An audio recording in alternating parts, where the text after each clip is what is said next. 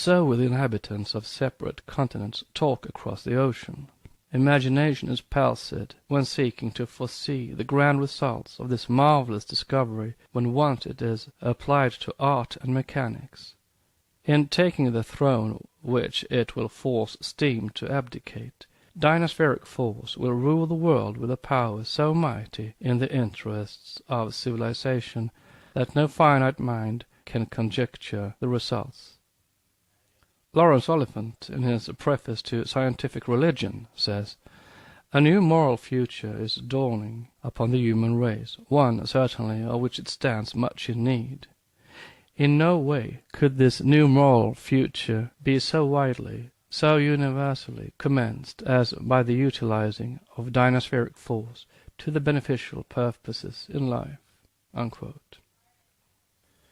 The occultists are ready to admit all this with the eloquent writer. Molecular vibration is undeniably Keely's legitimate field of research, and the discoveries made by him will prove wonderful, yet only in his hands and through himself. The world so far will get that which it can be safely entrusted.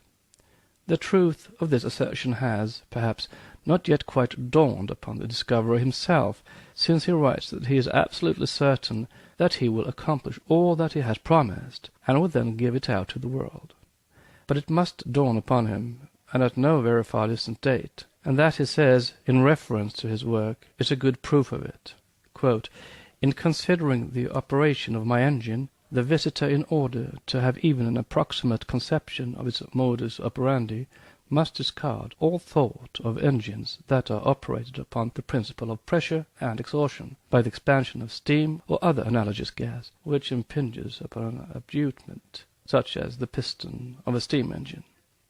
My engine has neither piston nor eccentrics, nor is there one grain of pressure exerted in the engine, whatever may be the size or capacity of it. My system, in every part and detail, both in the developing of my power and in every branch of its utilization, is based and founded on sympathetic vibration. In no other way would it be possible to awaken or develop my force, and equally impossible would it be to operate my engine upon any other principle. This, however, is the true system, and henceforth all my operations will be conducted in this manner, that is to say, my power will be generated, my engines run, my cannon operated, through a wire." It has been only after years of incessant labor and the making of almost innumerable experiments involving not only the construction of a great many most peculiar mechanical structures and the closest investigation and study of the phenomenal properties of the substance ether per se produced, that I have been able to dispense with complicated mechanism and to obtain, as I claim, mastery over the subtle and strange force with which I am dealing." Unquote. The passages underlined by us are those which bear directly on the occult side of the application of the vibratory force, or what Mr. Keely calls sympathetic vibration. The Y is already a step below, or downward from the pure etheric plane into the terrestrial. The discoverer has produced marvels, the word miracle is not too strong, when acting through the inter-etheric force alone, the fifth and sixth principles of Akasha. From a, quote, generator, unquote, 6 feet long, he has come down to one no larger than an old-fashioned silver watch, and this by itself is a miracle of mechanical but not spiritual genius. But, as well expressed by his great patroness and defender, Mrs. Bloomfield Moore, the two forms of force which he has been experimenting with, and phenomena attending them, are the very antithesis of each other. One was generated and acted upon by, and through, himself. No one who should have repeated the thing done by himself could have produced the same results. It was Keely's ether that acted truly, while Smith's or Brown's ether would have remained forever barren of results. For Keely's difficulty has hitherto been to produce a machine which would develop and regulate the, quote, force, unquote, without the intervention of any willpower or personal influence, whether conscious or unconscious, of the operator. In this he has failed, so far as others were concerned, for no one but himself could operate on his machines. Occultly, this was a far more advanced achievement than the quote, success, unquote, which he anticipates from his wire. But the results obtained from the fifth and sixth planes of the etheric or astral force will never be permitted to serve purposes of commerce and traffic. That Keely's organism is directly connected with the production of the marvelous results is proven by the following statement, emanating from one who knows the great discoverer intimately.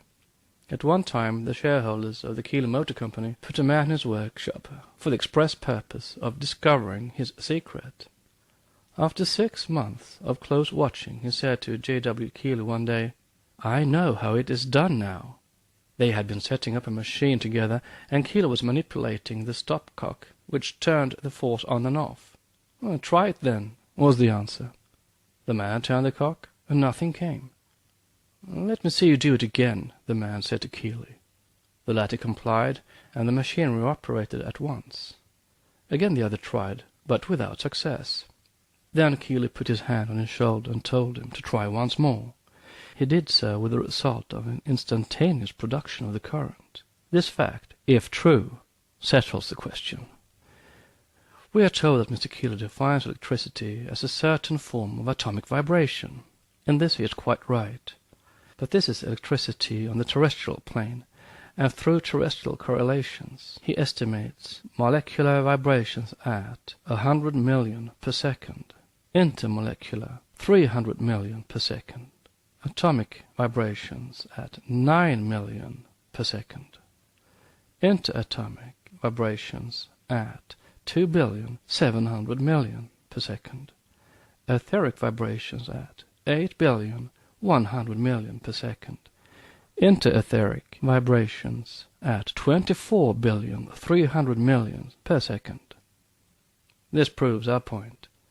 There are no vibrations that could be counted or even estimated at an approximate rate beyond the realm of the fourth son of Olcott, using an occult phraseology, or that motion which corresponds to the formation of Mr. Crookes' radiant matter, or lightly called some years ago the fourth state of matter, on this our plane. If the question is asked why Mr. Keely was not allowed to pass a certain limit, the answer is easy. Because that which he has unconsciously discovered is the terrible sidereal force known to and named by the Atlanteans, Mashmak, and by the Aryan Rishis in their Ashtavidya by a name that we do not like to give. It is the vril of Bulvolitan's coming race, and of the coming races of our mankind. The name vril may be a fiction. The force itself is a fact doubted as little in India as the existence itself of the Rishis, since it is mentioned in all the secret works. It is this vibratory force which, when aimed at an army from an Agni Rath fixed on a flying vessel, a balloon, according to the instructions found in Ashtavidya, reduced to ashes 100,000 men and elephants, as easily as it would a dead rat. It is allegorized in the Vishnu Purana, in the Ramayana and other works, in the fable about the sage Kapila, whose glance made a mountain of ashes of King Sagara's 60,000 sons, and which is explained in the esoteric works and referred to as the Kapilaksha, Kapila's eye. And is it this satanic force that our generations were to be allowed to add to their stock of anarchists' baby toys known as melanite, dynamic clockworks, explosive oranges, so-called flower baskets, and such other innocent names?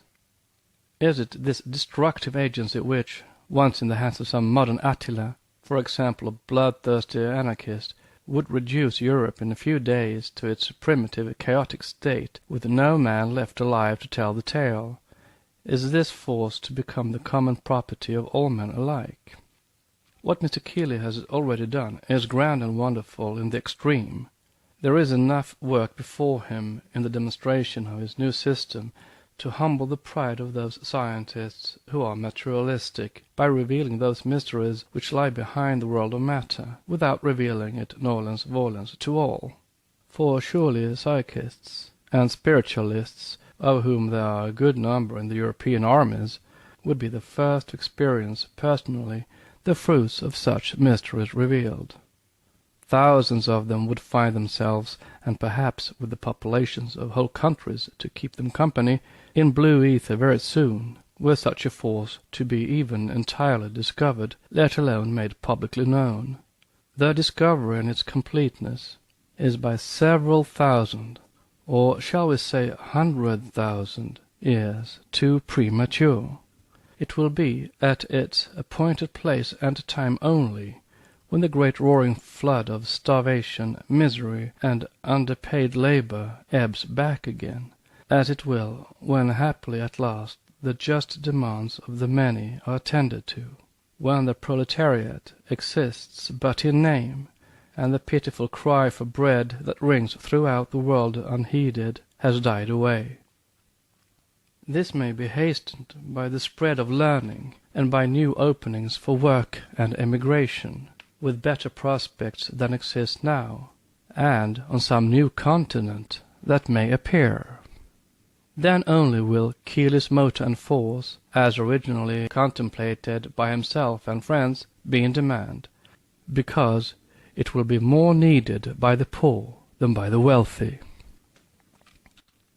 Meanwhile the force discovered by him will work through wires, and this, if he succeeds, will be quite sufficient in the present generation to make of him the greatest discoverer of this age.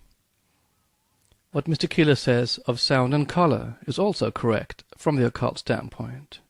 Hear him talk as though he were the nursling of the gods revealers, and had gazed all his life into the depths of Father Mother Aether. In comparing the tenuity of the atmosphere with that of the etheric flows obtained by him from his invention for breaking up the molecules of air by vibration, Keely says that, quote, "It is as platina to hydrogen gas. Molecular separation of air brings us to the first subdivision only, intermolecular, to the second atomic, to the third interatomic, to the fourth etheric, to the fifth and interetheric, to the sixth subdivision or positive association, luminiferous ether." Note. This also is the division made by the occultists under other names. End of note. In my introductory argument I have contended that this is the vibratory envelope of all atoms. In my definition of atom I do not confine myself to the sixth subdivision, where this luminiferous ether is developed in its crude form, as far as my researches prove. Note. Quite so, since there is the seventh beyond, which begins the same enumeration from the first to the last, on another and higher plane. End of note. I think this idea will be pronounced by the physicists of the present day a wild freak of the imagination. Possibly, in time, a light may fall upon this theory that will bring its simplicity forward for scientific research. At present I can only compare it to some planets in a dark space, where the light of the sun of science has not yet reached it. I assume that sound, like odor, is a real substance of unknown and wonderful tenuity, emanating from a body where it has been induced by percussion and throwing out absolute corpuscles of matter into atomic particles with velocity of 1,120 feet per second, in vacuo 20,000. The substance which is thus disseminated is a part and parcel of the mass agitated, and if kept under this agitation continuously, would, in the course of a certain cycle of time, become thoroughly absorbed by the atmosphere, or, more truly, would pass through the atmosphere to an elevated point of tenuity corresponding to the condition of subdivision that governs its liberation from its parent body. The sound from vibratory forks, set so as to produce etheric chords, while disseminating their tones compound, permeate most thoroughly all substances that come under the range of the atomic bombardment.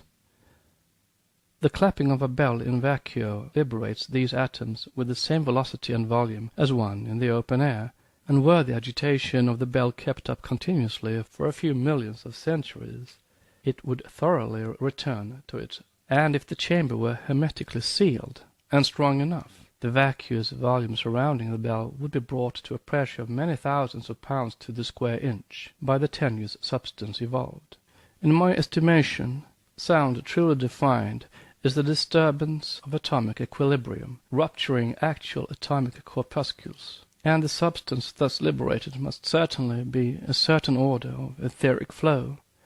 Under these conditions, is it unreasonable to suppose that, if this flow were kept up, and the body thus robbed of its element, it would in time disappear entirely? All bodies are formed primitively from this highly tenuous ether, animal, vegetable, and mineral, and they are only returned to their high gaseous condition when brought under a state of differential equilibrium. As regards odor, we can only get some definite idea of its extreme and wondrous tenuity by taking into consideration that a large area of atmosphere can be impregnated for a long series of years from a single grain of musk, which, if weighed after that long interval, will be found to be not appreciably diminished. The great paradox attending the flow of odorous particles is that they can be held under confinement in a glass vessel. Here is a substance of much higher tenuity than the glass that holds it, and yet it cannot escape. It is as a sieve with its meshes large enough to pass marbles, and yet holding fine sand which cannot pass through, in fact, a molecular vessel holding an atomic substance. This is a problem that would confound those who stop to recognize it. But infinitely tenuous as odor is, it holds a very crude relation to the substance of subdivision that governs the magnetic flow, a flow of sympathy, if you please to call it so. This subdivision comes next to sound, but is above sound. The action of the flow of a magnet coincides somewhat to the receiving and distributing portion of the human brain, giving off at all times a depreciating ratio of the amount received. It is a grand illustration of the control of mind over matter, which gradually depreciates the physical till dissolution takes place. The magnet on the same ratio gradually loses its power and becomes inert. If the relations that exist between mind and matter could be equated and so held, we would live on in our physical state eternally, as there would be no physical depreciation. But this physical depreciation leads, at its terminus, to the source of a much higher development, meaning the liberation of the pure ether from the crude molecular, which, in my estimation, is to be much desired." Unquote. Taken from Mrs. Bloomfield Moore's paper, The New Philosophy. It may be remarked that, save a few small divergences, no adept or alchemist could have explained the above any better in the light of modern science, however much the latter may protest against the novel views. This is, in all its fundamental principles, if not details, occultism pure and simple, yet withal modern natural philosophy as well. This new force, or whatever science may call it, the effects of which are undeniable, admitted by more than one naturalist and physicist who has visited Mr. Keeler's laboratory and witnessed personally its tremendous effects. What is it? Is it a mode of motion, also in vacuo, since there is no matter to generate it except sound? Another mode of motion, no doubt, a sensation caused, like color, by vibrations. Fully as we believe in these vibrations as the proximate, the immediate cause of such sensations, we as absolutely reject the one-sided scientific theory that there is no factor to be considered as external to us other than etheric or atmospheric vibrations. Note: in this case the American substantialists are not wrong, though too anthropomorphic and material in their views to be accepted by the occultists, when arguing through Mrs. M.S. Organ, M.D., that there must be positive entitative properties in objects which have a constitutional relation to the nerves of animal sensations, or there can be no perception. No impression of any kind can be made upon brain, nerve, or mind, no stimulus to action, unless there is an actual and direct communication of a substantial force, within brackets substantial as far as it appears in the usual sense of the word in this universe of illusion and maya, of course, not so in reality. And further, this force may be the most refined and sublimated immaterial entity within brackets question mark. Yet it must exist, for no sense, element, or faculty of the human being can have a perception or be stimulated into action without some substantial force coming in contact with it.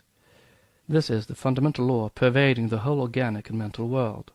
In the true philosophical sense, there is no such thing as independent action, for every force or substance is correlated to some other force or substance. We can with just as much truth and reason assert that no substance possesses any inherent gustatory property or any olfactory property, that taste and odor are simply sensations caused by vibrations, and hence mere illusions of animal perceptions. End of note. There is a transcendental set of causes put in motion, so to speak, in the occurrence of these phenomena, which, not being in relation to our narrow range of cognition, can only be traced to their source and their nature, and understood by the spiritual faculties of the adept. They are, as Asclepius puts it to the king, incorporeal corporealities, such as appear in the mirror, and abstract forms that we see, hear, and smell in our dreams and visions. What have the modes of motion, light and ether, to do with these? Yet we see, hear, and smell, and touch them. Ergo, they are as much realities to us in our dreams as any other thing on this plane of Maya. Next chapter is chapter 11 on the elements and atoms, from the standpoint of science and that of occultism. The Secret Doctrine by Helena Petrovna Blavatsky, a facsimile of the original edition of 1888, printed by the Cunningham Press, Alhambra, California. Volume 1, Cosmogenesis. Book 1, Part 3, Science and the Secret Doctrine Contrasted. Addenda to Book 1. Addenda 11. On the elements and atoms, from the standpoint of science and that of occultism. When the occultist speaks of elements, and of human beings who lived during those geological ages, the duration of which it is found as impossible to determine according to the opinion of one of the best English geologists, as the nature of matter, it is because he knows what he is talking about. Note: in answer to a friend, that eminent geologist writes, "I can only say in reply to your letter that it is at present, and perhaps always will be, impossible to reduce, even approximately, geological time into years, or even into millenniums." Signed, William Pengelly, F.R.S. End of note. When he says man and elements, he neither means man in his present physiological and anthropological form, nor the elemental atoms, those hypothetical conceptions, the entitative abstractions of matter in its highly attenuated state, as existing at present in scientific minds, nor again the compound elements of antiquity.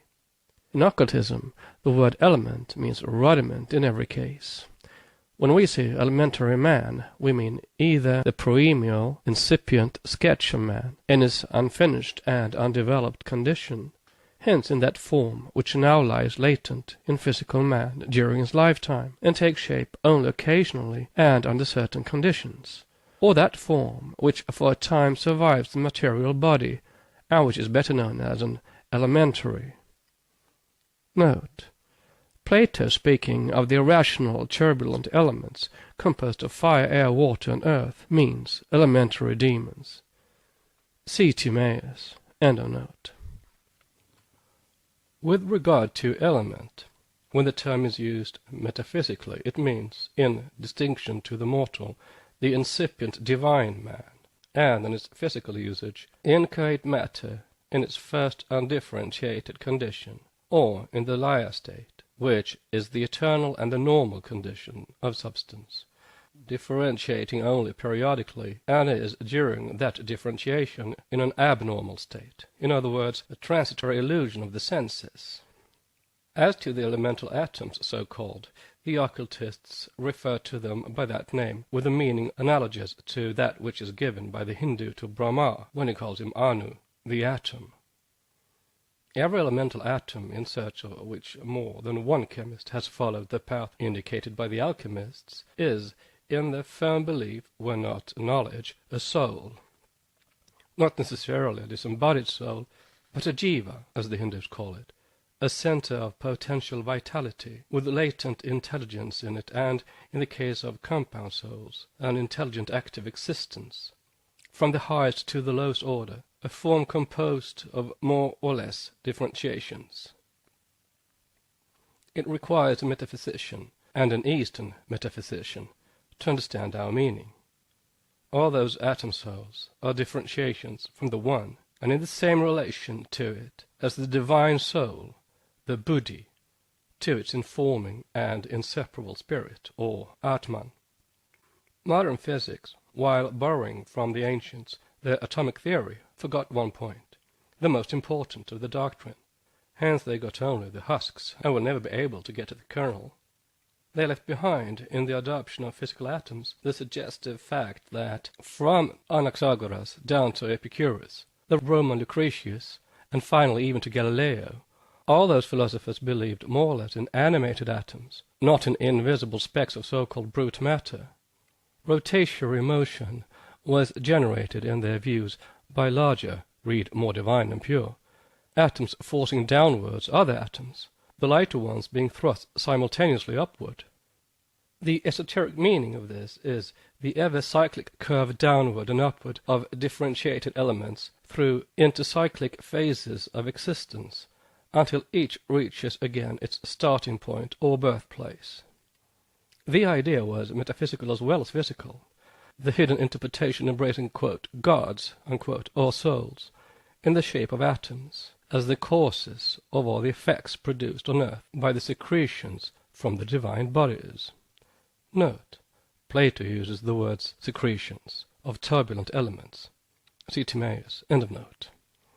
No ancient philosopher, not even the Jewish Kabbalists, ever dissociated spirit from matter, or vice versa. Everything originated in the One, and proceeding from the One must finally return to the One. Quote, light becomes heat and consolidates into fire particles, which, from being ignited, become cold, hard particles, round and smooth, and this is called soul imprisoned in its robe of matter. Unquote. Note Valentinus' esoteric treatise on the doctrine of Gilgul. End of note. Atoms and souls having been synonymous in the language of the initiates. The whirling souls, Gilgolem, a doctrine in which so many learned Jews have believed, see Mackenzie's Royal Masonic Cyclopedia, had no other meaning esoterically. The learned Jewish initiates never meant by the promised land Palestine alone, but the same nirvana as the learned Buddhist and Brahmin do, the bosom of the Eternal One, symbolized by that of Abraham, and by Palestine as its substitute on earth. Note, surely no educated Jew ever believed in the literal sense of this allegory, namely, that, quote, the bodies of Jews deposited in a foreign land contain within them a principle of soul which cannot rest until, by a process called the whirling of the soul, the immortal particle reaches once more the sacred soil of the promised land. Unquote. The meaning is evident to an occultist. The process was supposed to be accomplished by a kind of metempsychosis, the psychic spark being conveyed through bird, beast, fish, and the most minute insect. See Royal Masonic Cyclopedia by Mackenzie. The allegory relates to the atoms of the body, which have each to pass through every form before all reach the final state, which is the first starting point of the departure of every atom, its primitive Aya state. But the primitive meaning of Gilgolem, or revolution of souls, was the idea of the reincarnating souls or egos. All the souls go into the Gilgola, into a cyclic or revolving process, that is, they all proceed on the cyclic path of rebirths. Some Kabbalists interpret this doctrine to mean only kind of purgatory for the souls of the wicked, but this is not so. End of note. The passage of the soul atom through the 7 planetary chambers had the same metaphysical and also physical meaning. It had the latter when it was said to dissolve into ether. See Isis Unveiled, Volume 1, page 297. Even Epicurus, the model atheist and materialist, knew and believed so much in the ancient wisdom that he taught that the soul, entirely distinct from immortal spirit when the form is enshrined latent in it, as it is in every atomic speck, was composed of a fine, tender essence formed from the smoothest, roundest, and finest atoms. And this shows that the ancient initiates, who were followed more or less closely by all profane antiquity, meant by the term atom a soul, a genius or angel, the firstborn of the ever-concealed cause of all causes. And in this sense their teachings become comprehensible. They claimed, as do their successors, the existence of gods and genii, angels or, quote, demons, unquote, not outside or independent of the universal plenum, but within it. Only this plenum, during the life cycles, is infinite. They admitted and taught a good deal of that which modern science teaches now, namely the existence of a primordial world-stuff or cosmic substance, from which worlds are formed, ever and eternally homogeneous, except during its periodic existence, when it differentiates its universal diffusion throughout infinite space, and the gradual formation of sidereal bodies from it. They taught the revolution of the heavens, the Earth's rotation, the heliocentric system, and the atomic vortices, atoms, in reality souls and intelligences.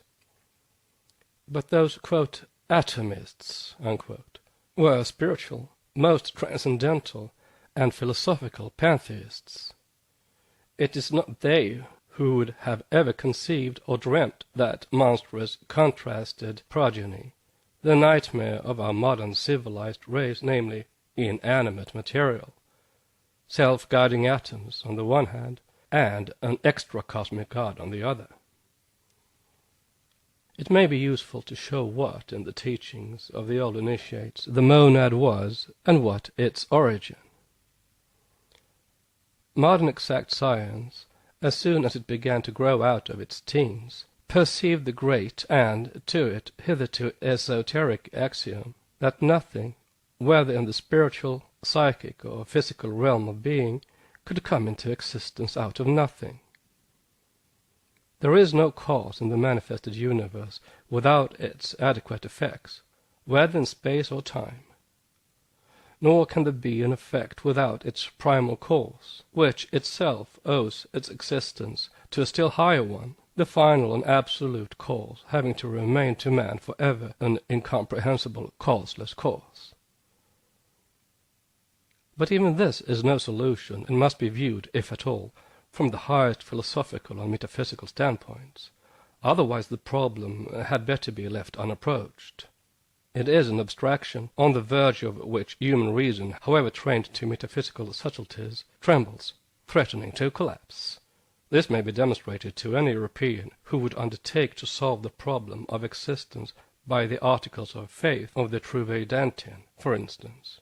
Let him read and study the sublime teachings on the subject of soul and spirit of Sankaracharya, Vivekashuddhamani, and the reader will realize what is now said.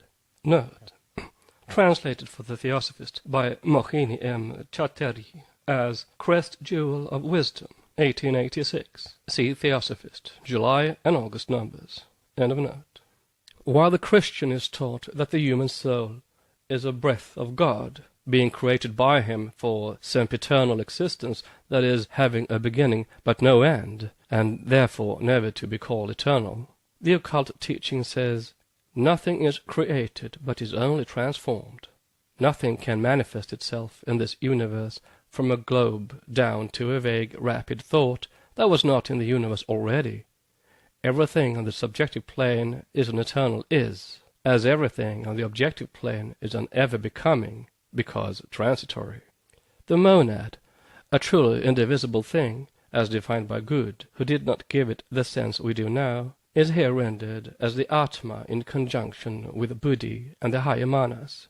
This trinity is one and eternal, the latter being absorbed in the former at the termination of all conditioned and elusive life. The monad, then, can be traced through the course of its pilgrimage and its changes of transitory vehicles only from the incipient stage of the manifested universe. In Pralaya, or the intermediate period between two manvantaras, it loses its name, and it loses it when the real one self of man merges into Brahm, in the case of a high samadhi, the Turiya state, or final nirvana, when the disciple, in the words of Sankara, having attained that primeval consciousness, absolute bliss, of which the nature is truth, which is without form and action, abandons this elusive body that has been assumed by the Atma, just as an actor abandons the dress put on.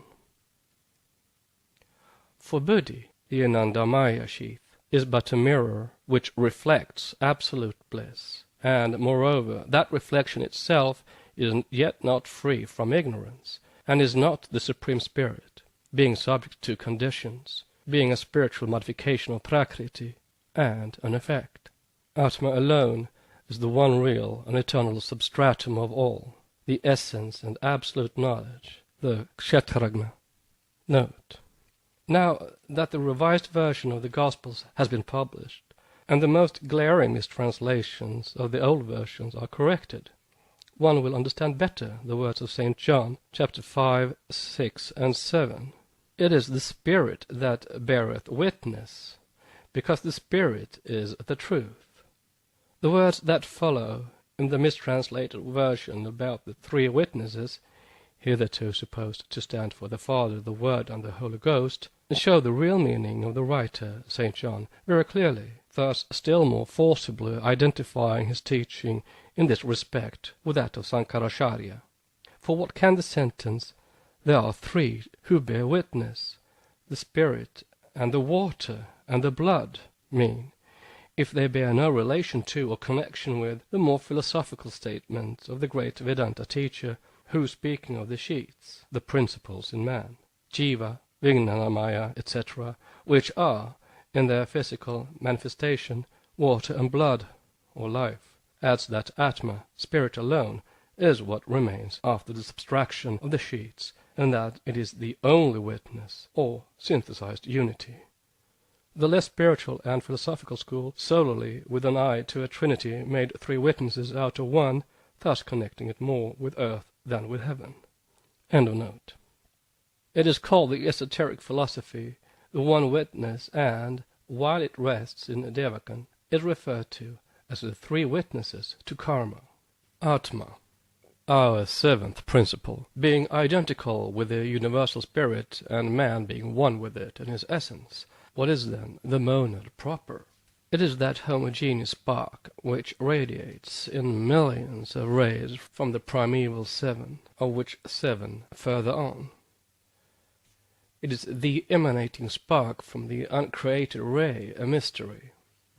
In the esoteric and even exoteric Buddhism of the North, Adi-Buddha, Choidang Pui Sangye, the one unknown, without beginning or end, identical with Parabrahm and Ein Sof, emits a bright ray from its darkness. This is the Logos, the first, or Vairadhara, the Supreme Buddha, also called Dorje-Chang. As the Lord of all mysteries, he cannot manifest, but sends into the world of manifestation his heart, the quote, diamond heart, unquote, Vairasattva, Dorje-Sempa. This is the second Logos of creation, from which emanate the seven, in the exoteric blind, the 5 Dhyani Buddhas, called the Anupadaka, the parentless. These Buddhas are the primeval monads from the world of incorporeal being, the Arupa world, wherein the intelligence is, not that plane only, have neither shape nor name in the exoteric system, but have their distinct 7 names in esoteric philosophy. These Dhyani Buddhas emanate, or create from themselves, by virtue of dhyana, celestial selves, the superhuman bodhisattvas. These incarnating at the beginning of every human cycle on earth as mortal men, become occasionally, owing to their personal merit, bodhisattvas among the sons of humanity, after which they may reappear as Manushi, human Buddhas. The Anupadaka, or Dhyani Buddhas, are thus identical with the Brahmanical Manasaputra, mind-born sons, whether of Brahma or either of the other 2 Tramertian hypostases, hence identical also with the Rishis and Prajapatis. Thus a passage is found in Anugita, which, read esoterically, shows plainly, though under another imagery, the same idea and system. It says, whatever entities there are in this world, movable or immovable, they are the very first to be dissolved at pralaya, and next the developments produced from which the visible universe is fashioned, and after these developments evolved entities, all the elements. Such is the upward gradation among entities. Gods, men, Gandharvas, Pisakas, Asuras, Rakshasas, all have been created by Svabhava, Prakriti or plastic nature, not by actions, nor by a cause, that is, not by any physical cause. These Brahmanas, the Rishi Prajapati, the creators of the world, are born here on earth again and again. Whatever is produced from them is dissolved in due time in those very 5 great elements, the 5 or rather 7 Jnana Buddhas also called elements of mankind, like billows in the ocean.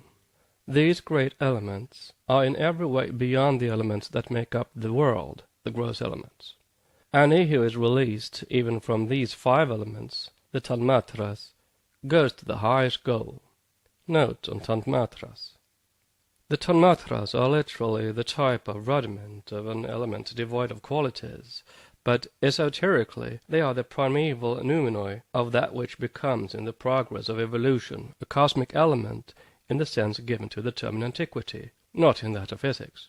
They are the logoi, the 7 emanations or rays of the logos. End of note.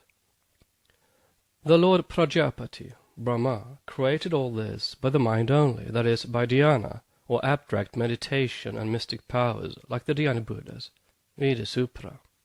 Evidently, then, these Brahmanas are identical with the Bodhisattvas, the terrestrial, of the heavenly Dhyana Buddhas.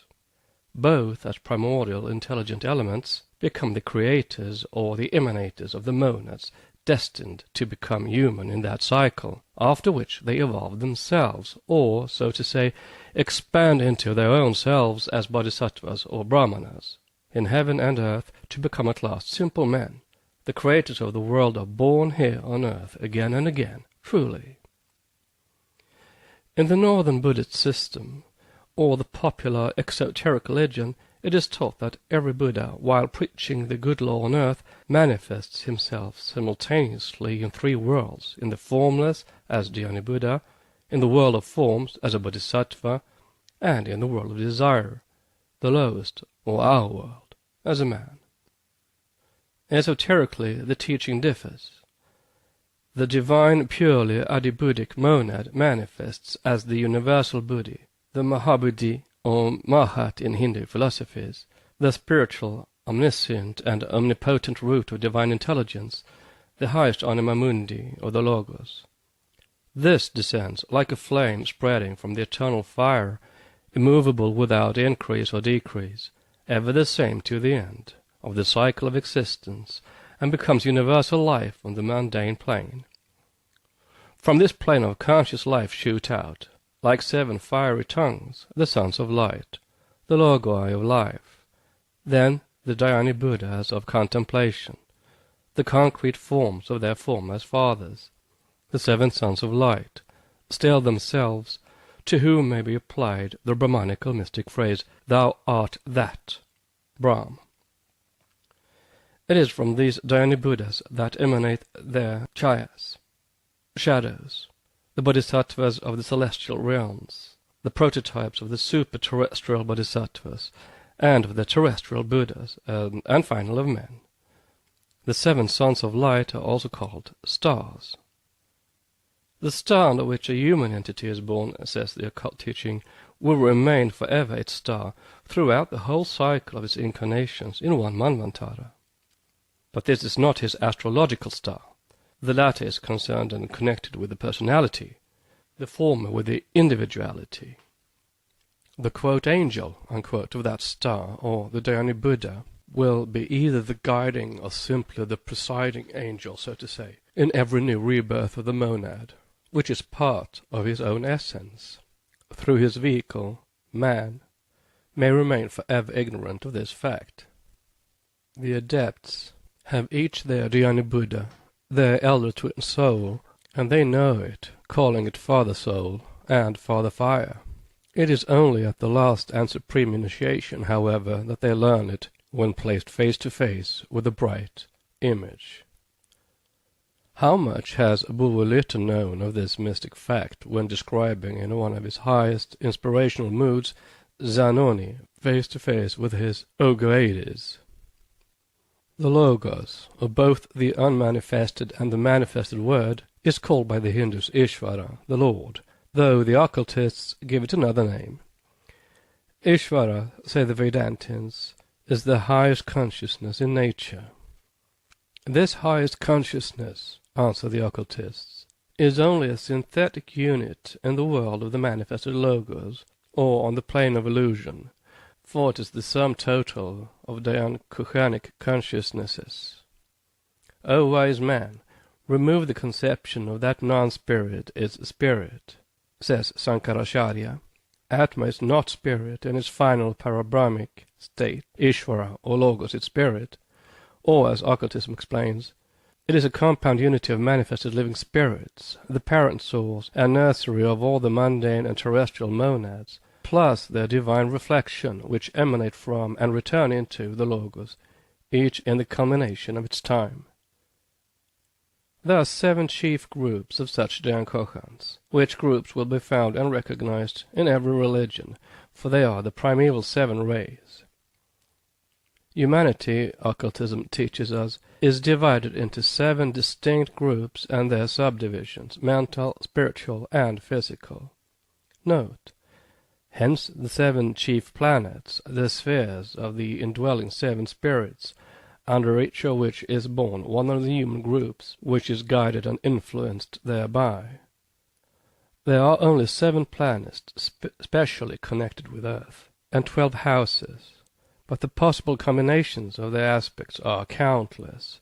As each planet can stand to each of the others in 12 different aspects, their combinations must therefore be almost infinite, as infinite in fact as the spiritual, psychic, mental and physical capacities in the numberless varieties of the genus Homo, each of which varieties is born under one of the 7 planets and one of the said countless planetary combinations. See Theosophist for August 1886. End of note.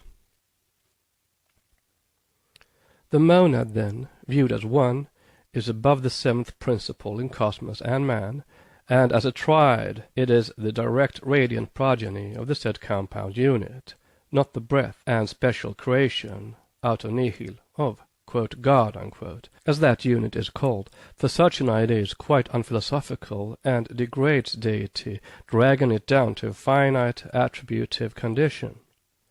As well expressed by the translator of the crest jewel of wisdom, though Ishvara is God unchanged in the profoundest depth of pralayas and in the intensest activity of the manvantaras, still beyond him is Atma, round whose pavilion is the darkness of eternal Maya.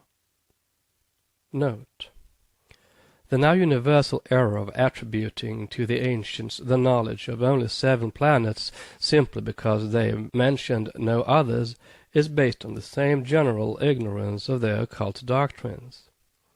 The question is not whether they were or were not aware of the existence of the later discovered planets, but whether the reverence paid by them to the 4 exoteric and 3 secret great gods, the star angels, had not some special reason. The writer ventures to say there was such a reason, and it is this. Had they known of as many planets as we do now, and this question can hardly be decided at present either way, they would have still connected with their religious worship only the 7, because these 7 are directly and specially connected with our earth, or, using esoteric phraseology, with our septenary ring of spheres. See Supra. End of note. The, quote, triads, unquote, born under the same parent planet, or rather the radiations of one and the same planetary spirit, Dhyani Buddha, are, in all their afterlives and rebirths, sister or twin souls on this earth. Note. It is the same, only still more metaphysical idea as that of the Christian Trinity, three in one, that is, the universal overspirit manifesting on the two higher planes, those of Buddhi and Mahat, and these are the three hypostases, metaphysical but never personal. End of note. This was known to every high initiate in every age and in every country. I and my Father are one, said Jesus. John chapter 10, verse 30. Note: the identity and at the same time the elusive differentiation of the angel monad and the human monad is shown by the following sentences. My Father is greater than I.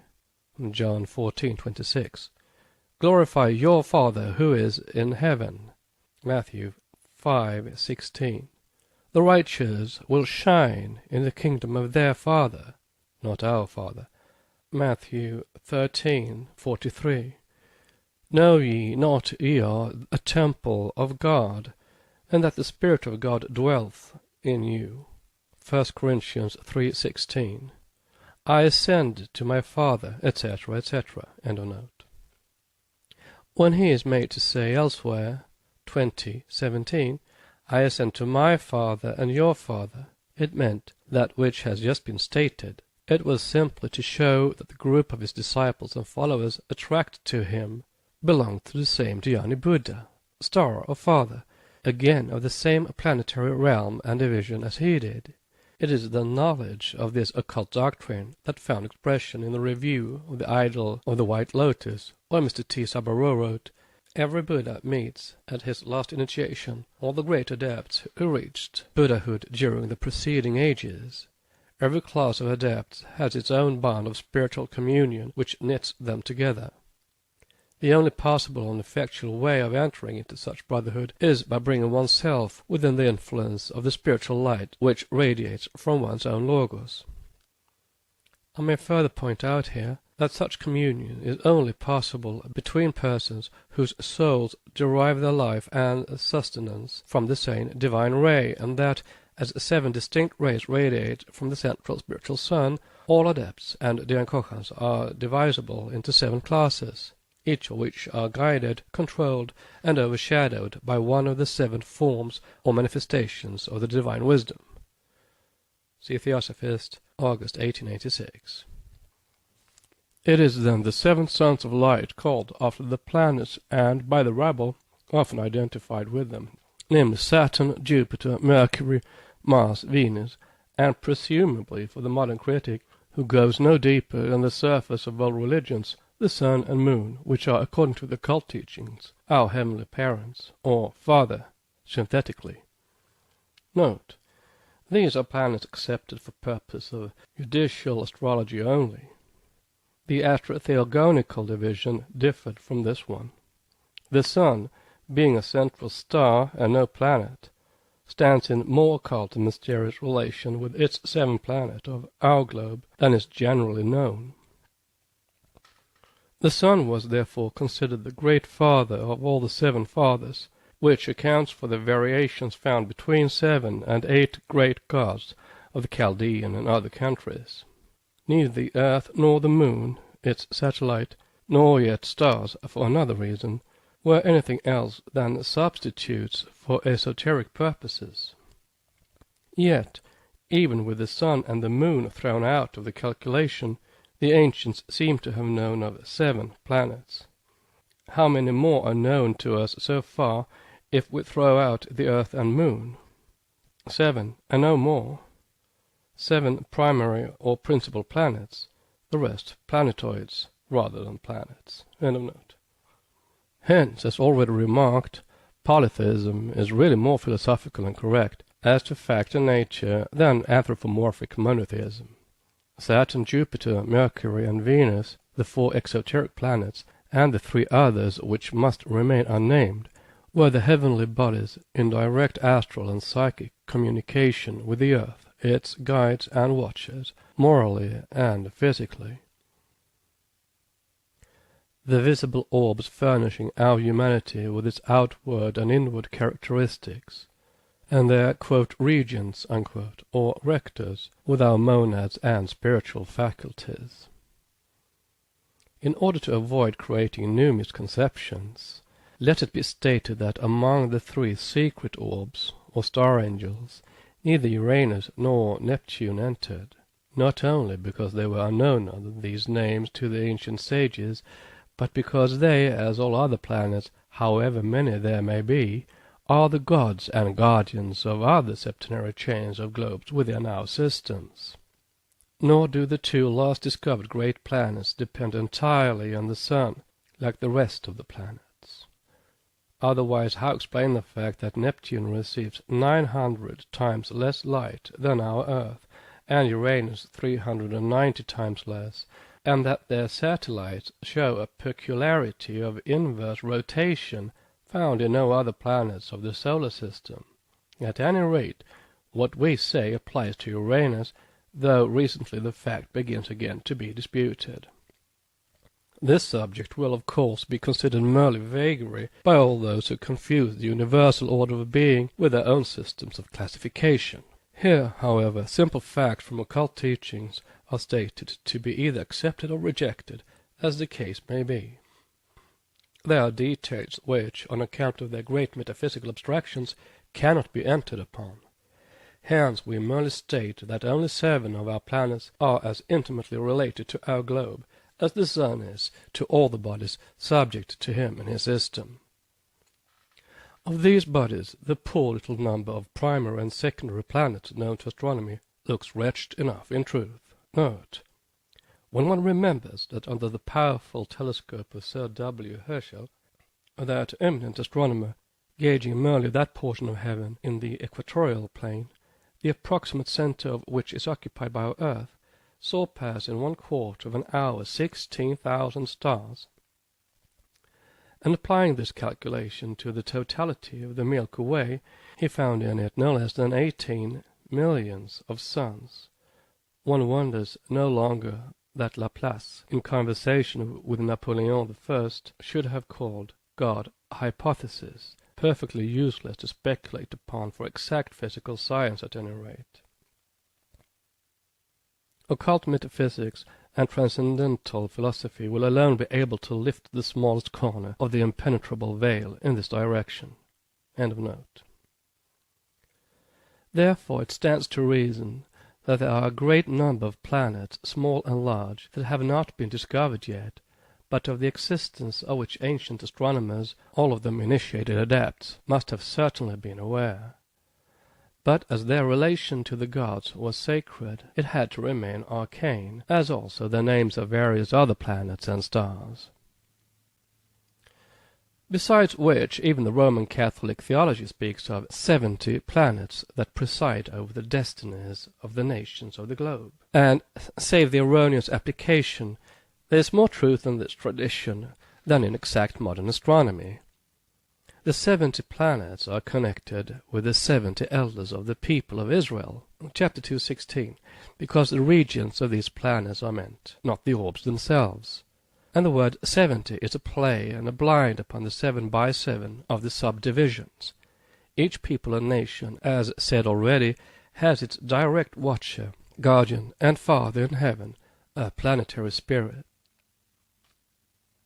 We are willing to leave their own national god Jehovah to the descendants of Israel, the worshippers of Sabaoth or Saturn, for indeed the monads of the people chosen by him are his own, and the Bible has never made a secret of it.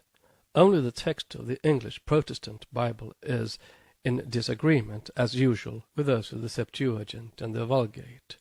Thus, while in the former one reads in Deuteronomy chapter 32, verses 8 and 9, when the Most High, not Jehovah, divided to the nations their inheritance, he set the bounds of the people according to the number of the children of Israel. And in the Septuagint the text reads, according to the number of the angels, planet angels, which is more concordant with truth and fact. Moreover, all the texts agree that the Lord's, Jehovah, portion is his people. Jacob is the lot of his inheritance. Deuteronomy 32 verse 9. And this settles the question. The Lord Jehovah took for his portion Israel. What have other nations to do with that particular national deity? Let then the quote, Angel Gabriel, unquote, watch over Iran, and quote, Michael Jehovah, unquote, over the Hebrews. These are not the gods of other nations, and it is difficult to see why Christians should have selected a god against whose commandments Jesus was the first one to rise in rebellion. The planetary origin of the monad, soul, and of its faculties was taught by the Gnostics. On its way to the earth, as on its way back from the earth, each soul born in and from the boundless light had to pass through the 7 planetary regions both ways. Note: C.W. King identifies it with that summum bonum of Oriental aspiration, the Buddhist nirvana, perfect repose, the Epicurean indolentia, which looks flippant enough in its expression, though not quite untrue. End of note. The pure dhyani and devas of the oldest religions had become, in course of time, with the Zoroastrians, the 7 devs, the ministers of Ahriman, each chained to his planet. See Origen's copy of the chart. With the Brahmins, the Asuras, and some of its rishis, good, bad, and indifferent, and among the Egyptian Gnostics it was Thoth, or Hermes, who was the chief of the 7, whose names are given by Origen as Adonai, genius of the sun, Tau, of the moon, Eloi, of Jupiter, Sabo, of Mars, Ori, of Venus, Astaphi, of Mercury, and Ildabaoth, Jehovah, of Saturn. Finally, the Pistis Sophia, which the greatest modern authority on esoteric Gnostic beliefs, the late Mr. C.W. King, refers to as that precious monument of Gnosticism. This old document echoes, while distorting it to sectarian purposes, the archaic belief of the ages. The astral rulers of the spheres, the planets, create the monads, the souls, from their own substance out of the tears of their eyes and the sweat of their torments, endowing the monads with a spark of the divine light, which is their substance. It will be shown in Book 2 why these lords of the zodiac spheres have been transformed by sectarian theology into the rebellious angels of the Christians, who took them from the 7 devs of the Magi, without understanding the significance of the allegory. Read Part 2 on the 7 souls, and Section 15 in this part, God's monads and atoms. As usual, that which is and was from its beginning divine, pure, and spiritual in its earliest unity became, by reason of its differentiation by the distorted prism of man's conceptions, human and impure, as reflecting man's own sinful nature. Thus, in time, the planet Saturn became reviled by the worshippers of other, quote, gods, unquote. The nations born under Saturn, the Jewish, for instance, with whom he had become Jehovah, after having been held as the son of Saturn, or Ildabaoth, by the Ophites, and in the book of Jasher, were eternally fighting with those born under Jupiter, Mercury, or any other planet except Saturn Jehovah.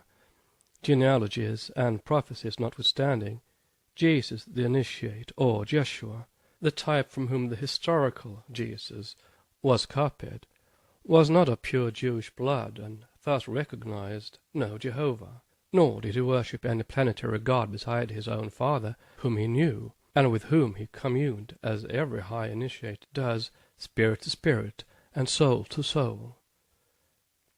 This can hardly be taken exception to, unless the critic explains to everyone's satisfaction the strange sentences put in the mouth of Jesus by the author of the 4th Gospel, chapter 8, during his disputes with the Pharisees. Quote, I know ye are Abraham's seed. Note: Abraham and Saturn are identical in astrosymbology, and he is the forefather of the Jehovistic Jews. End of note.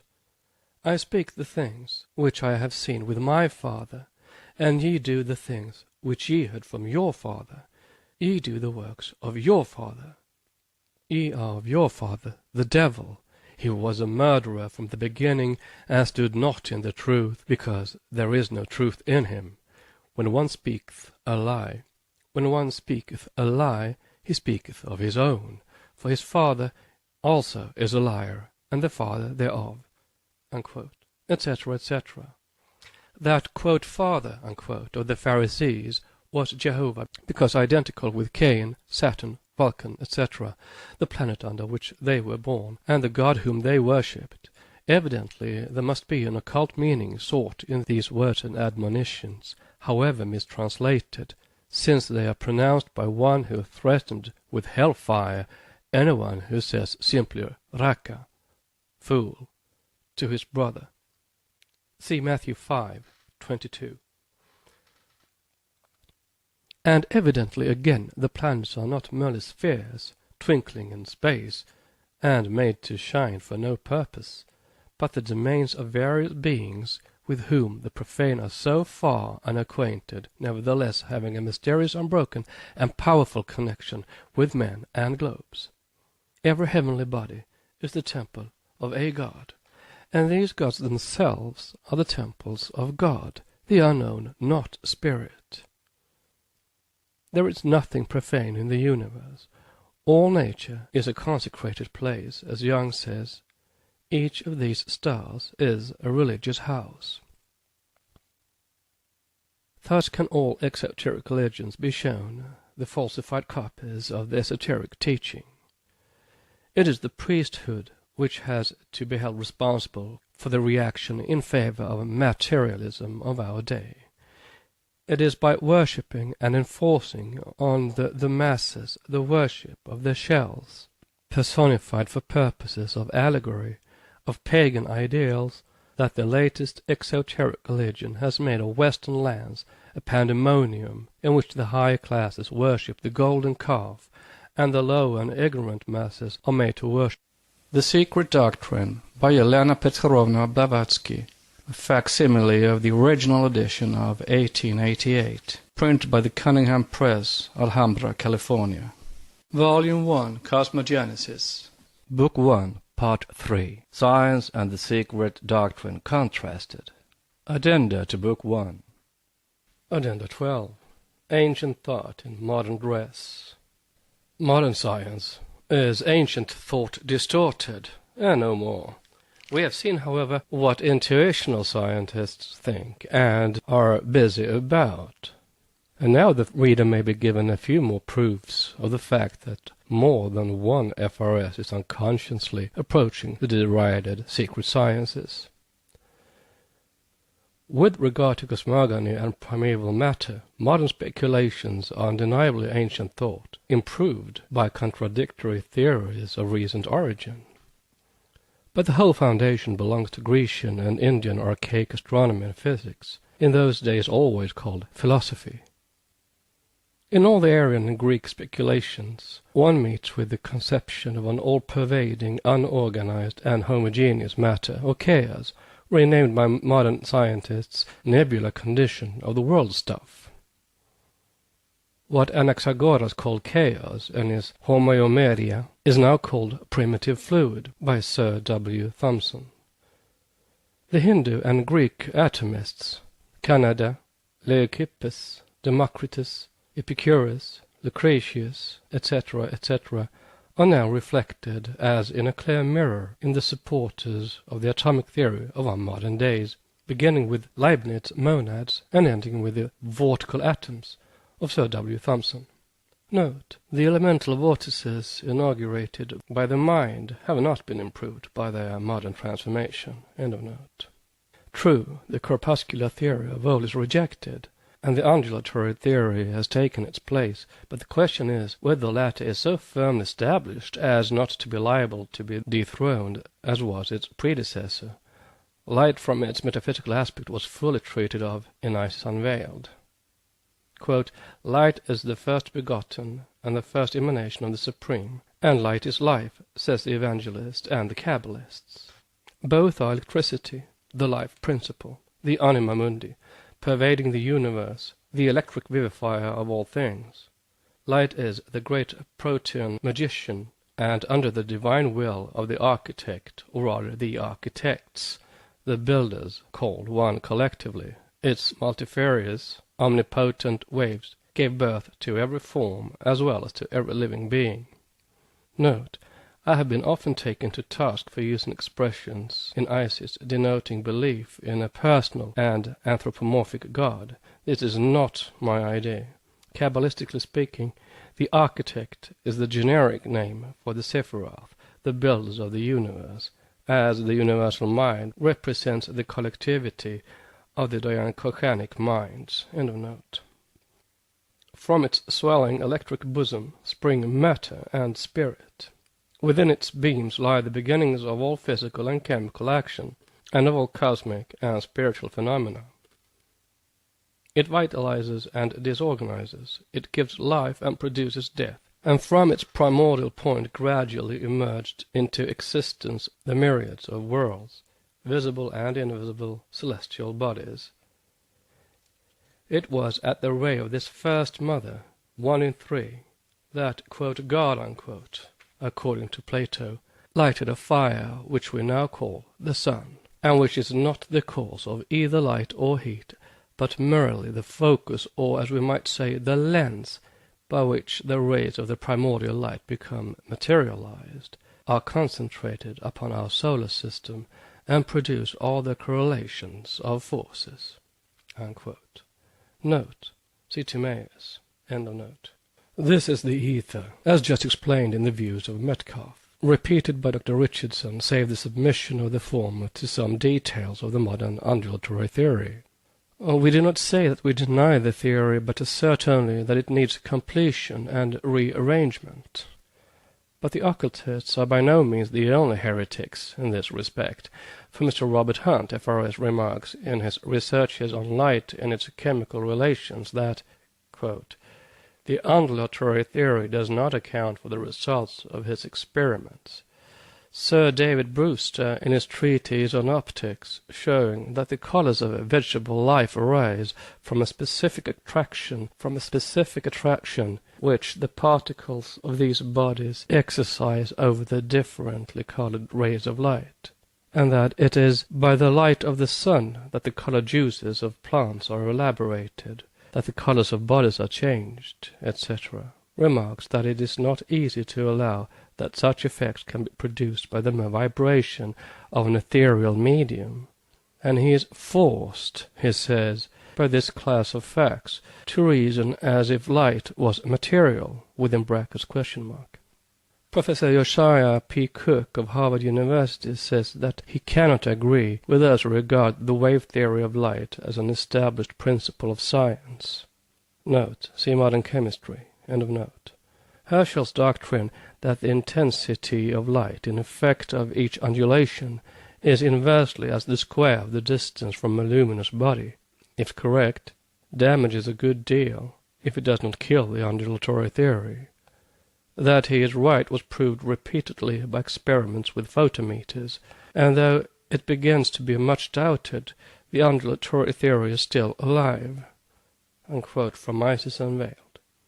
To this remark of Sir W. Brewster, forced to reason as if light was material, there is a good deal to reply. Light, in one sense, is certainly as material as electricity itself is.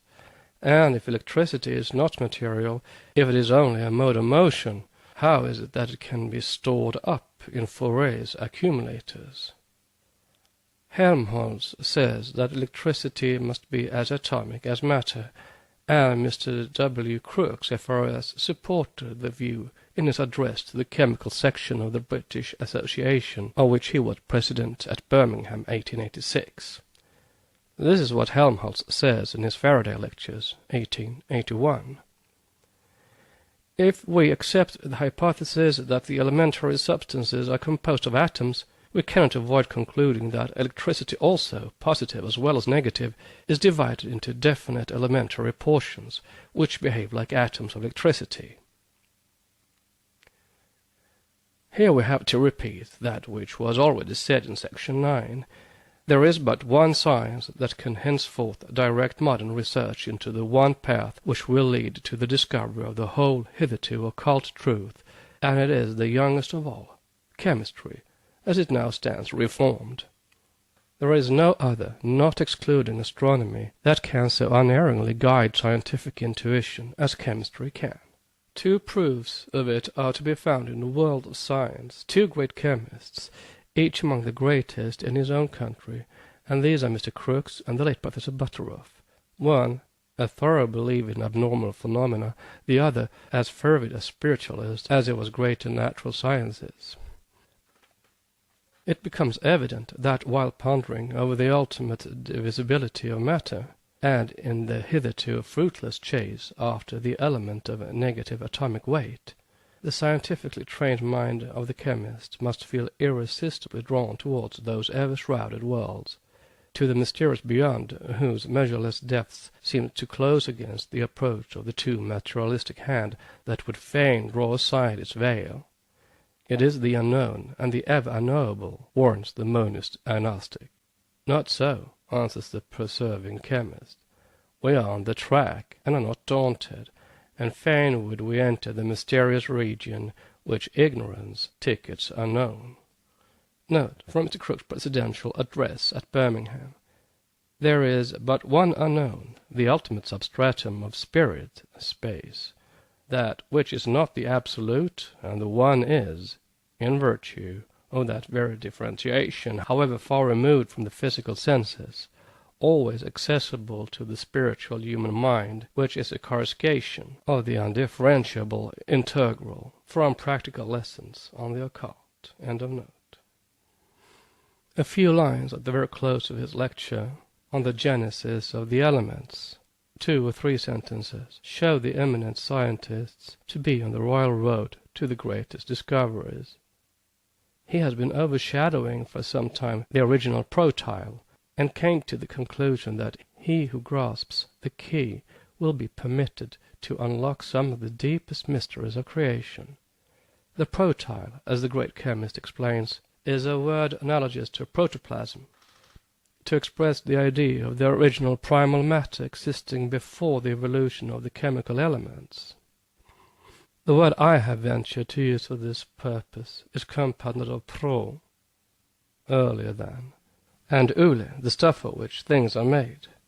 The word is scarcely a new coinage, for 600 years ago Roger Bacon wrote in his Archechemia, "The elements are made out of ule, and every element is converted into the nature of another element."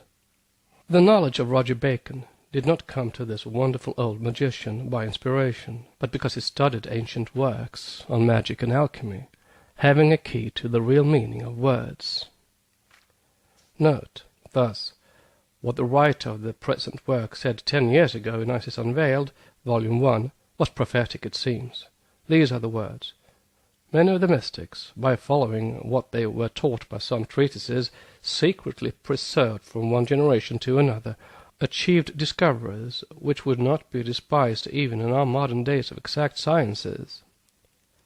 Roger Bacon, the friar, was laughed at as a quack, and is now generally numbered among pretenders to magic art. But his discoveries were nevertheless accepted, and are now used by those who ridicule him the most. Roger Bacon belonged by right, if not by fact, to that brotherhood which includes all those who studied the occult sciences.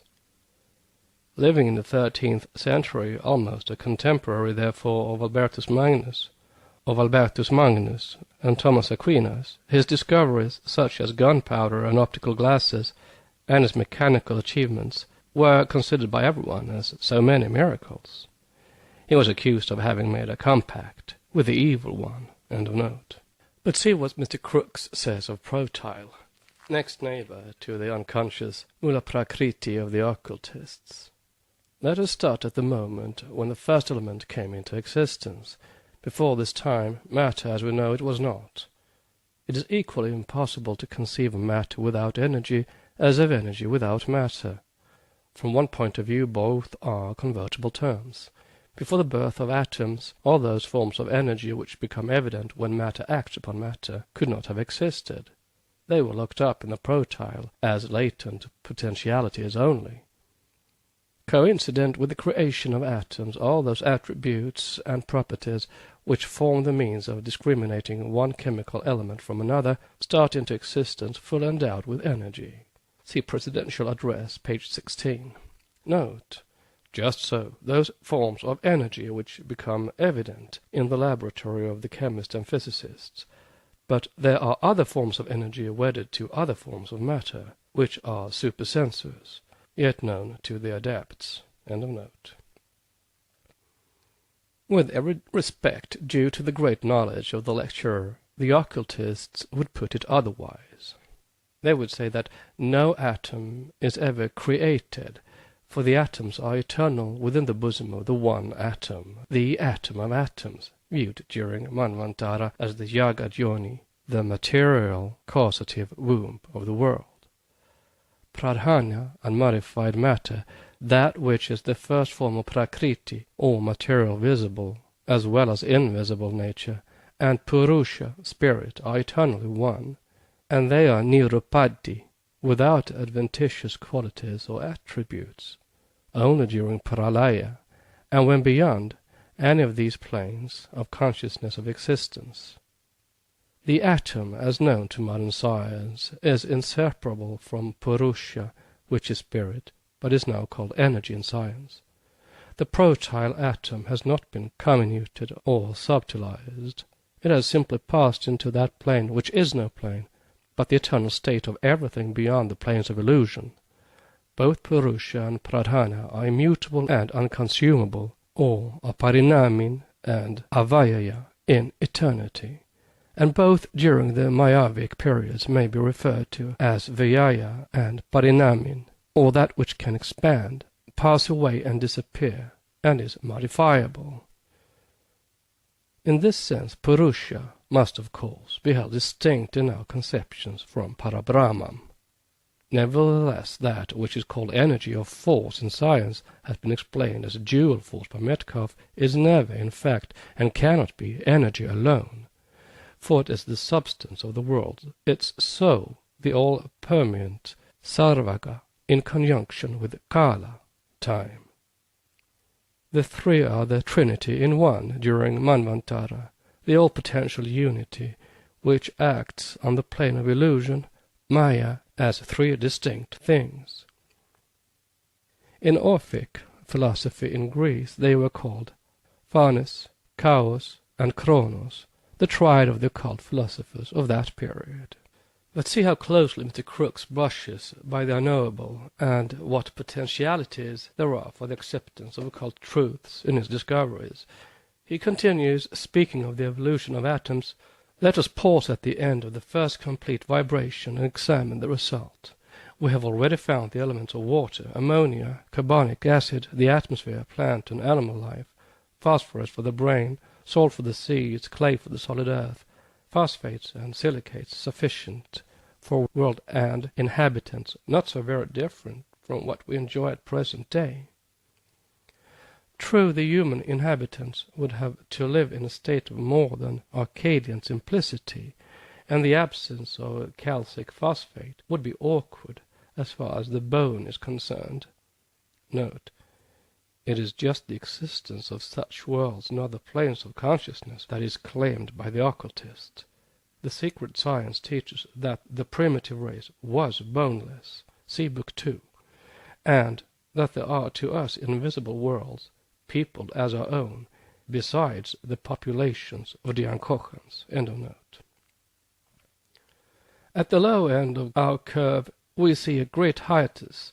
This oasis and the blanks which precede and follow it may be referred with much probability to the particular way in which our Earth developed into a member of our solar system.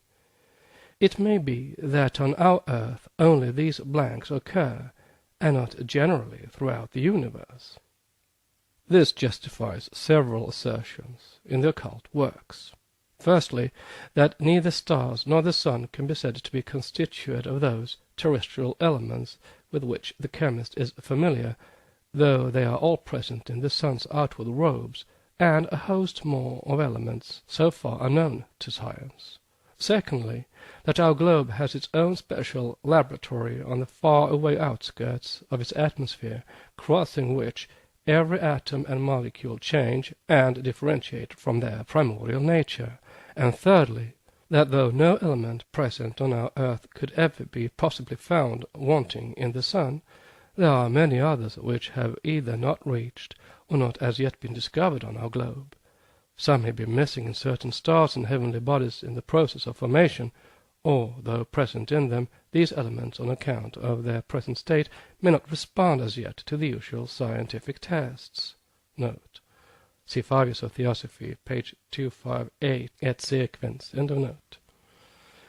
Mr. Crookes speaks of an element of still lower atomic weight than hydrogen, an element purely hypothetical as far as our earth is concerned, though existing in abundance in the chromosphere of the sun, the helium. Occult science adds that not one of the elements regarded by chemistry as such really deserves the name. Again we find Mr. Crookes speaking with approbation of Dr. Connolly's weighty argument in favor of the compound nature of the so-called elements, from their analogy to the compound radicals. Hitherto alchemy alone succeeded within the historical periods and in the so-called civilized countries in obtaining a real element or a particle of homogeneous matter, the mysterium magnum of Paracelsus. But then it was before Lord Bacon's day. Note. Says Mr. Crookes in the same address, the first riddle which we encounter in chemistry is, what are the elements? Of the attempts hitherto made to define and explain an element, none satisfy the demands of the human intellect. The textbooks tell us that an element is a body which has not been decomposed, that it is a something to which we can add, but from which we can take nothing, or a body which increases in weight with every chemical change. Such definitions are doubtlessly unsatisfactory. They are provisional, and may cease tomorrow to be applicable in any given case. They take their stand not on any attribute of the things to be defined, but on the limitations of human power. They are confessions of intellectual impotence. End of note. Quote, let us now turn to the upper portion of the scheme. With hydrogen of atomic weight equals 1, there is little room for other elements, save perhaps for hypothetical helium. But what if we get through the looking-glass and cross the zero line in search of new principles? What shall we find on the other side of zero? Dr. Connolly asks for an element of negative atomic weight. There is ample room and verge enough for a shadow series of such unsubstantialities. Helmholtz says that electricity is probably as atomic as matter. Is electricity one of the negative elements, and the luminiferous ether another? Matter, as we now know it, does not here exist. The forms of energy which are apparent in the motions of matter are as yet only latent possibilities. A substance of negative weight is not inconceivable. Note. And the lecturer quotes Sir George Airy, who says, in Faraday's Life and Letters, Volume 2, page 354, I can easily conceive that there are plenty of bodies about us no subject to this intermutual action, and therefore not subject to the law of gravitation. Unquote. But can we form a clear conception of a body that combines with other bodies in proportions expressible by negative qualities? Note. The Vedantic philosophy conceives of such, but then it is not physics, but metaphysics, called by Mr. Tyndall poetry and fiction. End of note. A genesis of the elements, such as is here sketched out, would not be confined to our little solar system, but would probably follow the same general sequence of events in every center of energy now visible as a star.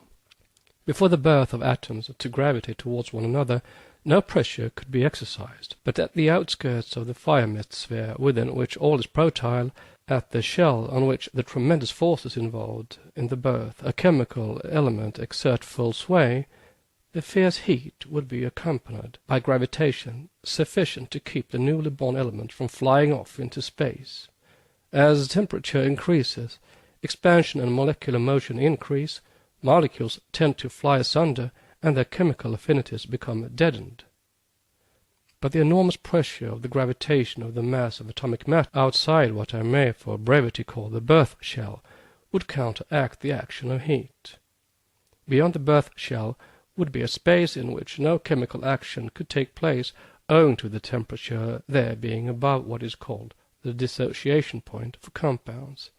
In this space the lion and the lamb would lie down together, phosphorus and oxygen would mix without union, hydrogen and chlorine would show no tendency to closer bonds, and even fluorine, that energetic gas which chemists have only isolated within the last month or two, would float about free and uncombined.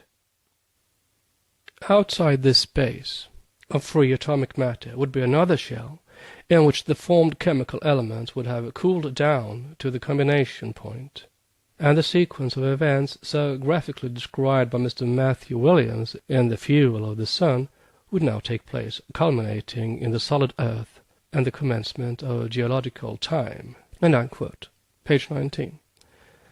This is, in a strictly scientific but beautiful language, the description of the evolution of the differentiated universe in the secret teachings. The learned gentleman closes his address in words, every sentence of which is like a flash of light from beyond the dark veil of materiality, hitherto thrown upon the exact sciences, and a step forward towards the sanctum sanctorium of the occult. Read paragraph 15, God's monads and atoms.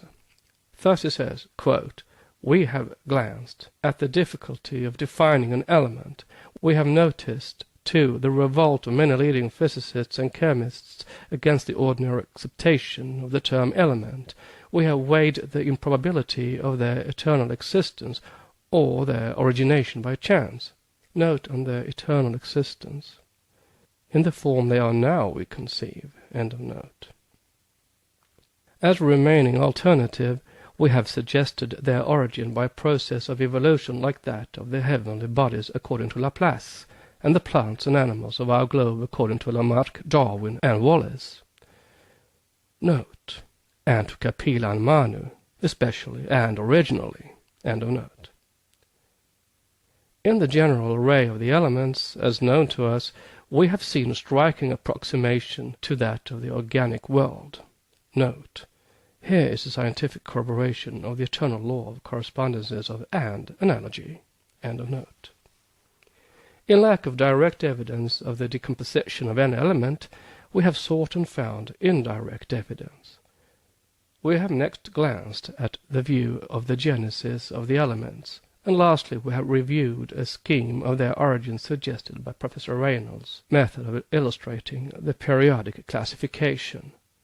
Note, this method of illustrating the periodic law in the classification of elements is, in the words of Mr. Crookes, proposed by Professor Emerson Reynolds of Dublin University, who points out that in each period the general properties of the elements vary from one to another, with approximate regularity until we reach the seventh member, which is in more or less striking contrast with the first element of the same period, as well as with the first of the next.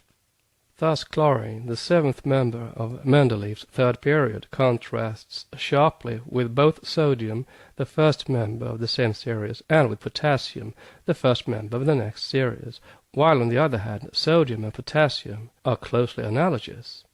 The 6 elements whose atomic weights intervene between sodium and potassium vary in properties step by step, until chlorine, the contrast to sodium, is reached.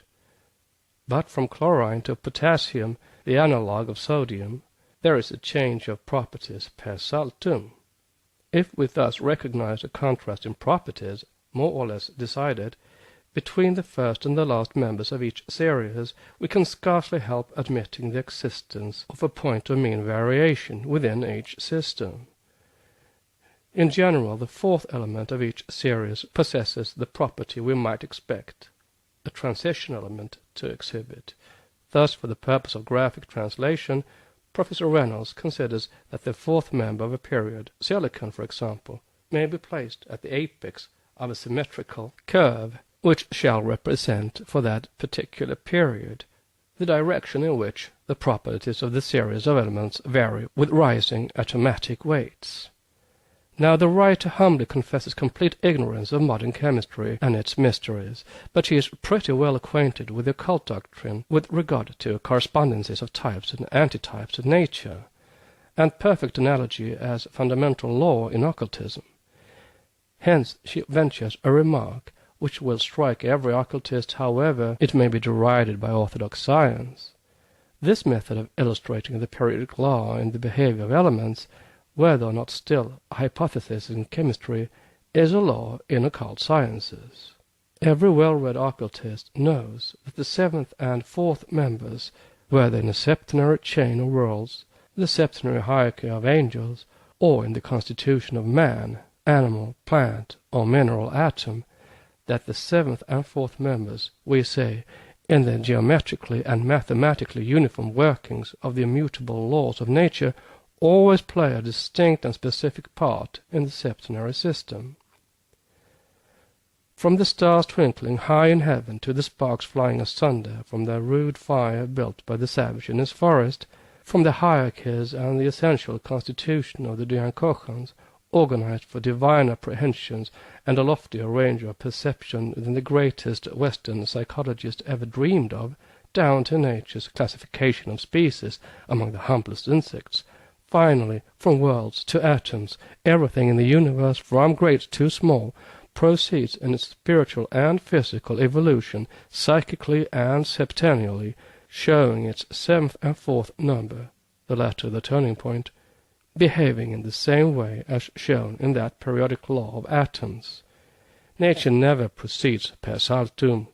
Therefore, when Mr. Crookes remarks to this that he does not wish to infer that the gaps in Mendeleev's table, and in this graphic representation of it, the diagram showing the evolution of atoms, necessarily mean that there are elements actually existing to fill up the gaps.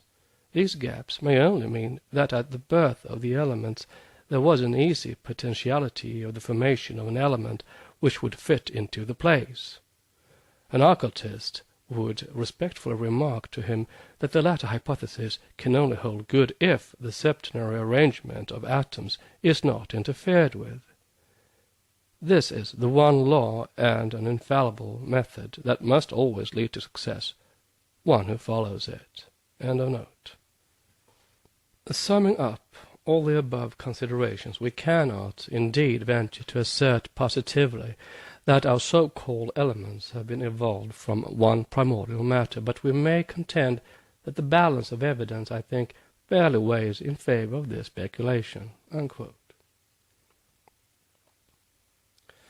Thus, inductive science, in its branches of astronomy, physics, and chemistry, while advancing timidly towards the conquest of nature's secrets in her final effects on our terrestrial plane, recedes to the days of Anaxagoras and the Chaldees in its discoveries of A, the origin of our phenomenal world, and B, the modes of formation of the bodies that compose the universe. And having to turn back for the cosmogonical hypotheses to the beliefs of the earliest philosophers and the systems of the latter, systems that were all based on the teachings of a universal secret doctrine with regard to the primeval matter with its properties, functions, and laws, have we not the right to hope that the day is not far off when science will show a better appreciation of the wisdom of the ancients than it has hitherto done? No doubt occult philosophy could learn a good deal from exact modern science, but the latter, on the other hand, might profit by ancient learning in more than one way, and chiefly in cosmogony. For instance, the mystical signification, alchemical and transcendental, of the many imponderable substances that fill interplanetary space, and which, interpenetrating each, are the direct cause, at the lower end, of the production of natural phenomena manifesting through vibration, so-called, of the production of natural phenomena manifesting through vibration, so-called. The knowledge of the real, not the hypothetical, nature of ether, or rather of the akasha, and other mysteries, in short, can alone lead to the knowledge of forces.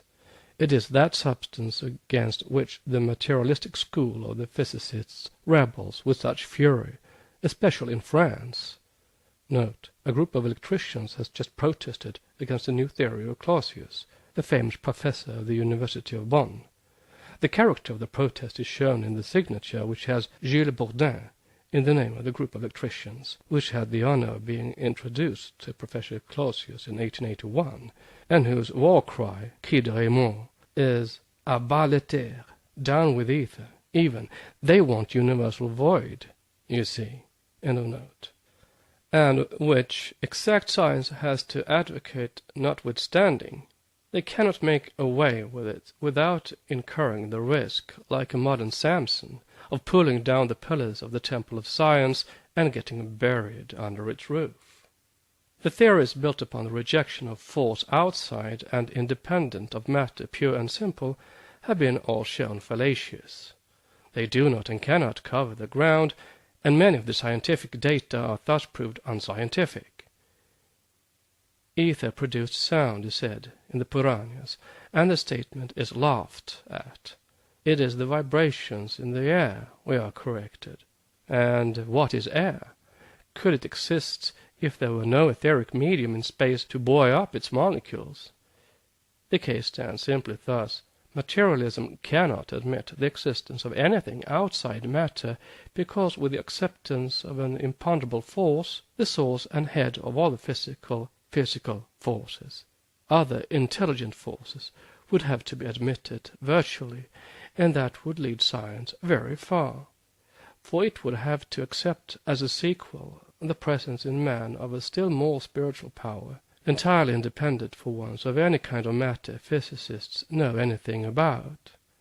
Hence, apart from an hypothetical ether of space and gross physical bodies, the whole sidereal and unseen space is, in the sight of the materialists, one boundless void in nature, blind, unintelligent, useless.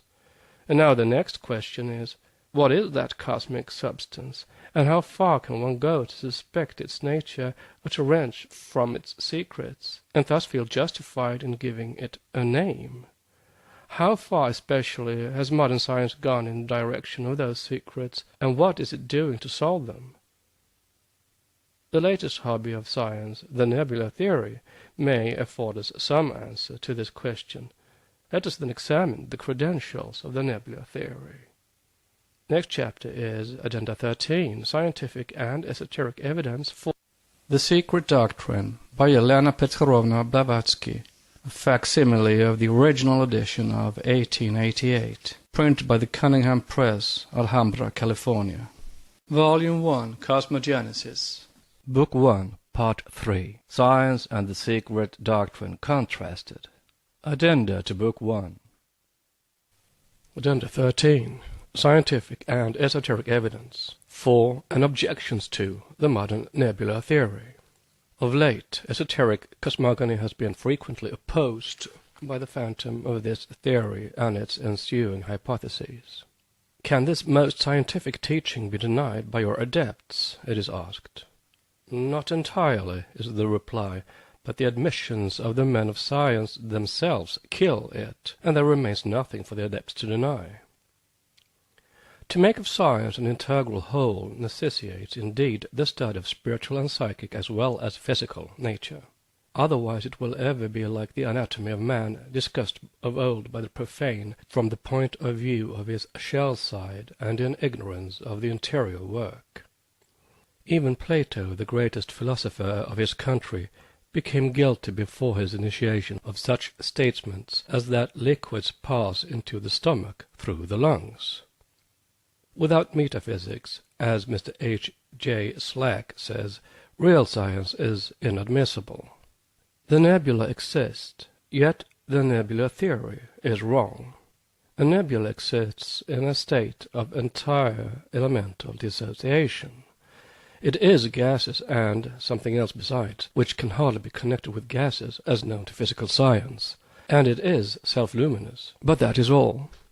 The 62, quote, coincidences, unquote, enumerated by Professor Stephen Alexander confirming the nebula theory may all be explained by esoteric science, though, as this is not an astronomical work, the refutations are not attempted at present.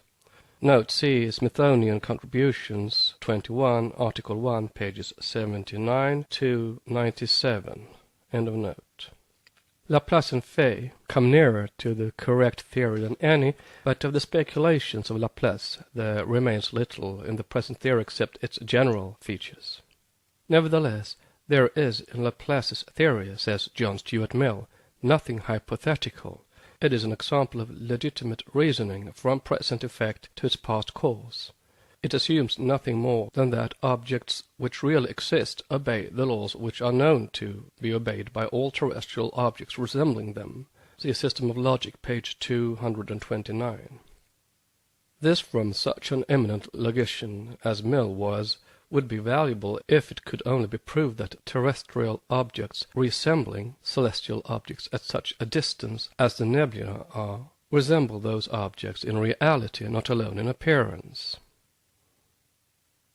Another of the fallacies from the occult standpoint, which are embodied in the modern theory as it now stands, is the hypothesis that the planets were all detached from the sun, that they are bone of his bone and flesh of his flesh, whereas the sun and planets are only co-uterine brothers, having had the same nebular origin, only in a different mode from that postulated by modern astronomy. The many objections raised against the homogeneity of original diffuse matter on the grounds of the uniformity in the composition of the fixed stars by some opponents of modern nebular theory do not affect the question of that homogeneity at all, but only the said theory. Our solar nebula may not be completely homogeneous, or rather it may fail to reveal itself as such to the astronomers, and yet be de facto homogeneous. The stars do differ in their constituent materials and even exhibit elements quite unknown on Earth. Nevertheless, this does not affect the point of primeval matter, that is, as it appeared even the first differentiation from its Laya condition, is yet to this day homogeneous, at immense distances, in the depths of infinitude, and likewise at points not far removed from the outskirts of our solar system. Note on the Laya condition. Beyond the zero line of action. End of note. Finally, there does not exist one single fact brought forward by the learned objectors against the nebular theory, false as it is, and hence, illogically enough, fatal to the hypothesis of the homogeneity of matter, that can withstand criticism. One error leads into another. A false premise will naturally lead to a false conclusion, although an inadmissible inference does not necessarily affect the validity of the major proposition of the syllogism. Thus, one may leave every side issue and inference from the evidence of spectra and lines as simply provisional for the present, and abandon all matters of detail to physical science. The duty of the occultist lies with the soul and spirit of cosmic space, not merely with its elusive appearance and behavior.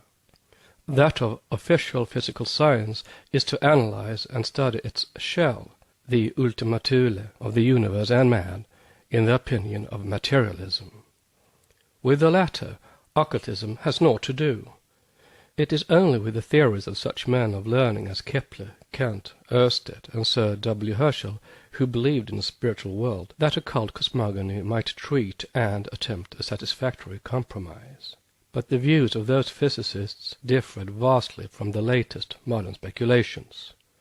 Kant and Herschel had in their mind's eye speculations upon the origin and the final destiny, as well as the present aspect of the universe, from a far more philosophical and psychic standpoint, whereas modern cosmology and astronomy now repudiate anything like research into the mysteries of being.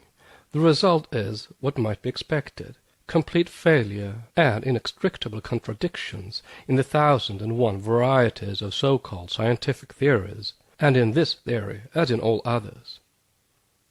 The nebular hypothesis, involving the theory of the existence of primeval matter, diffused in a nebulous condition, is of no modern date in astronomy, as everyone knows.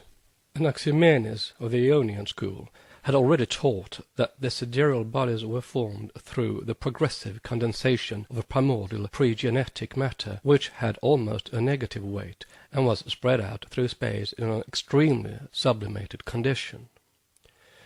Tycho Brahe, who viewed the Milky Way as an eternal substance, thought that the new star that appeared in Cassiopeia in 1572 had been formed out of that matter. See Progymnasmata, page 795.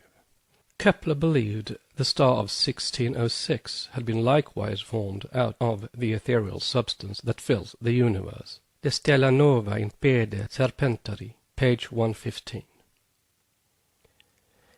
He attributed to that same ether the apparition of a luminous ring around the moon during the total eclipse of the sun observed at Naples in 1605.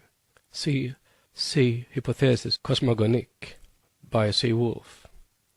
Still later, in 1714, the existence of a self-luminous matter was recognized by Halley. See Philosophical Transactions.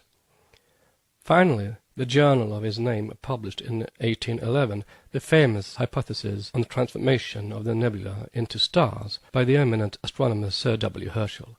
See Philosophical Transactions of 1811, page 269, et sequens, after which the nebula theory was accepted by the Royal Academies. In 5 Years of Theosophy, on page 245, an article headed "Do the Adepts Deny the Nebula Theory?" may be read. The answer there given is no, they do not deny its general propositions, nor the approximative truth of the scientific hypotheses.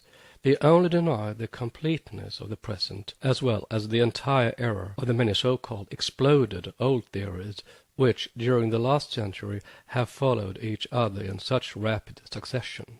This was proclaimed at the time an evasive answer. Such disrespect to official science, it was argued, must be justified by the presentation to replace the orthodox speculation of another theory more complete than theirs, and having a firmer ground to stand upon. To this there is but one reply. It is useless to give out isolated theories with regard to things embodied in a whole and consecutive system which, when separated from the main body of the teaching, would necessarily lose their vital coherence and thus do no good when studied independently. To be able to appreciate and accept the occult views on the nebula theory, one has to study the whole esoteric cosmogonical system, and the time has hardly arrived for the astronomers to be asked to accept Forhat and the divine builders. Even the undeniably correct surmises of Sir W. Herschel that had nothing supernatural in them about the sun being called globe of fire, perhaps metaphorically, and his early speculations about the nature of that which is now called the Nasmyth willow-leaf theory, caused that most eminent of all astronomers to be smiled at by other, far less eminent colleagues, who saw and now see in his ideas only imaginative and fanciful theories. Before the whole esoteric system could be given out and appreciated by the astronomers, they would have to return to some of those antiquated ideas, not only to those of Herschel, but to the dreams of the oldest Hindu astronomers, and to abandon their own theories, none the less fanciful because they have appeared in one case nearly 80 years, and in the other many thousands of years later. Foremost of all, they would have to repudiate the ideas of the sun's solidity and incandescence, the sun glowing, most undeniably, but not burning. Then it is stated with regard to Sir W. Herschel's view that those objects, as he called the willow leaves, are the immediate sources of the solar light and heat. And though the esoteric teaching does not regard these as he did, namely, organisms, as partaking of the nature of life, for the solar, beings, will hardly place themselves within telescopic focus, yet it asserts that the whole universe is full of such, organisms, conscious and active according to the proximity or distance of their planes to or from our plane of consciousness, and that finally the great astronomer was right in saying that we do not know that vital action is competent to develop at once heat, light, and electricity, while speculating on those supposed organisms. For at the risk of being laughed at by the whole world of physicists, the occultists maintain that all the forces of the scientists have their origin in the vital principle, the one life collectively of our solar system, that life being a portion, or rather one of the aspects of the one universal life.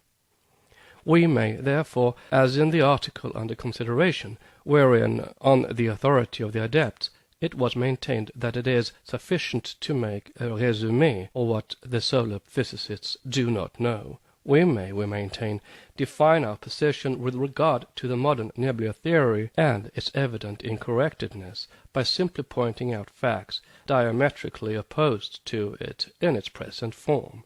And to begin with, what does it teach?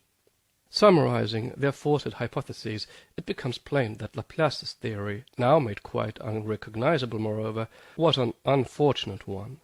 he postulates, in the first place, cosmic matter existing in a state of diffuse nebulosity, quote, so fine that its presence could hardly have been suspected, unquote. No attempt is made by him to penetrate into the arcana of being, except as regards the immediate evolution of our small solar system.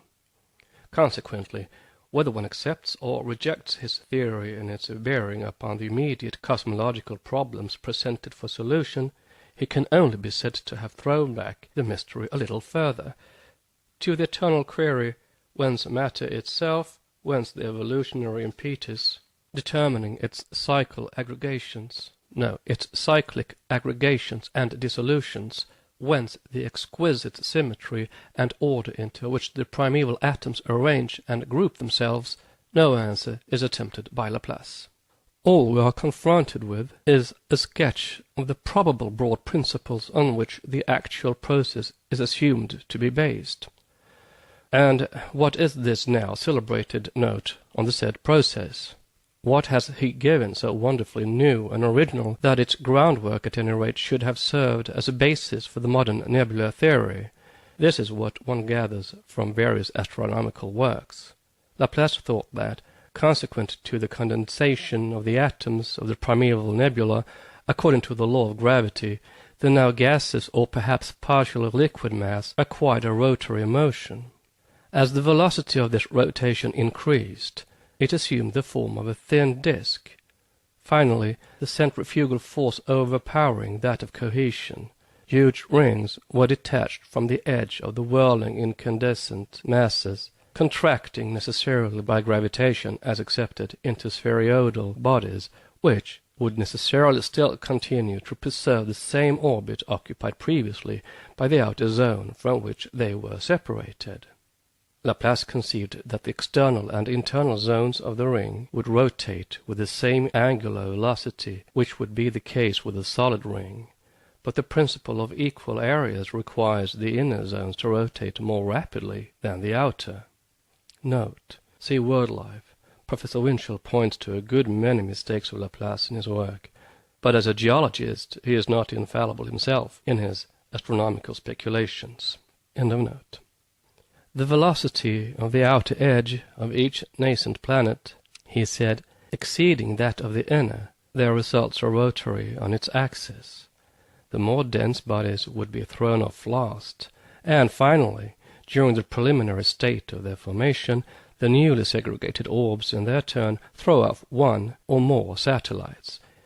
In formulating the theory of the rupture and planetation of rings, Laplace says, quote, almost always each ring of vapors must have broken up into numerous masses, which, moving with a nearly uniform velocity, must have continued to circulate at the same distance around the sun.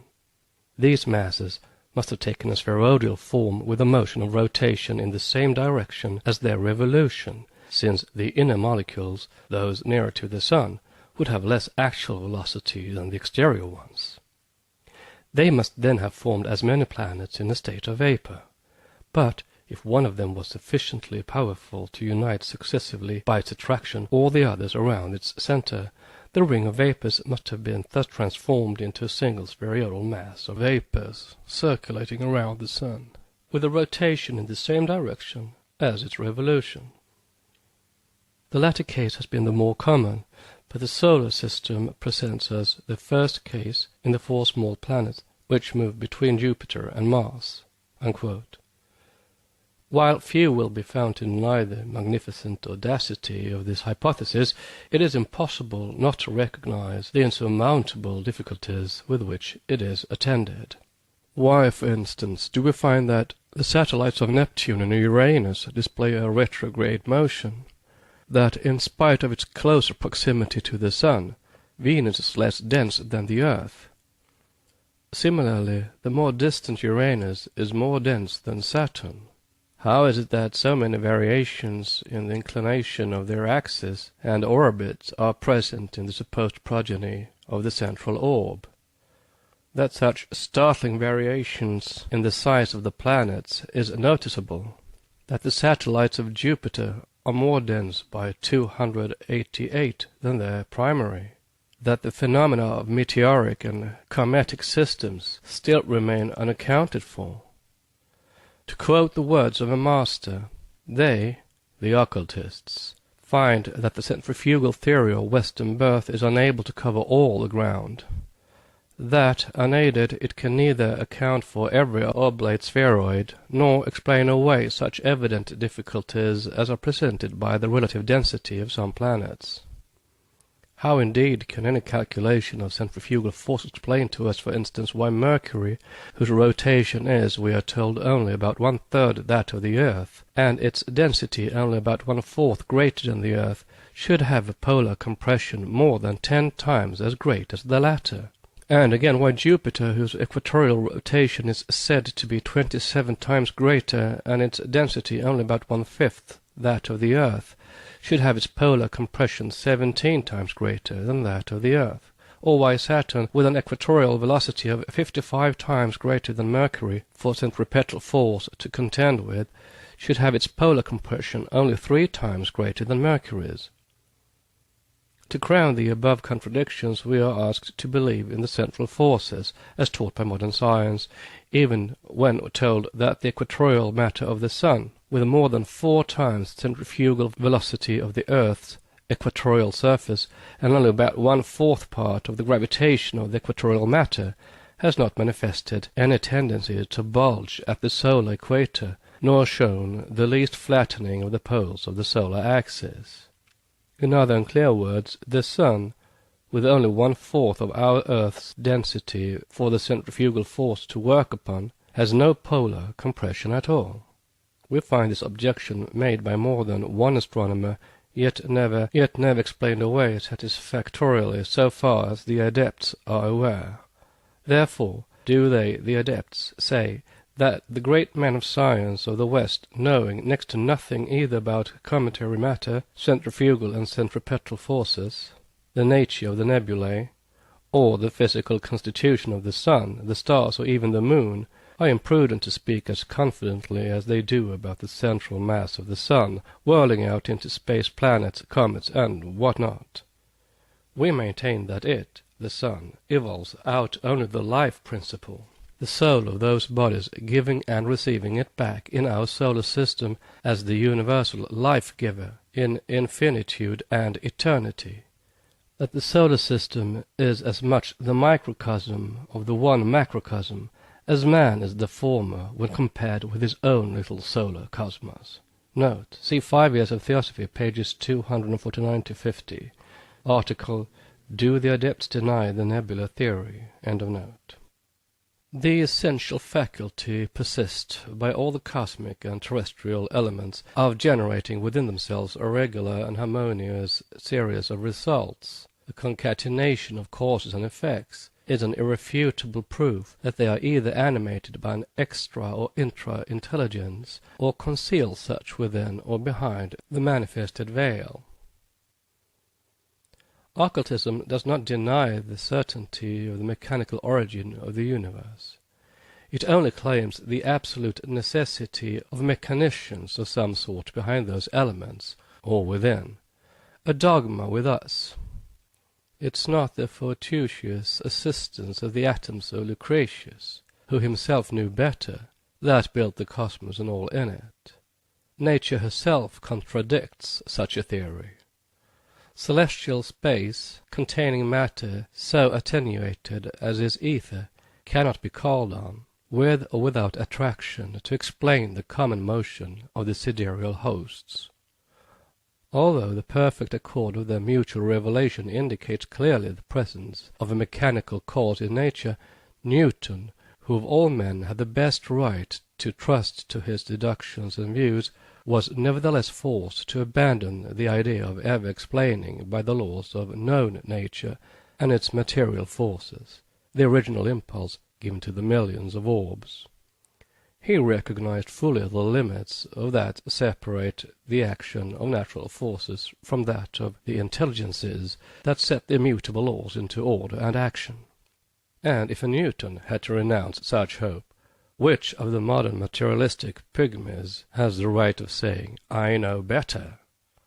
To become complete and comprehensible, the cosmogonical theory has to start with the primordial substance diffused throughout boundless space of an intellectual and divine nature. That substance must be the soul and spirit, the synthesis and seventh principle of the manifested cosmos. And to serve as a spiritual upadhi to this, there must be the sixth, its vehicle, primordial physical matter, so to speak, though its nature must escape forever our limited normal senses. It is easy for an astronomer, if endowed with an imaginative faculty, to build a theory of the emergence of the universe out of chaos by simply applying to it the principles of mechanics. But such a universe will always prove, with respect to its scientific human creator, a Frankenstein's monster. It will lead him into endless perplexities. The application of the mechanical laws only can never carry the speculator beyond the objective world, nor will it unveil to men the origin and final destiny of cosmos. This is whither the nebula theory has led science. In sober fact and truth, this theory is twin sister to that of ether, and both are the offsprings of necessity, one as indispensable to account for the transmission of light as the other to explain the problem of the origin of the solar systems. The question with them is how the same homogeneous matter could, obeying the laws of Newton, give birth to bodies, sun, planets, and their satellites, subject to conditions of identity, of motion, and formed of such heterogeneous elements. Note, had astronomers held simply, in their present state of knowledge, to the hypothesis of Laplace, which was simply the formation of the planetary system, it might in time have resulted in something like an approximate truth. But the two parts of the general problem, that of the formation of the universe, or the formation of the suns and stars from the primitive matter, and then the development of the planets around their sun, rest on quite different facts in nature, and are even so viewed by science itself. They are at opposite poles of being. End of note. Has the nebula theory helped to solve the problem, even if applied solely to the bodies considered as inanimate and material? We say most decidedly not. What progress has it made since 1811, when Sir W. Herschel's paper, first presenting facts based on observation and showing the existence of nebular matter, made the sons of the Royal Society shout for joy? Since then, a still greater discovery has permitted, through spectrum analysis, the verification and corroboration of Sir W. Herschel's conjecture. Laplace demanded some kind of primitive world stuff to prove the idea of progressive world evolution and growth. Here it is, as of 2 millenniums ago. The world stuff, now nebulae, was known from the highest antiquity. Anaxagoras taught that, having differentiated, the subsequent commixture of heterogeneous substances remained motionless and unorganized, until finally the mind, the collective body of the unconscious, we say, began to work upon and communicated to it motion and order. See Aristotle's Physica 8:1. The theory is now taken up in its first portion, that of any mind interfering with it being rejected. Spectrum analysis reveals the existence of nebulae formed entirely of gases and luminous vapors. Is this the primitive nebular matter?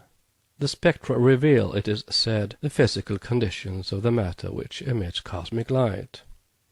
The spectra of the resolvable and the irresolvable nebulae are shown to be entirely different, the spectra of the latter showing their physical state to be that of glowing gas or vapor.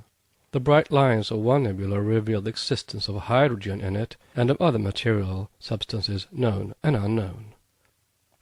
The same in the atmospheres of the sun and stars. This leads to the direct inference that a star is formed by the condensation of a nebula, hence that even the metals themselves on Earth are formed owing to the condensation of hydrogen or some other primitive matter, some ancestral cousin to helium, perhaps, or some yet unknown stuff.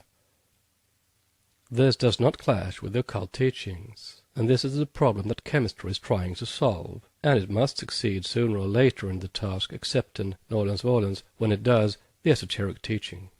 But when this does happen, it will kill the nebula theory as it now stands. Meanwhile, astronomy cannot accept in any way, if it is to be regarded as an exact science, the present theory of the filiation of stars, even if occultism does so in its own way, as it explains this filiation differently, because astronomy has not one single physical datum to show for it. Astronomy could anticipate chemistry in proving the existence of the fact if it could show a planetary nebula exhibiting a spectrum of 3 or 4 bright lines gradually condensing and transforming into a star with a spectrum all covered with a number of dark lines. But, quote, the question of the variability of the nebula, even as to their form, is yet one of the mysteries of astronomy. The data of observation possessed so far are of too recent an origin, too uncertain to permit us to affirm anything, unquote, from Cosmogonical Hypotheses of Wolff. Since the discovery of the spectroscope, its magic power has revealed to its adepts only one single transformation of a star of this kind, and even that one showed directly the reverse of what is needed as proof in favor of the nebula theory, namely, a star transforming itself into a planetary nebula. As told in the Observatory, Volume 1, page 185, the temporary star which appeared in the constellation Cygnus in November 1876, discovered by J.F.J. Schmidt, exhibited a spectrum broken by very brilliant lines. Gradually, the continuous spectrum and most of the lines disappeared, leaving finally one single brilliant line, which appeared to coincide with the green line of the nebula. Though this metamorphosis is not irreconcilable with the hypothesis of the nebular origin of the stars, nevertheless this single solitary case rests on no observation whatever, least of all on direct observation. The occurrence may have been due to several other causes. Since astronomers are inclined to think our planets are tending toward precipitation on the sun, why should not that star have blazed out owing to a collision of such precipitated planets, or, as many suggest, the pulse of a comet?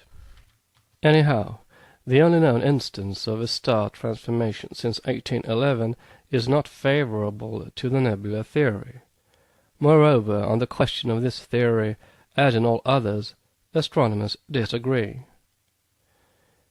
In our own age, it was Buffon, before Laplace even thought of it, who, very much struck by the identity of motion in the planets, was the first to propose the hypothesis of the planets and their satellites originating in the bosom of the sun. Forthwith, and for the purpose, he invented a special comet, supposed to have torn out, by a powerful oblique blow, the quantity of matter necessary to their formation.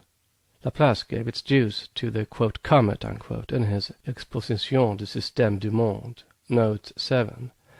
But the idea was seized, and even improved upon, by a conception of the alternate evolution from the sun's central mass of planets apparently without weight or influence on the motion of the visible planets, and as evidently without any more existence than the likeness of Moses in the moon. But the modern theory is also a variation on the systems elaborated by Kant and Laplace. The idea of both was that at the origin of things all that matter which now enters into a composition of the planetary bodies was spread over all the space comprised in the solar system, and even beyond. It was a nebula of extremely small density, whose condensation gradually gave birth, by a mechanism that has hitherto never been explained, to the various bodies of our systems. This is the original nebula theory, an incomplete, yet faithful repetition, a short chapter out of the large volume of universal esoteric cosmogony of the teachings in the secret doctrine, and both systems, Kant's and Laplace's, differ greatly from the modern theory, redundant with conflicting sub-theories and fanciful hypotheses. Quote, the essence of cometary matter, and of that which composes the stars is totally different from any of the chemical or physical characteristics with which Western science is now acquainted, while the spectroscope has shown the probable similarity, owing to the chemical action of terrestrial light upon the intercepted rays of earthly and sidereal substance. The chemical actions peculiar to the variously progressed orbs of space have not been detected nor proven to be identical with those observed on our own planet," unquote, say the teachers. Mr. Crookes says almost the same in the fragment quoted from its lecture Elements and Meta-Elements. Quote, "At the utmost," observes C. Wolf, who was a member of the Institute, astronomer of the Observatory in Paris, in Cosmogonical Hypotheses, could the nebular hypothesis show in its favor with W. Herschel the existence of planetary nebulae in various degrees of condensation, and of spiral nebulae with the nuclei of condensation on the branches and center. Note, but the spectra of these nebulae have never yet been ascertained. When they are found with bright lines, then only may they be sighted," unquote. But in fact, the knowledge of the bond that unites the nebulae to the stars is yet denied to us, and lacking as we do direct observation, we are even debarred from establishing it even on the analogy of chemical composition," unquote. It is evident that, even if the men of science, leaving aside the difficulty arising for them out of such undeniable variety and heterogeneity of matter in the constitution of nebulae, did admit, with the ancients, that the origin of all the visible and invisible heavenly bodies must be sought for in one primordial homogeneous world-stuff, in a kind of pre-protyle, it is evident that this would not put an end to their perplexities. Note on a pre-protyle. Mr. Crookes' protyle must not be regarded as the primary stuff out of which the Diancochans, in accordance with the immutable laws of nature, wove our solar system. This protyle cannot even be the first prima materia of Kant, which that great mind saw used up in the formation of the worlds, and thus existing no longer in a diffused state. It is a mediate phase in the progressive differentiation of cosmic substance from its normal, undifferentiated state. Protyle is then the aspect assumed by matter in its middle passage into full objectivity. End of note. Unless they admit also that our actual visible universe is merely the Sthula Sharira, the gross body of the sevenfold cosmos, they will have to face another problem, especially if they risk maintaining that its now visible bodies are the result of the condensation of that one and single primordial matter. For mere observation shows them that the actions which produce the actual universe are far more complex than could ever be embraced in that theory. First of all, there are two distinct classes of irresolvable nebulae, as science itself teaches. The telescope is unable to distinguish between the two, but the spectroscope can, and notices therefore an essential difference between their physical constitutions. Note, quote, "The question of the resolvability of the nebulae has been often presented in too affirmative a manner and quite contrary to the ideas expressed by the illustrious experimenter with the spectra of these constellations, Mr. Higgins. Every nebula whose spectrum contains only bright lines is gaseous, it is said, and hence is irresolvable. Every nebula with a continuous spectrum must end by resolving into stars with an instrument of sufficient power. This assumption is contrary at once to the results obtained and to spectroscopic theory. The Lyra nebula, the Dumbbell nebula, the central region of the nebula of Orion appear resolvable and show a spectrum of bright lines. The nebula of Canis Venatici is not resolvable and gives a continuous spectrum, because indeed the spectroscope informs us of the physical state of the constituent matter of the stars, but affords us no notions of their modes of aggregation. A nebula formed of gaseous globes, or even of nuclei, faintly luminous, surrounded by a powerful atmosphere, would give a spectrum of lines and be still resolvable. Such seems to be the state of Huygens' region in the Orion nebula. a nebula formed of solid or fluidic particles in a state of incandescence, a true cloud, will give a continuous spectrum, but will be resolvable. Unquote, from C. Wolf, Cosmogonical Hypotheses. End of note. Some of these, Wolf tells us, have a spectrum of 3 or 4 bright lines, others a continuous spectrum. The first are gases, the others formed of a pulverulent matter. The former must constitute a veritable atmosphere. It is among these that the solar nebula of Laplace has to be placed. The latter form an ensemble of particles that may be considered as independent, and the rotation of which obeys the laws of internal weight. Such are the nebulae adopted by Kant and Fay. Observation allows us to place the one as the other at the very origin of the planetary world. But when we try to go beyond and ascend to the primitive chaos which has produced the totality of the heavenly bodies, we have first to account for the actual existence of these 2 classes of nebulae. If the primitive chaos were a cold luminous gas, one could understand how the contradiction resulting from attraction could have heated it and made it luminous. Note on a cold luminous gas. See stanza 3 about light, or the cold flame, and commentary number 8, where it is explained that the mother, chaos, is a cold fire, a cool radiance, colorless, formless, devoid of every quality. Motion is the one eternal is, and contains the potentialities of every quality in the manmenteric worlds. It is said. End of note. We have to explain the condensation of this gas to the state of incandescent particles, the presence of which is revealed to us in certain nebulae by the spectroscope. If the original chaos was composed of such particles, how did certain of their portions pass into the gaseous state, while others have preserved their primitive condition? Unquote. Such is the synopsis of the objections and difficulties to the acceptance of the nebula theory brought forward by the French savant, who concludes his interesting chapter by declaring that, quote, the first part of the cosmogonical problem, what is the primitive matter of chaos, and how did that matter give birth to the sun and stars, thus remains to this day in the domain of romance and of mere imagination. Unquote. Note, Hypothèse cosmogonique, V.C. Wolf, 1886. End of note. If this is the last word of science upon the subject, whither then should one turn in order to learn what the nebula theory is supposed to teach? What in fact is this theory? What it is, no one seems to know for a certainty.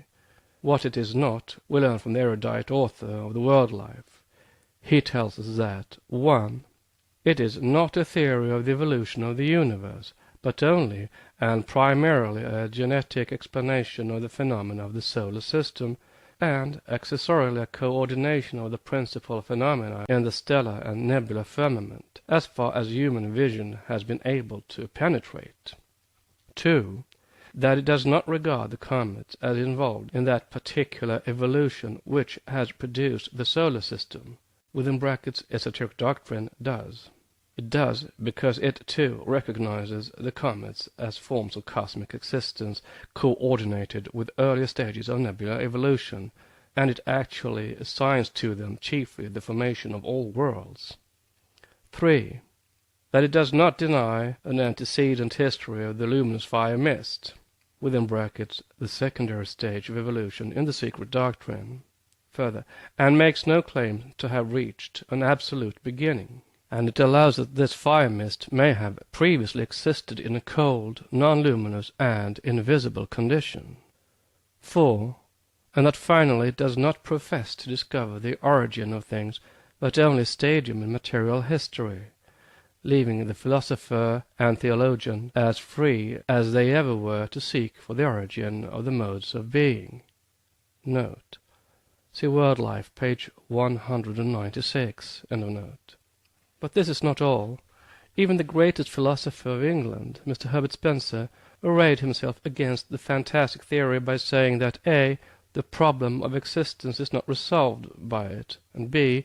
the nebula hypothesis throws no light upon the origin of diffused matter, and c. that the nebula hypothesis, as it now stands, implies a first cause. Note. See Westminster Review, 20, July 27th, 1868. End of note. The latter, we are afraid, is more than our modern physicists have bargained for. Thus it seems that the poor hypothesis can hardly expect to find help or corroboration even in the world of the metaphysicians. Considering all this, the occultists believe they have a right to present their philosophy, however misunderstood and ostracized it may be at present. And they maintain that this failure of the scientists to discover the truth is entirely due to their materialism and contempt for transcendental sciences. Yet although the scientific minds in our century are as far from the true and correct doctrine of evolution as ever, there may still be some hope left for the future, as we find another great scientist giving us a faint glimmer of it. In an article in Popular Science Review, Volume 14, page 252, on recent researches in minute life, we find Mr. H. J. Slack, FCS, saying, "There's an evident convergence of all sciences, from physics to chemistry and physiology, towards some doctrine of evolution and development, of which the facts of Darwinism will form part. But what ultimate aspect this doctrine will take, there is little, if any, evidence to show, and perhaps it will not be shaped by the human mind until metaphysical as well as physical inquiries are much more advanced." This is a happy forecast indeed. The day may come, then, when the natural selection, as taught by Mr. Darwin and Mr. Herbert Spencer, will form only a part, in its ultimate modification, of our Eastern doctrine of evolution. The Secret Doctrine, by Helena Petrovna Blavatsky, a facsimile of the original edition of 1888, printed by the Cunningham Press, Alhambra, California. Volume 1, Cosmogenesis. Book 1, Part 3, Science and the Secret Doctrine Contrasted. Addenda to Book 1. Addenda 14. Forces, modes of motion or intelligences. This is, then, the last word of physical science up to the present year, 1888. Mechanical laws will never be able to prove the homogeneity of primeval matter except inferentially, and as a desperate necessity, when there will remain no other issue, as in the case of ether. Modern science is secure only in its own domain and region, within the physical boundaries of our solar system, beyond which everything, every particle of matter, is different from the matter it knows, which matter exists in states of which science can form no idea. That matter, which is truly homogeneous, is beyond human perceptions, if perception is tied down merely to the five senses. We feel its effects through those intelligences which are the results of its primeval differentiation, whom we name Diancochans, called in the Hermetic works the seven governors, those to whom Pymander, the thought divine, refers as the building powers, and whom Asclepius calls the supernal gods. That matter, the real primordial substance, the noumenon of all the matter we know of, even some of the astronomers have been led to believe in, and to despair of the possibility of ever accounting for rotation, gravitation, and the origin of any mechanical physical law, unless these intelligences be admitted by science. In the above-quoted work upon astronomy by Wolff, the author endorses fully the theory of Kant, and the latter, if not in its general aspect, at any rate in some of its features, reminds one strongly of certain esoteric teachings. Note. See les hypothèses cosmogoniques, examen de théorie scientifique moderne sur l'origine du monde, suivi de la traduction de la théorie du ciel de Kant. End of note. Here we have the world's system reborn from its ashes through a nebula, the emanation from the bodies dead and dissolved in space, resultant of the incandescence of the solar center, reanimated by the combustible matter of the planets. In this theory, generated and developed in the brain of a young man hardly 25 years of age, who had never left his native place, a small town of northern Prussia, Königsberg, can hardly fail to recognize either an inspiring external power or the reincarnation which the occultists see in it. It fills a gap which Newton, with all his genius, failed to bridge. And surely it is our primeval matter, Akasha, that Kant had in view when proposing to solve Newton's difficulty and his failure to explain by the natural forces the primitive impulse imparted to the planets by the postulation of a universally pervading primordial substance. For, as he remarks in chapter 8, if it is once admitted that the perfect harmony of the stars and planets and the coincidence of their orbital planes prove the existence of a natural cause, which would thus be the primal cause, that cause cannot really be the matter which fills today the heavenly spaces. It must be that which filled space, was space, originally, whose motion in differentiated matter was the origin of the actual movements of the sidereal bodies, and which, in condensing itself in those very bodies, thus abandoned the space that is found void today. In other words, it is that same matter of which are now composed the planets, comets, and the sun himself, which, having in the origin formed itself into those bodies, has preserved its inherent quality of motion, which quality, now centered in their nuclei, directs all motion. A very slight alteration of words is needed, and a few additions, to make of this our esoteric doctrine.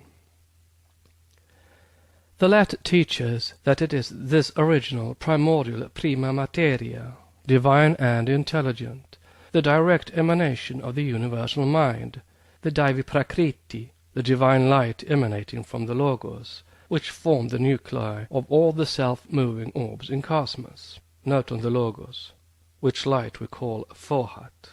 End of note. It is the informing, ever-present moving power and life principle, the vital soul of the suns, moons, planets, and even of our earth, the former latent, the last one active, the invisible ruler and guide of the gross body attached to and connected with its soul, which is the spiritual emanation, after all, of these respective planetary spirits. Another quite occult doctrine is the theory of Kant that the matter of which the inhabitants and the animals of other planets are formed is of a lighter and more subtle nature, and of a more perfect conformation in proportion to their distance from the sun. The latter is too full of vital electricity of the physical life-giving principle.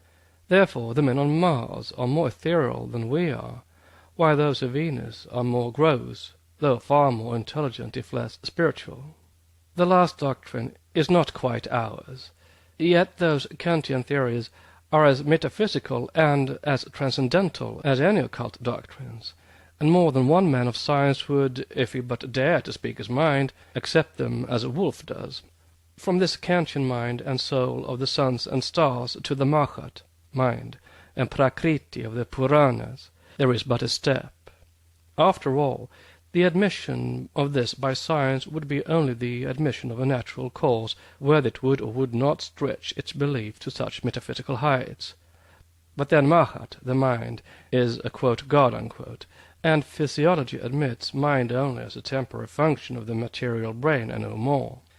The Satan of materialism now laughs at all alike, and denies the visible as well as the invisible. Seeing in light, heat, electricity, and even in the phenomenon of life only properties inherent in matter, it laughs whenever life is called vital principle, and derides the idea of its being independent of and distinct from the organism. But here again scientific opinions differ, as in everything else, and there are several men of science who accept views very similar to ours. Consider, for instance, what Dr. Richardson, FRS, elsewhere quoted at length, says of that vital principle which he calls nervous ether, see Popular Science Review, Volume 10. Quote, I speak only of a veritable material agent, refined, it may be, to the world at large, but actual and substantial, an agent having quality of weight and of volume, an agent susceptible of chemical combination, and thereby of change of physical state and condition, an agent passive in its action, moved always, that is to say, by influences apart from itself, obeying other influences, an agent possessing no initiative power, no vis or energia natura, but still playing a most important, if not a primary part in the production of the phenomena resulting from the action of the energia upon visible matter. Unquote. Page 379. Notes. Note of change of physical state and condition. This is a mistake which implies a material agent distinct from the influences which move it, that is, blind matter and perhaps God again, whereas this one life is the very God and God's itself. End of note. Note on no vis or energia naturae. The the same error. End of note. As biology and physiology now deny in toto the existence of a vital principle, this extract, together with the quatrephage admission, is a clear confirmation that there are men of science who take the same views about things occult as theosophists and occultists do. These recognize a distinct vital principle independent of the organism, material of course, as physical force cannot be divorced from matter, but of a substance existing in a state unknown to science. Life for them is something more than the mere interaction of molecules and atoms. There is a vital principle without which no molecular combinations could ever have resulted in a living organism, least of all in the so-called inorganic matter.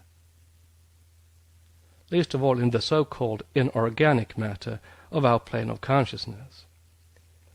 By molecular combinations is meant, of course, those of the matter of our present elusive perceptions, which matter energizes only on this our plane.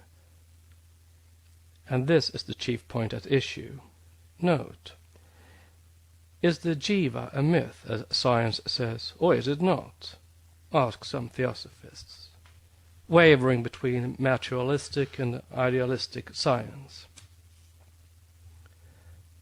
The difficulty of really grasping esoteric problems concerning the ultimate state of matter is again the old crux of the objective and the subjective.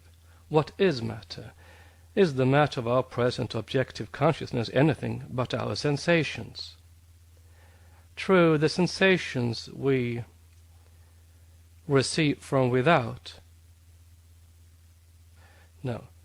True, the sensations we receive come from without, but can we really, except in terms of phenomena, speak of the gross matter of this plane as an entity apart from and independent of us?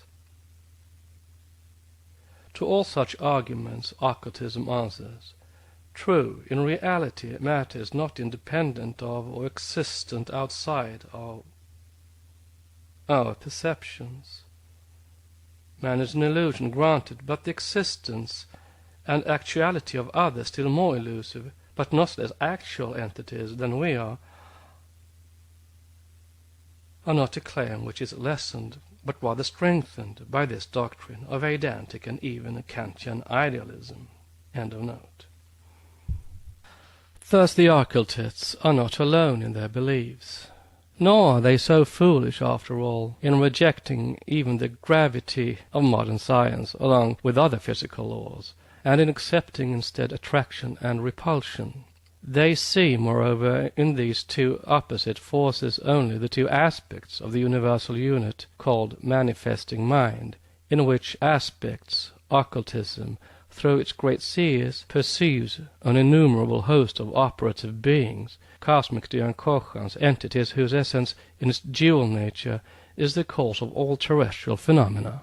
For that essence is co-substantial with the universal electric ocean which is life, and being dual, as said, positive and negative, it is the emanations of that duality that act now on earth under the name of modes of motion. Even force having now become objectionable as a word, for fear it should lead someone, even in thought, to separate it from matter. It is, as occultism says, the dual effects of that dual essence which have now been called centripetal and centrifugal forces, negative and positive poles or polarity, heat and cold, light and darkness, etc., etc. And it is maintained that even the Greek and Roman Catholic Christians are wiser in believing as they do, even if blindly connecting and tracing them all to an anthropomorphic God, in angels, archangels, archons, seraphs, and morning stars. In all those theological delicia humani generis, in short, that rule the cosmic elements, than science is, in disbelieving in them altogether, and advocating its mechanical forces. For these act very often with more than human intelligence and pertinency. Nevertheless, that intelligence is denied and attributed to blind chance. But, as the Maistre was right in calling the law of gravitation merely a word, which replaced the thing unknown, soirée, so are we right in applying the same remark to all other forces of science. And if it is objected that the Count was an ardent Roman Catholic, then we may cite Le Couturier as ardent a materialist who said the same thing, as also did Herschel and many others. Vide Musée des Sciences, August 1856. From gods to men, from worlds to atoms, from a star to a rushlight, from the sun to the vital heat of the meanest organic being, the world of form and existence is an immense chain whose links are all connected. The law of analogy is the first key to the world problem, and these links have to be studied coordinately in their occult relations to each other. When, therefore, the secret doctrine, postulating that conditioned or limited space and location has no real being except in this world of illusion, or, in other words, in our perceptive faculties, teaches that every one of the higher as of the lower worlds is interblended with our own objective world, that millions of things and beings are, in point of localization, around and in us, as we are around, with, and in them. It is no metaphysical figure of speech, but a sober fact in nature, however incomprehensible to our senses.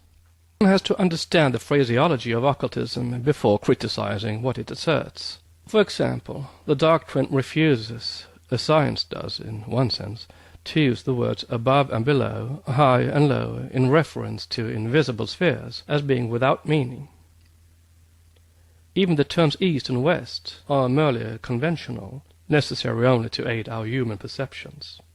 For though the earth has its two fixed points in the poles, north and south, yet both east and west are variable relatively to our own position on the earth's surface, and in consequence of its rotation from west to east.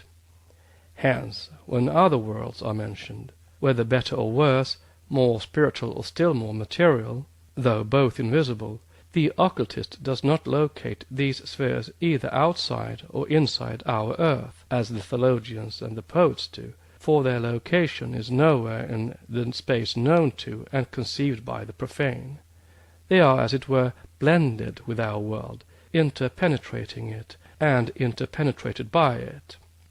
There are millions and millions of worlds and firmaments visible to us.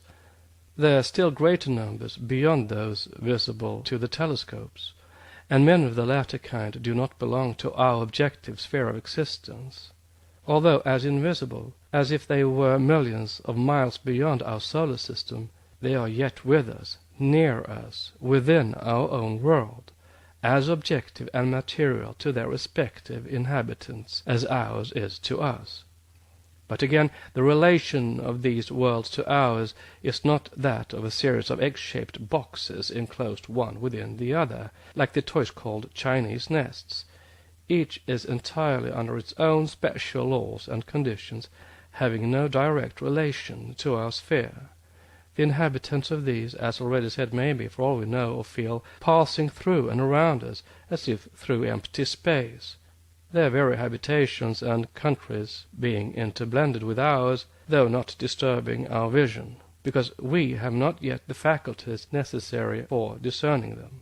Yet by their spiritual sight the adepts, and even some seers and sensitives, are always able to discern, whether in greater or smaller degree, the presence and close proximity to us of beings pertaining to other spheres of life. Those of the spiritual high worlds communicate only with those terrestrial mortals who ascend to them through individual efforts onto the higher plane they are occupying. Quote, the sons of Bhumi, earth, regard the sons of Devalokas, angel spheres, as their gods, and the sons of lower kingdoms look up to the men of Bhumi as to their devas, gods, men remaining unaware of it in their blindness, tremble before them while using them for magical purposes. The first race of men were the mind-born sons of the former.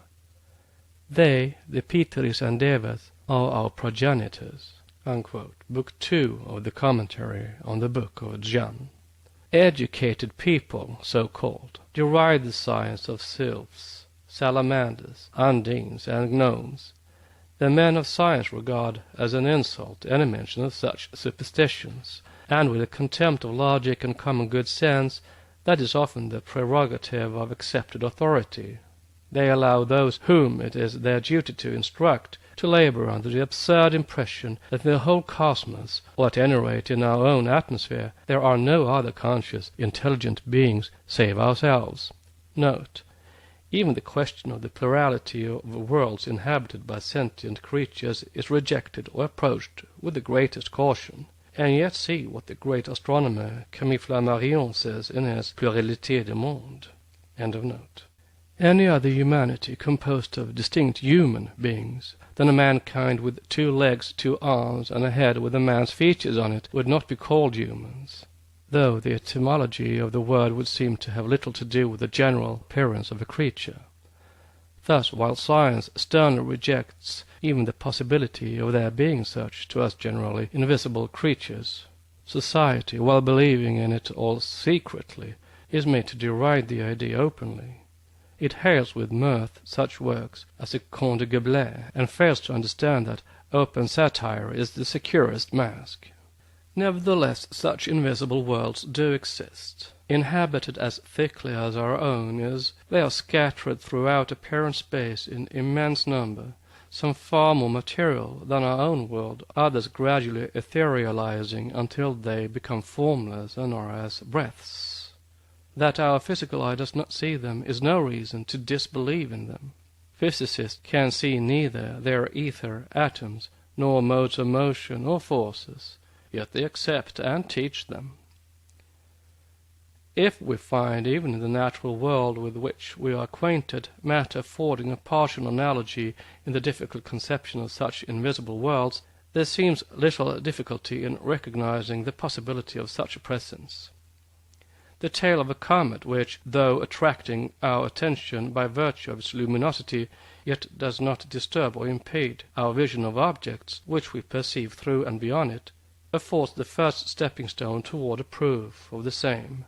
The tail of a comet passes rapidly across our horizon, and we should neither feel it nor be cognizant of its passage but for the brilliant coruscation, often perceived only by a few interested in the phenomenon, while everyone else remains ignorant of its presence and passes through or across a portion of our globe. This tail may, or may not, be an integral portion of the being of the comet, but its tenuity subserves our purpose as an illustration. Indeed, it is no question of superstition, but simply a result of transcendental science, and of logic still more, to admit the existence of worlds formed of even far more attenuated matter than the tail of a comet.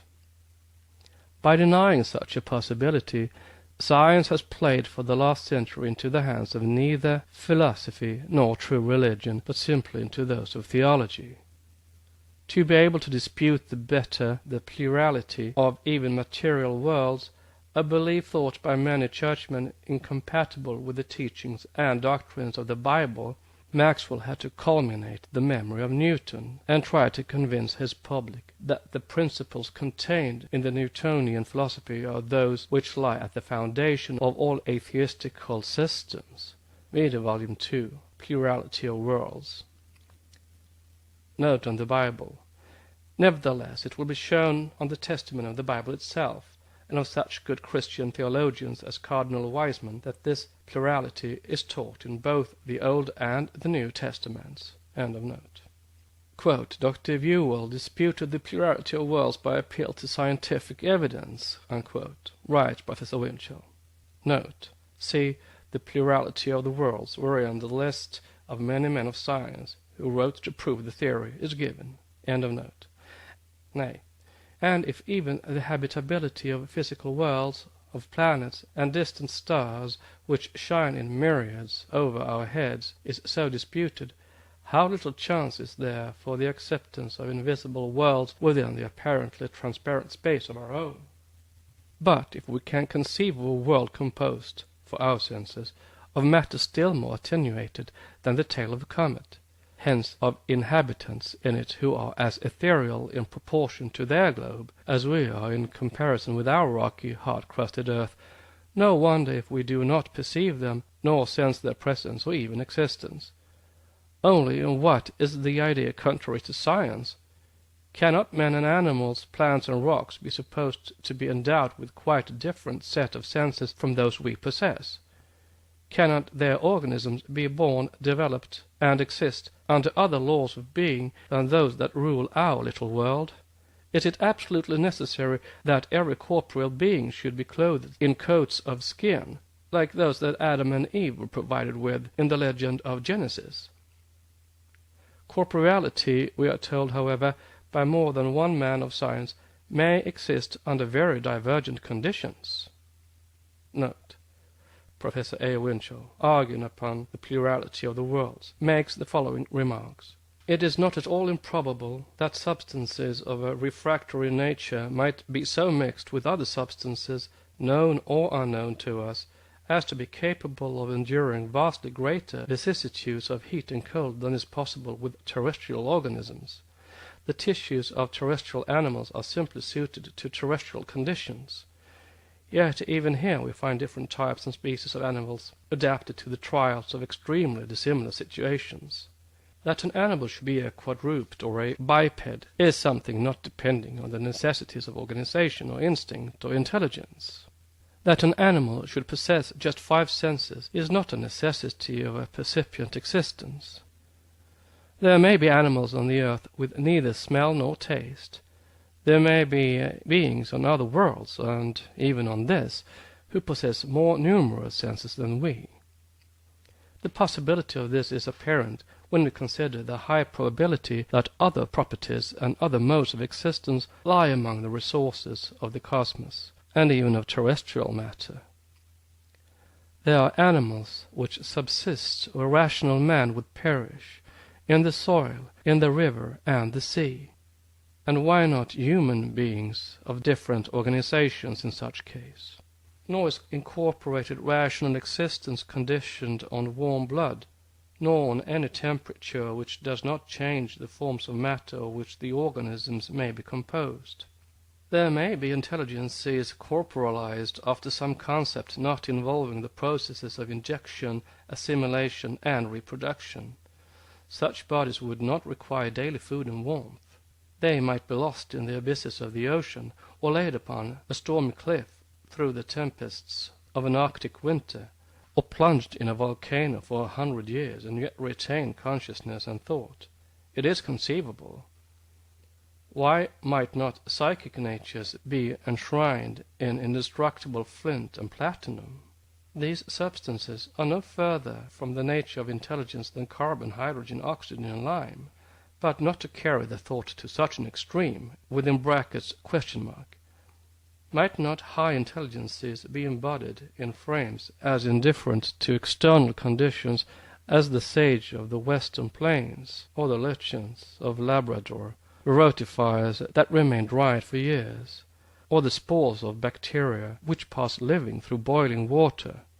These suggestions are made simply to remind the reader how little can be argued respecting the necessary conditions of intelligent organized existence from the standard of corporal existence found upon the earth. Intelligence is, from its nature, as universal and as uniform as the laws of the universe. Bodies are merely the logical particular modifications of universal matter or force, unquote. From Word Life or Comparative Geology, pages 496 to 498 at sequence. End of note. Do not we know, through the discoveries of that very all-denying science, that we are surrounded by myriads of invisible lives?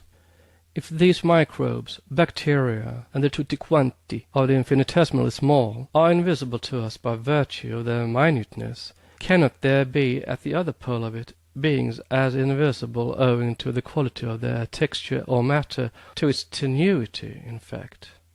Conversely, as to the effects of cometary matter, have we not another example of a half-visible form of life and matter?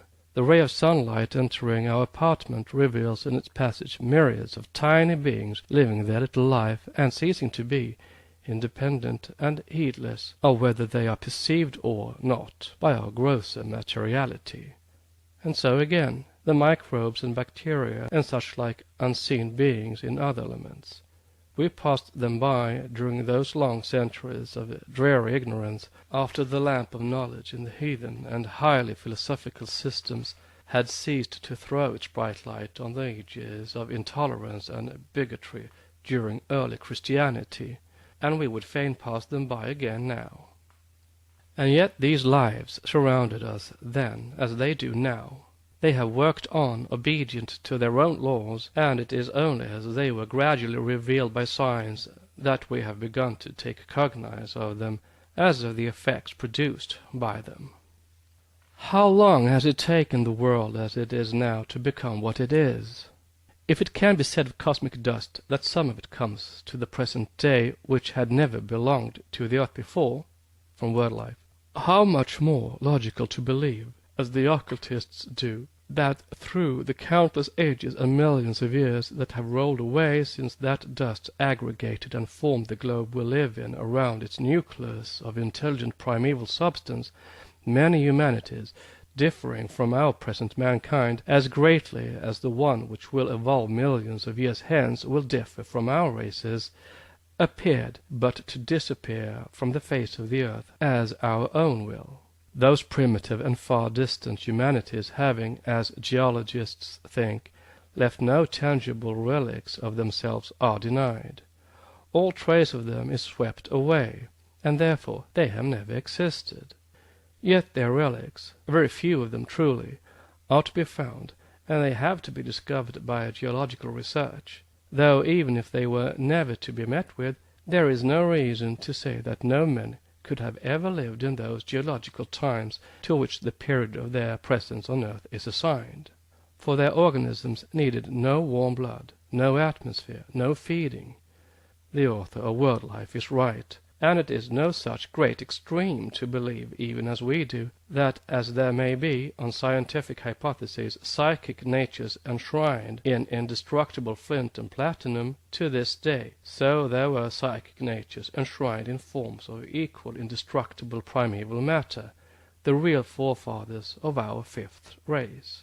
When we speak, therefore, as in Book 2, of men who inhabited this globe 18 million years back, we have in the mind neither the men of our present races nor the present atmospheric laws, thermal conditions, etc.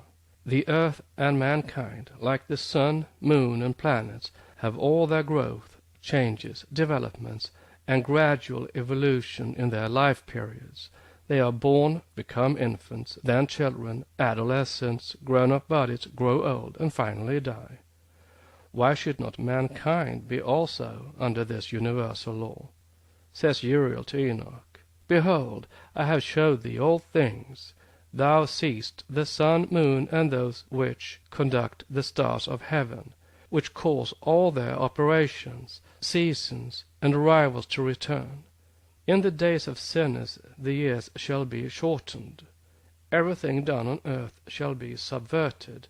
The moon shall change its laws, etc. The days of sinners meant the days when matter would be in its full sway on earth, and man would have reached the apex of a physical development in stature and animality. That came to pass during the period of the Atlanteans, about the middle point of their race, the fourth, which was drowned as prophesied by Uriel. Since then man began decreasing in physical stature, height, and years, as will be shown in Book 2. But as we are in the midpoint of our sub-race of the fifth root race, the acme of materiality in each, therefore the animal propensities, though more refined, are not the less developed for that, and they are so chiefly in civilized countries. Next chapter is Addenda 15, Gods, Monads, and Atoms. The Secret Doctrine, by Helena Petrovna Blavatsky, a facsimile of the original edition of 1888, printed by the Cunningham Press, Alhambra, California. Volume 1, Cosmogenesis. Book 1, Part 3, Science and the Secret Doctrine Contrasted. Addenda to Book 1. Addenda 15, Gods, Monads, and Atoms. In the article The Septenary Principle in 5 Years of Theosophy, page 197, some years ago, we remarked that the esoteric doctrine may well be called the thread doctrine, since, like Sutratman in the Vedanta philosophy, it passes through and strings together all the ancient philosophical religious systems and reconciles and explains them all. Note in the Vedanta philosophy, the Atman or spirit, the spiritual self, passing like a thread through the 5 subtle bodies or principles, koshas, is called thread soul or Sutratman in Vedantic philosophy. End of note. We say now it does more. It not only reconciles the various and apparently conflicting systems, but it checks the discoveries of modern exact science, and shows some of them to be necessarily correct, since they are found corroborated in the ancient records. All this will, no doubt, be regarded as terribly impertinent and disrespectful, a veritable crime of lèse-séance. Nevertheless, it is a fact. Science is, undeniably, ultra-materialistic in our days, but it finds, in one sense, its justification. Nature behaving in actu ever esoterically and being, as the Kabbalists say, in abscondito, can only be judged by the profane through her appearance, and that appearance is always deceitful on the physical plane. On the other hand, the naturalists refuse to blend physics with metaphysics, the body with its informing soul and spirit, which they prefer ignoring. This is a matter of choice with some, while the minority strive very sensibly to enlarge the domain of physical science by trespassing on the forbidden grounds of metaphysics, so distasteful to some materialists. These scientists are wise in their generation, for all their wonderful discoveries would go for nothing and remained forever headless bodies unless they lift the veil of matter and strain their eyes to see beyond. Now that they have studied nature in the length, breadth, and thickness of her physical frame, it is time to remove the skeleton to the second plane and search within the unknown depths for the living and real entity, for its substance, the noumenon of evanescent matter. It is only by acting on such lines that some of the truths, now called exploded superstitions, will be discovered to be facts and relics of ancient knowledge and wisdom. One of such, quote, degrading, unquote, beliefs, in the opinion of the all-denying skeptic, is found in the idea that cosmos, besides its objective planetary inhabitants, its humanities in other inhabited worlds, is full of invisible, intelligent existences. The so-called archangels, angels, and spirits of the West, copies of their prototypes, the Dhyankochans, the Devas and Pitris of the East, are no real beings but fictions. On this point, materialistic science is inexorable. To support its position, it upsets its own axiomatic law of uniformity in the laws of nature, that of continuity and all the logical sequence of analogies in the evolution of being. The masses of the profane are asked and made to believe that the accumulated testament of history which shows even the atheists of old, such as Epicurus and Democritus, believing in gods was false, and that philosophers like Socrates and Plato, asserting their existence, were mistaken enthusiasts and fools. If we hold our opinions merely on historical grounds, on the authority of legions of the most eminent sages, Neoplatonists, mystics of all the ages, from Pythagoras down to the eminent scientists and professors of the present century, who, if they reject gods, believe in spirits, shall we consider such authorities as weak-minded and foolish as any Roman Catholic peasant who believes in and prays to his one human saint, or the archangel, Saint Michael? But is there no difference between the belief of the peasant and that of the Western heirs to the Rosicrucians and alchemists of the Middle Ages? Is it the Van Helmonts, the Kunraths, the Paracelsuses, and Agrippas, from Roger Bacon down to Saint-Germain, who are all blind enthusiasts, hysteriacs, or cheats? Or is it the handful of modern skeptics, the leaders of thought, who are struck with the necessity of negation? The latter, we opine. It would be a miracle indeed, quite an abnormal fact in the realm of probabilities and logic, were that handful of negators to be the sole custodians of truth, while the million-strong hosts of believers in gods, angels, and spirits in Europe and America alone, namely Greek and Latin Christians, Theosophists, Spiritualists, mystics, etc., should be no better than deluded fanatics and hallucinated mediums, and often no higher than the victims of deceivers and impostors. However varying in the external presentations and dogmas, beliefs in the hosts of invisible intelligences of various grades have all the same foundation. Truth and error are mixed in all. The exact extent, depth, breadth, and length of the mysteries of nature are to be found only in Eastern esoteric sciences. So vast and so profound are these that hardly a very few of the highest initiates, those whose very existence is known but to a small number of adepts, are capable of assimilating the knowledge. Yet it is all there, and one by one facts and processes in nature's workshops are permitted to find their way into the exact sciences, while mysterious help is given to rare individuals in unraveling its arcana. It is at the close of great cycles, in connection with racial development, that such events generally take place.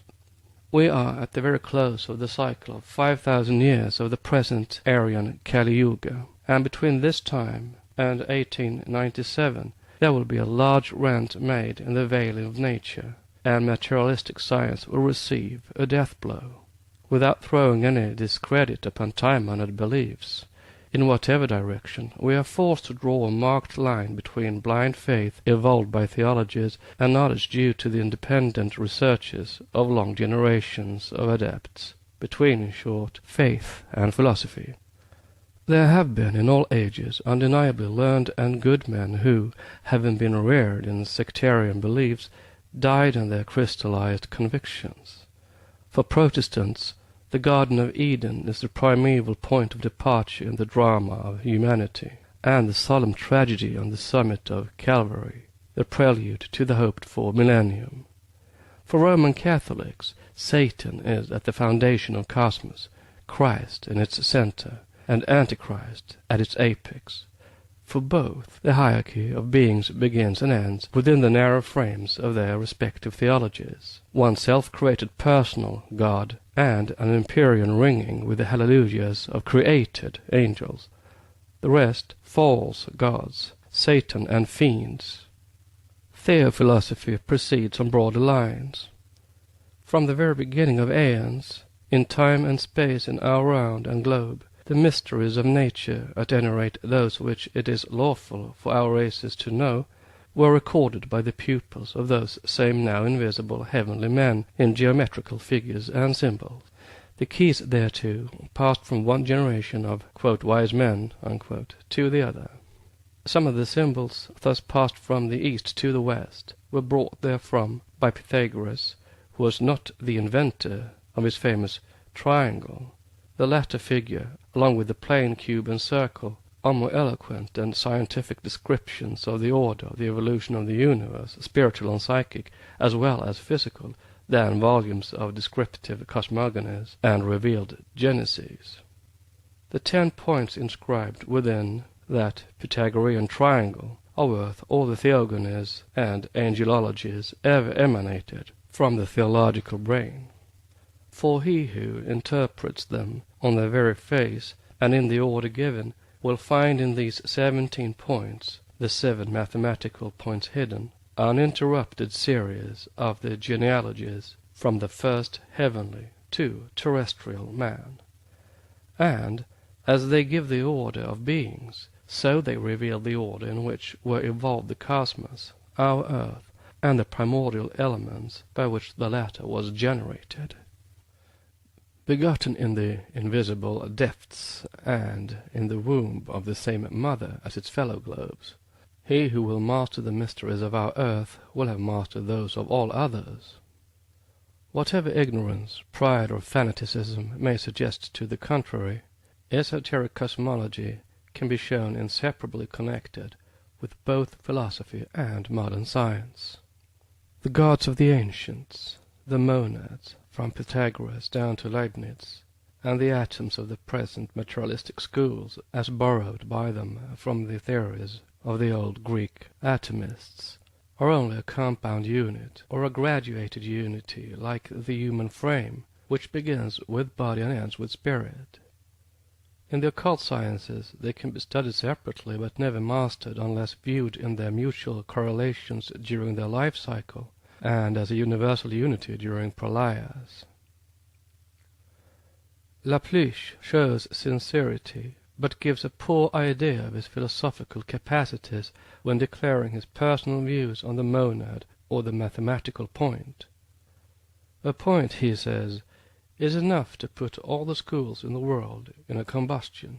But what need has man to know that point, since the creation of such a small being is beyond his power? A fortiori, philosophy acts against probability when, from that point which absorbs and disconcerts all her meditations, she presumes to pass on to the generation of the world." Unquote. Philosophy, however, could never have formed its conception of a logical, universal, and absolute deity if it had no mathematical point within the circle to base its speculations upon. It is only the manifested point, lost to our senses after its pre-genetic appearance in the infinitude and incognizability of the circle, that made a reconciliation between philosophy and theology possible, on condition that the latter should abandon its crude materialistic dogmas. And it is because it has so unwisely rejected the Pythagorean monad and geometrical figures that Christian theology has evolved its self-created human and personal God, the monstrous head from whence flow in two streams the dogmas of salvation and damnation.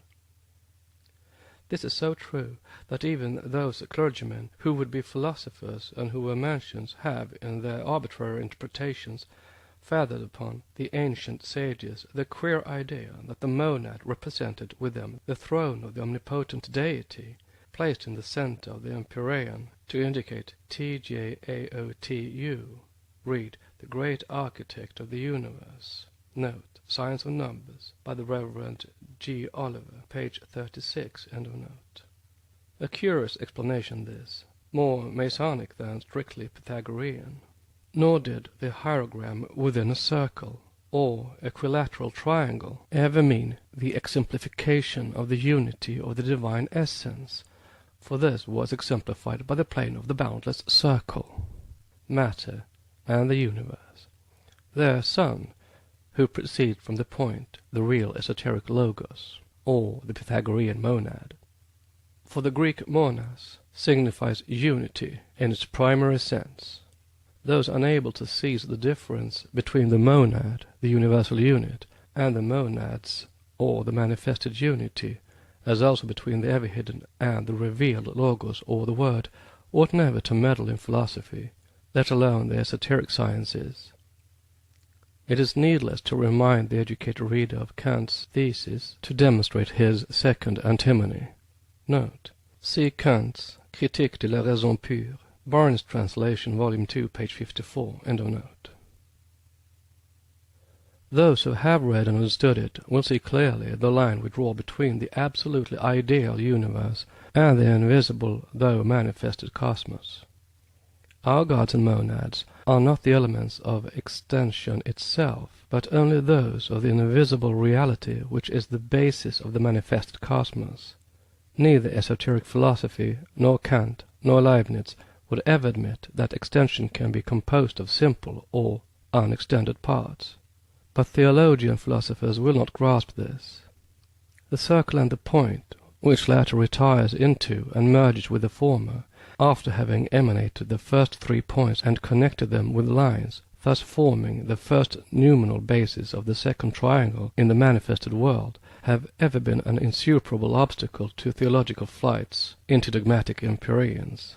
On the authority of this archaic symbol, a male, personal God, the creator and father of all, becomes a third-rate emanation, the Sephiroth standing forth in descent, and on the left hand of Ensof, see the Kabbalistic tree of life. Hence the monad is degraded into a vehicle, a throne. The monad, only the emanation and reflection of the point, logos, in the phenomenal world, becomes, as the apex of the manifested equilateral triangle, the Father. The left side or line is the duad, the mother, regarded as the evil, counteracting principle. See Plutarch, De Placitis Placitorum. The right side represents the son, his mother's husband, in every cosmogony, as one with the apex. At the basic line is the universal plane of productive nature, unifying on the phenomenal plane father-mother-son, as these were unified in the apex in the supersensuous world. Note: in the Greek and Latin churches, which regard marriage as one of the sacraments, the officiating priest during the marriage ceremony represents the apex of the triangle, the bride its left feminine side, and the bridegroom the right one, while the horizontal line is symbolized by the row of witness, the bridesmaids and best men. But behind the priest there is the altar with its mysterious containments and symbolic meaning, inside of which no one but the consecrated priest ought to enter. In the early days of Christianity, the marriage ceremony was a mystery and a true symbol. Now, however, even the churches have lost the true meaning of this symbolism. End of note. By mystic transmutation, they became the quaternary. The triangle became the tetactis. This transcendental application of geometry to cosmic and divine theogony, the alpha and the omega of the mystical conception, became dwarfed after Pythagoras by Aristotle. By omitting the point and the circle, and taking no account of the apex, he reduced the metaphysical value of the idea and thus limited the doctrine of magnitude to a simple triad, the line, the surface, and the body. His modern heirs, who play at idealism, have interpreted these three geometrical figures as space, force, and matter, the potencies of an interacting unity. Note: see von Hartmann's and Herbert Spencer's works. End of note. Materialistic science, perceiving but the basic line of the manifested triangle, the plane of matter, translates it practically as father matter, mother matter, and son matter, and theoretically as matter, force, and correlation. But to the average physicist, as remarked by a Kabbalist, space, force, matter are what science and algebra are to the mathematician, merely conventional symbols. Or force as force, and matter as matter, are as absolutely unknowable as is the assumed empty space in which they are held to interact. As symbols representing abstractions, the physicist based reasoned hypotheses of the origin of things, and sees three needs in what he terms creation: A place wherein to create, B, a medium by which to create, C, a material form which to create. And in giving a logical expression to this hypothesis through the terms space, force, matter, he believes he has proved the existence of that which each of these represents as he conceives it to be. Note: see New Aspects of Life by Henry Pratt, M.D. End of note. The physicist who regards space merely as a representation of our mind, or extension unrelated to things in it, which Locke defined as capable of neither resistance nor motion, the paradoxical materialist who would have a void there where he can see no matter, would reject with the utmost contempt the proposition that space is a substantial, though apparently an absolutely unknowable, living entity. See New Aspects, page 9. Such is, nevertheless, the Kabbalistic teaching, and it is that of archaic philosophy. Space is the real world, while our world is an artificial one. It is the one unity throughout its infinitude, in its bottomless depths as on its elusive surface, a surface studded with countless phenomenal universes, systems, and mirage-like worlds. Nevertheless, to the Eastern occultist, who is an objective idealist at the bottom, in the real world, which is a unity of forces, there is a connection of all matter in the plenum, as Leibniz would say. This is symbolized in the Pythagorean triangle. It consists of 10 points inscribed, pyramid-like, from 1 to the last 4, within its 3 lines, and it symbolizes the universe in the famous Pythagorean decad. The upper single dot is a monad, and represents a unit point, which is the unity from whence all proceeds, and all is of the same essence with it. While the 10 dots within the triangle represent the phenomenal world, the 3 sides of the equilateral triangle, which enclose the pyramid of dots, are the barriers of noumenal matter or substance that separate it from the world of thought. Pythagoras considered a point to correspond in proportion to unity, a line to 2, a superficies to 3, a solid to 4, and he defined a point as a monad having position, and the beginning of all things. The line was thought to correspond with duality because it was produced by the first motion from indivisible nature, and formed the junction of 2 points. A superficies was compared to the number 3 because it is the first of all causes that are found in figures, for a circle, which is the principle of all round figures, comprises a triad in center, space, circumference. But a triangle, which is the first of all rectilineal figures, is included in a ternary, and receives its form according to that number, and was considered by the Pythagoreans to be the creator of all sublunary things. The 4 points at the base of the Pythagorean triangle correspond with the solid or cube, which combines the principles of length, breadth, and thickness, for no solid can have less than 4 extreme boundary points. From Pythagoras' Triangle, page 19. It is argued that the human mind cannot conceive an indivisible unit short of the annihilation of the idea with its subject.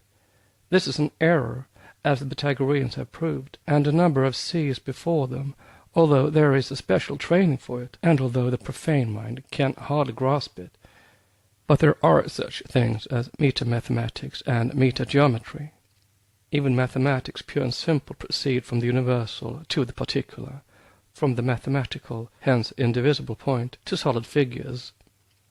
The teaching originated in India, and was taught in Europe by Pythagoras, who, throwing a veil over the circle and the point, which no living man can define except as incomprehensible abstractions, laid the origin of the differentiated cosmic matter in the basic or horizontal line of the triangle. Thus the latter became the earliest of geometrical figures. The author of New Aspects of Life and of the Kabbalistic Mysteries objects to the objectivization, so to speak, of the Pythagorean conception and use of the equilateral triangle, and calls it a misnomer.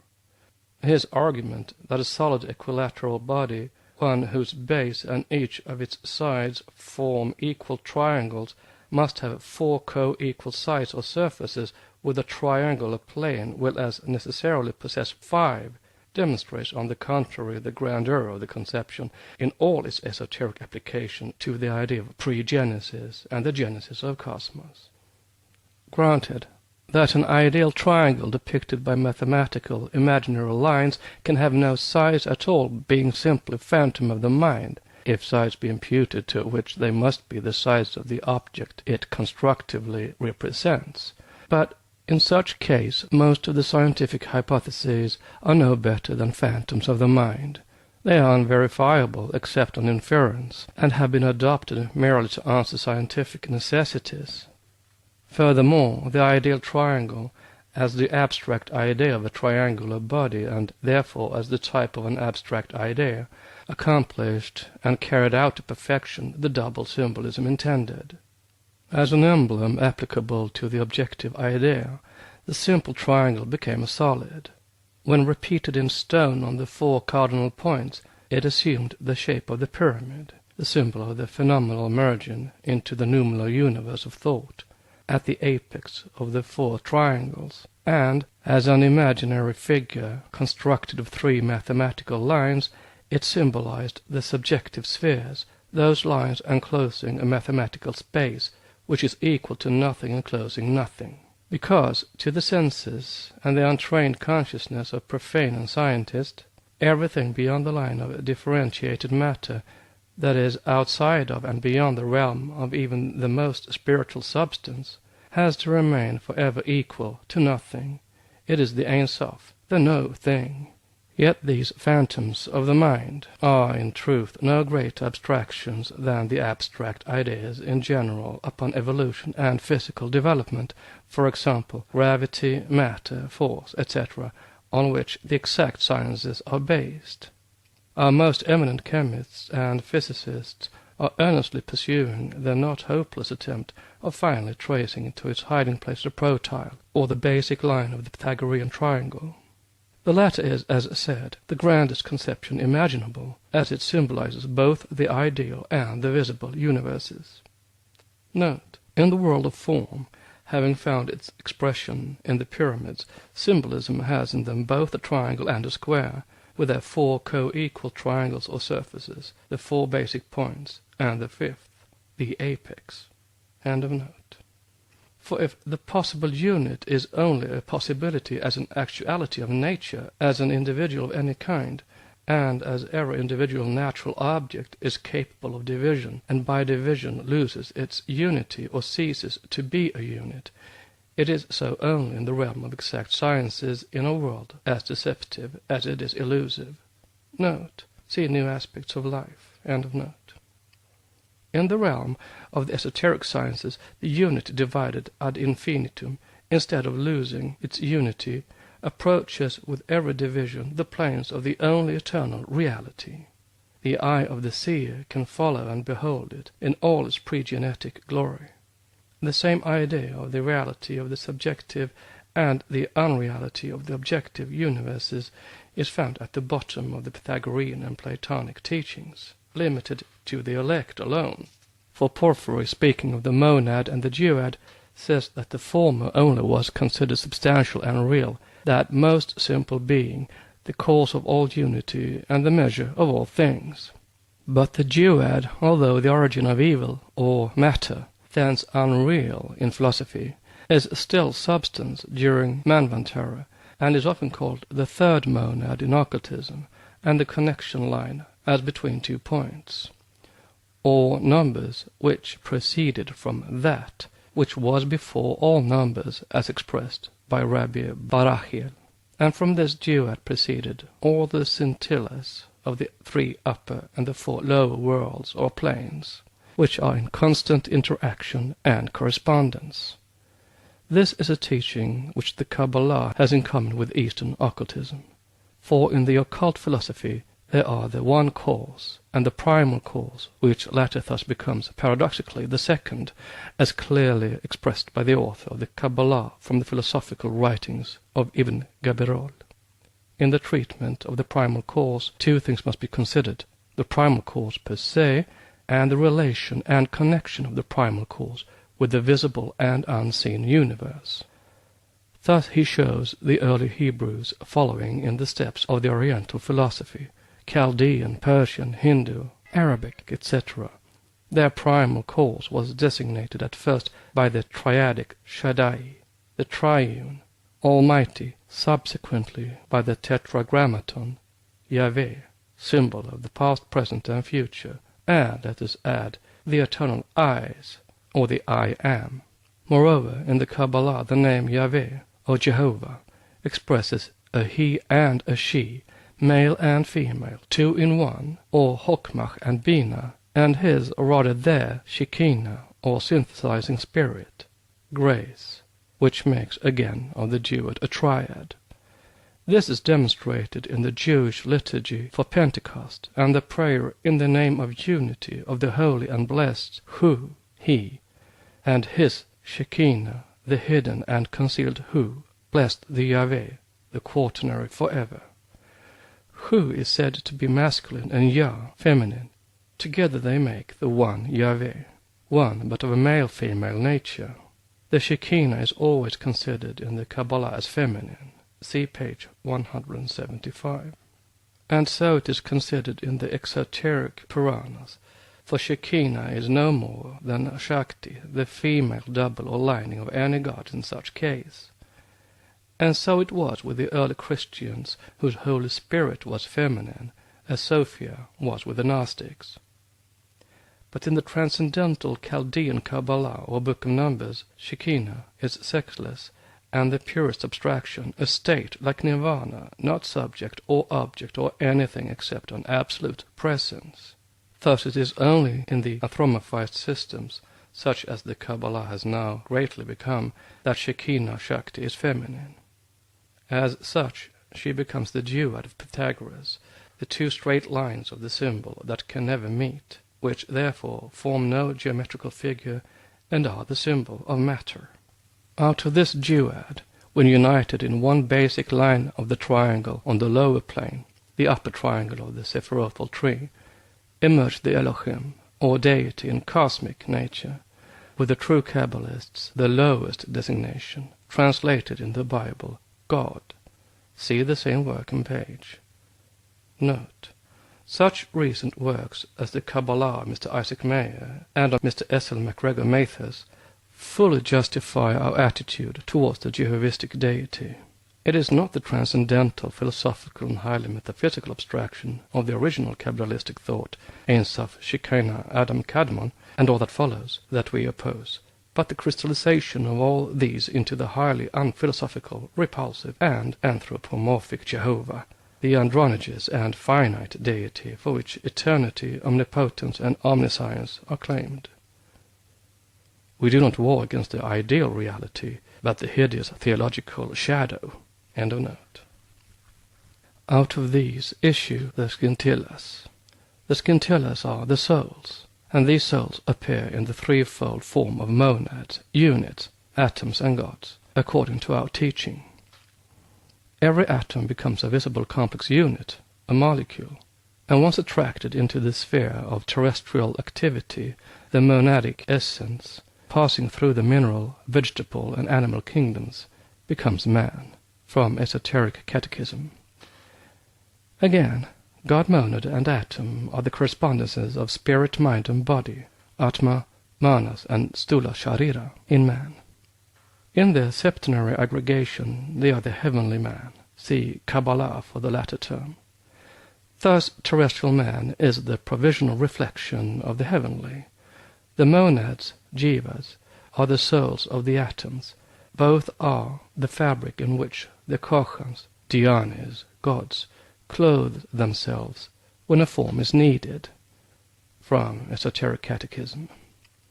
This relates to cosmic and subplanetary monads, not to the supercosmic monads, the Pythagorean monad, as called, in its synthetic character, by the pantheistical peripatetics. The monads of the present dissertation are treated from the standpoint of their individuality, as atomic souls, before these atoms descend into pure terrestrial form. For this descent into concrete matter marks the medial point of their own individual pilgrimage. Here, losing in the mineral kingdom their individuality, they begin to ascend through the 7 states of terrestrial evolution to that point where a correspondence is firmly established between the human and Deva, divine, consciousness. At present, however, we are not concerned with their terrestrial metamorphoses and tribulations, but with their life and behavior in space, on planes wherein the eye of the most intuitional chemist and physicist cannot reach them, unless indeed he develops in himself highly clairvoyant faculties. It is well known that Leibniz came several times very near the truth, but defined monadic evolution incorrectly, which is not to be wondered at, since he was not an initiate, nor even a mystic, only a very intuitional philosopher. Yet no psychophysicist ever came nearer than he has to the esoteric general outline of evolution. This evolution, viewed from its several standpoints, that is, as the universal and the individualized monad, and the chief aspects of the evolving energy, after differentiation, the pure spiritual, the intellectual and the psychic and the physical, may be thus formulated as an invariable law. A descent of spirit into matter, equivalent to an ascent in physical evolution, a re-ascent from the depths of materiality towards its status quo ante, with a corresponding dissipation of concrete form and substance up to the Laya state, or what science calls the 0 point, and beyond. These states, once the spirit of esoteric philosophy is grasped, became absolutely necessary from simple logical and logical considerations. Physical science having now ascertained, through its department of chemistry, the invariable law of this evolution of atoms, from their, quote, protylian, unquote, state, down to that of a physical and then a chemical particle or molecule, cannot well reject the same as a general law, and once it is forced by its enemies, metaphysics and psychology, out of its alleged impregnable strongholds, it will find it more difficult than it now appears to refuse room in the spaces of space to planetary spirits, gods, elementals, and even the elementary spooks or ghosts and others. Note on psychology. Let not the word psychology cause the reader to carry his thought by an association of ideas to modern psychologists, so-called, whose idealism is another name for uncompromising materialism, and whose pretended monism is no better than a mask to conceal the void of final annihilation, even of consciousness. Here, spiritual psychology is meant. End of note. Already Figuier and Paul Dacier, two positivists and materialists, have succumbed before this logical necessity. Other and still greater scientists will follow in that intellectual fall. They will be driven out of the position not by spiritual, theosophical, or any other physical or even mental phenomena, but simply by the enormous gaps and chasms that open daily, and will still be opening before them, as one discovery follows the other until they are finally knocked off their feet by the ninth wave of simple common sense. Here's an example. Professor W. Crookes' latest discovery of what he has named protyle. In the notes on the Bhagavad Gita by one of the best metaphysicians and Vedantic scholars in India, T. Sabarao, see Theosophist for February 1887, the lecturer, referring cautiously to things occult in that great Indian esoteric work, makes a remark as suggestive as it is strictly correct. Quote, "Into the details of the evolution of the solar system itself," he says, "it is not necessary for me to enter. You may gather some idea as to the way in which the various elements start into existence from these three principles into which Mula Prakriti is differentiated, the Pythagorean triangle, by examining the lecture delivered by Professor Crookes a short time ago upon the so-called elements of modern chemistry. This lecture will give you some idea of the way in which these elements spring from Vishvanara, the most objective of these three principles, which seems to stand in the place of the protyle mentioned in that lecture. Note, Vishvanara is not merely the manifested objective world, but the one physical basis, the horizontal line of the triangle, from which the whole objective world starts into existence, and this is the cosmic duad, the androgenous substance. Beyond only is the true protyle." End of note. Except in a few particulars, this lecture seems to give the outlines of the theory of physical evolution on the plane of Vishvanara, and is, so far as I know, the nearest approach made by modern investigators to the real cult theory on the subject." Unquote. These words will be re-echoed and approved by every Eastern occultist. Much from the lectures by Professor Crookes has already been quoted in section 12 of these addenda. Since then, there has been another lecture delivered as remarkable as the first one on the genesis of the elements, and also a third one.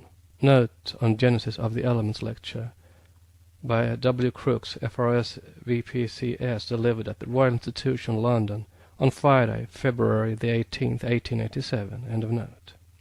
Here we have almost a corroboration of the teachings of esoteric philosophy concerning the mode of primeval evolution.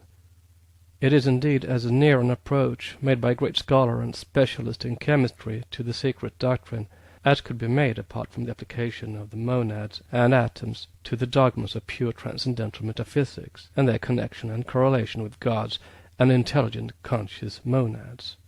Note, how true it is will be fully demonstrated only on that day when his discovery of radiant matter will have resulted in a further elucidation with regard to the true source of light, and revolutionized all the present speculations. Further familiarity with the northern streamers of the aurora borealis may help the recognition of this truth. End of note. But chemistry is now on its ascending plane. Thanks to one of its highest European representatives, it is impossible for it to go back to that day when materialism regarded its sub-elements as absolutely simple and homogeneous bodies, which it had raised in its blindness to the rank of elements. The mask has been snatched off by too clever a hand for there to be any fear of a new disguise, and after years of pseudology, of bastard molecules parading under the name of elements, behind and beyond which there could be naught but void, a great professor of chemistry asks once more, what are these elements? Whence do they come? What is their signification? These elements perplex us in our researches, baffle us in our speculations, and haunt us in our very dreams. They stretch like an unknown sea before us, mocking, mystifying, and murmuring strange revelations and possibilities. From Genesis of Elements, page 1. Those who are heirs to primeval revelations have taught these, quote, possibilities, unquote, in every century, but have never found a fair hearing. The truth inspired to Kepler, Leibniz, Gassendi, Swedenborg, etc., were all allied with their own speculations in one or another predetermined direction, hence distorted. But now one of the great truths has dawned upon an eminent professor of modern exact science, and he fearlessly proclaims as a fundamental axiom that science has not made itself acquainted so far with real simple elements. For Professor Crookes tells his audience, quote, "If I venture to say that our commonly received elements are not simple and primordial, that they have not arisen by chance, or have not been created in a desultory and mechanical manner, but have been evolved from simple matters, or perhaps indeed from one sole kind of matter, I do but give formal utterance to an idea which has been, so to speak, for some time in the air of science." Chemists, physicists, philosophers of the highest merit declare explicitly their belief that the 70 or thereabouts elements of our textbooks are not the pillars of Hercules, which we must never hope to pass. Philosophers in the present, as in the past, men who certainly have not worked in the laboratory, have reached the same view from another side, unquote. Thus Mr. Herbert Spencer records his conviction that the chemical atoms are produced from the truer physical atoms by processes of evolution under conditions which chemistry has not yet been able to produce. And the poet has forestalled the philosopher. Milton, in Paradise Lost, Book 5, makes the archangel Raphael say to Adam, instinct with the evolutionary idea, that the Almighty had created one first matter, all endued with various forms, various degrees of substance. Nevertheless, the idea would have remained crystallized in the air of science, and never have descended into the thick atmosphere of materialism and profane mortals for years to come, perhaps, had not Professor Crookes bravely and fearlessly reduced it to its simple elements, and thus publicly forced it on scientific notice. An idea, says Plutarch, is a being incorporeal, which has no subsistence by itself, but gives figure and form unto shapeless matter, and becomes the cause of the manifestation. The revolution produced in old chemistry by Avogadro was the first page in the volume of New Chemistry. Mr. Crookes has now turned the second page, and is boldly pointing to what may be the last. For once protyle accepted and recognized as invisible ether was, both being logical and scientific necessities, chemistry will have virtually ceased to live. It will reappear in its reincarnation as new alchemy, or metachemistry. The discoverer of radiant matter will have vindicated in time the archaic Aryan works on occultism and even the Vedas and Puranas. For what are the manifested mother, the father, son, husband, Aditi, Daksha, a form of Brahma, as creators, and the son, the three firstborn, but simply hydrogen, oxygen, and that which, in its terrestrial manifestation, is called nitrogen. Even the exoteric descriptions of the firstborn triad give all the characteristics of these three gases. Priestley, the discoverer of oxygen, or that which was known in the highest antiquity. Yet all the ancient, medieval, and modern poets and philosophers have been anticipated, even in the exoteric Hindu books. Descartes' plenum of matter differentiated into particles, Leibniz' ethereal fluid, and Kant's primitive fluid dissolved into its elements, Kepler's solar vortex and systemic vortices, in short, from the elemented vortices inaugurated by the universal mind, through Anaxagoras down to Galileo, Torricelli, and Swedenborg, and after them to the latest speculations by European mystics. All this is found in the Hindu hymns and mantras to the gods, monads, and atoms in their fullness, for they are inseparable.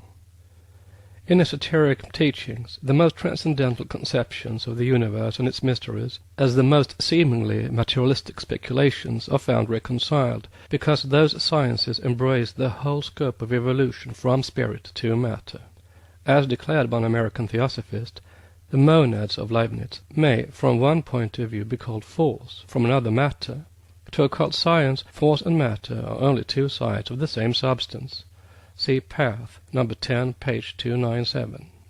Let the reader remember these monads of Leibniz, every one of which is a living mirror of the universe, every monad reflecting every other, and compare this view and definition with certain Sanskrit stanzas, slokas, translated by Sir William Jones, in which it is said that the creative source of the divine mind, hidden in a veil of thick darkness, formed mirrors of the atoms of the world, and cast reflection from its own face on every atom. When, therefore, Professor Crookes declares that if we can show how the so-called chemical elements might have been generated, we shall be able to fill up a formidable gap in our knowledge of the universe, the answer is ready. The theoretical knowledge is contained in the esoteric meaning of every Hindu cosmogony in the Puranas. The practical demonstration thereof is in the hands of those who will not be recognized in this century save by the very few. The scientific possibilities of various discoveries that must inexorably lead exact science into the acceptation of Eastern occult views, which contain all the requisite material for the filling of those, quote, gaps, unquote, are so far at the mercy of modern materialism. It is only by working in the direction taken by Professor Crookes that there is any hope for the recognition of a few hitherto occult truths. Meanwhile, one thirsting to have a glimpse at a practical diagram of the evolution of primordial matter, which, separating and differentiating under the impulse of cyclic law, divides itself into a septenary gradation of substance from a general view, can do no better than examine the plates attached to Mr. Crookes' lecture, Genesis of the Elements, and ponder well over some passages of the text. In one place, page 11, he says, "Our notions of a chemical element have expanded. Hitherto the molecule has been regarded as an aggregate of two or more atoms, and no account has been taken of the architectural design on which these atoms have been joined. We may consider that the structure of a chemical element is more complicated than has hitherto been supposed. Between the molecules we are accustomed to deal with in chemical reactions, and ultimate atoms as first created, come smaller molecules or aggregates of physical atoms. Then sub-molecules differ one from the other according to the position they occupied in the yttrium edifice. Perhaps this hypothesis can be simplified if we imagine yttrium to be represented by a 5-shilling piece. By chemical fractionation I have divided it into 5 separate shillings, and find that these shillings are not counterparts, but like the carbon atoms in a benzyl ring, have the impress of their position 1, 2, 3, 4, 5 stamped on them. If I throw my shillings into the melting pot or dissolve them chemically, the mint stamp disappears and they all turn out to be silver." Unquote. This will be the case with all the atoms and molecules when they have separated from their compound forms and bodies when pralaya sets in. Reverse the case and imagine the dawn of a new manvantara.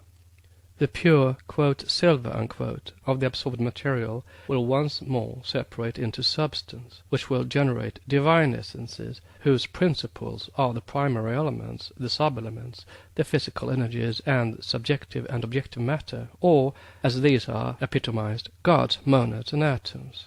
Note and principles, corresponding on the cosmic scale with the spirit, soul, mind, life, and the 3 vehicles, the astral, the mayavic, and the physical bodies of mankind, whatever division is made. End of note.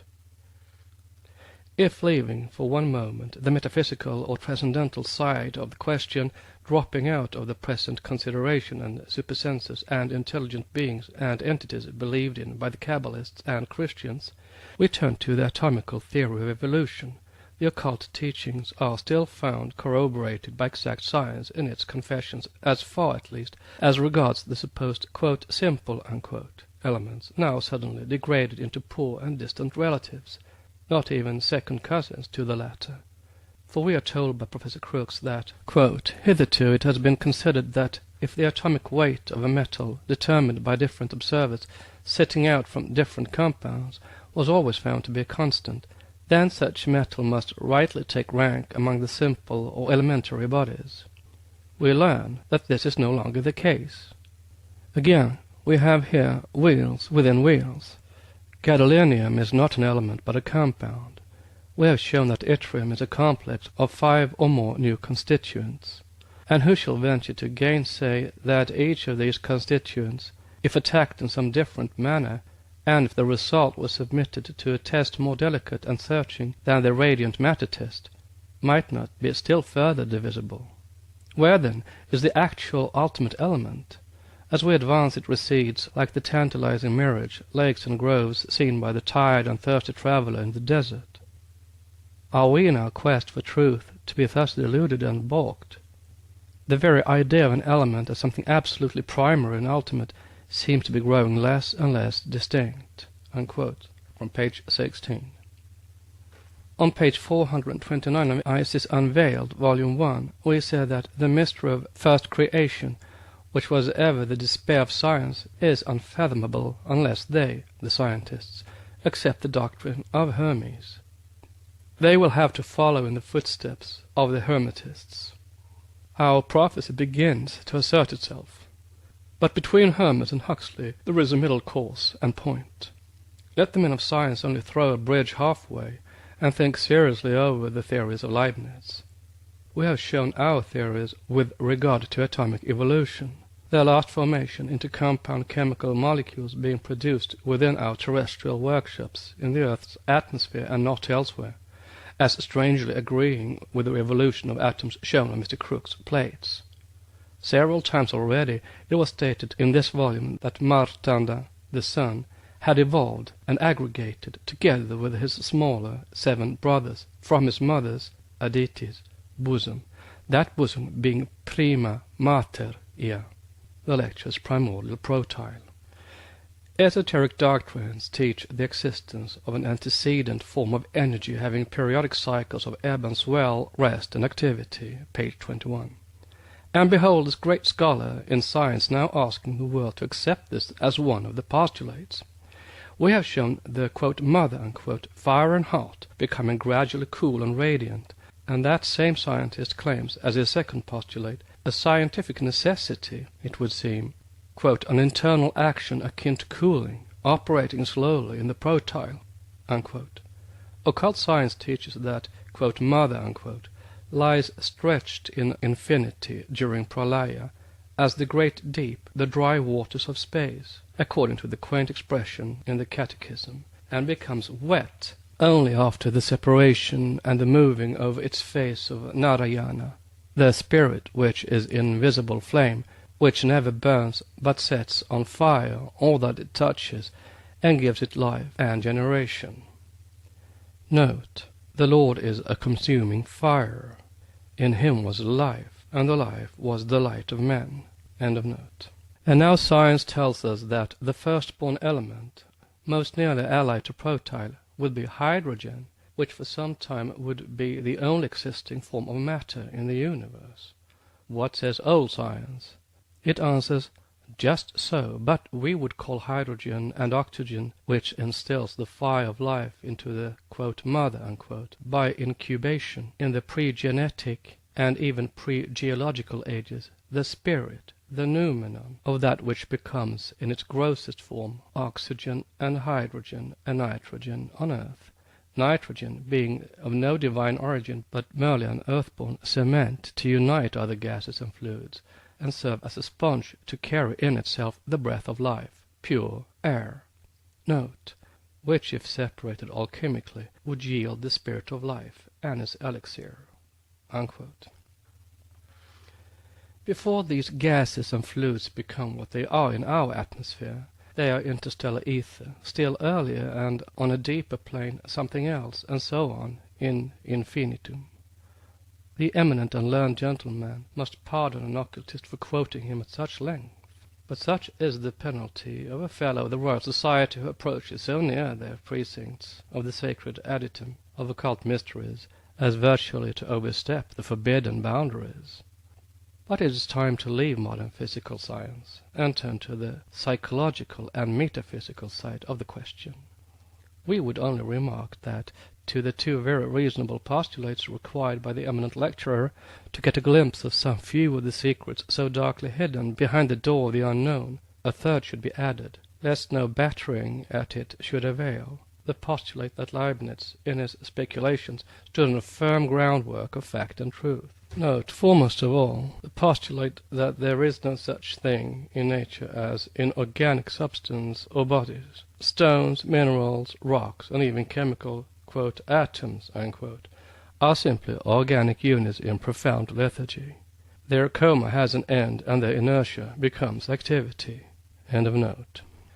The admirable and thoughtful synopsis of these speculations, as given by John Theodor Merz in his Leibniz, shows how nearly he has brushed the hidden secrets of esoteric theogony in his Monadology, and yet that philosopher has hardly risen in his speculations above the first planes, the lower principles of the cosmic great body.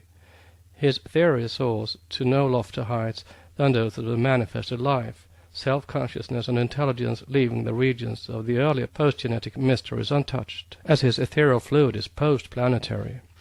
But this third postulate will hardly be accepted by the modern men of science, and, like Descartes, they would prefer keeping to the properties of external things which, like extension, are incapable of explaining the phenomenon of motion, rather than accept the latter as an independent force.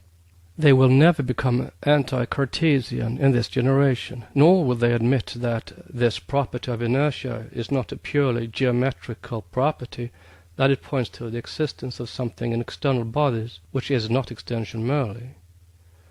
This is Leibniz's idea as analyzed by Merz, who adds that he called this something force, and maintained that external things were endowed with force, and that in order to be the bearers of this force they must have a substance, for they are not lifeless and inert masses, but the centers and bearers of form.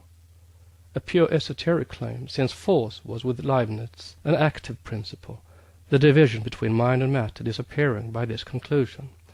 But, quote, the mathematical and dynamical inquiries of Leibniz would not have led to the same result in the mind of a purely scientific inquirer. But Leibniz was not a scientific man in the modern sense of the word. Had it been so, he might have worked out the conception of energy, defined mathematically the ideas of force and mechanical work, and arrived at the conclusion that even for purely scientific purposes it is desirable to look upon force not as a primary quantity, but as a quantity derived from some other value, unquote. But luckily for truth, quote, Leibniz was a philosopher, and as such he had certain primary principles which biased him in favor of certain conclusions, and his discovery that external things were substances endowed with force was at once used for the purpose of applying these principles. One of these principles was the law of continuity, the conviction that all the world was connected, that there was no gaps and chasms which could not be bridged over. The contrast of extended thinking substances was unbearable to him. The definition of the extended substances had already become untenable. It was natural that a similar inquiry was made into the definition of mind, the thinking substance, unquote. The divisions made by Leibniz, however incomplete and faulty from the standpoint of occultism, show a spirit of metaphysical intuition to which no man of science, not Descartes, not even Kant, has ever reached. With him there existed ever an infinite gradation of thought. Only a small portion of the contents of our thoughts, he said, rises into the clearness of our perception, into the light of perfect consciousness. Many remain in a confused or obscure state, in the state of perceptions. But they are there. Descartes denied soul to the animal. Leibniz endowed, as the occultists do, the whole creation with mental life, this being, according to him, capable of infinite gradations. And this, as Merz justly observes, at once widened the realm of mental life, destroying the contrast of animate and inanimate matter. It did yet more. It reacted on the conception of matter, of the extended substance. For it became evident that external or material things presented the property of extension to our senses only, not to our thinking faculties. The mathematician, in order to calculate geometrical figures, had been obliged to divide them into an infinite number of infinitely small parts, and the physicist saw no limit to the divisibility of matter into atoms.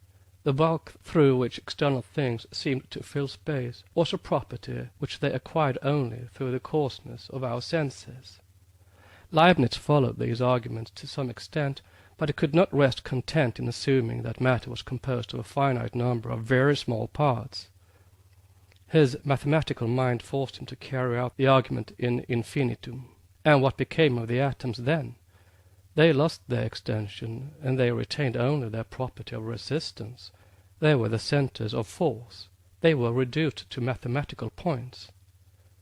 But if their extension in space was nothing, so much fuller was their inner life. Assuming that inner existence, such as that of the human mind, is a new dimension, not a geometrical but metaphysical dimension, having reduced the geometrical extension of the atoms to nothing, Leibniz endowed them with an infinite extension in the direction of their metaphysical dimension.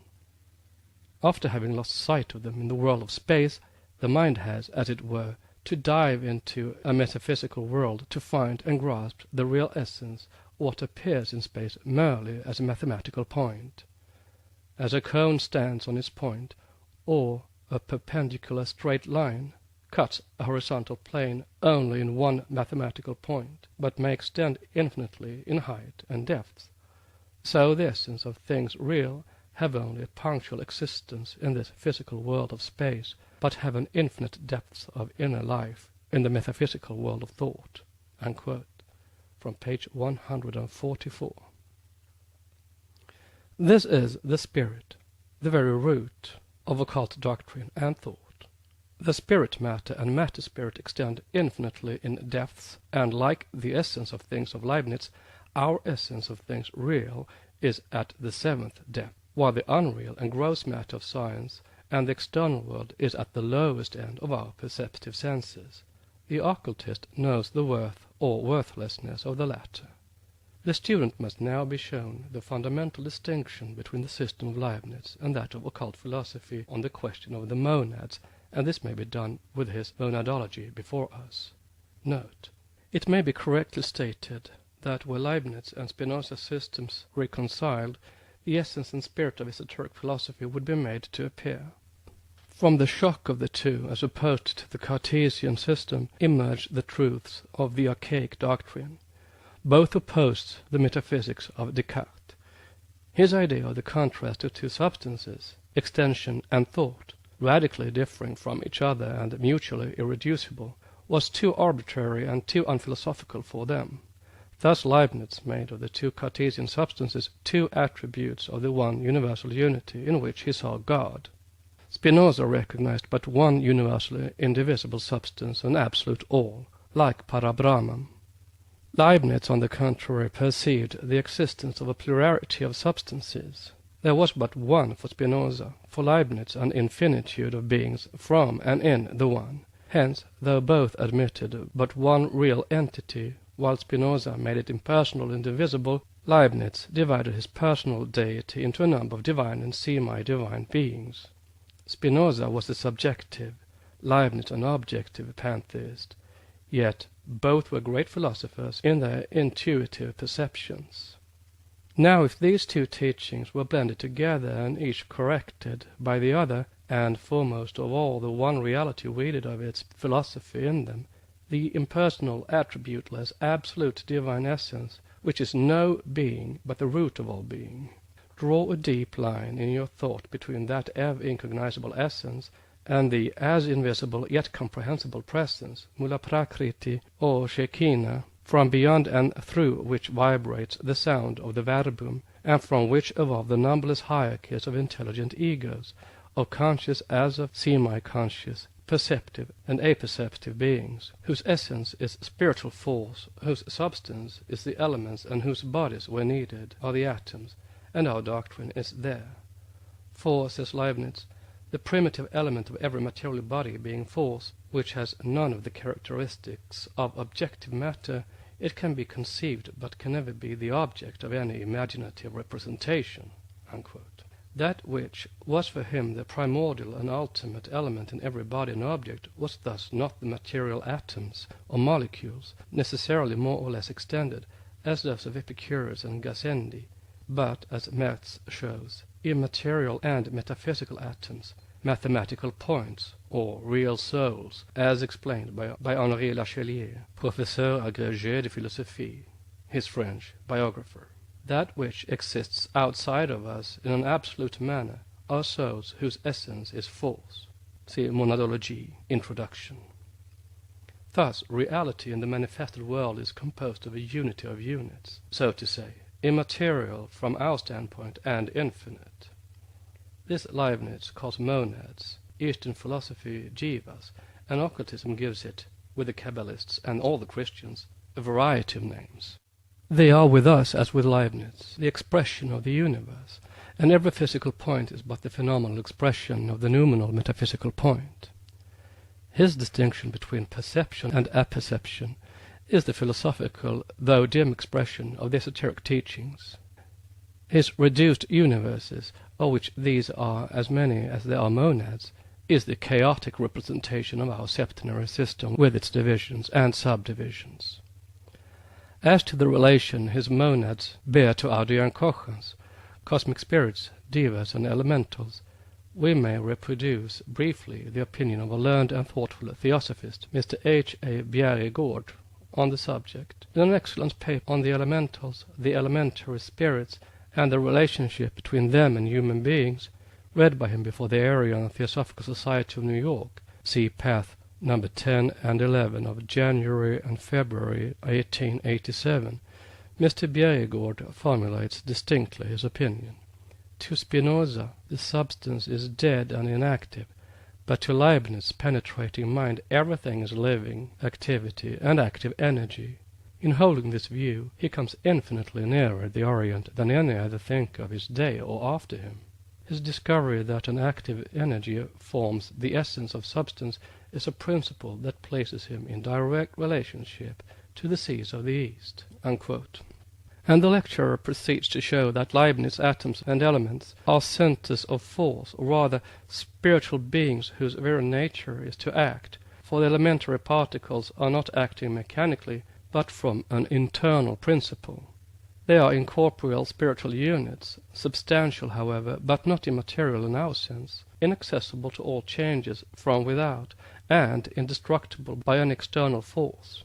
Leibniz's monads, adds the lecturer, differ from atoms in the following particulars, which are very important for us to remember, otherwise we shall not be able to see the difference between elementals and mere matter. Atoms are not distinguished from each other. They are qualitatively alike, but the monad differs from every other monad qualitatively, and every one is a peculiar world of itself. Not so with atoms. They are absolutely alike quantitatively and qualitatively, and possess no individuality of their own. Note, Leibniz was an absolute idealist in maintaining that material atoms are contrary to reason. See Système Nouveau by Erdmann, page 126, column 2. For him matter was a simple representation of the monad, whether human or atomic. Monads, he thought, as we do, are everywhere. Thus the human soul is a monad, and every cell in the human body has its monad, as every cell in animal, vegetable, and even in the so-called inorganic bodies. His atoms are the molecules of modern science, and his monads, those simple atoms that materialistic science takes on faith, though it will never succeed in interviewing them, except in imagination. But Leibniz is rather contradictory in his views about monads. He speaks of his metaphysical points and formal atoms at one time as realities occupying space, at another as pure spiritual ideas, and then again endows them with objectivity and aggregates and positions in their correlations. End of note. Again, the atoms, molecules rather, of materialistic philosophy can be considered as extended and divisible, while the monads are the mere mathematical points and indivisible. Finally, and this is a point where these monads of Leibniz closely resemble the elementals of mystic philosophy, these monads are representative beings. Every monad reflects every other. Every monad is a living mirror of the universe within its own sphere. And mark this, for upon it depends the power possessed by these monads. and upon this depends the work they can do for us. In mirroring the world, the monads are not mere passive, reflective agents, but spontaneously self-active. They produce the images spontaneously, as the soul does a dream. In every monad, therefore, the adept may read everything, even the future. Every monad or elemental is a looking-glass that can speak." Unquote. It is at this point that Leibniz's philosophy breaks down. There is no provision made, nor any distinction established between the elemental monad and that of a high planetary spirit, or even the human monad or soul. He even goes so far as to sometimes doubt whether God has ever made anything but monads or substances without extension. See Examen de Principe du à la branche.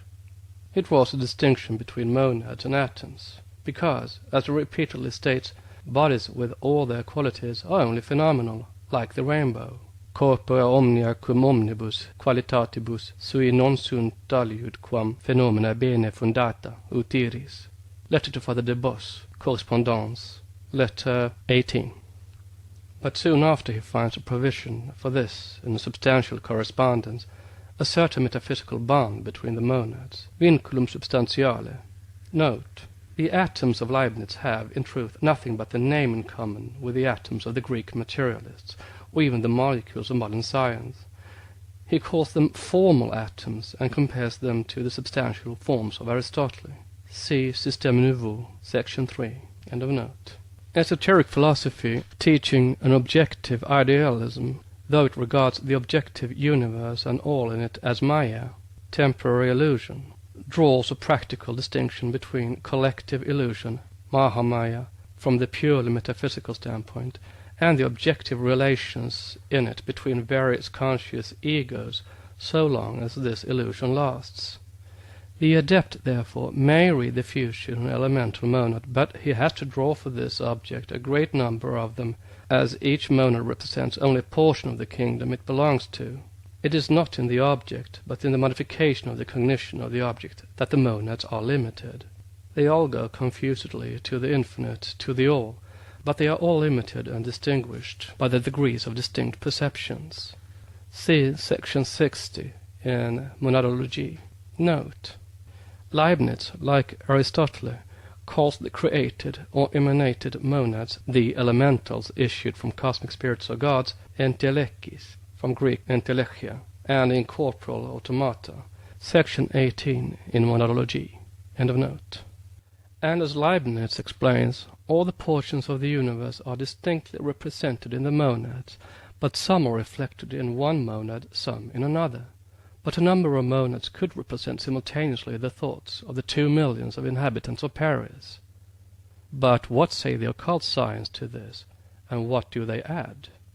They say that what is called collectively monads by Leibniz, roughly viewed, and leaving every subdivision out of calculation for the present, may be separated into 3 distinct hosts, which, counted from the highest planes, are firstly gods or conscious spiritual egos, the intelligent architects, who work after the plan in the divine mind.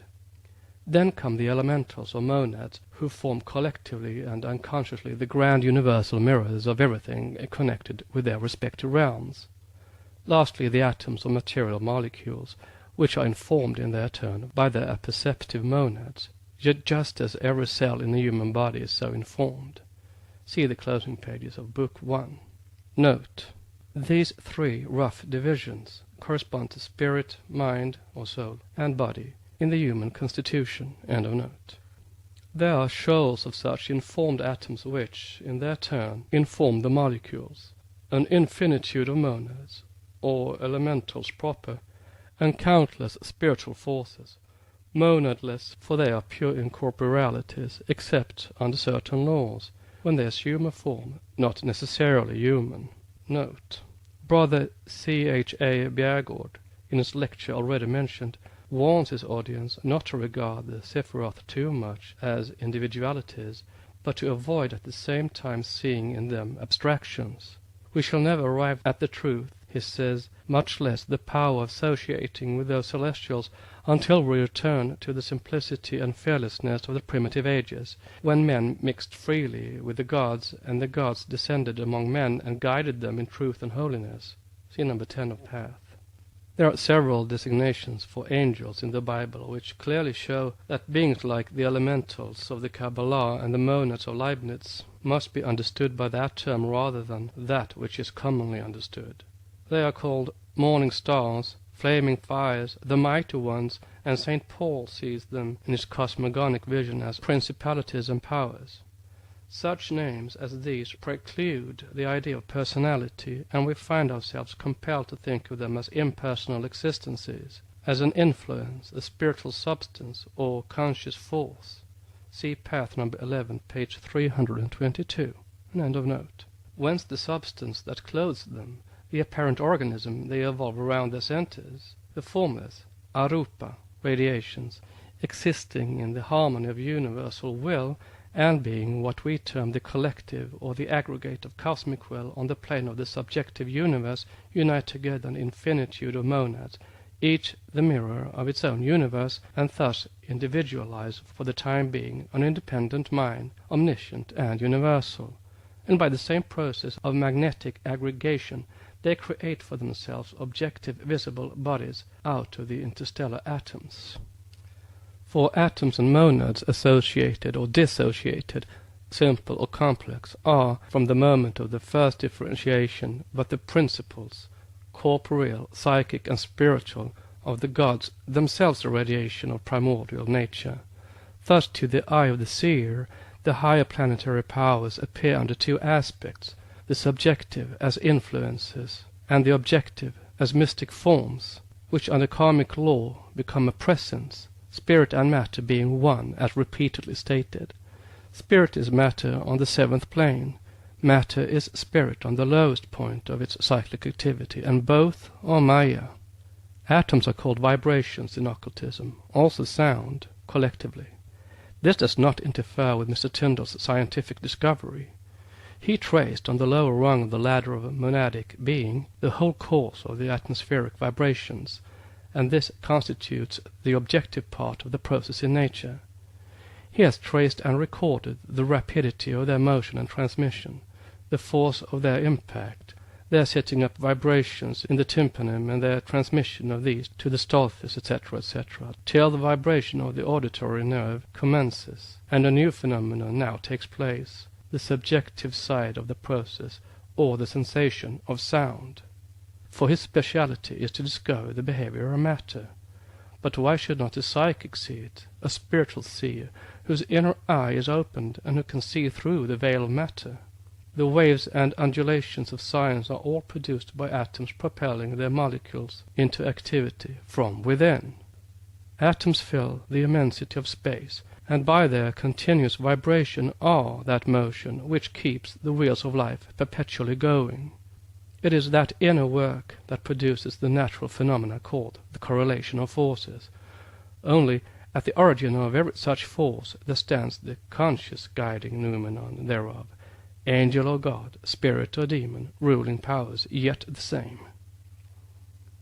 As described by seers, those who can see the motion of the interstellar shoals and follow them in their evolution clairvoyantly, they are dazzling like specks of virgin snow in radiant sunlight.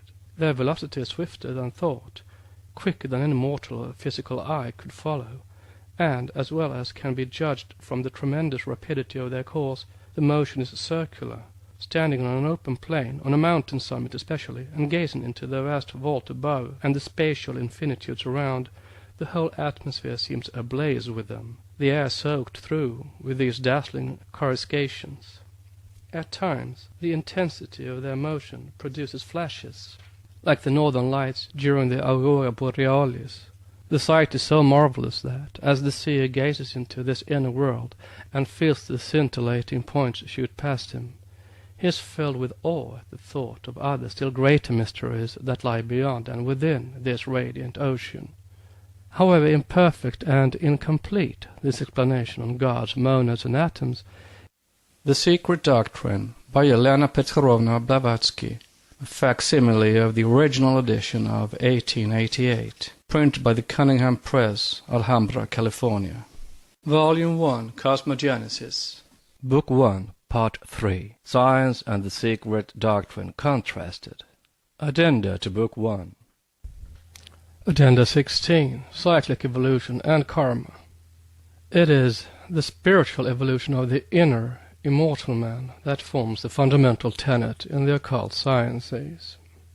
To realize even distantly such a process, the student has to believe A. in the one universal life, independent of matter, or what science regards as matter, and B.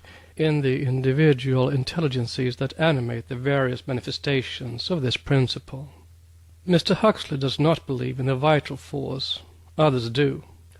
Dr. J. H. Hutchinson Sterling's work concerning protoplasm has made no small havoc of this dogmatic negation. Professor Beale's decision is also in favor of a vital principle, and Dr. B. W. Richardson's lectures on the nervous ether have been sufficiently quoted from. Thus opinions are divided. The one life is closely related to the one law which governs the world of being, karma. Exoterically, this is simply and literally action, or rather an effect-producing cause. Esoterically, it is quite a different thing in its far-fetching moral effects. It is the unerring law of retribution. To say to those ignorant of the real significance, characteristics, and awful importance of this eternal immutable law that no theological definition of a personal deity can give an idea of this impersonal, yet ever-present and active principle, is to speak in vain. Nor can it be called providence, for providence with the theists, the Christian Protestants at any rate, rejoices in a personal male gender, while with the Roman Catholics it is a female potency. Divine providence tempers his blessings to secure their better effects, Wogan tells us. Indeed, quote, he, unquote, tempers them, which karma, a sexless principle, does not. Throughout the first two parts, it was shown that at the first flutter of renascent life, Svabhavat, the mutable radiance of the immutable darkness unconscious in eternity, passes at every new rebirth of cosmos from an inactive state into one of intense activity, that it differentiates and then begins its work through that differentiation. This work is karma. The cycles are also subservient to the effect produced by this activity. The one cosmic atom becomes 7 atoms on the plane of matter, and each is transformed into a center of energy. That same atom becomes 7 rays on the plane of spirit, and the 7 creative forces of nature radiating from the root essence follow, one the right, the other the left path, separate till the end of the kalpa, and yet are in close embrace. What unites them? Karma. The atoms emanated from the central point emanate in their turn new centers of energy, which, under the potential breath of Forchat, begin their work from within, without, and multiply other minor centers. These, in the course of evolution and involution, form in their turn the roots or developing causes of new effects, from worlds and man-bearing globes down to the genera, species, and classes of all the 7 kingdoms, of which we know only 4. Note: Vide stanza 6 of Book 1 and Commentary. End of note. For the blessed workers have received the Tsongkham in the eternity, from Book of the Aphorisms of Tsongkhapa. Tsongkham is the power or knowledge of guiding the impulses of cosmic energy in the right direction. The true Buddhist, recognizing no personal God nor any Father, and creator of heaven and earth, still believes in an absolute consciousness, Adi Buddhi, and the Buddhist philosopher knows that there are planetary spirits, the Dhyan-Kohans. But though he admits of spiritual lives, yet, as they are temporarily in eternity, even they, according to his philosophy, are the Maya of the day, the illusion of a day of Brahma, a short manvantara of 4,320,000,000 years. The yin-sin is not for the speculations of men, for the Lord Buddha has strongly prohibited all such inquiry. If the Dhyana-Koshans and all the invisible beings, the seven centers and their direct emanations, the minor centers of energy, are the direct reflex of the one light, yet men are far removed from these, since the whole of the visible cosmos consists of self-produced beings, the creatures of karma.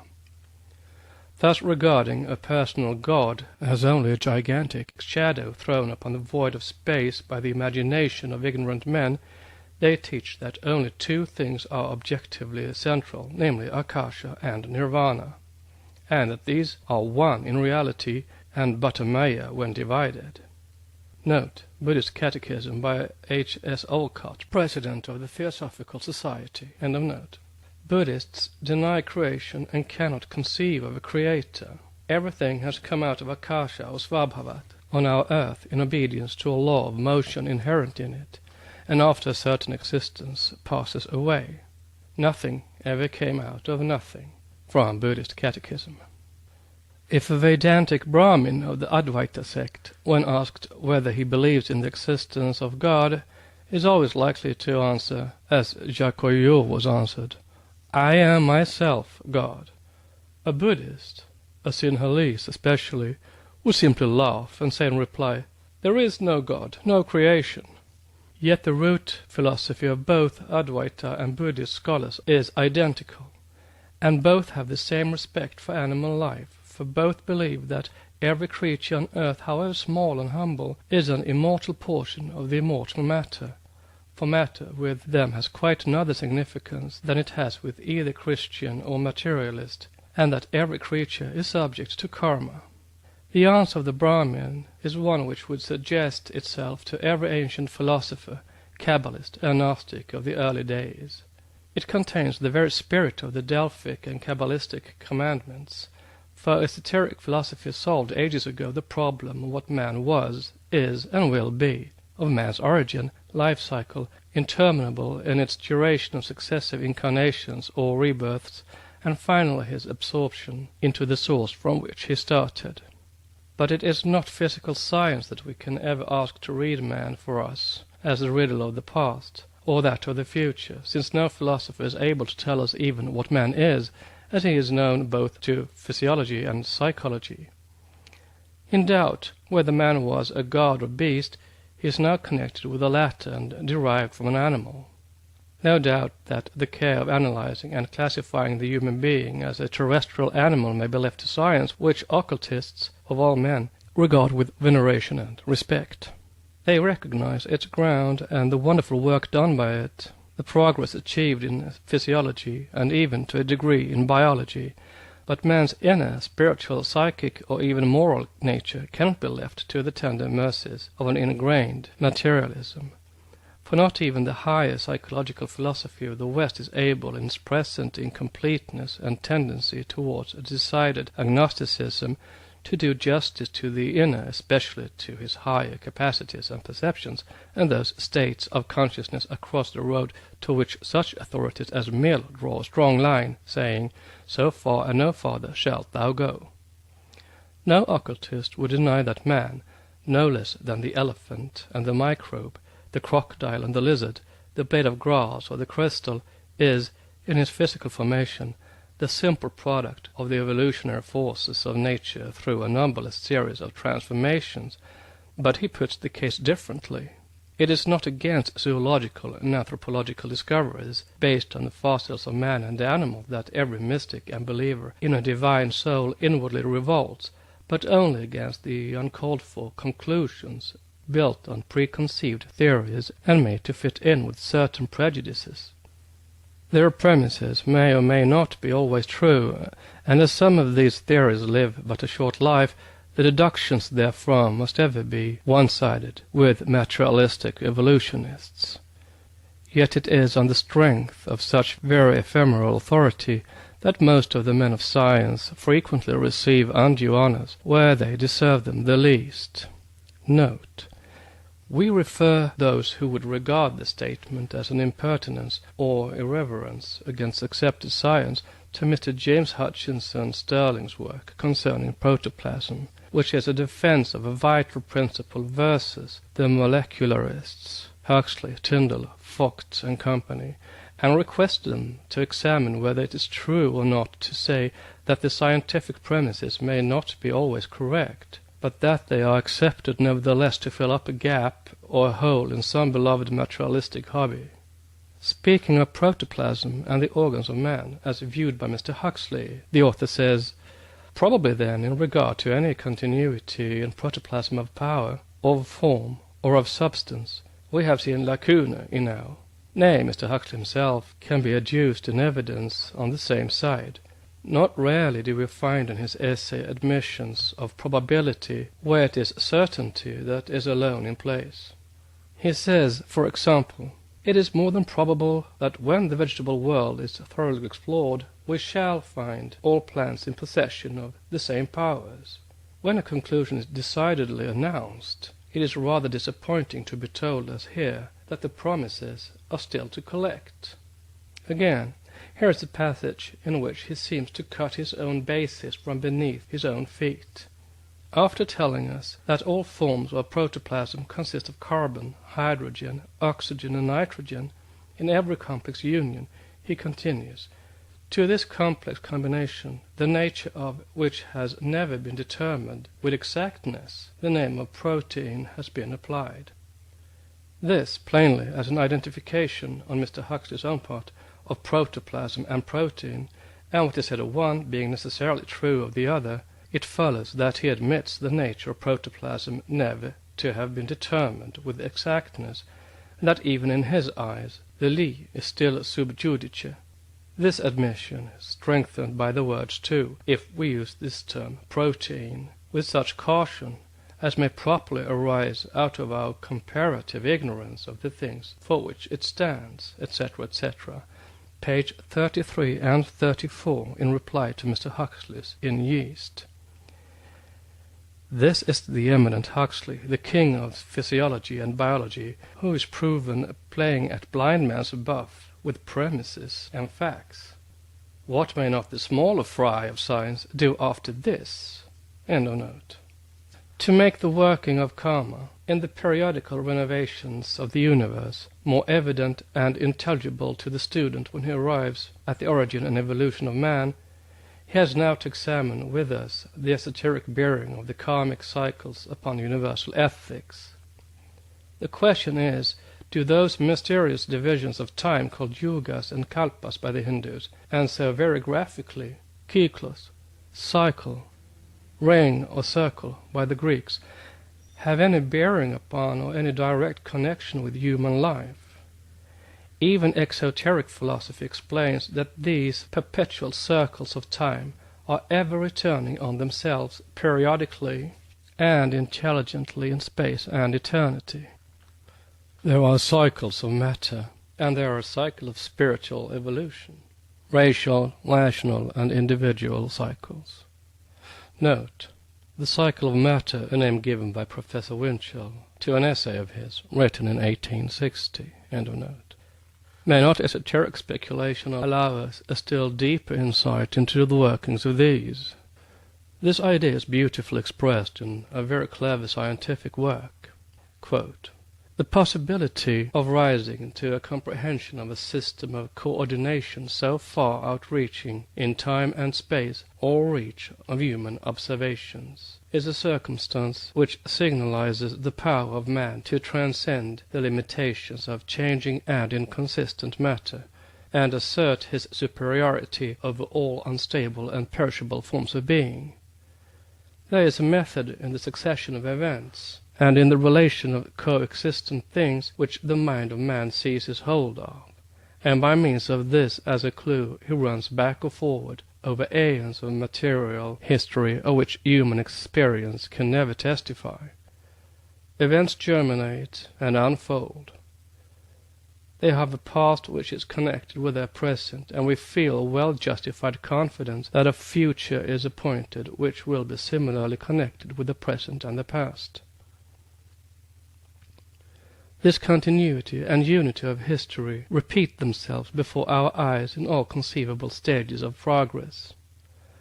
The phenomena furnish us the grounds for the generalization of two laws which are truly principles of scientific divination, by which alone the human mind penetrates the sealed records of the past and the unopened page of the future. The first of these is the law of evolution, or to phrase it for our purpose, the law of correlated successiveness or organized history in the individual, illustrated in the changing phases of every single maturing system of results. These thoughts summon into our immediate presence the measureless past and the measureless future of material history. They seem almost to open vistas through infinity, and to endow the human intellect with an existence and a vision exempt from the limitations of time and space and finite causation, and lift it up toward a sublime apprehension of the supreme intelligence whose dwelling place is eternity. From Word Life, pages 535 and 548.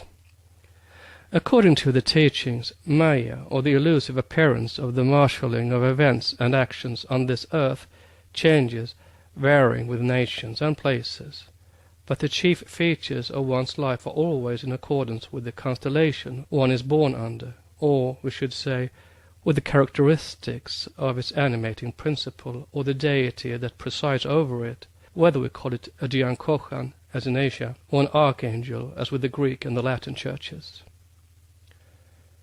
In ancient symbolism it was always the sun, though the spiritual, not the visible sun, was meant, that was supposed to send forth the chief saviors and avatars. Hence the connecting link between the Buddhas, the avatars, and so many other incarnations of the highest seven.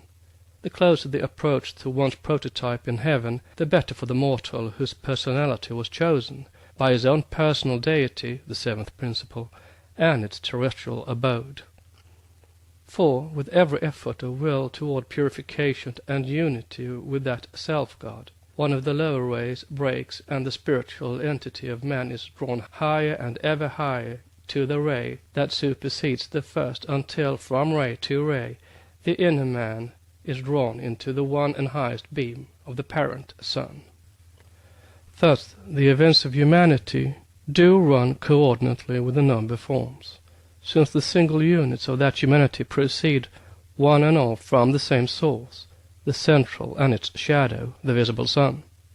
For the equinoxes and solstices, the periods and various phases of the solar course, astronomically and numerically expressed, are only the concrete symbols of the eternally living verity, though they do seem abstract ideas to uninitiated mortals. And this explains the extraordinary numerical coincidences with the geometrical relations, as shown by several authors. Yes, our destiny is written in the stars, only the closer the union between the mortal reflection man and his celestial prototype, the less dangerous the external conditions and subsequent reincarnations, which neither Buddhas nor Christs can escape. This is not superstition, least of all is it fatalism. The latter implies a blind course of some still blinder power, and man is a free agent during his stay on earth. He cannot escape his ruling destiny, but he has the choice of two paths that lead him in that direction, and he can reach the goal of misery, if such is decreed to him, either in the snowy white robes of the martyr, or in the soiled garments of a volunteer in the equitous cause, for there are external and internal conditions which affect the determination of our will upon our actions, and it is in our power to follow either of the two. Those who believe in karma have to believe in destiny, which, from birth to death, every man is weaving thread by thread around himself, as a spider does his cobweb. And this destiny is guided either by the heavenly voice of the invisible prototype outside of us, or by our more intimate astral or inner man, who is but too often the evil genius of the embodied entity called man. Both these lead on the outward man, but one of them must prevail. And from the very beginning of the invisible affray, the stern and implacable law of compensation steps in and takes its course, faithfully following the fluctuations. When the last strand is woven, and man is seemingly enwrapped in the network of his own doing, then he finds himself completely under the empire of this self-made destiny. It then either fixes him like the inert shell against the immovable rock, or carries him away like a feather in a whirlwind raised by his own actions, and this is karma. A materialist, treating upon the periodical creations of our globe, has expressed it in one sentence: the whole past of the earth is nothing but an unfolded present. This was Büchner, who little suspected that he was repeating an axiom of the occultists. It is quite true also, as Bührmeister, quoted in Force and Matter, remarks, that the historical investigation of the development of the earth has proved that now and then rest upon the same base, that the past has been developed in the same manner as the present rolls on, and that the forces which were in action ever remain the same. The forces, the noumena rather, are the same, of course. Therefore the phenomenal forces must be the same also. But how can anyone feel so sure that the attributes of matter have not altered under the hand of protean evolution? How can any materialist assert with such confidence as is done by Rossmasler that this eternal conformity in the essence of phenomena renders it certain that fire and water possessed at all times the same powers, and ever will possess them? Who are they that darken counsel with words without knowledge? And where were the Huxleys and Büchners when the foundations of the earth were laid by the great law? It is a fundamental principle of the occult philosophy, this same homogeneity of matter and immutability of natural laws, which are so much insisted upon by materialism. But that unity rests upon the inseparability of spirit from matter, and if the two are once divorced, the whole cosmos would fall back into chaos and non-being. Therefore it is absolutely false, and but an additional demonstration of the great conceit of our age, to assert, as men of science do, that all the great geological changes and terrible convulsions have been produced by ordinary and known physical forces. For these forces were but the tools and final means for the accomplishment of certain purposes, acting periodically and apparently mechanically, through an inward impulse mixed up with, but beyond their material nature. There is a purpose in every important act of nature, whose acts are all cyclic and periodical. But spiritual forces having been usually confused with the purely physical, the former are denied by, and therefore have to remain unknown to science because left unexamined. Note: men of science will say, we deny, because nothing of the kind has ever come within the scope of our experience. But, as argued by Charles Richer, the physiologist, so be it, but have you at least demonstrated the contrary?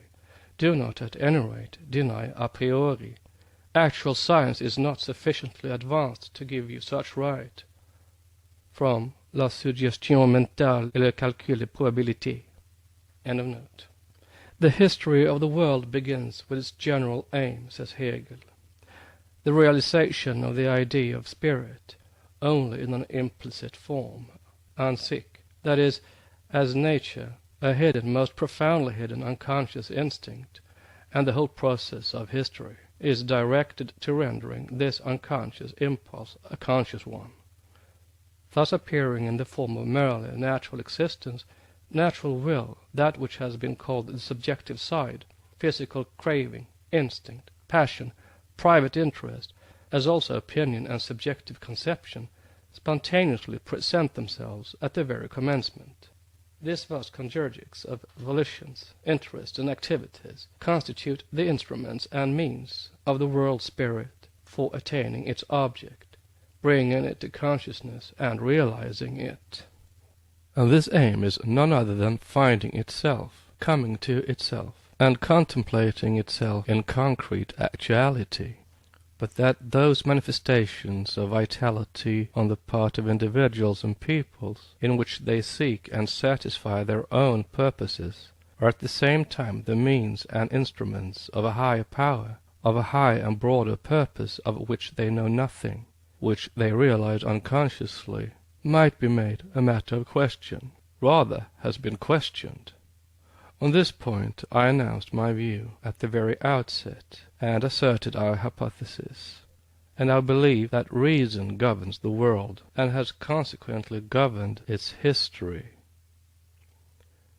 In relation to this independently universal and substantial existence, all else is subordinate, subservient to it, and the means for its development. Note: on World History in Philosophy of History, page 26, Cybre's English translation. End of note. No metaphysician or theosophist could demur to these truths, which are all embodied in esoteric teachings. There is a predestination in the geological life of our globe, as in the history, past and future, of races and nations. This is closely connected with what we call karma, and Western pantheists' nemesis and cycles. The law of evolution is now carrying us along the ascending arc of our cycle, when the effects will be once more re-merged into and re-become the now neutralized causes, and all things affected by the former will have regained their original harmony. This will be the cycle of our special round, a moment in the duration of the great cycle, or the Mahayuga. The fine philosophical remarks of Hegel are found to have their application in the teachings of occult science, which shows a nature ever acting with a given purpose, whose results are always dual. This was stated in our first occult volumes, in Isis Unveiled, page 268, volume 2, in the following words: as our planet revolves once every year around the sun, and at the same time turns once in every 24 hours upon its own axis, thus traversing minor circles within a larger one, so is the work of the smaller cyclic periods accomplished and recommenced within the great Saros. The revolution of the physical world, according to the ancient doctrine, is attended by a like revolution in the world of intellect, the spiritual evolution of the world proceeding in cycles, like the physical one. Thus we see in history a regular alternation of ebb and flow in the tide of human progress. The great kingdoms and empires of the world, after reaching the culmination of their greatness, descend again, in accordance with the same law by which they ascended, till, having reached the lowest point, humanity reasserts itself and mounts up once more, the height of its attainment being, by this law of ascending progression of bicycles, somewhat higher than the point from which it had before descended. But these cycles, wheels within wheels, so comprehensively and ingeniously symbolized by the various manas and rishis in India and by the Kabiri in the West, do not affect all mankind at one and the same time, as explained in the racial division of cycles. See subsection 6. Note: this symbolism does not prevent these now seemingly mythic personages from having ruled the earth once upon a time under human form of actual living, though truly divine and godlike man. The opinion of Colonel Valency, and also of Comte de Gobelin, that the names of the Kabiri appear to be all allegorical, and to have signified no more (within brackets question mark) than an almanac of the vicissitudes of the seasons, calculated for the operations of agriculture, is as absurd as his assertion that Aeon, Kronos, Saturn, and Dagon are all one, namely the patriarch Adam. The Kabiri were the instructors of mankind in agriculture, because they were the regents over the seasons and cosmic cycles. Hence it was they who regulated, as planetary spirits or, quote, angels, unquote, or messengers, the mysteries of the art of agriculture. End of note. Hence, as we see, the difficulty of comprehending and discriminating between them with regard to their physical and spiritual effects, without having thoroughly mastered their relations with and action upon the respective positions of nations and races in their destiny and evolution. This system cannot be comprehended if the spiritual action of these periods, preordained, so to say, by karmic law, is separated from their physical cause. The calculations of the best astrologers would fail, or at any rate remain imperfect, unless this dual action is thoroughly taken into consideration and dealt with upon these lines. And this mystery can be achieved only through initiation. The grand cycle includes the progress of mankind from the appearance of a primordial man of ethereal form. It runs through the inner cycles of man's, progressive evolution, from the ethereal down to the semi-ethereal and purely physical, down to the redemption of man from his coat of skin and matter, after which it continues running its course downward and then upward again, to meet at the culmination of the round, when the manvanteric serpent swallows its tail, and 7 minor cycles are passed. These are the great racial cycles, which affect equally all the nations and tribes included in that special race. But there are minor and national as well as tribal cycles within those, which run independently of each other. They are called in the Eastern esotericism the karmic cycles. In the West, since pagan wisdom has been repudiated as having grown from and been developed by the dark powers supposed to be at constant war and in opposition to the little tribal Jehovah, the full and awful significance of the Greek nemesis or karma has been entirely forgotten.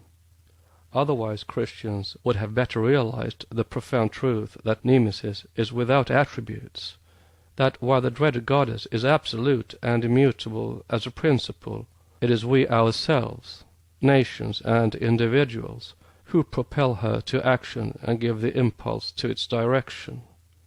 Karma nemesis is the creator of nations and mortals, but once created, it is they who make of her either a fury or a rewarding angel.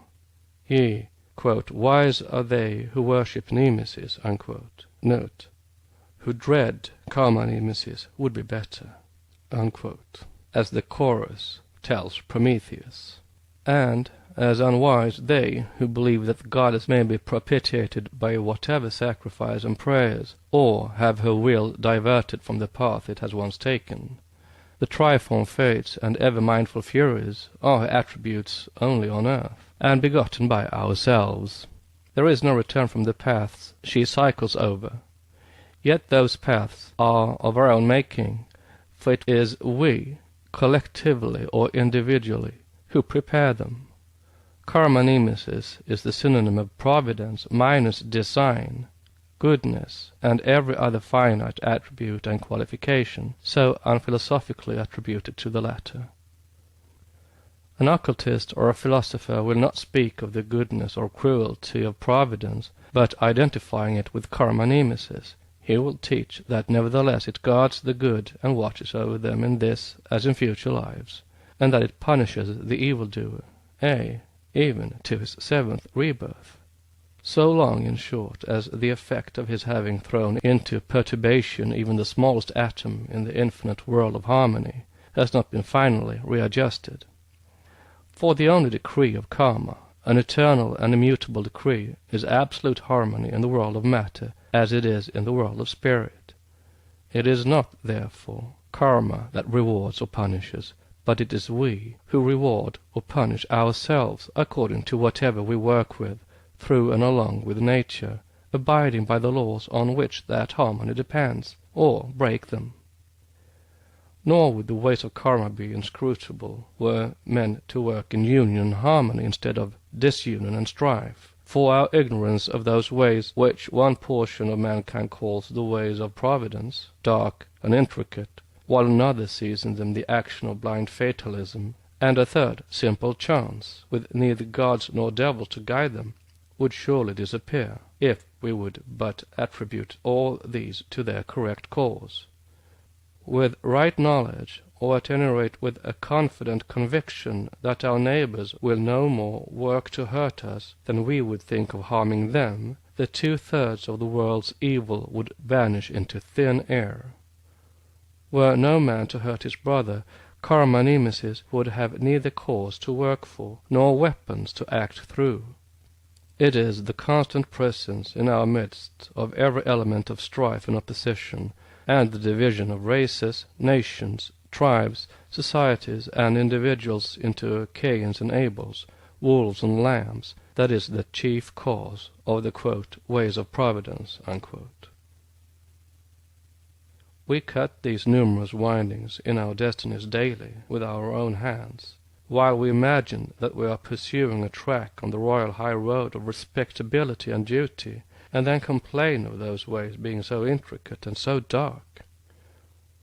We stand bewildered before the mystery of our own making, and the riddles of life that we will not solve, and then accuse the great Sphinx of devouring us.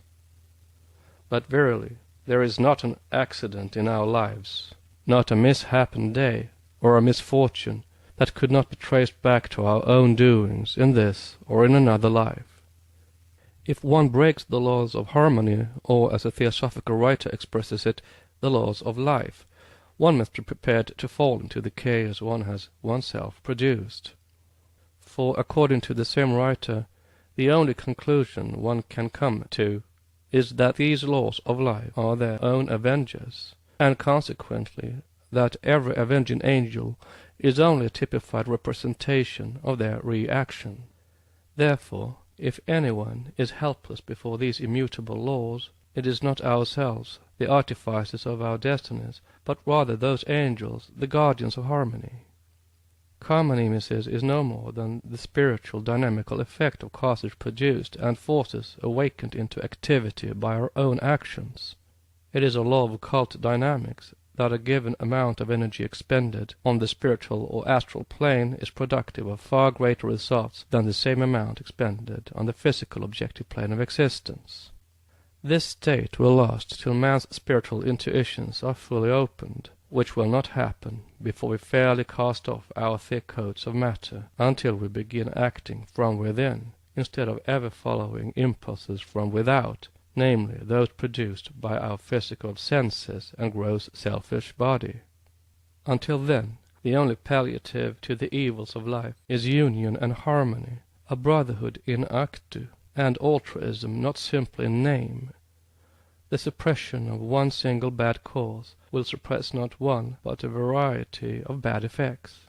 And if a brotherhood, or even a number of brotherhoods, may not be able to prevent nations from occasionally cutting each other's throats, still unity in thought and action and philosophical research into the mysteries of being will always prevent some, while trying to comprehend that which has hitherto remained to them a riddle, from creating additional causes in a world already so full of woe and evil. Knowledge of karma gives the conviction that if virtue in distress and vice in triumph make atheists of mankind, said by Dryden, it is only because that mankind has ever shut its eyes to the great truth that man is himself his own saviour as his own destroyer, that he need not accuse heaven and the gods, fates, and providence of the apparent injustice that reigns in the midst of humanity, but let him rather remember and repeat this bit of Grecian wisdom, which warns man to forbear accusing that which, quote, just though mysterious, leads us on unerring, through ways unmarked from guilt to punishment, unquote, which are now the ways and the high road on which move onward with great European nations. The Western Aryans had, every nation and tribe, like their Eastern brethren of the fifth race, their golden and their iron ages, their period of comparative irresponsibility, or the Satya age of purity, while now several of them have reached their iron age, the Kali Yuga, an age black with horrors. It is true, on the other hand, that the exoteric cycles of every nation have been correctly made to be derived from and depend on sidereal motions. The latter are inseparably blended with the destinies of nations and men. But in their purely physical sense, Europe knows of no other cycles than the astronomical, and makes its computations accordingly. Nor will it hear of any other than imaginary circles or circuits in the starry heavens that gird them, quote, with centric and eccentric scribbled o'er, cycle and epicycle, orb in orb, unquote. But with the pagans, with whom, as Coleridge has it, quote, time, cyclical time, was their abstraction of the deity, unquote. That deity manifesting coordinately with, and only through karma, and being that karma nemesis itself, the cycles meant something more than a mere succession of events, or a periodical space of time of more or less prolonged duration. for they were generally marked with recurrences of a more varied and intellectual character than are exhibited in the periodical return of seasons or of certain constellations. Modern wisdom is satisfied with astronomical computations and prophecies based on unerring mathematical laws. Ancient wisdom added to the cold shell of astronomy the vivifying elements of its soul and spirit, astrology, and, as the sidereal motions do regulate and determine other events on earth, besides potatoes and the periodical disease of that useful vegetable, a statement which, not being amenable to scientific explanation, is merely derided while accepted, those events have to be allowed to find themselves predetermined by even simple astronomical computations. Believers in astrology would understand our meaning, skeptics will laugh at the belief and mock the idea. Thus they shut their eyes, ostrich-like, to their own fate. Note, not all, however, for there are men of science awakening to truth. This is what we read, quote, "Whatever way we turn our eyes we encounter a mystery. All in nature for us is the unknown. Yet there are numerous those superficial minds for whom nothing can be produced by natural forces outside of facts observed long ago, consecrated in books and grouped more or less skillfully with the help of theories, whose ephemeral duration ought, by this time, to have demonstrated their insufficiency. I do not pretend to contest the possibility of invisible beings of a nature different from ours and susceptible of moving matter to action. Profound philosophers have admitted it in all epochs as a consequence of the great law of continuity which rules the universe. That intellectual life which we see startling in some way from non-being, neant, and gradually reaching man, can it stop abruptly at man to reappear only in the infinite, in the sovereign regulator of the world? This is little probable. Therefore, I no more deny the existence of spirits than I deny soul while trying to explain certain facts without their hypothesis." From The Non-Defined Forces, Historical and Experimental Researches, page 3. The above is written by A. de Rojas, a well-known man of science in France, his work being one of the science of the time. Paris, Masson, Boulevard Saint-Germain, 1887. End of note. This because their little historical period, so-called, allows them no margin for comparison. Sidereal heaven is before them, and though their spiritual vision is still unopened, and the atmospheric dust of terrestrial origins seals their sight, and chains it to the limits of physical systems, still they do not fail to perceive the movements and note the behavior of meteors and comets. They record the periodical advents of those wanderers and flaming messengers, and prophesy, in consequence, earthquakes, meteoric showers, the apparition of certain stars, comets, etc., etc. Are they soothsayers for all that? No, they are learned astronomers. Why then should occultists and astrologers as learned be disbelieved when they prophesy the return of some cyclic event on the same mathematical principle? Why should they claim that they know it be ridiculed?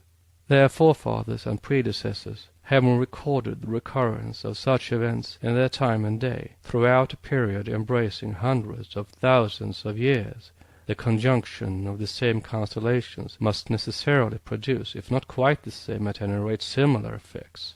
Are the prophecies derided because of the claim of the hundreds of thousands of years of observation and the millions of years of the human races?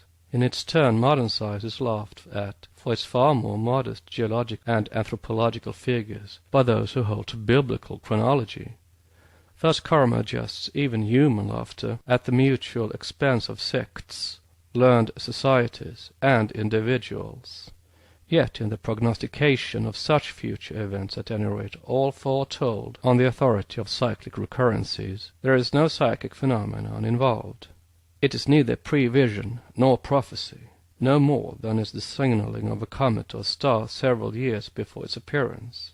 It is simple knowledge and mathematically correct computations which enable the wise men of the East to foretell, for instance, that England is on the eve of such or another catastrophe, France nearing such a point of her cycle, and Europe in general threatened with, or rather on the eve of, a cataclysm, which her own cycle of racial karma has led her to. The reliability of the information depends, of course, on the acceptation or rejection of the claim for a tremendous period of historical observation. Eastern initiates maintain that they have preserved records of the racial development and of events of universal import ever since the beginning of the fourth race, that which preceded being traditional. Moreover, those who believe in seership and occult powers will have no difficulty in crediting the general character, at least, of the information given, even if traditional, once the latter is checked and corrected by the corroboration of clairvoyance and esoteric knowledge. But in the present case no such metaphysical belief is claimed as our chief dependence, but a proof is given on what, to every occultist, is quite scientific evidence, the records preserved through the zodiac for incalculable ages.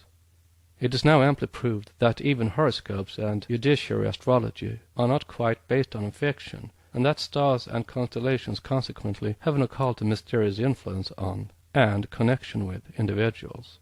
And if with the latter, why not with nations, races, and mankind in bulk? This again is a claim made on the authority of the zodiacal records.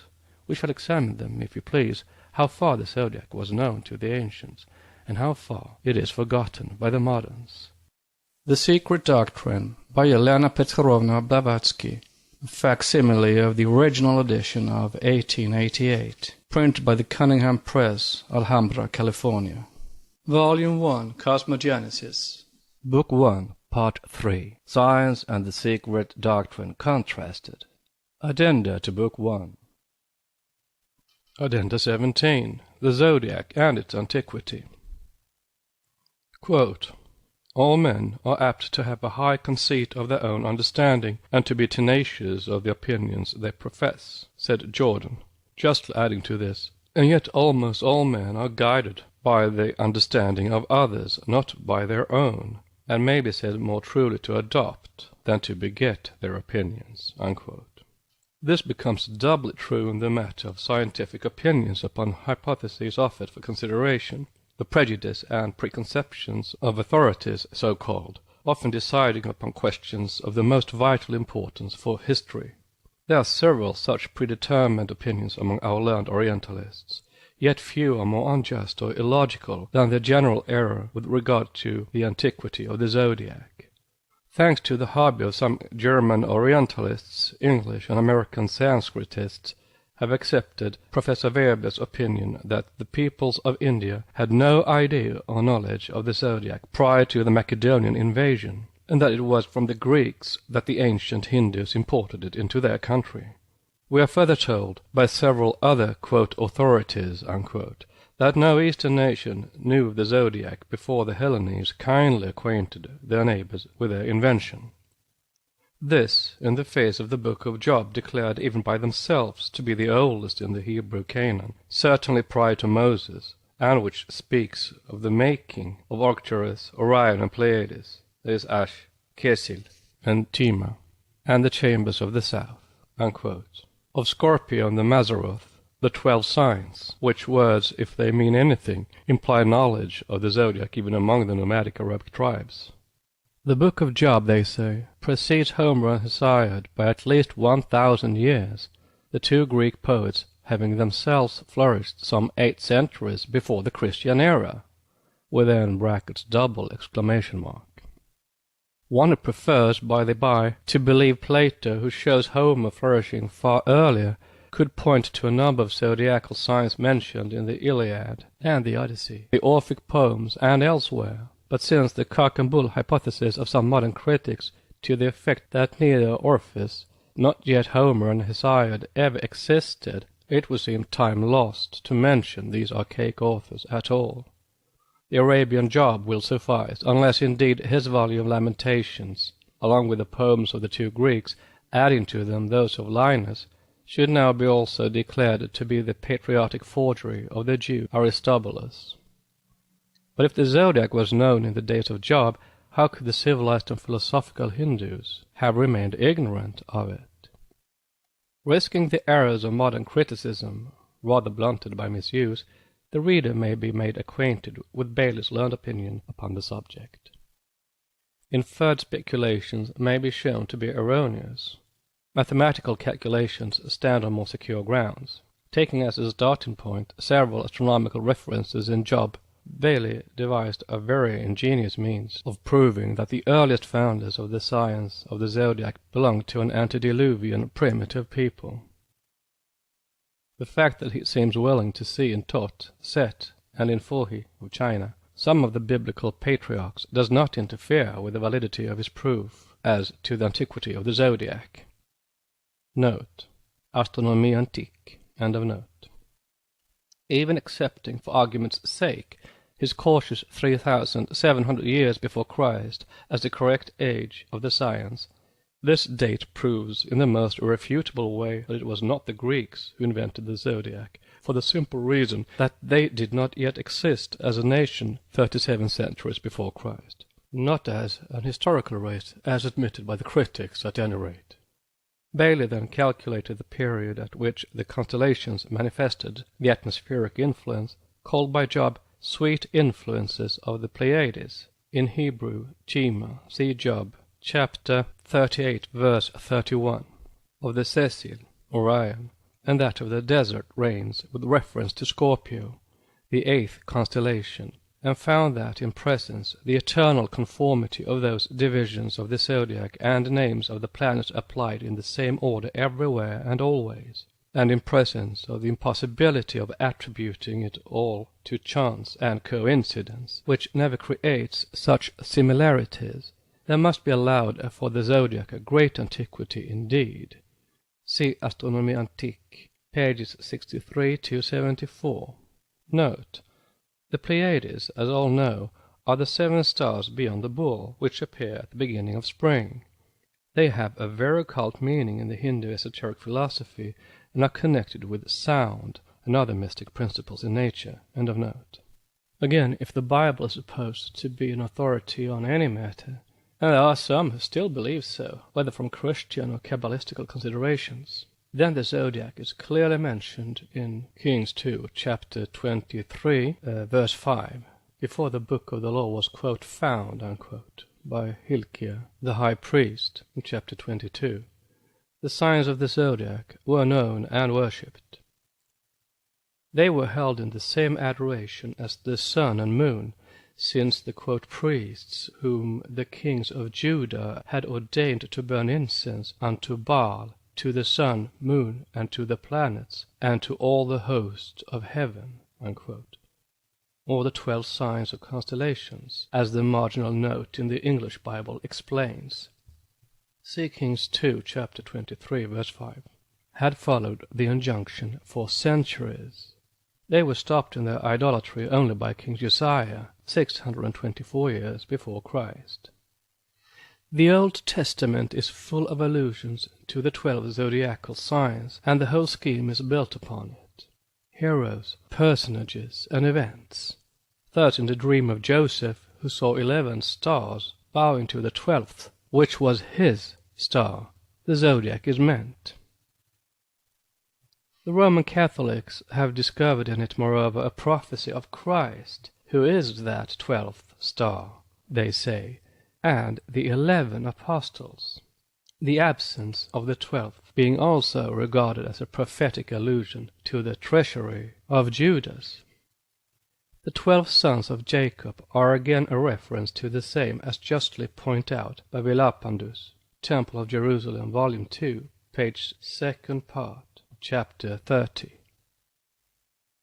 Sir James Malcolm, in his History of Persia, chapter 7, shows the Dabistan echoing all such traditions about the zodiac.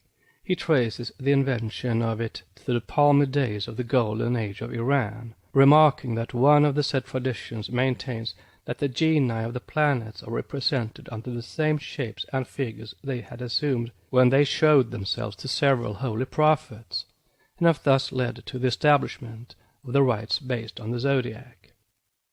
Pythagoras, and after him Philo-Judaeus, held the number 12 as very sacred. Quote, the dodecadron is a perfect number, unquote. It is the one among the signs of the zodiac, Philo adds, that the sun's visits in 12 months, and it is to honor that sign that Moses divided his nation into 12 tribes, established the 12 cakes, Leviticus chapter 24 verse 5, of the shewbread, and placed 12 precious stones around the ephod of the pontiffs. See De Profugis. According to Seneca, Berossus taught prophecy of every future event and cataclysm by the zodiac, and the time fixed by him for the conflagration of the world, Pralaya, and another for deluge, is found to answer to the time given in the ancient Egyptian papyrus. It comes at every renewal of the cycle of the sidereal year of 25,868 years. The names of the Akkadian months were called by and derived from the names of the signs of the zodiac, and the Akkadians themselves are far earlier than the Chaldeans. Mr. Proctor shows in his Myths and Marvels of Astronomy that the ancient astronomers had acquired a system of the most accurate astronomy 2,400 years before Christ. The Hindus date their Kali Yuga from a great periodical conjunction of the planets 31 centuries before Christ. And withal, it is the Greeks belonging to the expedition of Alexander the Great who are the instructors of the Aryan Hindus in astronomy. Whether the origin of the zodiac is Aryan or Egyptian, it is still of an immense antiquity. Simplicius of the 6th century Anno Domini writes that he had always heard that the Egyptians had kept astronomical observations and records for the last 630,000 years. This statement appears to frighten Mr. G. Massey, who remarks on this in his Natural Genesis 318, that, quote, if we read the number of years by the month, which Exodus said the Egyptians termed a year, that would still yield the length of 2 cycles of precession, or 51,736 years. Diogenes Laertius carried back the astronomical calculations of the Egyptians to 48,863 years before Alexander the Great. Proem 2. Martinus Capella corroborates the same by telling posterity that the Egyptians had secretly studied astronomy for 40,000 years before they imparted their knowledge to the world. See Astronomy of the Ancients by Lewis, page 264. Several valuable quotations are made in the Natural Genesis with the view of supporting the author's theories, but they justify the teaching of the secret doctrine far more. For instance, Plutarch is quoted from his Life of Sulla, saying, one day when the sky was serene, a sound was heard in it of a trumpet so loud, shrill, and mournful that it affrighted the world. The Teuton sages said that it portended a new race of men and a renovation of the world, for they affirmed that there were 8 several kinds of men, all being different in life and manners, and that heaven had allotted each its time, which was limited by the circuit of the great year. 25,868 years. This reminds one strongly of our 7 races of men, and of the 8th, the animal man, descended from the latter 3rd race, as also of the successive submersions and destruction of the continents which finally disposed of almost the entire bulk of that race.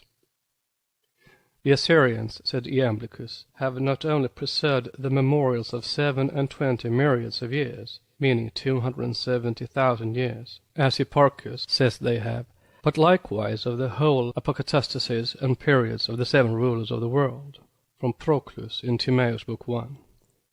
This is the calculation of the esoteric doctrine as approximately as it can be. For 1 million of years are allowed for our present root race, the 5th, and about 850,000 years since the submersion of the last large island, part of the continent, the Ruta of the 4th race, or the Atlanteans, while Daitya, a small island inhabited by a mixed race, was destroyed about 270,000 years ago, during the glacial period or thereabouts.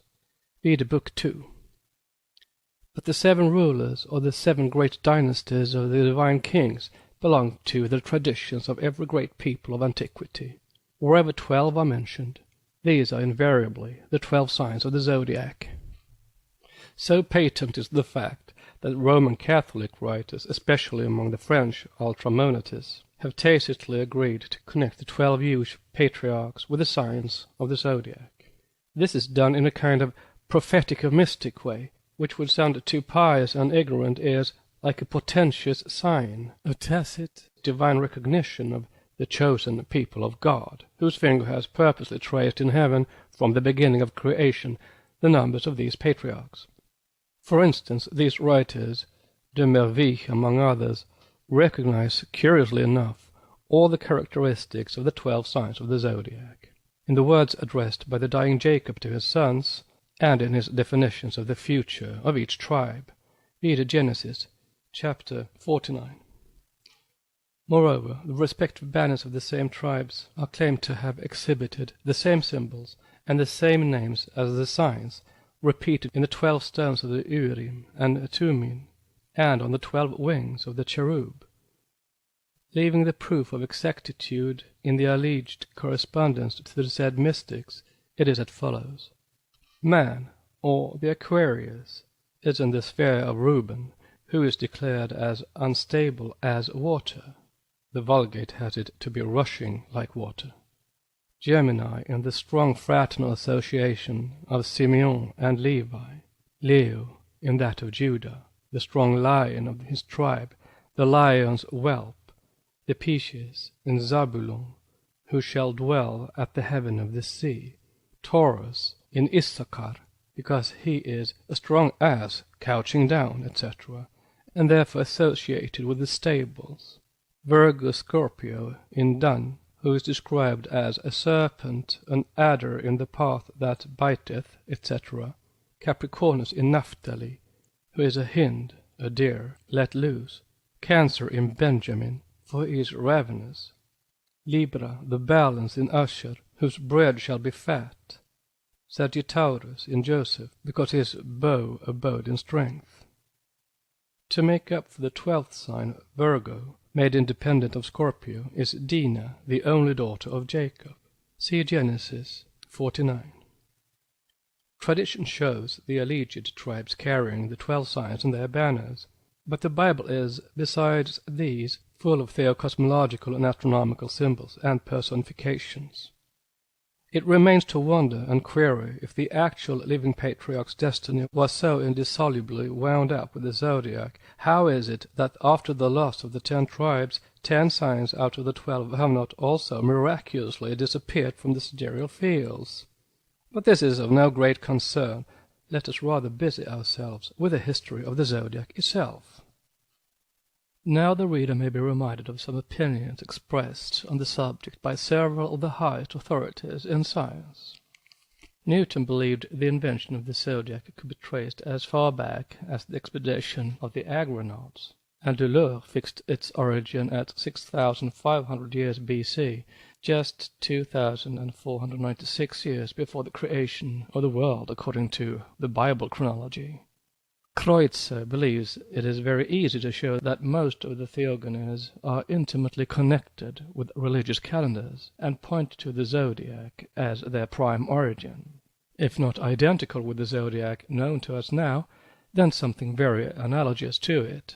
He feels certain that the zodiac and its mystic relations are at the bottom of all the mythologies, under one form or the other, and that it had existed in the old form for ages before. Owing to some singular coordination of events, it was brought out in the present defined astronomical garb. Kreutzer, Book 3, page 930. Whether the genii of the planets, our Dioncochans of supramundane spheres, showed themselves to, quote, holy prophets, unquote, or not, as claimed in the Dabistan, it would seem that the great laymen and warriors were favored in the same way in days of old, when astrological magic and theophania went hand in hand in Chaldea. For Xenophon, no ordinary man, narrates of Cyrus that at the moment of his death that king was given ardent thanks to gods and heroes for having so often instructed him themselves about the signs in heaven. From Cyropédie, Anthologie du Zodiaque. Unless the signs of the zodiac is supposed to be of the highest antiquity and universality, how account for its signs being traced in the oldest theogonies? Laplace is said to have felt struck with amazement at the idea of the days of Mercury, Wednesday, Venus, Friday, Jupiter, Thursday, Saturn, Saturday, and others being related to the days of the week in the same order and with the same names in India as in Northern Europe. Try if you can, with the present system of autochthonous civilizations, so much in fashion in our day, to explain how nations with no ancestry, no traditions or birthplace in common could have succeeded in inventing a kind of celestial phantasmagoria, a veritable imbroglio of sidereal denominations, without sequence or object, having no figurative relation with the constellations they represent, and still less, apparently, with the phases of our terrestrial life they are made to signify, had there not been a general intention and a universal cause and belief at the root of all this. Pneumatologie, Volume 4, page 61. Most truly has Dupuy asserted the same. Quote, Il est impossible de découvrir le moindre trait de ressemblance entre le parti du ciel et les figures que l'astronomie ont arbitrairement tracées, et de l'autre côté, le hasard est impossible, he says. Origine de culte, Zodiac. Most certainly, chance is impossible. There is no chance in nature wherein everything is mathematically coordinate and mutually related in its units. Chance, says Coleridge, is but the pseudonym of God or nature for those particular cases which he does not choose to subscribe openly with his sign manual. Replace the word God by that of karma, and it will become an Eastern axiom. Therefore, sidereal prophecies of the zodiac, as they are called by Christian mystics, never point to any one particular event, however solemn and sacred it may be for some one portion of humanity, but to ever-recurrent periodical laws in nature understood by the initiates of the sidereal gods themselves. No occultist, no astrologer of Eastern birth, will ever agree with Christian mystics, or even with Kepler's mystical astronomy, his great science and erudition notwithstanding, simply because, if his premises are quite correct, his deductions therefrom are one-sided and biased by Christian preconceptions. Where the latter finds a prophecy directly pointing at the Saviour, other nations see a symbol of an eternal law decreed for the actual Manvantara. Why see in the Fictitious a direct reference to Christ, one of the several world reformers, a Saviour but for his direct followers, but only a great and glorious initiate for all the rest, when that constellation shines as a symbol of all the past, present, and future spiritual saviors who dispense light and dispel mental darkness? Christian symbologists have tried to prove that it was that of Ephraim, Joseph's son, the elect of Jacob, that therefore it was at the moment of the sun entering into the sign of the fish, Piscis, that the elect Messiah, the Yechus of the first Christians, had to be born. But if Jesus of Nazareth was that Messiah, was he really born at that, quote, moment, unquote, or was he made to be so born by the adaptation of theologians who sought only to make their preconceived ideas fit in with sidereal facts and popular belief? Everyone knows that the real time and year of the birth of Jesus are totally unknown, and it is the Jews whose forefathers have made the word dog signify both fish and Messiah, who, during the forced development of their rabbinical language, are the first to deny this Christian claim. And what of the further fact that Brahmins also connect their, quote, Messiah, unquote, the eternal avatar Vishnu, with a fish and the deluge, and that the Babylonians made of their Dagon equally a fish and a Messiah, the man-fish and prophet? There are those learned iconoclasts among Egyptologists who say that when the Pharisees sought a sign from heaven, Jesus said, "There shall no sign be given but the sign of Jonas." Matthew 16, verse 4. The sign of Jonas is that of the Oan, or fisherman of Nineveh. Assuredly, there was no other sign than that of Oan, or fisherman of Nineveh. Assuredly, there was no other sign than that of the sun, reborn in Piscis. The voice of the secret wisdom says, those who are looking for signs can have no other than that of the returning fishman, Ichthys. oneness or Jonas, who could not be made flesh." Unquote. It would appear that Kepler maintained it as a positive fact that, at the moment of the incarnation, all the planets were in conjunction in the sign of Piscis, called by the Jews, the Kabbalists, the constellation of the Messiah. It is this constellation, he averred, that was placed the Star of the Magi. This statement, quoted by Dr. Sepp, Vie de Notre Seigneur Jésus Christ, Volume 1, page 9, emboldened him to remark that all the Jewish traditions, while announcing that star that many nations have seen, within brackets exclamation mark, added that it would absorb the 70 planets what preside over the destinies of various nations on this globe. Notes: whether many nations have seen that identical star or not, we all know that the sepulchres of the three Magi, who rejoice in the quite Teutonic names of Caspar and Melchior, Balthasar being the only exception, and the two having little of the Chaldean ring in them, are shown by the priests in the famous Cathedral of Cologne, where the Magian bodies are not only supposed, but firmly believed to have been buried. And note, this tradition about the 70 planets that preside over the destinies of nations is based on the occult cosmogonical teaching that besides our own septenary chain of world planets, there are many more in the solar system. End of notes. In virtue of those natural prophecies, explains Dr. Sepp, it was written in the stars of the firmament that the Messiah would be born in the lunar year of the world 4320, in that memorable year when the entire choir of planets would be feasting its jubilee. Unquote. There was indeed a rage at the beginning of the present century for claiming from the Hindus a restoration of an alleged robbery from the Jews of their, quote, gods, unquote, patriarchs and chronology.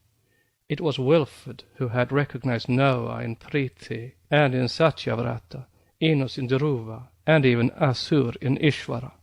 Yet, after being residents for so many years in India, some Orientalists at least ought to have known that it was not the Hindus alone who had these figures, or who had divided their great age into 4 minor ages. Nevertheless, writers in the Asiatic researches indulged in the most extravagant speculations. Quote, Christian theologians think it their duty to write against the long periods of Hindu chronology, argues very pertinently S.A. Mackey, the Norwich philosopher, astronomer, and shoemaker. But when a man of learning crucifies the names and numbers of the ancients, and wrings and twists them into a form which means something quite foreign to the intention of the ancient authors, but which, so mutilated, fits in with the birth of some maggot pre-existing in his own brain with so much exactness that he pretends to be amazed at the discovery, I cannot think him quite so pardonable. Unquote. From Key of Urania. This is intended to apply to Captain, later Colonel, Wilfrid, but the words may fit more than one of our modern Orientalists. The former was the first to crowd his unlucky speculations in Hindu chronology and the Puranas by connecting the 4,320,000 years with biblical chronology, simply dwarfing the figures to 4,320 years, the supposed lunar year of the Nativity. And Dr. Sepp has simply plagiarized the idea from this gallant officer. Moreover, he persisted in seeing in them Jewish property as well as a Christian prophecy, thus accusing the Aryans of having helped themselves to Semitic revelation, whereas it was the reverse. The Jews, moreover, need not be accused of despoiling the Hindus, of whose figures Ezra probably knew nothing. They had evidently and undeniably borrowed them from the Chaldeans along with their gods. Of the 422,000 years of the Chaldean divine dynasties, they made 4,320 lunar years from the world's creation through the Christian era. As to the Babylonian and Egyptian gods, they transformed them as quietly and modestly into patriarchs. Note, every scholar is aware, of course, that the Chaldeans claimed the same figures, 432, or 432,000, for their divine dynasties, as the Hindus do for their Maya Yuga, namely 4,320,000.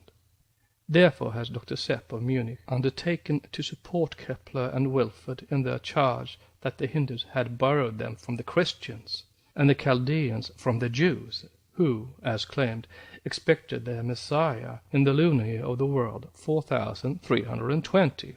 Triple exclamation mark. As these figures, according to ancient writers, were based by Berusus on the 120 Saruses, each of the divisions meaning 6 Neroses of 600 years each, making a sum total of 432,000 years, they do not thus appear peremptory, but the pious professor of Munich undertook to explain them in the correct way. He claims to have solved the riddle by showing that the Sarus being composed according to Pliny of 222 synodial months, to wit, 18 years, 6/10. The calculator naturally fell back into figures given by Suidas, who affirmed that the 120 Saruses made 2,222 sacerdotal and cyclic years, which equaled 1,656 solar years. Vide Notre Seigneur Jésus-Christ, Volume 2, page 417. Suidas said nothing of the kind, and if he had, he would prove little, if anything, by it. The Neroses and Saruses were the same thorn in the side of the uninitiated ancient writers as the apocalyptic 666 of the great beast is in that of the modern, and they have found their unlucky Newtons as the latter figures have. End of note. Every nation was more or less guilty of such refashioning and adaptation of a pantheon, common once to all, of universal, international, tribal gods and heroes. It was their property in its new Pentateuchal garb, and no one of the Israelites have ever forced it upon any other nation, least of all upon Europeans. Without stopping to notice this very unscientific chronology more than is necessary, we may make a few remarks that may be found to the point. These figures of 4,320 lunar years of the world, in the Bible the solar years are used, are not fanciful as such, even if their application is quite erroneous, for they are only the distorted echo of the primitive esoteric and later on Brahminical doctrine concerning the yugas.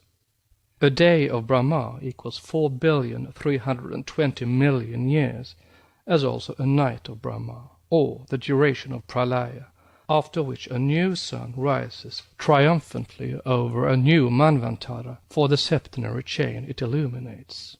The teaching had penetrated into Palestine and Europe centuries before the Christian era. See Isis Unveiled, Book 2, page 132, and was present in the minds of the Mosaic Jews, who based upon it their small cycle, though it received full expression only through the Christian chronologists of the Bible, who adopted it, and also the 25th of December, the day on which all the solar gods were said to have been incarnated. What wonder, then, that the Messiah was made to be born the lunar year of the world 4,320? The Son of Righteousness and Salvation had once more arisen and had dispelled pralaic darkness of chaos and non-being on the plane of our objective little globe and chain. Once the subject of the adoration was settled upon, it was easy to make the supposed events of his birth, life, and death fit in with the zodiacal exigencies and old traditions, though they had to be somewhat remodeled for the occasion. Thus what Kepler said, as a great astronomer, becomes comprehensible. He recognized the grand and universal importance of all such planetary conjunctions, each of which, as he has well said, is a climacteric year of humanity. Note: the reader has to bear in mind that the phrase climacteric year has more than the usual significance when used by occultists and mystics. It is not only a critical period during which some great change is periodically expected, whether in human or cosmic constitution, but it likewise pertains to spiritual universal changes. The Europeans called every 63rd year the Grand Climacteric, and perhaps just supposed those years to be the years produced by multiplying 7 into the odd numbers 3, 5, 7, and 9. But 7 is the real scale of nature in occultism, and 7 has to be multiplied in quite a different way and method, unknown as yet to European nations. End of note. The rare conjunction of Saturn, Jupiter, and Mars has its significance and importance on account of its certain great results in India and China as much as it has in Europe. for the respective mystics of all those countries. And it is certainly no better now than a mere assumption to maintain that nature had only Christ in view when building her to the profane, fantastic, and meaningless constellations. If it is claimed that it was no hazard that could lead the archaic architects of the zodiac thousands of years ago to mark with the asterisk A the figure of Taurus, with no better or more valid proof of it being prophetic of the verbum of Christ than that the Aleph of Taurus meaning the one and the first, and that Christ was also the Alpha or the One, then this quote proof unquote may be shown strangely invalidated in more than one way. To begin with, the zodiac existed before the Christian era, at all events. Further, all the sun gods had been mystically connected with that constellation, Taurus, Osiris for instance, and were all called by their respective votaries the first. Then the compilers of the mystical epithets given to the Christian Saviour were all more or less acquainted with the significance of the zodiacal signs, and it is easier to suppose that they should have arranged their claims so as to answer the mystic signs, than the latter should have shown as a prophecy for one portion of humanity for millions of years, taking no heed of the numberless generations that had gone before, and those to be born hereafter. It is not simple chance, we are told, that has placed in certain spheres on a throne the head of that bull, Taurus, trying to push away with the ants-hated cross on its horn, a dragon. The more so, since this constellation of Taurus was called the great city of God and the mother of revelations, and also the interpreter of the divine voice, the apis partis of Hermutis in Egypt, which, as the patristic fathers would assure the world, preferred oracles that related to the birth of the Saviour, unquote. Pneumatology 4:71. To this theological assumption there are several answers. Firstly, the ants-hated Egyptian cross, or Tau, the Jaina cross, or swastika, and the Christian cross have all the same meaning. Secondly, no peoples or nations except the Christians gave the significance to the dragon that is given to it now.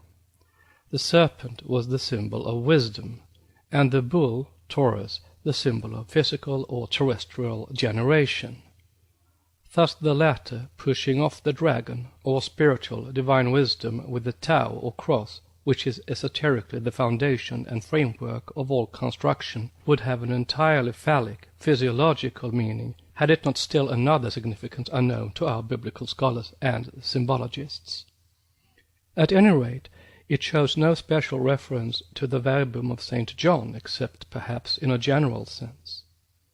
The Taurus, which, by the way, is no lamb but a bull, was sacred in every cosmogony, with the Hindus as with the Zoroastrians, with the Chaldees as with the Egyptians.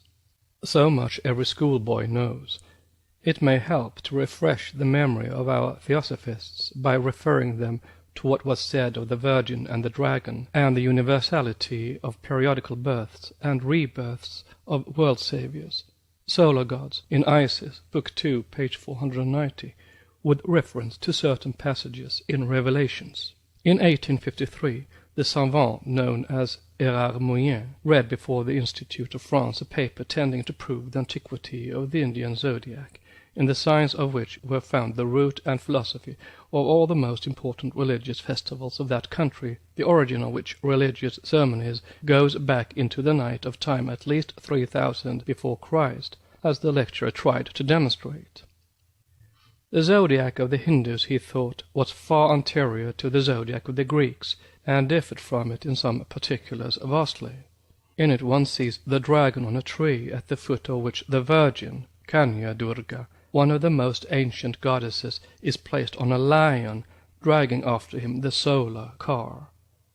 This is the reason why, he added, this Virgin Durga is not the simple memento of an astronomical fact, but verily the most ancient divinity of the Indian Olympus. She is evidently the same of whom all the Sibylline books spoke, those works that have been the source of the inspiration of Virgil, the Virgin whose return was prophesied as a sign of universal renovation, and why, he added, when we see to this day the months named after the deity names of this solar zodiac by the Malayalam-speaking people of southern India, why should that people have abandoned their ancestral zodiac to burden themselves with that of the Greeks? Everything proves, on the contrary, that these zodiacal figures have been transmitted to the Greeks by the Chaldees, who got them from the Brahmins. See Recueil de l'Académie des Inscriptions, 1853.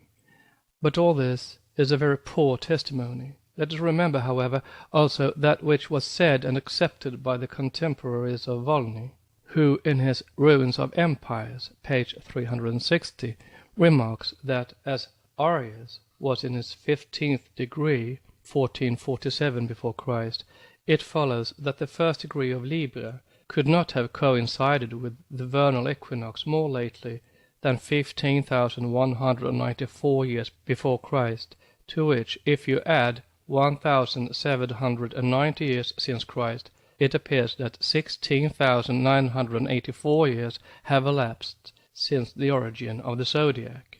Dr. Schlegel, moreover, in his Uranographie Chinoise, assigns to the Chinese astronomical sphere an antiquity of 18,000 years, vide pages 54, 196 et sequens.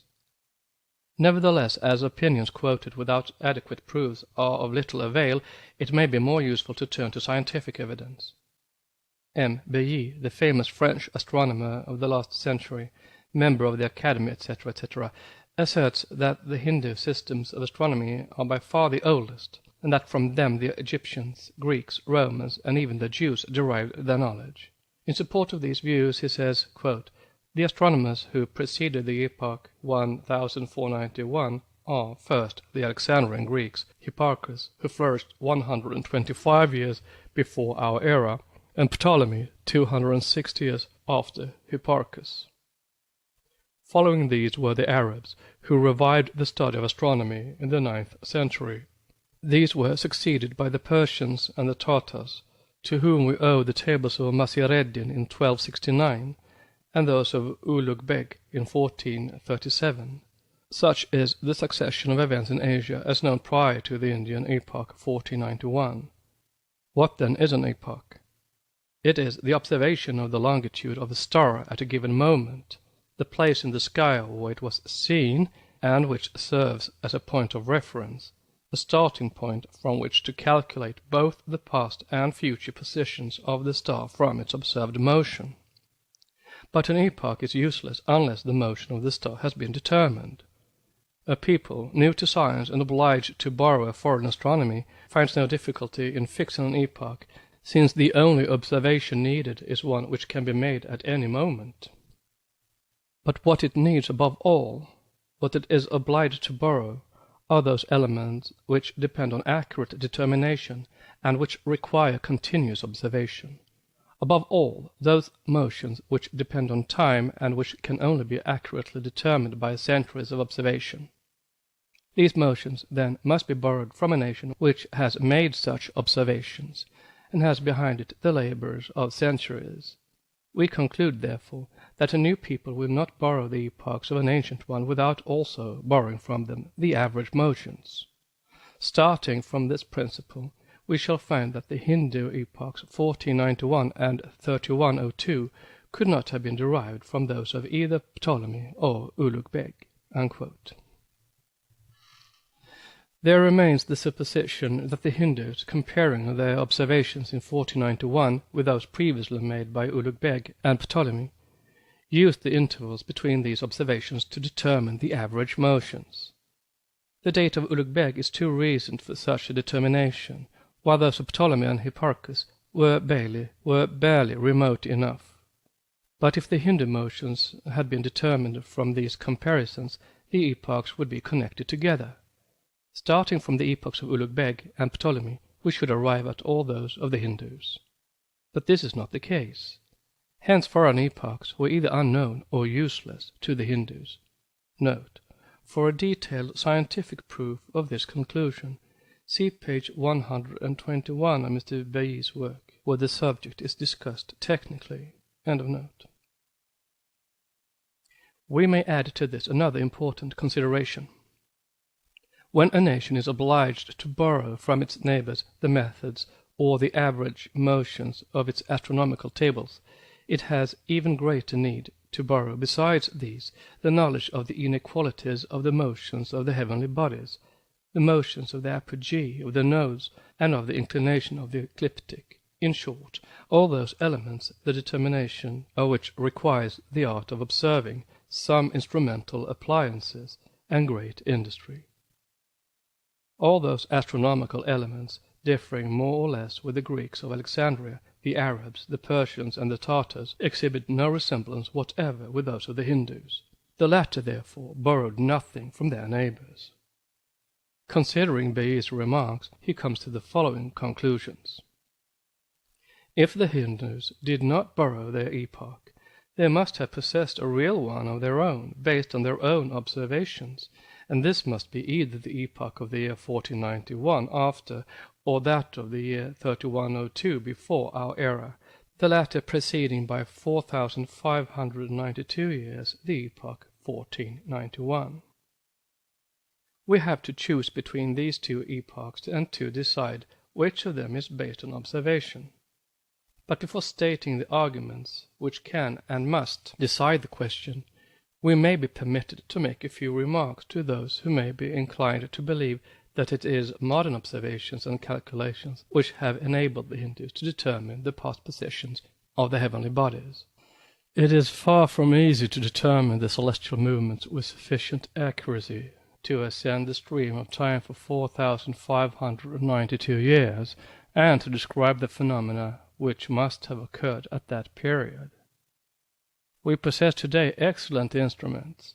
Exact observations have been made for some 2-3 centuries, which already permit us to calculate with considerable accuracy the average motions of the planets. We have the observations of the Chaldeans, of Hipparchus, and of Ptolemy, which, owing to their remoteness from the present time, permit us to fix these motions with greater certainty.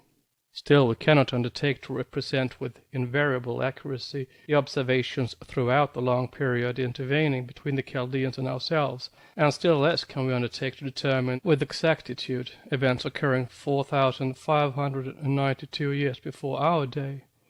Cassini and Mayer have each determined the secular motion of the moon, and they differ by 3 minutes and 43 seconds. This difference would give rise in 46 centuries to an uncertainty of nearly 3 degrees in the moon's place. Doubtless one of these determinations is more accurate than the other, and it is for observations of very great antiquity to decide between them. But in very remote periods, where observations are lacking, it follows that we are uncertain as to the phenomena. How then could the Hindus have calculated back from the year 1491 Anno Domini to the year 3102 before our era, if they were only recent students of astronomy? The Orientals have never been what we are. However high an opinion of their knowledge we may form from the examination of their astronomy, we cannot suppose them ever to have possessed that great array of instruments which distinguishes our modern observatories, and which is the product of simultaneous progress in various arts.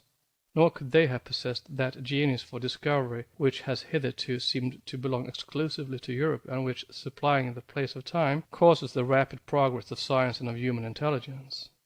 If the Asiatics have been powerful, learned, and wise, it is power and time which have produced their merit and success of all kinds. Power has founded or destroyed their empires. Now it has erected edifices, imposing by their bulk. Now it has reduced them to venerable ruins. And while these vicissitudes alternated with each other, patience accumulated knowledge, and prolonged experience produced wisdom. It is the antiquity of the nations of the East which has erected their scientific fame.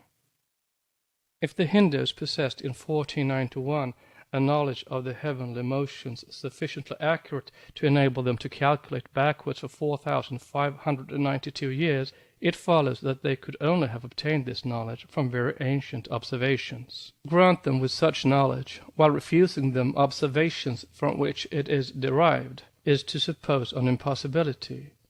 It would be equivalent to assuming that at the outset of their career they had already reaped the harvest of time and experience. while on the other hand, if their epoch of 3102 is assumed to be real, it would follow that the Hindus had simply kept pace with successive centuries down to the year 1491 of our era. Thus, time itself was their teacher.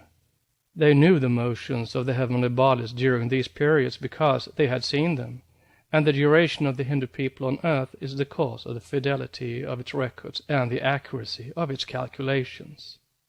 It would seem that the problem as to which of the two epochs of 3102 and 1491 is the real one ought to be solved by one consideration, meaning that the ancients in general, and particularly the Hindus, calculated and therefore observed eclipses only. Says B.E. Now there was no eclipse of the sun at the moment of the epoch 1492, and no eclipse of the moon either 14 days before or after that moment. Therefore the epoch 1491 is not based on an observation. As regards the epoch 3102, the Brahmins of Tirvalu place it at sunrise on February 18th. The sun was then in the first point of the zodiac according to its true longitude. The other tables show that at the preceding midnight the moon was in the same place, but according to its average longitude. The Brahmins tell us also that this first point, the origin of their zodiac, was in the year 3102, 54 degrees behind the equinox. It follows that the origin, the first point of their zodiac, was therefore in the 6th degree of Libra. There occurred therefore about this time and place an average conjunction, and indeed this conjunction is given in our best tables, Lacaise for the sun and Maius for the moon. There was no eclipse of the sun, the moon being too distant from her node, but 14 days later the moon having approached the node must have been eclipsed. Maius tables, used without correction for acceleration, give the eclipse, but they place it during the day when it could not have been observed in India. Cassini's tables give it as occurring at night, which shows that Maius motions are too rapid for distant centuries when the acceleration is not allowed for, and which also proves that in spite of the improvement of our knowledge we can still be uncertain as to the actual aspect of the heavens in past times. Therefore we believe that as between the two Hindu epochs, the real one is the year 3102, because it was accompanied by an eclipse which could be observed, and which must have served to determine it. This is the first proof of the truth of the longitude assigned by the Hindus to the sun and the moon at this instant, and this proof would perhaps be sufficient were it not that this ancient determination becomes of the greatest importance for the verification of the motions of these bodies, and must therefore be borne out of every possible proof of its authenticity. We notice first that the Hindus seem to have combined two epochs together into the year 3102. The Tirvalu Brahmins reckon primarily from the first moment of the Kali Yuga, but they have a second epoch placed 2 days, 3 hours, 32 minutes, and 30 seconds later.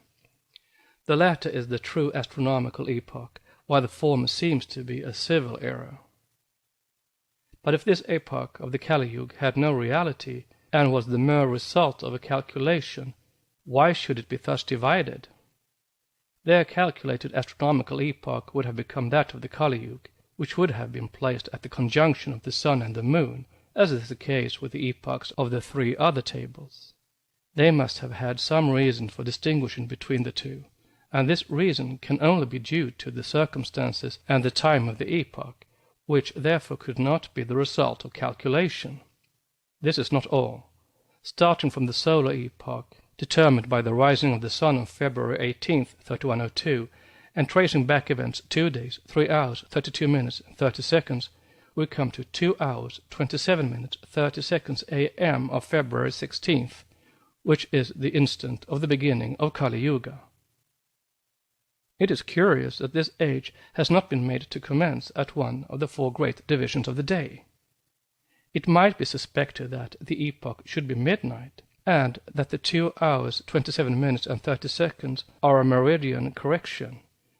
But whatever may have been the reason for fixing on this moment, it is plain that were this epoch the result of calculation, it would have been just as easy to carry it back to midnight, so as to make the epoch correspond to one of the chief divisions of the day, instead of placing it at a moment fixed by the fraction of a day. Second, the Hindus assert that at the first moment of Kali Yuga, there was a conjunction of all the planets, and their tables show this conjunction, while ours indicate that it might actually have occurred. Jupiter and Mercury were in exactly the same degree of the ecliptic, Mars being 8 degrees and Saturn 17 degrees distant from it. It follows that about this time, or some 14 days after the commencement of Kali Yuga, the Hindus saw 4 planets emerge successively from the sun's rays, first Saturn, then Mars, then Jupiter and Mercury, and these planets appeared united in a somewhat small space. Although Venus was not among them, the taste for the marvelous caused it to be called a general conjunction of all the planets. The testimony of the Brahmins here coincides with that of our tables, and this evidence, the result of a tradition, must be founded on actual observation. Third, we may remark that this phenomenon was visible about a fortnight after the epoch, and exactly at the time when the eclipse of the moon must have been observed, which served to fix the epoch. The 2 observations mutually confirm each other, and whoever made the one must have made the other also. Fourth, we may believe also that the Hindus made at the same time a determination of the place of the moon's node. This seems indicated by their calculation. They give the longitude of this point of the lunar orbit for the time of their epoch, and to this they add a constant 40 minutes, which is the node's motion in 12 days and 14 hours. It is as if they stated that this determination was made 13 days after their epoch, and that to make it correspond to that epoch we must add the 40 minutes through which the node has retrograded in the interval. This observation is therefore of the same date as that of the lunar eclipse, thus giving 3 observations which are mutually confirmatory. Fifth, it appears from the description of the Hindu zodiac given by M.C. Gentile that on it the places of the stars named the Eye of Taurus and the Wheat Ear of Virgo can be determined for the commencement of the Kali Yuga. Now comparing these places with the actual positions reduced by our precession of the equinoxes to the moment in question, we see that the point of origin of the Hindu zodiac must lie between the 5th and the 6th degree of Libra. The Brahmins, therefore, were right in placing it in the 6th degree of that sign, the more so since this small difference may be due to the proper motion of the stars, which is unknown. Thus it was yet another observation which guided the Hindus in this fairly accurate determination of the first point of their movable zodiac. It does not seem possible to doubt the existence in antiquity of observations of this date. The Persians say that 4 beautiful stars were placed as guardians at the 4 corners of the world. Now it so happens that at the commencement of Kali Yuga, 3,000 or 3,100 years before our era, the eye of the bull and the heart of the scorpion were exactly at the equinoctial points, while the heart of the lion and the southern fish were pretty near the solstitial points. An observation of the rising of the Pleiades in the evening, 7 days before the autumnal equinox, also belongs to the year 3000 before our era. This and similar observations collected in Ptolemy's calendars, though he does not give their authors, these observations, which are older than those of the Chaldeans, may well be the work of the Hindus. They are well acquainted with the constellation of the Pleiades, and while we call it vulgarly the Poussiniere, they name it Philalochordi, the hen and chickens. This name has, therefore, passed from people to people, and comes to us from the most ancient nations of Asia. We see that the Hindus must have observed the rising of the Pleiades, and have made use of it to regulate their years and their months, for this constellation is also called Kritika. Now they have a month of the same name, and this coincidence can only be due to the fact that this month was announced by the rising or setting of the constellation in question. But what is even more decisive as showing that the Hindus observed the stars, and in the same way that we do, marking their position by their longitude, is a fact mentioned by Augustinus Riccius, that according to observations attributed to Hermes, and made 1985 years before Ptolemy, the brilliant star in the Lyre and that in the heart of the Hydra were each 7 degrees in advance of their respective positions as determined by Ptolemy. This determination seems very extraordinary. The stars advance regularly with respect to the equinox, and Ptolemy ought to have found the longitude 28 degrees in excess of what they were 1985 years before his time. Besides, there is a remarkable peculiarity about this fact, the same error or difference being found in the positions of both stars. Therefore the error was due to some cause affecting both stars equally. It was to explain this peculiarity that the Arab Tibet imagined the stars to have an oscillatory movement, causing them to advance and recede alternately. This hypothesis was easily disproved, but the observations attributed to Hermes remained unexplained. Their explanation, however, is found in Hindu astronomy. At the date fixed for these observations, 1985 years before Ptolemy, the first point of the Hindu zodiac was 35 degrees in advance of the equinox. Therefore the longitudes reckoned for this point are 35 degrees in excess of those reckoned from the equinox. But after the lapse of 1985 years, the stars would have advanced 28 degrees, and there would remain a difference of only 7 degrees between the longitudes of Hermes and those of Ptolemy, and the difference would be the same for the two stars, since it is due to the difference between the starting points of the Hindu zodiac and that of Ptolemy, which records from that equinox. This explanation is so simple and natural that it must be true. We do not know whether Hermes, so celebrated in antiquity, was a Hindu, but we see that the observations attributed to him are reckoned in the Hindu manner, and we conclude that they were made by the Hindus who, therefore, were able to make all the observations we have enumerated, and which we find noted in their tables. Sixth, the observation of the year 3102, which seems to have fixed their epoch, was not a difficult one. We see that the Hindus, having once determined the moon's daily motion of 13 degrees, 10 minutes and 35 seconds, made use of it to divide the zodiac into 27 constellations related to the period of the moon, which takes about 7 days to describe it. It was by this method that they determined the positions of the stars in this zodiac. It was thus they found that a certain star of the Lyre was in 8 hours, 24 minutes, the heart of the Hydra, in 4 days, 7 hours, longitudes which are ascribed to Hermes, but which are calculated on the Hindu zodiac. Similarly, they discovered that the wheat year of Virgo forms the commencement of their 15th constellation, and the Eye of Taurus the end of the 4th. These stars being the one in 6 days, 6 hours and 40 minutes, the other in 1 day, 23 hours, 20 minutes of the Hindu zodiac. This being so, the eclipse of moon, which occurred 14 days after the Kali Yuga epoch, took place at a point between the wheat year of Virgo and the star Theta, the same constellation. These stars are very approximately a constellation apart, the one beginning the 15th, the other the 16th. Thus it would not be difficult to determine the moon's place by measuring her distance from one of these stars.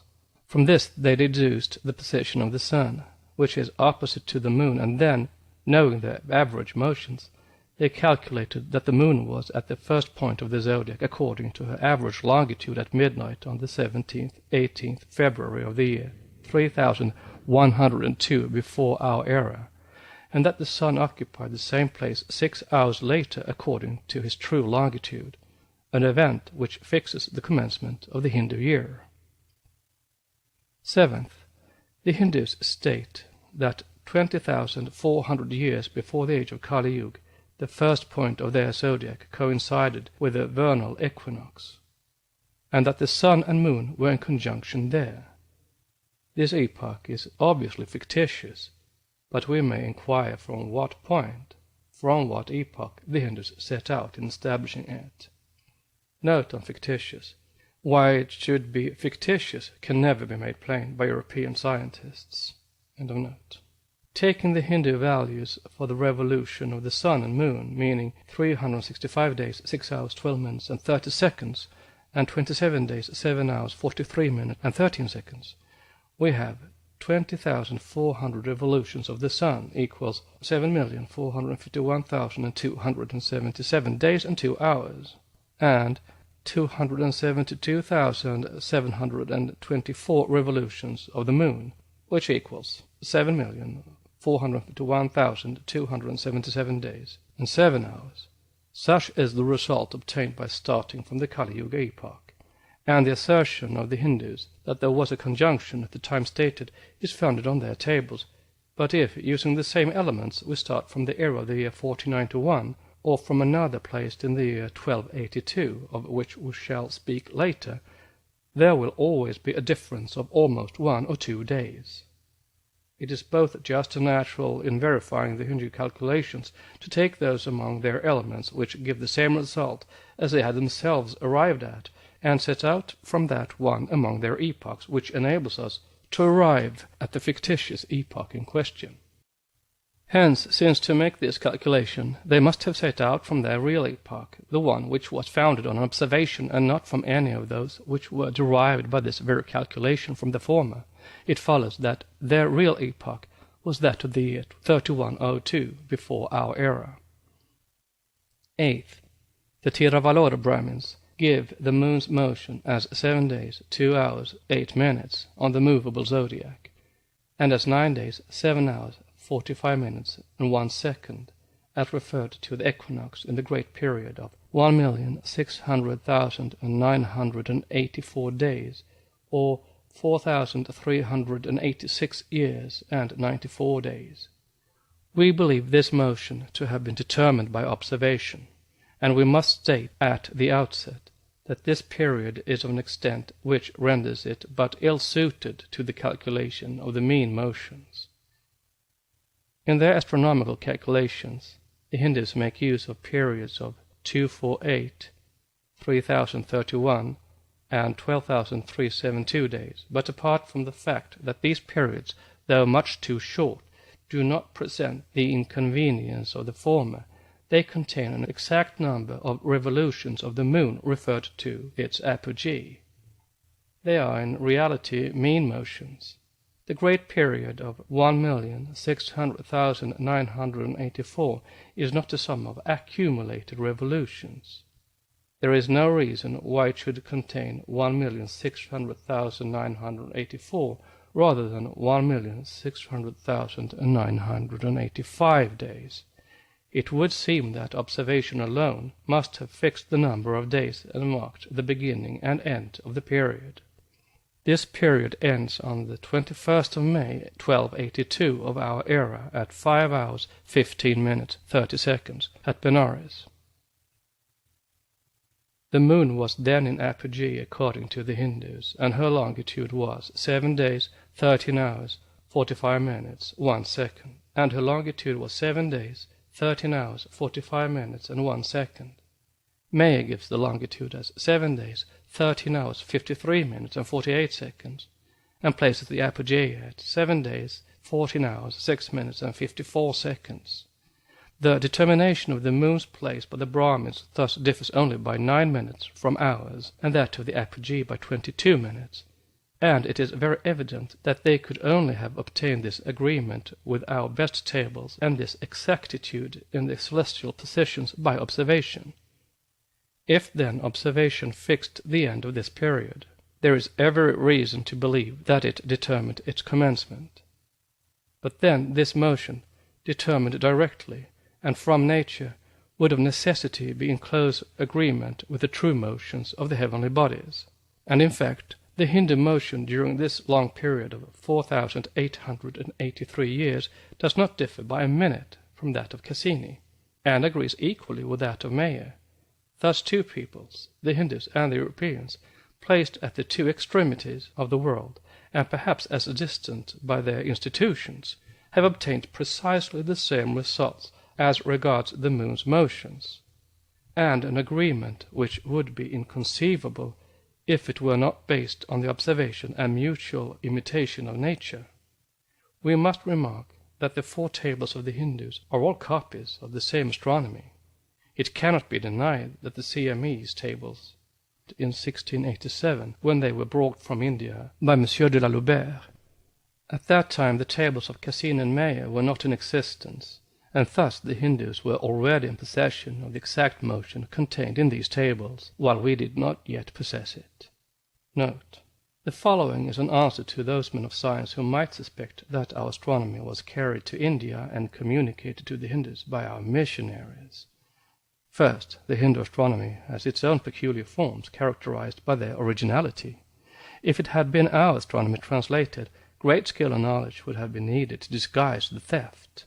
Second, when adopting the mean movement of the moon, they would have adopted also the inclination of the ecliptic, the equation of the sun's center, the length of the year.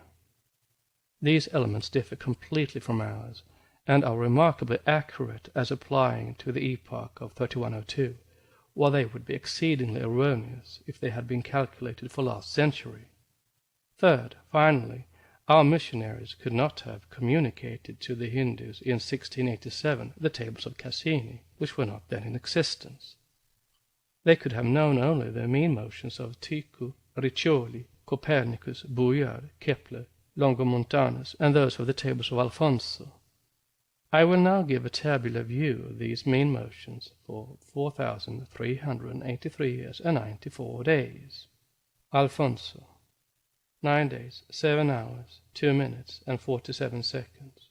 Difference from Hindu, minus 1 hour, 42 minutes, 14 seconds. Copernicus, in motion 9 days, 6 hours, 2 minutes, 13 seconds. Difference from Hindu, minus 1 hour, 42 minutes, 48 seconds. Tycho Brahe, 9 days, 7 hours, 54 minutes, 40 seconds. Difference from Hindu, plus 9 minutes, 39 seconds. Kepler, 9 days, 6 hours, 57 minutes, 35 seconds. Difference from Hindu, minus 47 minutes and 26 seconds. Longomontanus, 9 days, 7 hours, 2 minutes, 13 seconds. Difference from Hindu, minus 42 minutes and 48 seconds. Bouillon, 9 days, 6 hours, 48 minutes, 8 seconds. Difference from Hindu, 58 minutes, 53 seconds. Riccioli, 9 days, 7 hours, 53 minutes, 57 seconds. Difference from Hindu, 8 minutes, 56 seconds. Cassini, 9 days, 7 hours, 44 minutes, 11 seconds. Difference from Hindu, 50 seconds. Indian, 9 hours, 7 hours, 45 minutes, and 1 second. None of these mean motions, except Cassini's, agrees with that of the Hindus, who therefore did not borrow their mean motions, since their figures agree only with those of Cassini, whose tables were not in existence in 1687. This mean motion of the moon belongs therefore to the Hindus, who could only have obtained it by observation. See Bayes' Traité de l'astronomie indienne et orientale. End of note. It must therefore be admitted that the accuracy of this Hindu motion is the point of observation. It is exact throughout this period of 4,383 years, because it was taken from the sky itself, and if observation determined its close, it fixed its commencement also. It is the longest period which has been observed, and of which the recollection is preserved in the annals of astronomy. It has its origin in the epoch of the year 3102 before Christ, and it is a demonstrative proof of the reality of that epoch. Bayes is referred to at such length, as he is one of the few scientific men who have tried to do full justice to the astronomy of the Aryans. From John Bentley down to Burgess's Surya Siddhanta, not one astronomer has been fair enough to the most learned people of antiquity. However distorted and misunderstood the Hindu symbology, no occultist can fail to do it justice once that he knows something of the secret sciences, nor will he turn away from their metaphysical and mystical interpretation of the zodiac, even though the whole Pleiades of Royal Astronomical Societies rise in arms against their mathematical rendering of it. The descent and reascent of the monad or soul cannot be disconnected from the zodiacal signs, and it looks more natural in the sense of the fitness of things to believe in a mysterious sympathy between the metaphysical soul and the bright constellations, and in the influence of the latter on the former, than in the absurd notion that the creators of heaven and earth have placed in heaven the types of 12 vicious Jews. And if, as the author of the Gnostics asserts, the aim of all the Gnostic schools and the later Platonists was to accommodate the old faith to the influence of the Buddhistic Theosophy, the very essence of which was that the innumerable gods of the Hindu mythology were but names for the energies of the first triad and its successive avatars or manifestations unto man, whither can we turn to trace these theosophic ideas to their very root better than to old Indian wisdom? We say it again, archaic occultism would remain incomprehensible to all if it were rendered otherwise than through The Secret Doctrine by Helena Petrovna Blavatsky, a facsimile of the original edition of 1888, printed by the Cunningham Press, Alhambra, California. Volume 1, Cosmogenesis. Book 1, Part 3, Science and the Secret Doctrine Contrasted. Addenda to Book 1. Addenda 18. Summary of the mutual position. The reader has had the whole case presented to him from both sides, and it remains with him to decide whether its summary stands in our favor or not. If there were such a thing as a void, a vacuum in nature, one would find it produced according to physical law in the minds of helpless admirers of the lights of science, who pass their time in mutually destroying their teachings.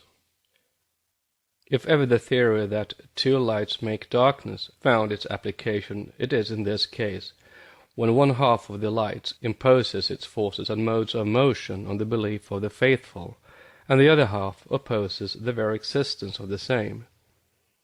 Ether, matter, energy, the sacred hypostatic called Trinity, the 3 principles of the truly unknown God of science, called by them physical nature. Theology is taken to task and ridiculed for believing in the union of 3 persons in one Godhead, one God as to substance, 3 persons as to individuality, and we are laughed at for our belief in unproved and unprovable doctrines, in angels and devils, gods and spirits. And indeed, that which made the scientists win the day over theology in the great conflict between religion and science was precisely the argument that neither the identity of that substance nor the triple individuality claimed after having been conceived, invented, and worked out in the depth of theological consciousness could be proved by any scientific inductive process of reasoning, least of all on the evidence of our senses. Religion must perish, it is said, because it teaches mysteries. Mystery is the negation of common sense, and science repels it. According to Mr. Tyndall, metaphysics is fiction, like poetry. The man of science takes nothing on trust, rejects everything that is not proven to him, while the theologian accepts everything on blind faith. The theosophist and the occultist, who take nothing on trust, not even exact science, the spiritualist who denies dogma but believes in spirits and in invisible but potential influences, all share in the same contempt. Very well then. What we have done to now is to examine for the last time whether exact science does not act precisely in the same way as theosophy, spiritualism, and theology do. In a work by Mr. S. Ling, considered a standard book on science, modern and modern thought, the author of which, according to the laudatory review of the Times, exhibits with much power and effect the immense discoveries of science and its numerous victories over old opinions, whenever they have the rashness to challenge conclusions with it, one reads in Chapter 3 on matter as follows. What is the material universe composed of? Ether, matter, energy is the answer. We stop to ask what is ether, and Mr. Ling answers in the name of science. Ether is not actually known to us by any test of which the senses can take cognizance, but is a sort of mathematical substance which we are compelled to assume in order to account for the phenomena of light and heat. And what is matter? Do you know more about it than you do about the hypothetical agent ether? Quote, in perfect strictness, It is true that chemical investigations can tell us nothing directly of the composition of living matter, and it is also in strictness true that we know nothing about the compositions of any material body whatever as it is. Lecture on Protoplasm by Mr. Huxley. And energy. Surely you can define the third person of the Trinity in your material universe. The energy is that which is only known to us by its effects from books on physics. Pray explain, for this is rather hazy. In mechanics there is actual and potential energy, work actually performed, and the capacity for performing it. As to the nature of molecular energy or forces, the various phenomena which bodies present show that their molecules are under the influence of two contrary forces, one which tends to bring them together, the other to separate them. The first is molecular attraction, the second force is due to v viva, or moving force, from Physics. Just so, it is the nature of this moving force, the v viva, that we want to know. What is it? We do not know, is the invariable answer. It is an empty shadow of my imagination, explains Mr. Huxley in his Physical Basis of Life. Thus the whole structure of modern science is built on a kind of mathematical abstraction, on a protean substance which eludes the senses, from Dubois-Reymond, and on effects, the shadowy and elusive will-o'-the-wisp of a something entirely unknown to us and beyond the reach of science. Self-moving atoms, self-moving suns, planets and stars. But who then, or what are they all, if they are self-endowed with motion? Why then should you, physicists, laugh and deride our self-moving archaeus? Mystery is rejected and scorned by science, and mystery is the fatality of science, as Father Felix has truly said. Science cannot escape it. The language of the French preacher is ours, and we quote it in Isis Unveiled, Vida Volume 1, pages 338-9. Who, he asks, who of you, men of science, quote, has been able to penetrate the secret of the formation of a body, the generation of a single atom? What is there, I will not say at the center of a sun, but at the center of an atom? Who has sounded to the bottom the abyss in a grain of sand? The grain of sand, gentlemen, has been studied 4,000 years by science. She has turned and returned it. She divides it and subdivides it. She torments it with her experiments. She vexes it with her questions to snatch from it the final word as to its secret constitution. She asks it with an insatiable curiosity, "Shall I divide thee infinitesimally?" Then, suspended over this abyss, science hesitates, she stumbles, she feels dazzled, she becomes dizzy, and in despair says, "I do not know." But if you are so fatally ignorant of the genesis and hidden nature of a grain of sand, how should you have an intuition as to the generation of a single living being? Whence in the living being does life come? Where does it commence? What is the life principle? Unquote. Note, from Le Mystère et la Science, Conférence, Père Félix de Notre-Dame de Monod, Haute Phénomène Magique. End of note. Do the men of science deny all these charges? Not at all, for here is a confession of Tyndall, which shows how powerless is science even over the world of matter. Quote, "The first marshalling of the atoms, on which all subsequent action depends, baffles a keener power than that of the microscope. Through pure excess of complexity, and long before observation can have any voice in the matter, the most highly trained intellect, the most refined and disciplined imagination, retires in bewilderment from the contemplation of the problem. We are struck dumb by an astonishment which no microscope can relieve, doubting not only the power of our instrument, but even whether we ourselves possess the intellectual elements which will ever enable us to grapple with the ultimate structural energies of nature." Unquote. How little is known of the material universe indeed has now been suspected for years, on the very admissions of these men of science themselves. And now there are some materialists who would even make away with ether, or whatever science calls the infinite substance, the noumenon of which the Buddhists call Svabhavat, as well as with atoms too dangerous both on account of their ancient philosophical and their present Christian and theological associations.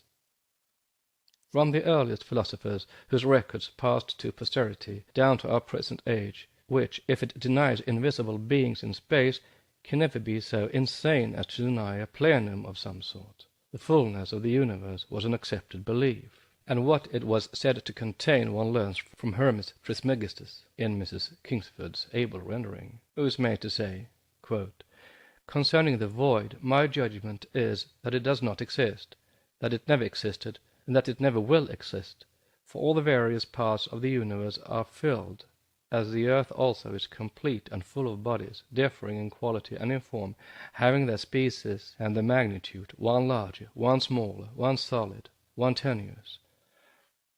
The larger are easily perceived, the smaller are difficult to apprehend, or altogether invisible. We know only of their existence by the sensation of feeling, wherefore many persons deny such entities to be bodies and regard them as simply spaces.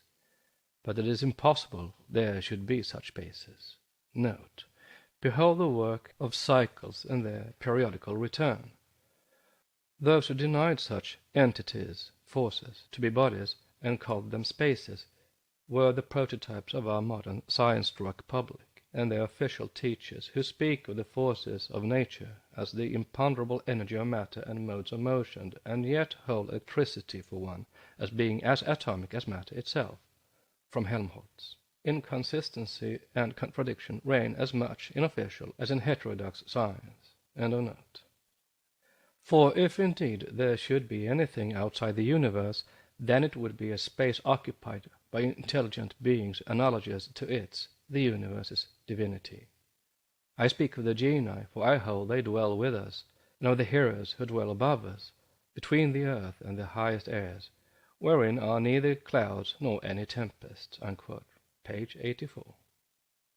And we hold it too, only, as already remarked, no Eastern initiate would speak of spheres above us, between the earth and the airs, even the highest, as there is no such division or measurement in occult speech, no above as no below, but an eternal within two other withins, or the planes of subjective merging gradually into that of terrestrial objectivity, this being for man the last one, his own plane.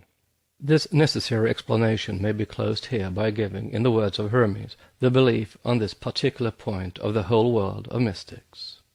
Quote, "There are many orders of the gods, and in all there is an intelligent part. It is not to be supposed they do not come within the range of our senses. On the contrary, we perceive them better even than those which are called visible. There are then gods superior to all appearances. After them come the gods whose principle is spiritual. These gods, being sensible in conformity with their double origin, manifest all things by a sensible nature, each of them illuminating his works one by another." Note, Hermes here includes as gods the sensible forces of nature, the elements and the phenomena of the universe, remarks Mrs. A. Kingsford in a footnote, explaining it very correctly. So does Eastern philosophy. End of note. The supreme being of heaven, or of all that is comprehended under this name, is Zeus, for it is by heaven that Zeus gives life to all things. The supreme being of the sun is light, for it is by the disk of the sun that we receive the benefit of the light. The 36 horoscopes of the fixed stars have for supreme being or prince him whose name is Pantomorphos, or having all forms, because he gives divine forms to diverse types.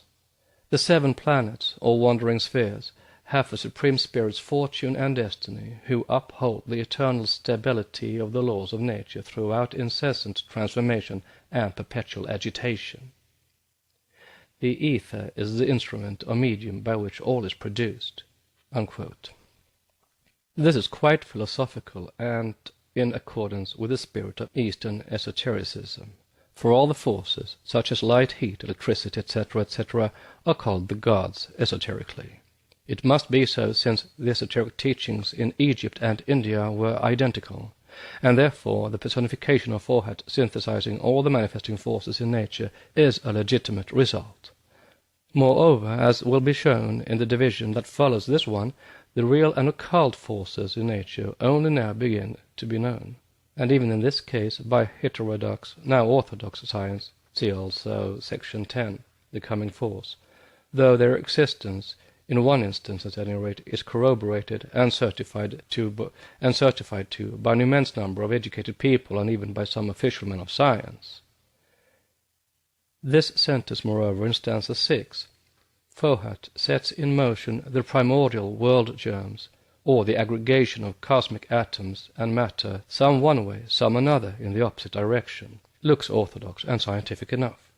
For there is, at all events, one fact in support of this procession fully recognized by science, and it is this. The meteoric showers, periodical in November and August, belong to a system moving in an elliptical orbit around the Sun. The aphelion of this ring is 1,732 millions of miles beyond the orbit of Neptune. Its plane is inclined to the Earth's orbit at an angle of 64 degrees and 3 minutes, and the direction of the meteoric swarm moving around this orbit is contrary to that of the Earth's revolution. This fact, recognized only in 1833, shows it to be the modern rediscovery of what was very anciently known. Fohat turns with his two hands in contrary directions the seed and the curds, or cosmic matter, is turning, in clearer language, particles in a highly attenuated condition and nebulae.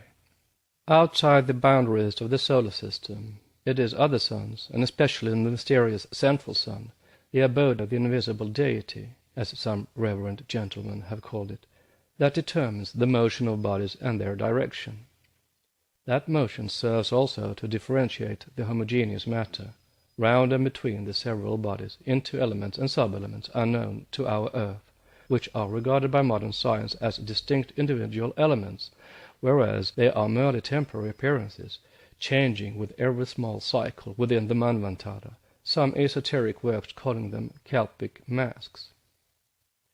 Fohat is the key in occultism which opens and unriddles the multiform symbols and respective allegories in the so-called mythology of every nation, demonstrating the wonderful philosophy and the deep insight into the mysteries of nature in the Egyptian and Chaldean as well as in the Aryan religions. Fohat, shown in his true character, proves how deeply versed were all those prehistoric nations in every science of nature, now called physical and chemical branches of natural philosophy. In India, Fohat is the scientific aspect of both Vishnu and Indra, the latter old and more important in the Rig Veda than his sectarian successor, while in Egypt Fohat was known as Tum instead of Nut, or Osiris in his character of a primordial god, creator of heaven and of beings. See chapter 17 of Book of the Dead. Note, O Tum Tum, issued from the great female, which is in the bosom of the waters, the great deep or space, thou luminous through the two lions, the dual force or power, the two solar eyes, or the electropositive and the electronegative forces. See Book of the Dead 3 and Egyptian Pantheon chapter 2, end of note. For Tum is spoken of as the protean god who generates other gods and gives himself the form he likes, the master of life, giving their vigor to the gods. He is the overseer of the gods, and he who creates spirits and gives them shape and life. He is the north wind and the spirit of the west, and finally the setting sun of life, or the vital electric force that leaves the body at death. Wherefore the defunct begs that Tum should give him the breath from his right nostril, positive electricity, that he might live in his second form. Both the hieroglyph and the text of chapter 42 in the Book of the Dead show the identity of Tum with Fohat. The former represents a man standing erect with the hieroglyph of the breaths in his hands. The letter says, I open to the chief of An, Heliopolis, I am Tum. I cross the water, split by Tothapi, the lord of the horizon, and I am the divider of the earth. Fohat divides space and, with his sons, the earth into 7 zones. I cross the heavens, and am the 2 lions. I am Ra, I am Am, I ate my air. Note, an image expressing the succession of divine functions, the substitution from one form into another, or the correlation of forces. Am is the electropositive force, devouring all others as Saturn devoured his progeny. End of note. I glide on the soil of the fields of Anru, given me by the Master of limitless eternity.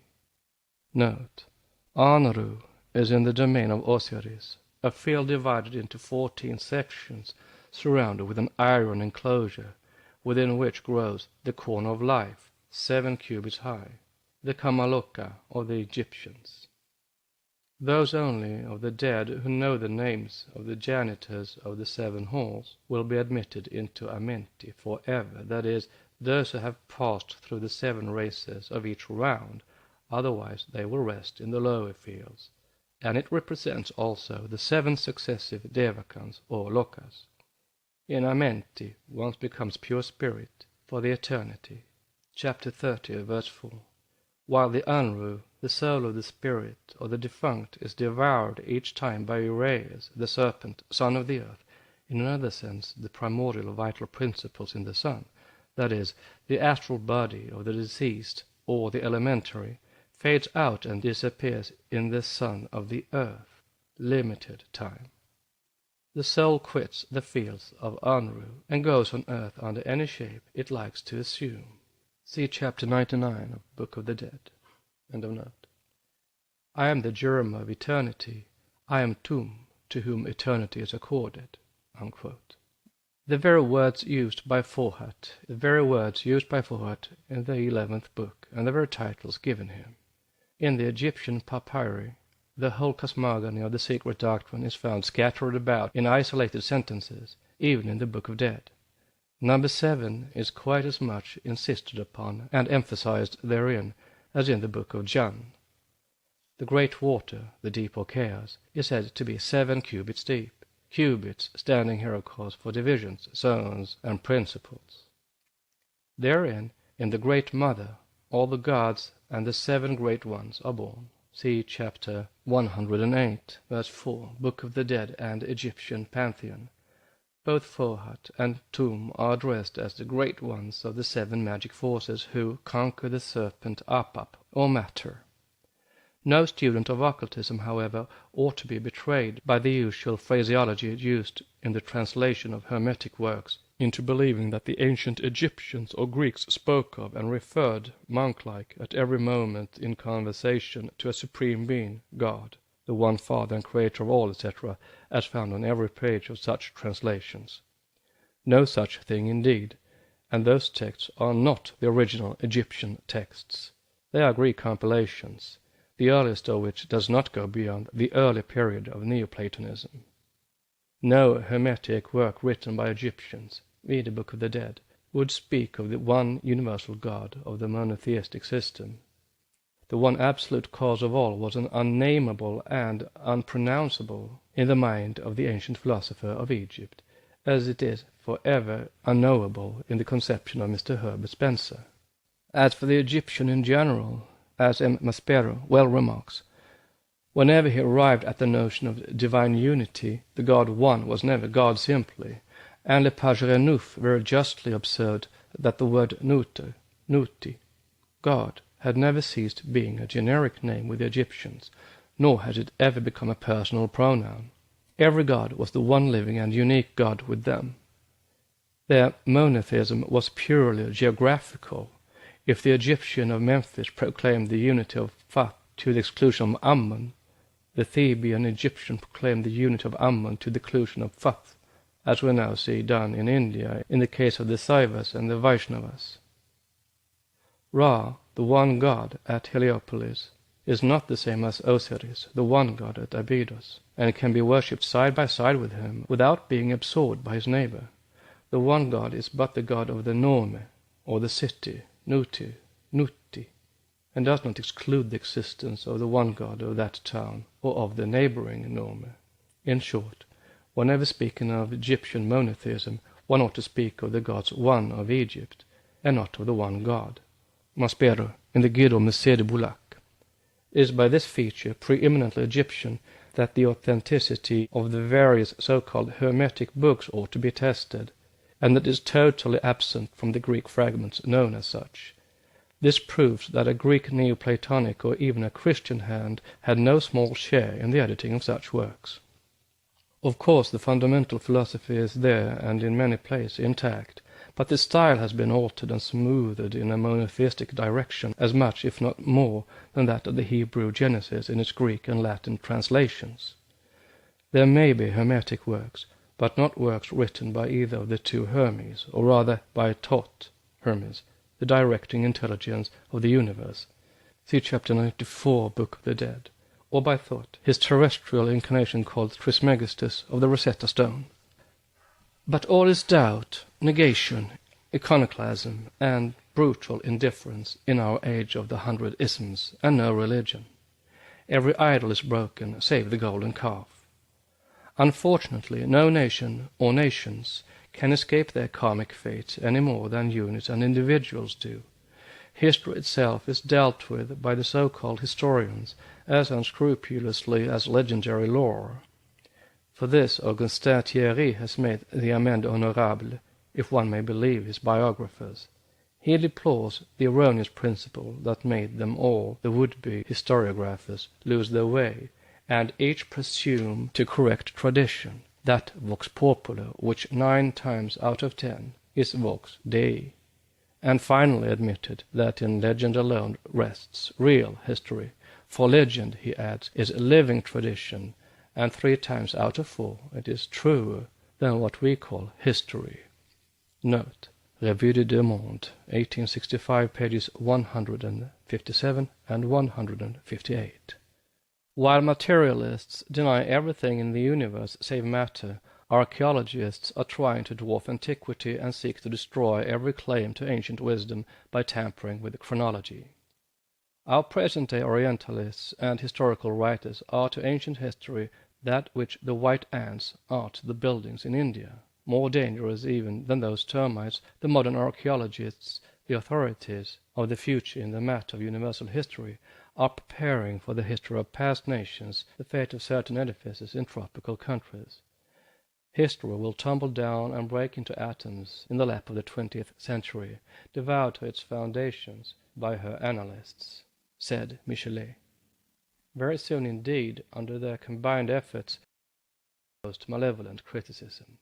Believers in and the defenders of the secret doctrine, however, will have to bear the accusation of madness, and worse, as philosophically as for long years already the writer has done.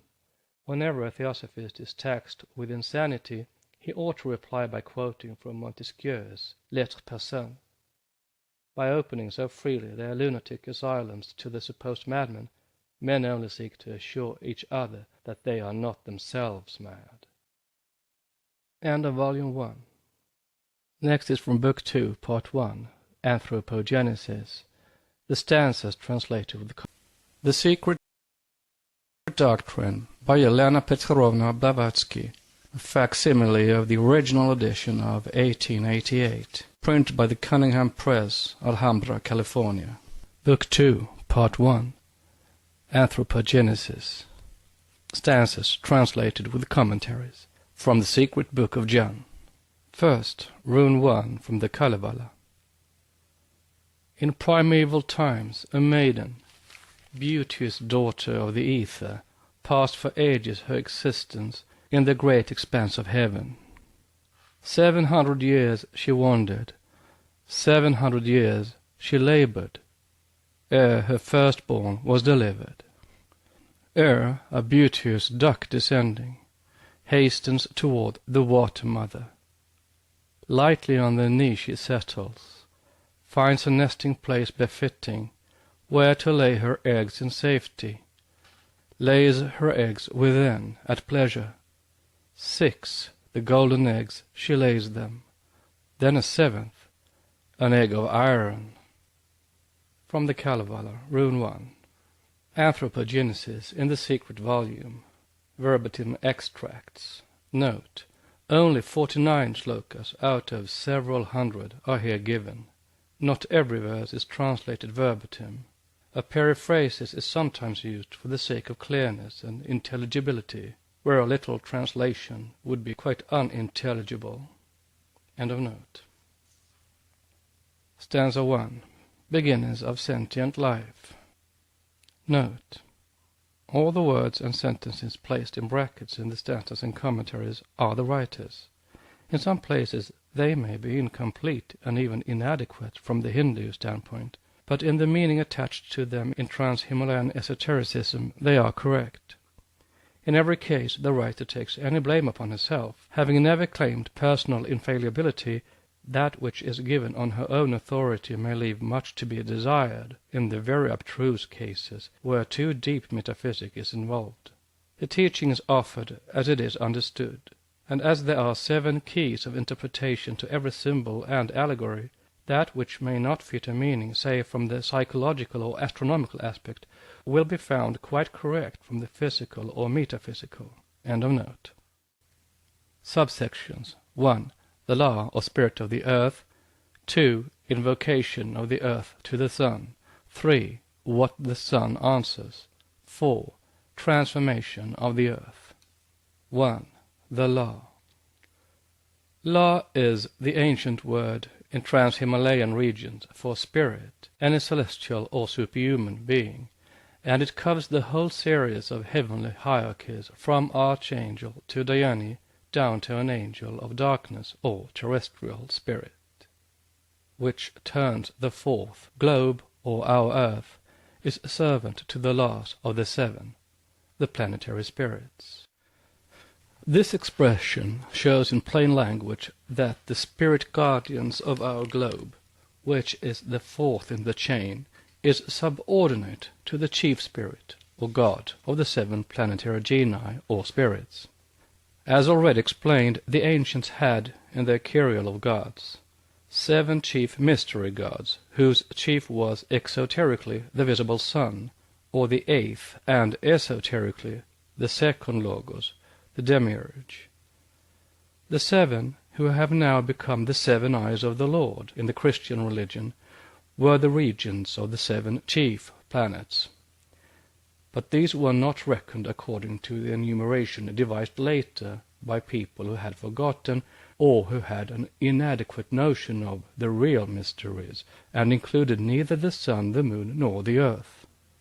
The sun was the chief exoterically of the 12 great gods or zodiacal constellations, and esoterically the Messiah, the Christos, the subject anointed by the great breath or by the One, surrounded by his 12 subordinate powers, also subordinate in turn to each of the 7 mystery gods of the planets. The 7 higher make the 7 laws create the world, states a commentary, which means that our earth, leaving aside the rest, was created or fashioned by terrestrial spirits, the regents being simply the supervisors. This is the first germ, the seed of that which grew later into the tree of astrology and astrolatry. The higher ones were the cosmocreatores, the fabricators of our solar system. This is borne out by all the ancient cosmogonies, that of Hermes, of the Chaldees, of the Aryans, of the Egyptians, and even of the Jews. Heaven's belt, the signs of the zodiac, the sacred animals, are as much the Bnei Achim, sons of the gods or the Elohim, as the spirits of the earth, but they are prior to them. Soma and Sin, Isis and Diana, are all lunar gods or goddesses, called the fathers and mothers of our earth, which is subordinate to them. But these, in their turn, are subordinate to their fathers and mothers, the latter interchangeable and varying with each nation, the gods and their planets such as Jupiter, Saturn, Bel, Brihaspati, etc. They who revolve, driving their chariots around their Lord, the one eye, Lokachaksup, of our world. His breath gives life to the 7, gives light to the planets. It gave life to the first. His breath gave life to the 7 refers as much to the sun, who gives life to the planets, as to the High One, the spiritual sun, who gives life to the whole cosmos. The astronomical and astrological keys opening the gate leading to the mysteries of theogony can be found only in the later glossaries which accompany the stanzas. In the apocalyptic slokas of the archaic records, the language is as symbolic, if less mythical, than in the Puranas, Without the help of the later commentaries compiled by generations of adepts, it would be impossible to understand the meaning correctly. In the ancient cosmogonies, the visible and the invisible worlds are the double links of one and the same chain. As the invisible Logos, with its 7 hierarchies, represented or personified each by its chief angel or rector, form one power, the inner and the invisible. So, in the world of forms, the sun and the 7 chief planets constitute the visible and active potency, the latter hierarchy being, so to speak, the visible and objective Logos of the invisible and, except in the lowest grades, ever subjective angels. Thus, to anticipate a little by way of illustration, every race in its evolution is said to be born under the direct influence of one of the planets. Race is the first receiving its breath of life from the sun, as will be seen later on, while the third humanity, those who fell into generation or from androgynes became separate entities, one male and the other female, are said to be under the direct influence of Venus, the little sun in which the solar orb stores his light. The summation of the stanzas in Book 1 showed the genesis of gods and men taking rise in and from one and the same point, which is the one universal, immutable, eternal, and absolute unity. Note: according to Dr. A. Wilder's learned definition, Genesis is not generation, but a coming out of the eternal into the cosmos and time, a coming from esse into existere, or from beingness into being, as a theosophist would say. End of note. In its primary manifested aspect, we have seen it become one, in the sphere of objectivity and physics, primordial substance and force, centripetal and centrifugal, positive and negative, male and female, etc., etc. 2, in the world of metaphysics, the spirit of the universe or cosmic ideation, called by some the Logos. This Logos is the apex of the Pythagorean triangle. When the triangle is complete, it becomes the tetractys, or the triangle in the square, and is the dual symbol of the 4-lettered tetragrammaton in the manifested cosmos, and of its radical trip ray in the unmanifested, or its noumenon. Put more metaphysically, the classification given here of cosmic ultimates is more one of convenience than of absolute philosophical accuracy. At the commencement of a great Manvantara, Parabrahm manifests as Mula Prakriti and then as the Logos. This Logos is equivalent to the unconscious universal mind, etc., of Western pantheists. It constitutes the basis of the subject side of manifested being, and is the source of all manifestations of individual consciousness. Mula Prakriti, or the primordial cosmic substance, is the foundation of the object side of things, the basis of all objective evolution and cosmogenesis.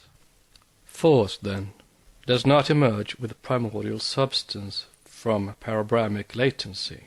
It is the transformation into energy of the supraconscious thought of the Logos, infused, so to speak, into the objectivation of the latter out of potential latency in the one reality. Hence spring the wondrous laws of matter, hence the primal impress, so vainly discussed by Bishop Temple.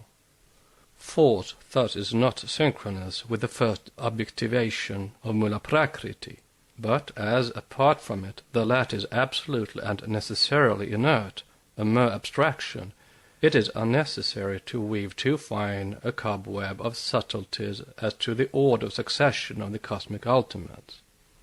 Force succeeds Mula Prakriti, but minus force, Mula Prakriti is for all practical intents and purpose non-existent. Note: for a clear explanation of the origins as contained in the esotericism of the Bhagavad Gita, see the notes thereon published in the Theosophist for February, March, and June 1887, Madras. End of note.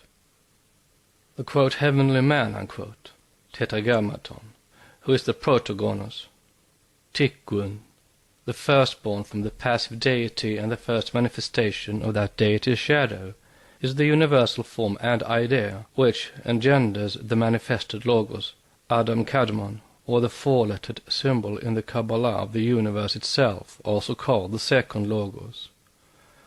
The second springs from the first and develops a third triangle, from the last of which, the lower host of angels, men, are generated. It is with this third aspect that we shall deal at present. The reader must bear in mind that there is a great difference between the Logos and the Demiurgos, for one is spirit and the other is soul, or as Dr. Wilder has it, Dianoia and Logos are synonymous, nous being superior and closely in affinity with tuagatoi, one being the superior apprehending, the other the comprehending, one noetic and the other phrenic." Unquote.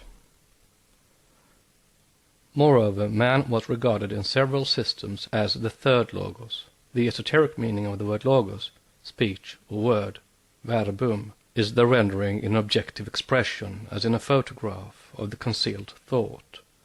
The Logos is the mirror reflecting divine mind, and the universe is the mirror of the Logos, though the latter is the esse of that universe. As the Logos reflects all in the universe of Pleroma, so man reflects in himself all that he sees and finds in his universe, the earth. It is the three heads of the Kabbalah, unum intra alterum et alterum super alterum, from Zohar, Ida, Sutta 7. Every universe, world or planet has its own Logos, says the Doctrine. The sun was always called by the Egyptians the eye of Osiris, and was himself the Logos, the first begotten or light made manifest to the world, which is the mind and divine intellect of the concealed. It is only by the sevenfold ray of this light that we can become cognizant of the Logos through the Demiurge, regarding the latter as the creator of our planet and everything pertaining to it, and the former as the guiding force of that creator, good and bad at the same time, the origin of good and the origin of evil. This, quote, creator, unquote, is neither good nor bad per se, but its differentiated aspects in nature make it assume one or the other character. With the invisible and the unknown universes disseminated through space, none of the sun gods had anything to do.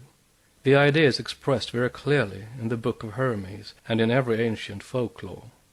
It is symbolized generally by the dragon and the serpent, the dragon of good and the serpent of evil, represented on earth by the right and the left hand magic. In the epic poem of Finland, the Kalevala, the origin of the serpent of evil is given. It is born from the spittle of Suoyatar, and endowed with a living soul by the principle of evil, Hisi.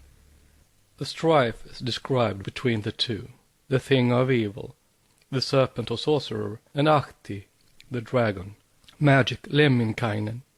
The latter is one of the 7 sons of Ilmatar, the virgin, daughter of the air, she who fell from heaven into the sea before creation, that is, spirit transformed into the matter of sensuous life. There's a world of meaning and occult thought in these few lines, admirably rendered by Dr. J. M. Crawford of Cincinnati. The hero Lemminkainen, the good magician, quote, used the wall with might of magic, breaks the palisade in pieces, used to atoms 7 pickets, chops the serpent wall to fragments. When the monster, little heeding, pounces with his mouth of venom at the head of Lemminkainen, but the hero, quick recalling, speaks the master words of knowledge, words that came from distant ages, words his ancestors had taught him, unquote. The stanza continued. They are all dragons of wisdom, adds the commentary. In China, the men of Fohi, or the heavenly man, are called the 12 Qian-Yuan, the 12 hierarchies of Dhyanis or angels with human faces and dragon bodies, the dragon standing for divine wisdom or spirit, and they create men by incarnating themselves in 7 figures of clay, earth and water, made in the shape of those Qian-Yuan, a third allegory. Compare the symbols of the Banzis. Note: it has been repeatedly stated that the serpent is the symbol of wisdom and of occult knowledge. The serpent has been connected with the god of wisdom from the earliest times of which we have any historical notice, writes Stanislav Wake. This animal was the special symbol of Tot or Taut, and of all those gods, such as Hermes, within brackets question mark, and Seth, who can be connected with him. This is also the primitive Chaldean triad Hea or Hua. According to Sir Henry Rawlinson, the most important titles of this deity refer to his functions as the source of all knowledge and science. Not only is he the intelligent fish, but his name may be read as signifying both life and a serpent, meaning an initiated adept, and he may be considered as figured by the great serpent which occupies so conspicuous a place among the symbols of their gods on the black stones recording Babylonian benefactions. Aesculapius, Serapis, Pluto, Khnum, and Kneph are all deities with the attributes of the serpent. Says Dupuy, they are all healers, givers of health, spiritual and physical, and of enlightenment. The crown formed of an asp, the Thermutis, belongs to Isis, goddess of life and healing. The Upanishads have a treatise on the science of serpents, in other words, the science of occult knowledge, and the Nagas of the exoteric Buddhist are not the fabulous creatures of the nature of serpents, beings superior to men and the protectors of the law of Buddha, as Schlagentveit believed, but real living men, some superior to men by virtue of their occult knowledge, and the protectors of Buddha's law, inasmuch as they interpret his metaphysical tenets correctly, others inferior morally, as being black magicians. Therefore it is truly declared that Gautama Buddha is said to have taught them a more philosophical religious system than to men who were not sufficiently advanced to understand it at the time of his appearance. Schlagentveit's Tibetan Buddhism. End of note. The 12 asses of the Scandinavian Eddas do the same. In the secret catechism of the Druses of Syria, a legend which is repeated word for word by the oldest tribes about and around the Euphrates, men were created by the sons of God, descending on earth, where, after culling 7 mandragoras, they animated these roots, which became forthwith men. Note: the mandragora is the mandrake of the Bible, of Rachel and Leah. They are the roots of a plant, fleshy, hairy, and forked below, representing roughly the limbs of a man, the body, and even a head.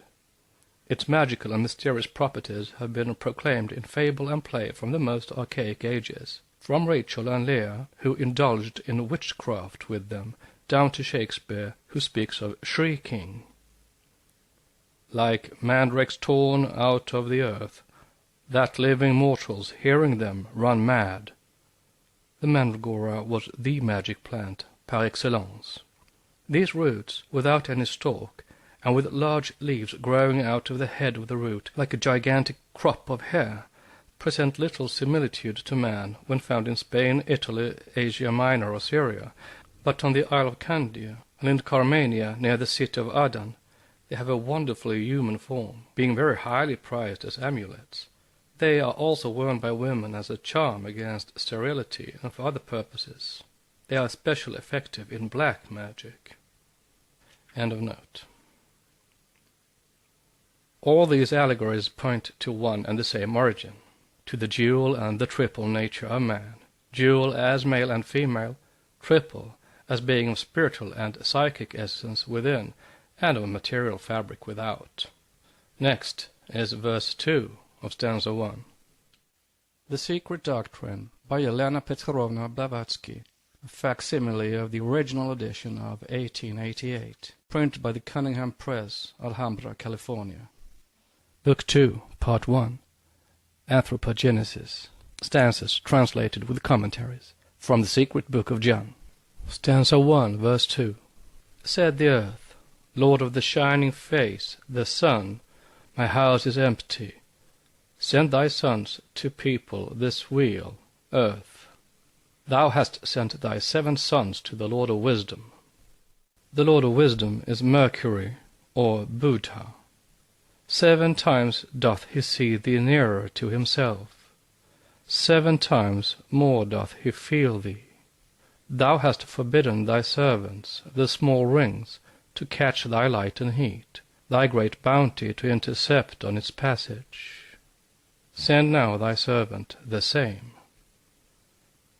The modern commentary explains the words as a reference to a well-known astronomical fact, that Mercury receives 7 times more light and heat from the Sun than Earth, or even the beautiful Venus, which receives but twice that amount more than our insignificant globe. Whether the fact was known in antiquity may be inferred from the prayer of the earth spirit to the sun as given in the text. The sun, however, refuses to people the globe, as it is not ready to receive life as yet. Note: Copernicus wrote his theories on the revolution of the heavenly bodies in the 16th century, and the Zohar, even if compiled by Moses de Leon in the 13th century, states that in the book of Hamanana, the old will learn that the earth turns upon itself in the form of a circle, that some are on top and others below, that there are some countries which are lightened whilst others are in darkness. These have the day when for the former it is night, and there are countries in which it is constantly day, or in which at least the night continues only some instants. Zohar 3, 10a from Kabbalah, page 139. End of note. Mercury is, as an astrological planet, still more occult and mysterious than Venus. It is identical with the Mazdean Mithra, the genius or god established between the sun and the moon, the perpetual companion of the sun of wisdom. Pausanias shows him as having an altar in common with Jupiter, Book 5. He had wings to express his attendance upon the sun in its course, and he was called the Nuntis, or sun wolf, Solaris luminis particeps. He was the leader of and the evocator of souls, the great magician and the Hierophant. Virgil depicts him as taking his wand to evoke from Orcus the souls plunged therein, tum virgam capit, hac animas ille evocat orco. See also the 21st Fargad of the Vendidad on the celestial militia. He is the golden-colored Mercury, the Cridophies Hermes, whom the Hierophants forbade to name. He is symbolized in Grecian mythology by one of the dogs, Vigilance, which watch over the celestial flock, occult wisdom, or Hermes Anubis, or again Agathodaimon. He is the Argus, watching over the earth, and which the latter mistakes for the sun itself. It is through the intercession of Mercury that the Emperor Julian prayed to the occult sun every night, for, as says Vossius, all the theologians agree to say that Mercury and the sun are one. He was the most eloquent and the most wise of all the gods, which is not to be wondered at, since Mercury is in such close proximity to the wisdom and the word of God, the sun, that he was confused with both. See Idolatry, Volume 2, page 373. Vossius utters here a greater occult truth than he suspected. The Hermes Sarameas of the Greeks is closely related to the Hindu Saram and Sarameya, the divine watchman who watches over the golden flock of stars and solar rays. In the clearer words of the commentary, the globe, propelled onward by the spirit of the earth and his 6 assistants, gets all its vital forces, life and powers through the medium of the 7 planetary dhyanis from the spirit of the sun. They are his messengers of light and life.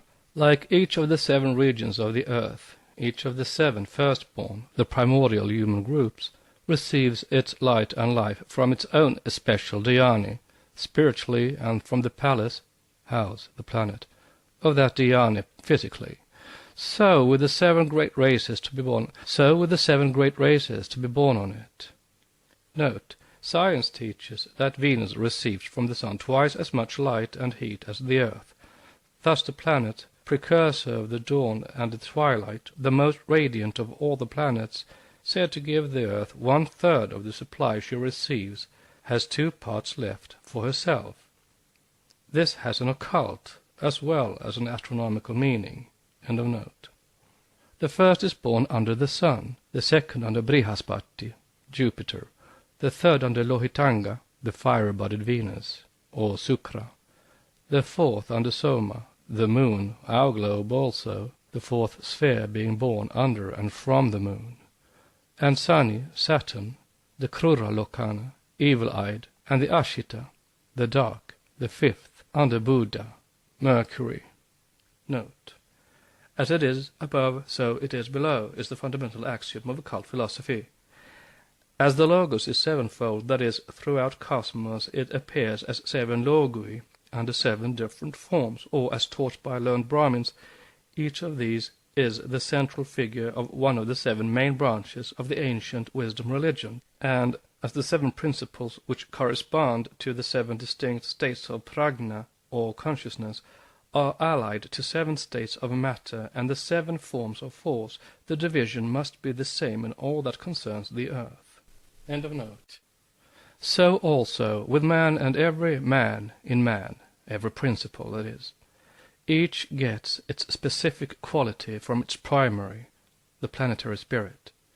Therefore every man is a septonate, or a combination of principles, each having its origin in a quality of that special dhyani. Every active power or force of the earth comes to her from one of the seven lords. Light comes through Sukra, Venus, who receives a triple supply and gives 1/3 of it to the earth.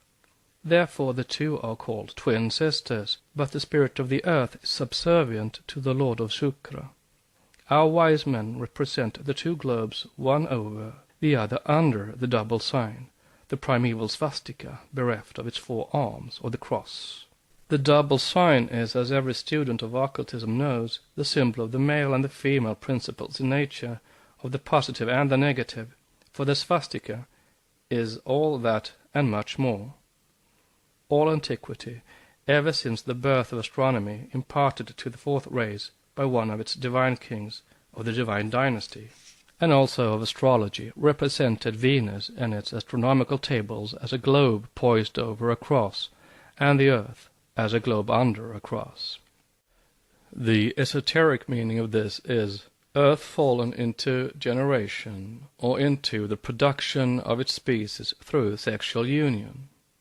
But the later Western nations did not fail to give quite a different interpretation. They explained this sign through their mystics, guided by the light of the Latin Church, as meaning that our earth and all on it were redeemed by the cross, while Venus, otherwise Lucifer or Satan, was trampling upon it. Venus is the most occult, powerful, and mysterious of all the planets, the one whose influence upon and relation to the earth is most prominent. In exoteric Brahmanism, Venus, or Sukra, the male deity, is the son of Bhrigu, one of the Prajapati and a Vedic sage, and is Daitya Guru, or the priest-instructor of the primeval giants. The whole history of Sukra in the Puranas refers to the third and to the fourth races. Note on Sukra, a male deity. In the esoteric philosophy it is male and female, or hermaphrodite, hence the bearded Venus in mythology. End of note. It is through Sukra that the double ones, the hermaphrodites of the third root race, descended from the first sweat-born, says the commentary. Therefore it is represented under the symbol of a circle in diameter during the third race, and during the fourth race with an added vertical line. This needs explanation. The diameter, when found isolated in a circle, stands for female nature, for the first ideal world, self-generated and self-impregnated by the universally diffused spirit of life, referring thus to the primitive root race also. It becomes androgynous as the races and all on earth develop into their physical forms, and the symbol is transformed into a circle with a diameter from which runs a vertical line, expressive of male and female, not separated as yet, the first and earliest Egyptian Tau, after which it becomes the cross, or male-female separated and fallen into generation. Venus, the planet, is symbolized by the sign of a globe over the cross, which shows it as presiding over the natural generation of man. The Egyptians symbolized Ankh, life, by the ansated cross, which is only another form of Venus, Isis. and meant esoterically that mankind and all animal life had stepped out of the divine spiritual circle and fallen into physical male and female generation. This sign from the end of the third race has the same phallic significance as the tree of life in Eden. Anuki, a form of Isis, is the goddess of life, and Ankh was taken by the Hebrews from the Egyptians and introduced by Moses, one learned in the wisdom of the priests of Egypt, with many other mystical words. The word Ankh in Hebrew, with a personal suffix, means my life, my being, which is the personal pronoun Anuki, from the name of the Egyptian goddess Anuki. Note: the annotated cross is the astronomical planetary sign of Venus, signifying the existence of parturient energy in the sexual sense, and this was one of the attributes of Isis, the mother of Eve, Hauva, or Mother Earth, and was so recognized among all the ancient peoples in one or another mode of expression, taken from a modern Kabbalistic manuscript. End of note. In one of the most ancient catechisms of southern India, Madras Presidency, the hermaphrodite goddess Ardhanari, see also Indian pantheon, has the ansated cross, the swastika, the male and female sign, right in the central part to denote the pre-sexual state of the third race. Vishnu, who is now represented with a lotus growing out of his navel, or the universe of Brahma evolving out of the central point Nara, is shown in one of the oldest carvings as double-sexed, Vishnu and Lakshmi, standing on a lotus leaf floating on the water, which water rises in a semicircle and pours through the swastika, the source of generation, or of the descent of man. Pythagoras calls Sukravenus the Sol altar, the other sun. Of the 7 palaces of the sun, that of Lucifer Venus is the third one in Christian and Jewish Kabbalah, the Zohar making of it the abode of Samael. According to the occult doctrine, this planet is our Earth's primary and its spiritual prototype. Hence Sukra's car, Venus Lucifer's, is said to be drawn by an ogdoad of earth-born horses, while the steeds of the chariots of the other planets are different.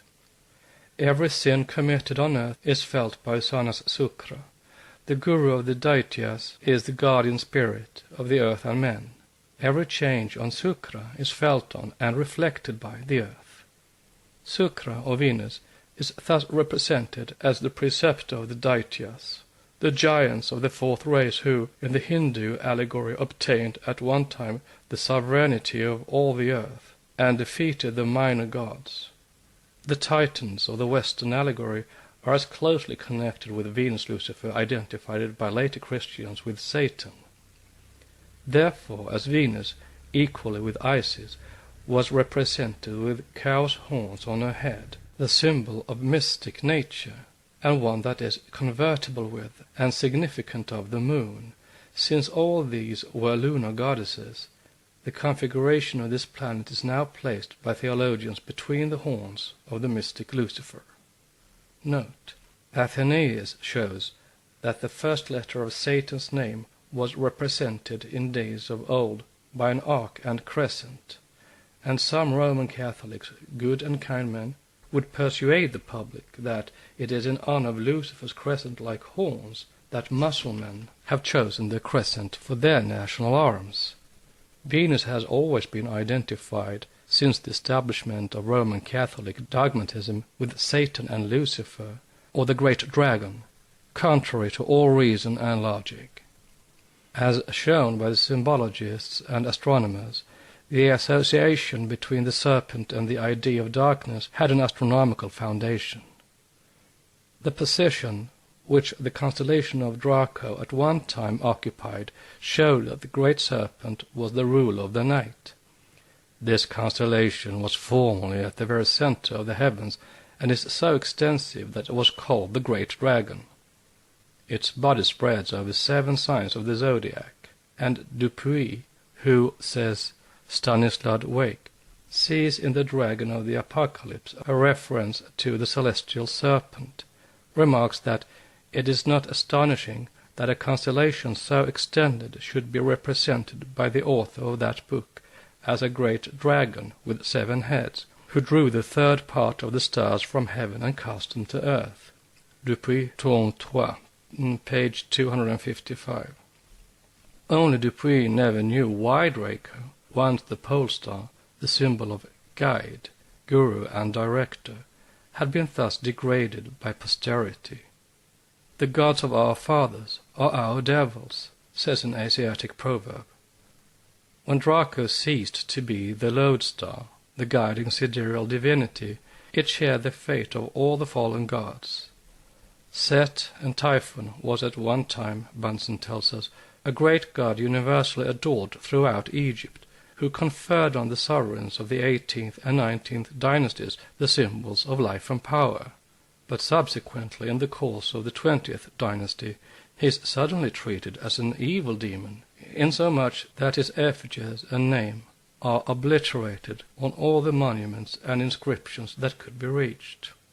The real cult reason will be given in these pages. End of note.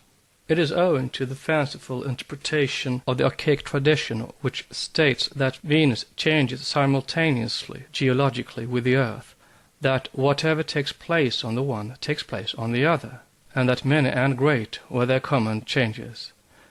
It is for these reasons that Saint Augustine repeats it, applying the several changes of configuration, color, and even of the orbital paths to that theologically woven character of Venus-Lucifer.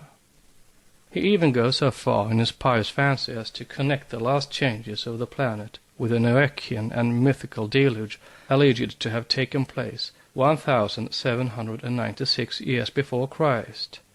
See City of God, 71, chapter 8.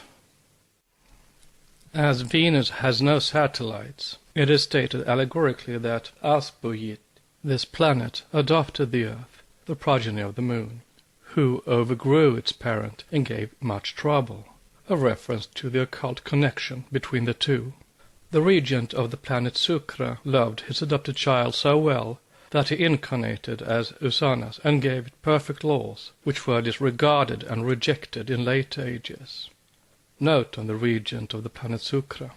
Sukra is the son of Brigu, the great rishi, and one of the 7th Prajapati, the founder of the race of Bhargavas, in which Parasurama is born. End of note. Another allegory in Harivansa is that Sukra went to Shiva asking him to protect his pupils, the Daityas and Asuras, from the fighting gods, and that to further his object he performed a yoga rite, imbibing the smoke of chaff with his head downwards for 1,000 years. This refers to the great inclination of the axis of Venus, amounting to 50 degrees, and to its being enveloped in eternal clouds, but it relates only to the physical constitution of the planet. It is with its regent, the informing Dhyan-Kocha, that occult mysticism has to deal. The allegory which states that for killing Sukra's mother, Vishnu was cursed by him to be reborn 7 times on the earth is full of occult philosophical meaning. It does not refer to Vishnu's avatars, since these number 9, the 10th being still to come, but to the races on earth. Venus, or Lucifer, also Sukra and Usanas, the planet, is the light-bearer of our earth in both its physical and mystic sense. The Christians knew it well in early times, since one of the earliest popes of Rome is known by his pontiff name as Lucifer. Every world has its parent star and sister planet. Thus Earth is the adopted child and the younger brother of Venus, but its inhabitants are of their own kind. All sentient, complete beings, full septenary men or higher beings, are furnished in their beginnings with forms and organisms in full harmony with the nature and state of the sphere they inhabit.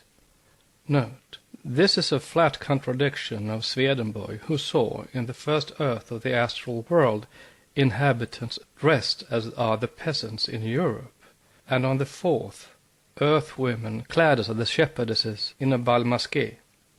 Even the famous astronomer Huygens labored under the mistaken idea that other worlds and planets have the same identical beings as those who live on our earth, possessing the same figures, senses, brain power, arts, sciences, dwellings, and even to the same fabric for their wearing apparel.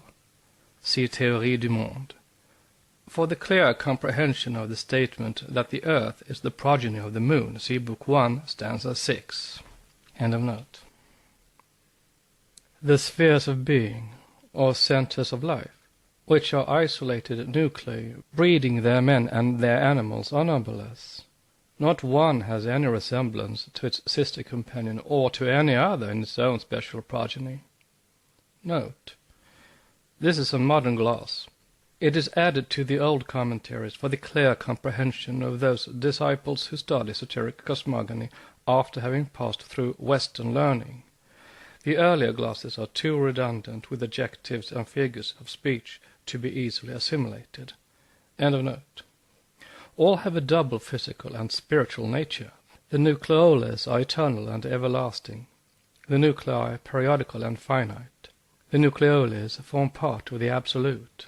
They are the embrasures of that black impenetrable fortress, which is forever concealed from human or even Dianic sight. The nuclei are the light of the eternity escaping therefrom. It is that light which condenses into the forms of the Lords of Being, the first and the highest of which are collectively Jivatma or Pratyagatma, said figuratively to issue from Paramatma. It is the Logos of the Greek philosophers, appearing at the beginning of every new Manvantara. From these downwards, formed from the ever-consolidating waves of that light which becomes on the objective plane gross matter, proceed the numerous hierarchies of the creative forces, some formless, others having their own distinctive form, others again the lowest, elementals, having no form of their own, but assuming every form according to the surrounding conditions. Thus there is but one absolute upadhi, basis, in the spiritual sense, from, on, and in which are built, for manvateric purposes, the countless basic centers on which proceed the universal, cyclic, and individual evolutions during the active period. The informing intelligences which animate these various centers of beings are referred to indiscriminately by men beyond the great range, as the Manus, the Rishis, the Pitris, the Prajapati, and so on, and as the Jnani Buddhas, the Kohans, Melhas, fire gods, Bodhisattvas, and others on this side. Note on men beyond the great range. Beyond the great range means in our case India as being the trans-Himalayan region for the Cis-Himalayan region. End of note. Note on the Pitris. The term Pitris is used by us in these slokas to facilitate their comprehension, but it is not so used in the original stanzas, where they have distinct appellations of their own, besides being called fathers and progenitors. End of note. Note on Bodhisattvas. It is erroneous to take literally the worship of the human bodhisattvas, or Manjushri. It is true that exoterically the Mahayana school teaches adoration of these without distinction, and that Yuan Chang speaks of some principles of Buddha as being worshipped, but esoterically it is not the disciple or the learned Manjushri personally that receive honors, but the divine bodhisattvas and Jnani Buddhas that animated the human forms. Amilaka, as the Mongolians say. End of note. The truly ignorant call them gods, the learned profane the one God, and the wise, the initiates, honor in them only the manvanteric manifestations of that which neither our creators, the Yankochans, nor their creatures can ever discuss or know anything about. The Absolute is not to be defined, and no mortal or immortal has ever seen or comprehended it during the periods of existence. The mutable cannot know the immutable, nor can that which lives perceive absolute life. Therefore, man cannot know higher beings than his own progenitors, nor shall he worship them, but he ought to learn how he came into the world. Number 7. The fundamental figure among all other figures in every national religious system, from cosmogony down to man, must have its raison d'être. It is found among the ancient Americans, as prominently as among the archaic Aryans and Egyptians. The question will be fully dealt with in the second part of this book. Meanwhile, a few facts may be given here.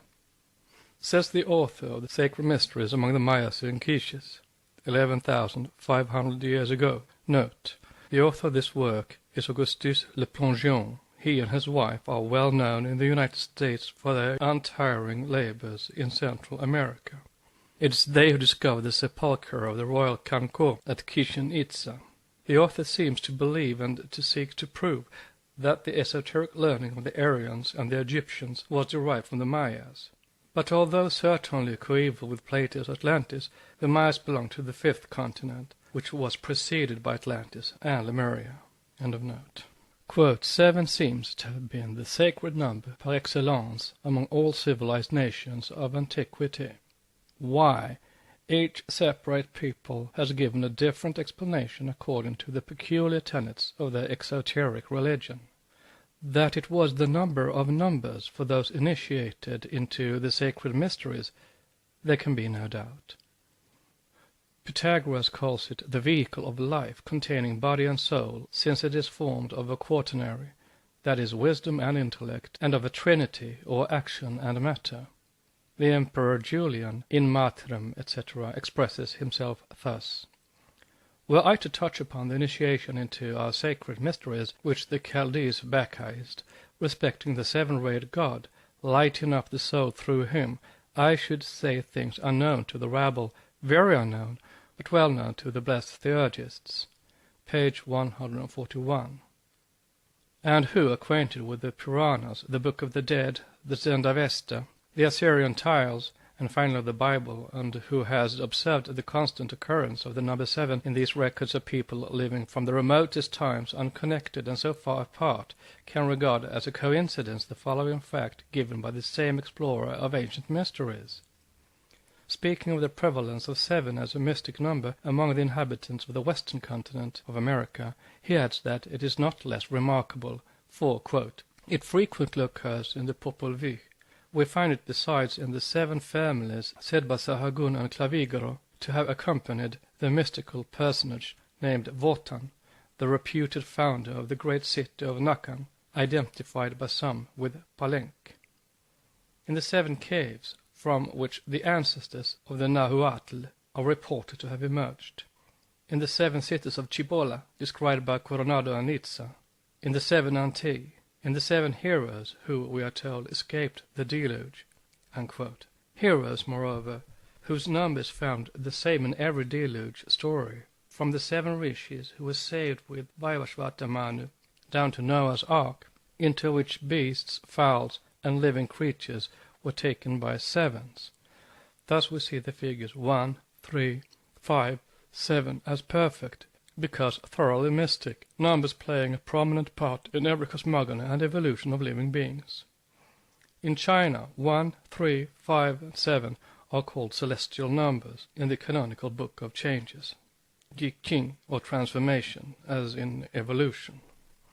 The explanation of it becomes evident when one examines the ancient symbols. All these are based upon and start from the figures given from archaic manuscript in the Promo Book 1.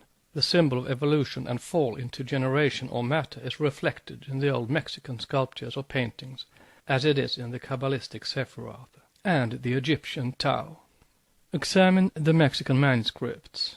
British Museum, 9789. You will find in it a tree whose trunk is covered with the 10 fruits ready to be plucked by a male and female, one on each side of it, while from the top of the trunk 2 branches shoot horizontally to the right and left, thus forming a perfect T, Tau, that ends of the 2 branches, moreover each bearing a triple bunch with a bird, the bird of immortality, Atman, or the divine spirit, sitting between the 2 and thus making the 7th.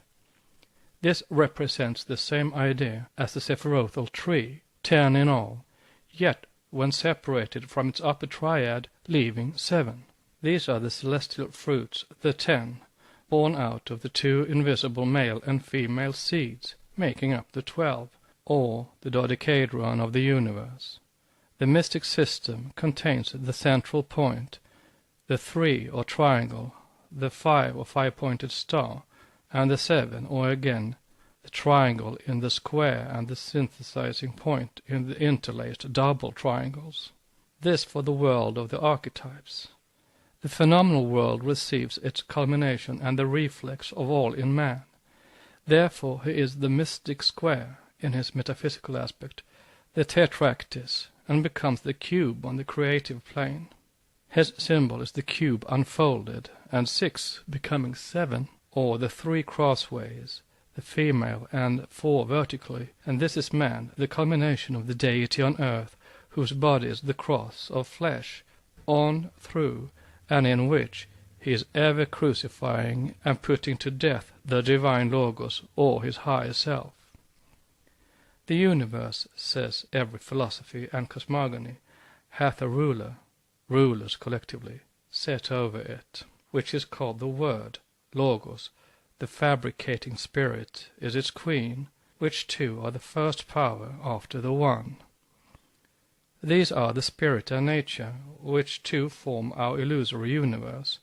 The two inseparables remain in the universe of ideas so long as it lasts, and then merge back into Parabrahm, the one ever changeless.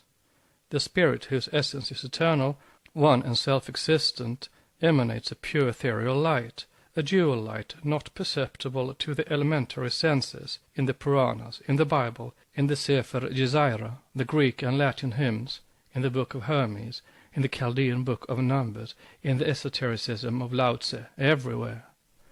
In the Kabbalah, which explains the secret meaning of Genesis, this light is the dual man or the androgyne, rather the sexless angels, whose generic name is Adam Kadmon. It is they who complete man, whose ethereal form is emanated by other divine but far lower beings, who solidify the body with clay or the dust of the ground, an allegory indeed, but as scientific as any Darwinian evolution, and more true. The author of the Source of Measures says that the foundation of the Kabbalah and its mystic books is made to rest upon the 10 Sephiroth, which is a fundamental truth. See Masonic Review, Cincinnati, June 1886, article Kabbalah number 6. He shows these 10 Sephiroth, or the 10 numbers, wherein the circle is the naught, its vertical diameter is the first or primal one, the word or logos, from which springs the series of the other numbers up to 9, the limit of the digits. The 10 is the first divine manifestation, containing every possible power of exact expression of proportion.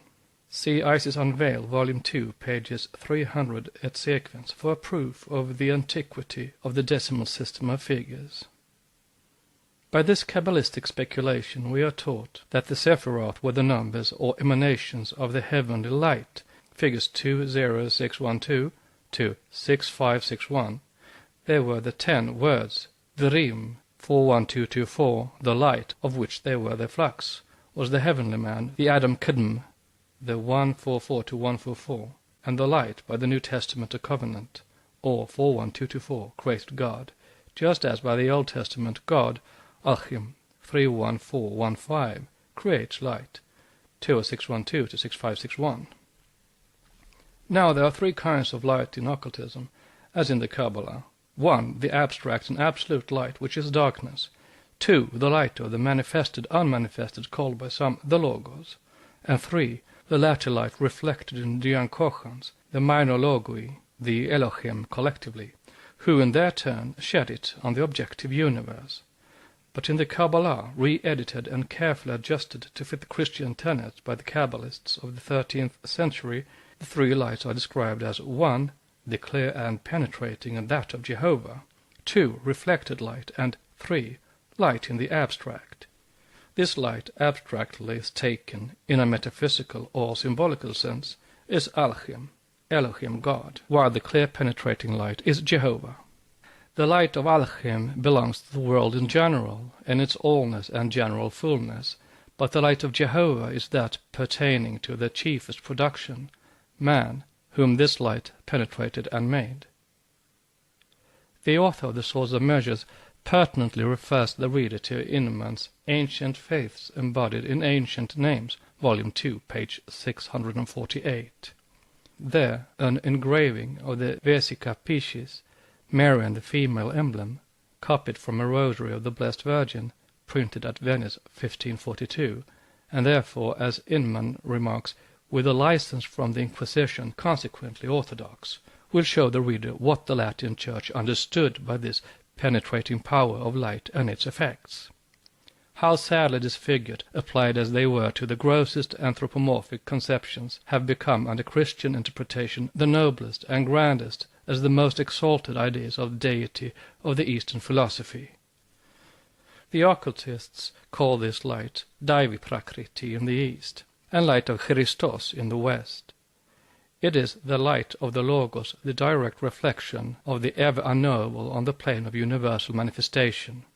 But here is the interpretation thereof given by the modern Christians from the Kabbalah, as declared by the author just cited, quote, "To the fullness of the world in general, with its chiefest content, man, the term Elohim Jehovah applies."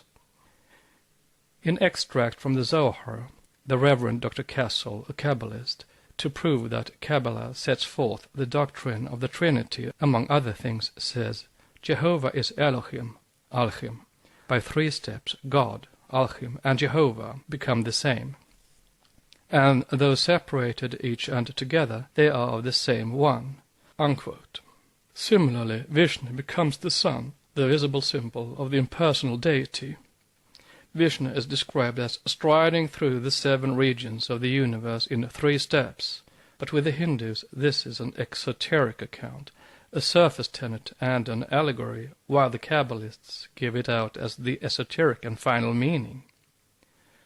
But to proceed, quote, "Now light," explains the author, "as shown, is 20612 to 6561, as the proper enunciation of the integral and numerical relation of diameter to circumference of a circle. God, Alchim, that is 3.1415 to 1, a modified form of the above, is the reduction of this, so as to obtain a standard unit 1 as the basis in general of all calculation and all mensuration. But for the production of animal life, and for a special time measure, or the lunar year, that influence which causes conception and embryotic development, the numbers of Jehovah measure, man even Jehovah measure, meaning 113 to 355, have to be specialized." Note, see Source of Measures, pages 276 et sequens, Appendix 7. But this last ratio is but a modified form of light, or 20612 to 6561, as a pi value, being only a variation of the same. That is, 20612 to 6561 is 31415 to 1, or Alchim, or God, and in such a manner that one can be made to flow into and be derived from the other, and these are the 3 steps by which the unity and sameness can be shown of the divine names. That is, the 2 are but variations of the same ratio, meaning that of pi. The object of this comment is to show the same measuring use for the Kabbalah as was employed in the 3 covenants of the Bible, and in the symbols of Masonry, as just noticed. First, then, the Sephiroth are described as light, that is, they themselves are a function of indeed the same as the manifestation of Ein Sof, and they are so from the fact that light represents the ratio of 20612 to 6561 as part of the words, Dibrim 41224, or as to the word Debar 206, which equals 10 cubits. Light is so much the burden of the Kabbalah in explaining the Sephiroth that the most famous book on the Kabbalah is called Zohar, or Light. In this we find expressions of this kind. The infinite was entirely unknown and diffused no light before the luminous point violently broke through into vision. When he first assumed the form of the crown of the first Sephira, he caused 9 splendid lights to emanate from it, which, shining through it, diffused a bright light in all directions. That is, these 9 with his 1, which was the origin, as above, of the 9, together made the 10. That is, the sacred 10 numbers, or Sephiroth, or Jod, and these numbers were the light.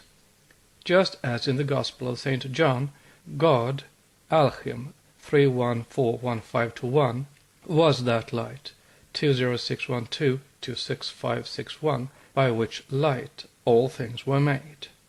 Unquote. In Sefer Desire, or numbers of creations, the whole process of evolution is given out in numbers.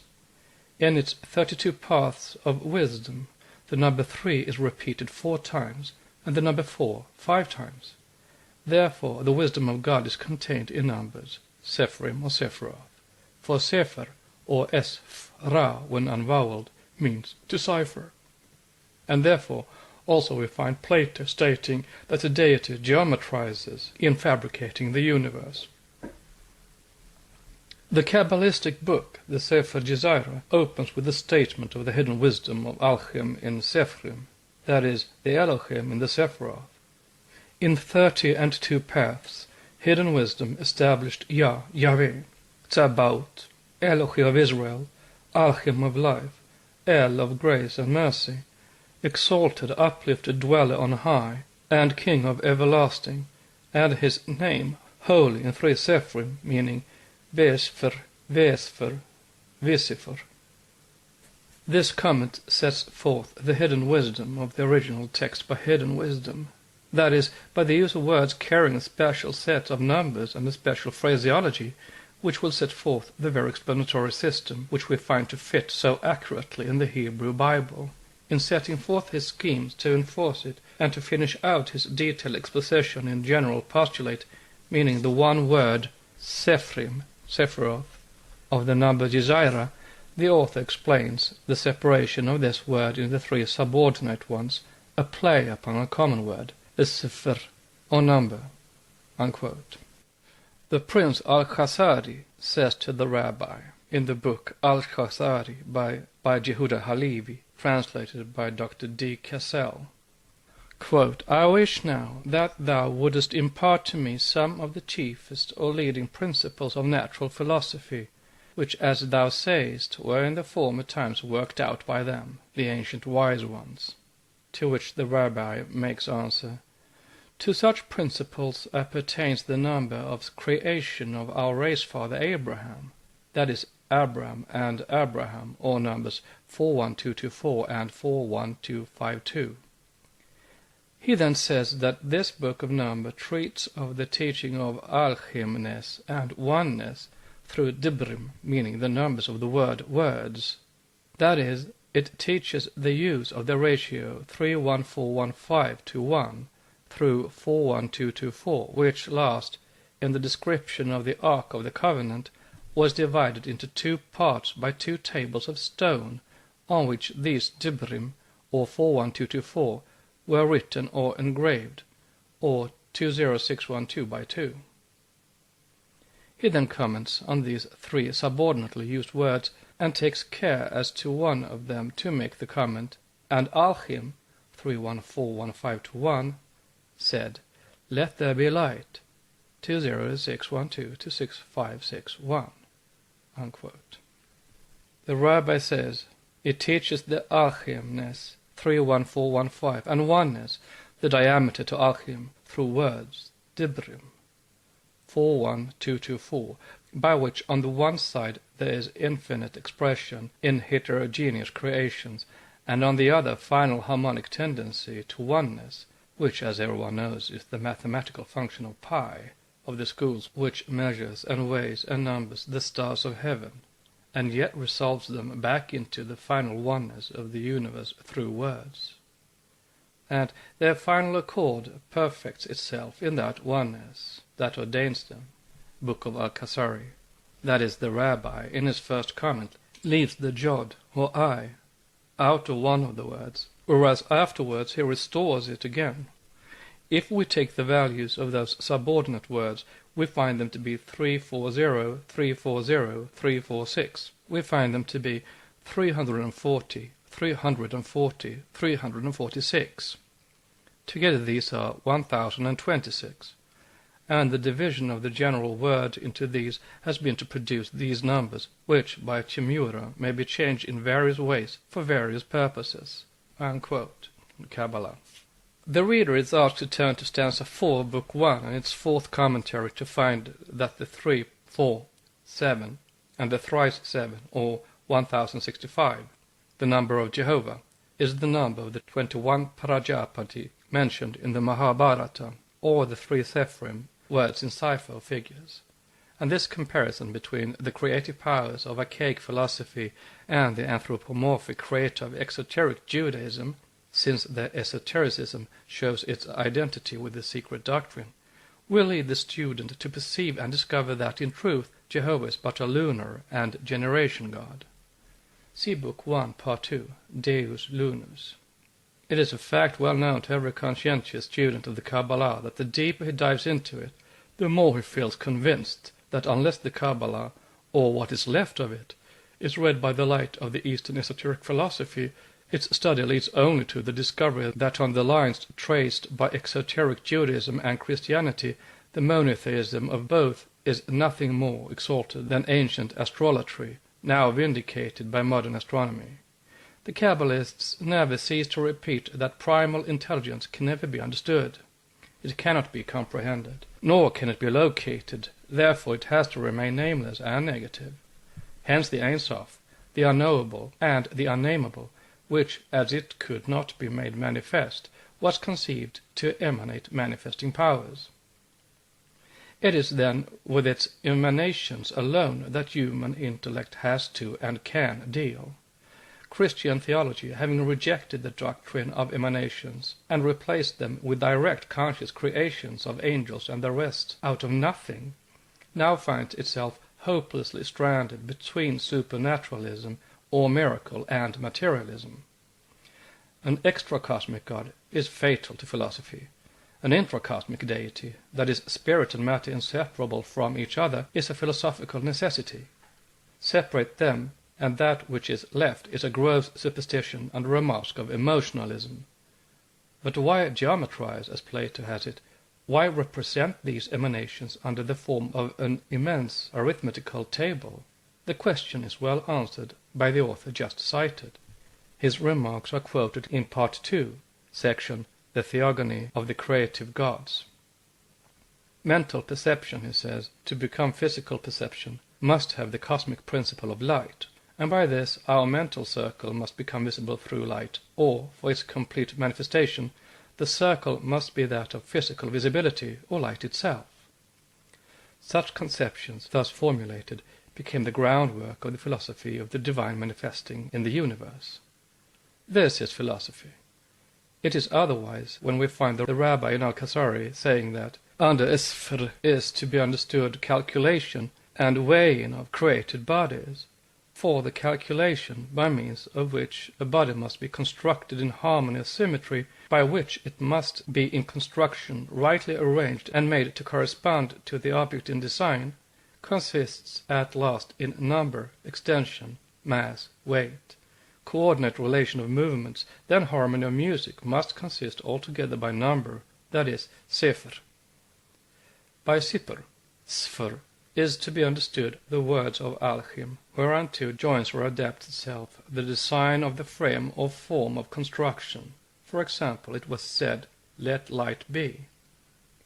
The work became as the words were spoken, that is, as the numbers of the work came forth. This is materializing the spiritual without scruple.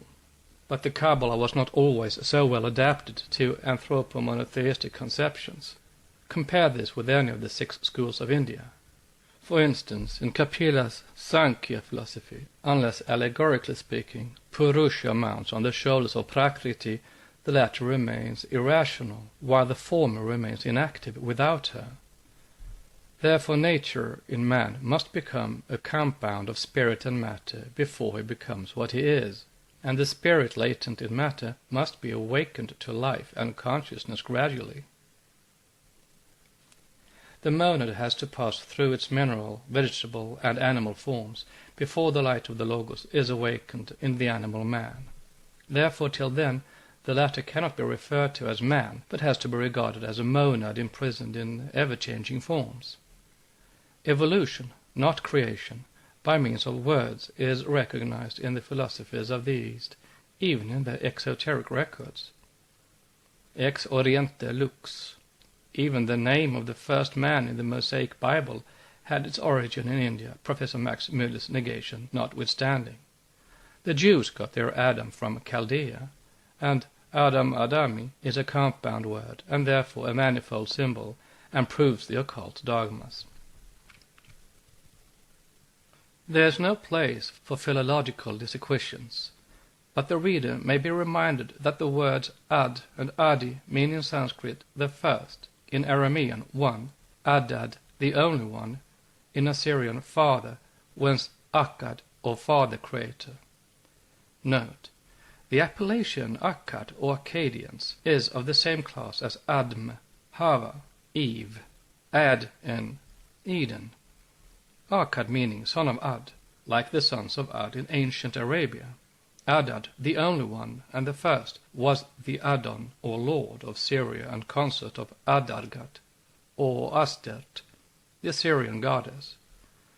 And Gan Eden, Eden, or Gandunia, was Babylonia and Mesopotamia. In Assyrian, Ak meant creator, the letter K pronounced Ka gutturally. According to Swedenborg's mysticism, Adam was not a man, but a church, within brackets question mark, of primitive light. In the Vedas, Aditi is the primitive light, the Akasha of the phenomenal world. End of note. And once the statement is found correct, it becomes rather difficult to confine Adam to the Mosaic Bible alone, and to see therein simply a Jewish name. Read part 2 of this volume, section Adam Adami. There is frequent confusion in the attributes and genealogies of the gods in their theogonies, as given to the world by the half-initiated writers, Brahmanical and biblical, the alpha and the omega of the records of that symbolical science. Yet there could be no such confusion made by the earliest nations, the descendants and pupils of the divine instructors, for both the attributes and the genealogies were inseparably linked with cosmogonical symbols, the gods being the life and animating soul principle of the various regions of the universe. Nowhere and by no people was speculation allowed to range beyond those manifested gods. The boundless and infinite unity remained with every nation a virgin forbidden soil, untrodden by man's thought, untouched by fruitless speculation. The only reference made to it was the brief conception of its diastolic and systolic property, of its periodical expansion or dilatation and contraction. In the universe, with all its incalculable myriads of systems and worlds disappearing and reappearing in eternity, the anthropomorphized powers or gods, their souls, had to disappear from view with their bodies, the breath returning to the eternal bosom which exhales and inhales them, says our catechism. Ideal nature, the abstract space in which everything in the universe is mysteriously and invisibly generated, is the same female side of procreative power in nature in the Vedic as in every other cosmogony. Aditi is Sephira, and the Sophia Akamot of the Gnostics, and Isis, the Virgin Mother of Horus. In every cosmogony, behind and higher than the creative deity, there is a superior deity, a planner, an architect, of whom the creator is but the executive agent. And still higher, over and around, within and without, there is the unknowable and the unknown, the source and cause of all these emanations. It thus becomes easy to account for the reason why Adam Adami is found in the Chaldean scripture, certainly earlier than in the Mosaic books. In Assyrian, Ad is the father, and in Aramean, Ad is one, and Adad the only one, while Ak is in Assyrian, creator. Thus, Adam Ak-Kadmon became Adam Kadmon in the Kabbalah, Zohar, meaning as it did the one son of the divine father or the creator, for the words and meant at one time in nearly every language the divine or the deity. Thus Adam Kadmon and Adam Adami came to mean the first emanation of the father-mother or divine nature, and literally the first divine one, and it is easy to see that Ad-Argat or Astert, the Syrian goddess, the consort of Adon, the Lord God of Syria, or the Jewish Adonai, and Venus, Isis, Ishtar, Melita, Eve, etc., are identical with the Aditi and Vach of the Hindus. They are all the mothers of all living and of the gods.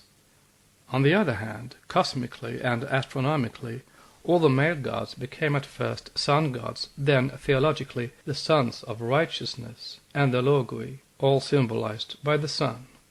Note: Adam, Jehovah, Brahma, and Mars are in one sense identical.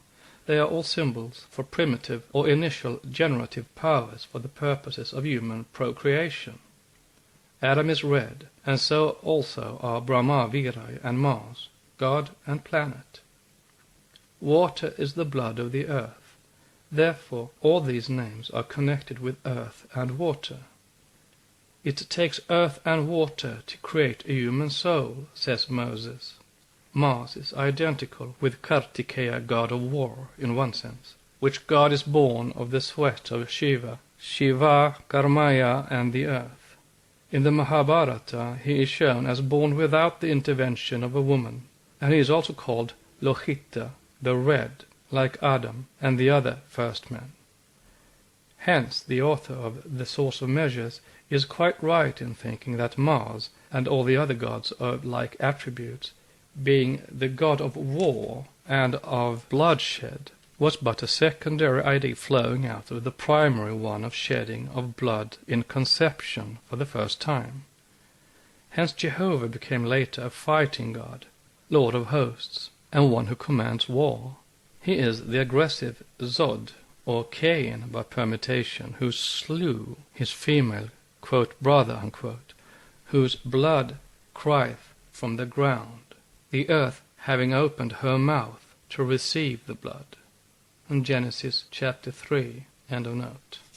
They are all protogonoi, the firstborn, and mikroprospoi. With the Jews, Adam Kadmon was the same as Athamas, Tamas, or the Adonis of the Greeks, the one with and of his father, the father becoming during the later races Helios, as Apolloconeus, for instance, who was the son-born. Osiris, Ormazd, and so on, were all followed by and found themselves transformed later on into still more earthly types, such as Prometheus, the crucified on Mount Caibe, Hercules, and so many others, sun gods and heroes, until all of them came to have no better significance than phallic symbols. Note on Apollocarneus. Apollocarneus is certainly a Greek transformation from the Hindu Krishna Karna. Karna means radiant from Karna, a ray, and Carneus, which was a title of Apollo with the Celts, as with the Greeks, meant sun-born. End of note. In the Zohar it is said, man was created by the Sephiroth, Elohim Javeh also, and they engendered by common power the earthly Adam. Therefore in Genesis the Elohim say, Behold, man is become as one of us. But in Hindu cosmogony or creation, Brahma Prajapati creates Viraj and the Rishis spiritually. Therefore the latter are distinctly called the mind-born sons of Brahma, and this specified mode of engendering precluded The Secret Doctrine by Helena Petrovna Blavatsky, a facsimile of the original edition of 1888, printed by the Cunningham Press, Alhambra, California. Book 2, Part 1. Anthropogenesis. Stanzas translated with commentaries from the Secret Book of John. Stanza 2. Nature unaided fails. Subsections. Verse 5. After enormous periods the earth creates monsters. Verse 6. The creators are displeased. Verse 7. They dry the earth. Verse 5. The wheel whirled for 30 crores of years, or 300 million. Note: 300 million years, or 3 occult ages. The Rig Veda has the same division. In the Physician's Hymn 1097:1 it is said that the plants came into being 3 ages, 3 yugam, before the gods, on our earth. See Chronology of the Brahmins at the end of this stanza. End of note. It constructed rupas, forms, soft stones that hardened, minerals, hard plants that softened, vegetation, visible from invisible, insects and small lives, sarisripa, svapada. She, the earth, shook them off her back whenever they overran their mother. This relates to an inclination of the axis, of which there were several, to a consequent deluge and chaos on earth, having, however, no reference to primeval chaos, in which monsters, half human, half animal, were generated. We find it mentioned in the Book of the Dead and also in the Chaldean account of creation on the Kuta tablets, however mutilated. It is not even allegory. Here we have facts that are found repeated in the account of Pimande as well as in the Chaldean tablets of creation.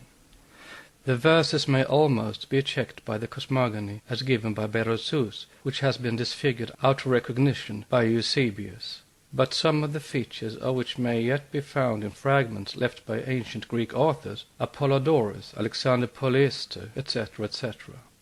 The watermen, terrible and bad, who are the production of physical nature alone, a result of the evolutionary impulse, and the first attempt to create man, the crown, and the aim and goal of all animal life on earth, are shown to be failures in our stanzas.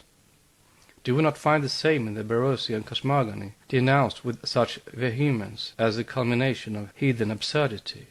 And yet who of the evolutionists can say that things in the beginning have not come to pass as they are described? That, as maintained in the Puranas, the Egyptian and Chaldean fragments, and even in Genesis, there have not been two and even more creations before the last formation of the globe, which, changing its geological and atmospheric conditions, change also its flora, its fauna, and its men. This claim agrees not only with every ancient cosmogony, but also with modern science, and even to a certain degree with the theory of evolution, as may be demonstrated in a few words. There is no dark creation, no evil dragon conquered by a sun god in the earliest world cosmogonies. Even with the Akkads, the great deep, the watery abyss or space, was the birthplace and abode of Ea, wisdom, the incognizable infinite deity. But with the Semites and the later Chaldeans, the fathomless deep of wisdom becomes gross matter, sinful substance, and Ea is changed into Tiamat, the dragon slain by Merodach, or Satan, in the astral waves. In the Hindu Puranas, Brahma, the creator, is seen recommencing de novo several creations after as many failures. The two great creations are mentioned, these two, the Padma and the Varaha, the present, when the earth was lifted out of the water by Brahma in the shape of a ball, or Varaha avatar. Note on two great creations. These two must not be confused with the 7 creations or divisions in each kalpa. See Book 1, the 7 creations. The primary and secondary creations are here meant, end of note. Creation is shown as a sport, an amusement, lila, of the creative God. The Zohar speaks of primordial worlds, which perished as soon as they came into existence, and the same is said in Midrash, Rabbi Abbahu explaining distinctly in Bereshit Rabbah, Parsha 9, that the Holy One had successively created and destroyed sundry worlds before he succeeded in the present one. This does not relate only to other worlds in space, but to a mystery of our own globe contained in the allegory about the kings of Edom. For the words, "This one pleases me," are repeated in Genesis 1:31, though in disfigured terms, as usual. The Chaldean fragments of cosmogony on the cuneiform inscriptions and elsewhere show 2 distinct creations of animals and men, the first being destroyed as it was a failure. The cosmogonical tablets prove that this our actual creation was preceded by others. See Hibbert Lectures, page 390, and as shown by the author of the Kabbalah in the Zohar, Zifra Zeniuta, in Jova Rabbah 128a, etc., etc. The Kabbalah states the same. Verse 5 continued.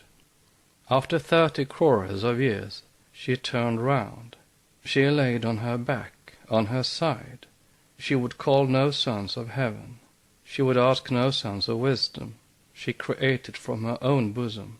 She evolved watermen, terrible and bad. Oannes, or dragon, the Chaldean manfish, divides his cosmogony and genesis into two portions. First, the abyss of waters and darkness, wherein resided most hideous beings, men with wings, 4- and 2-faced men, human beings with 2 heads, with the legs and horns of a goat, our goat-men, hippocentaurs, bulls with the heads of men, and dogs with tails of fishes. In short, combinations of various animals and men, or fishes, reptiles, and other monstrous animals, assuming each other's shapes and countenances. Note on our goat-men.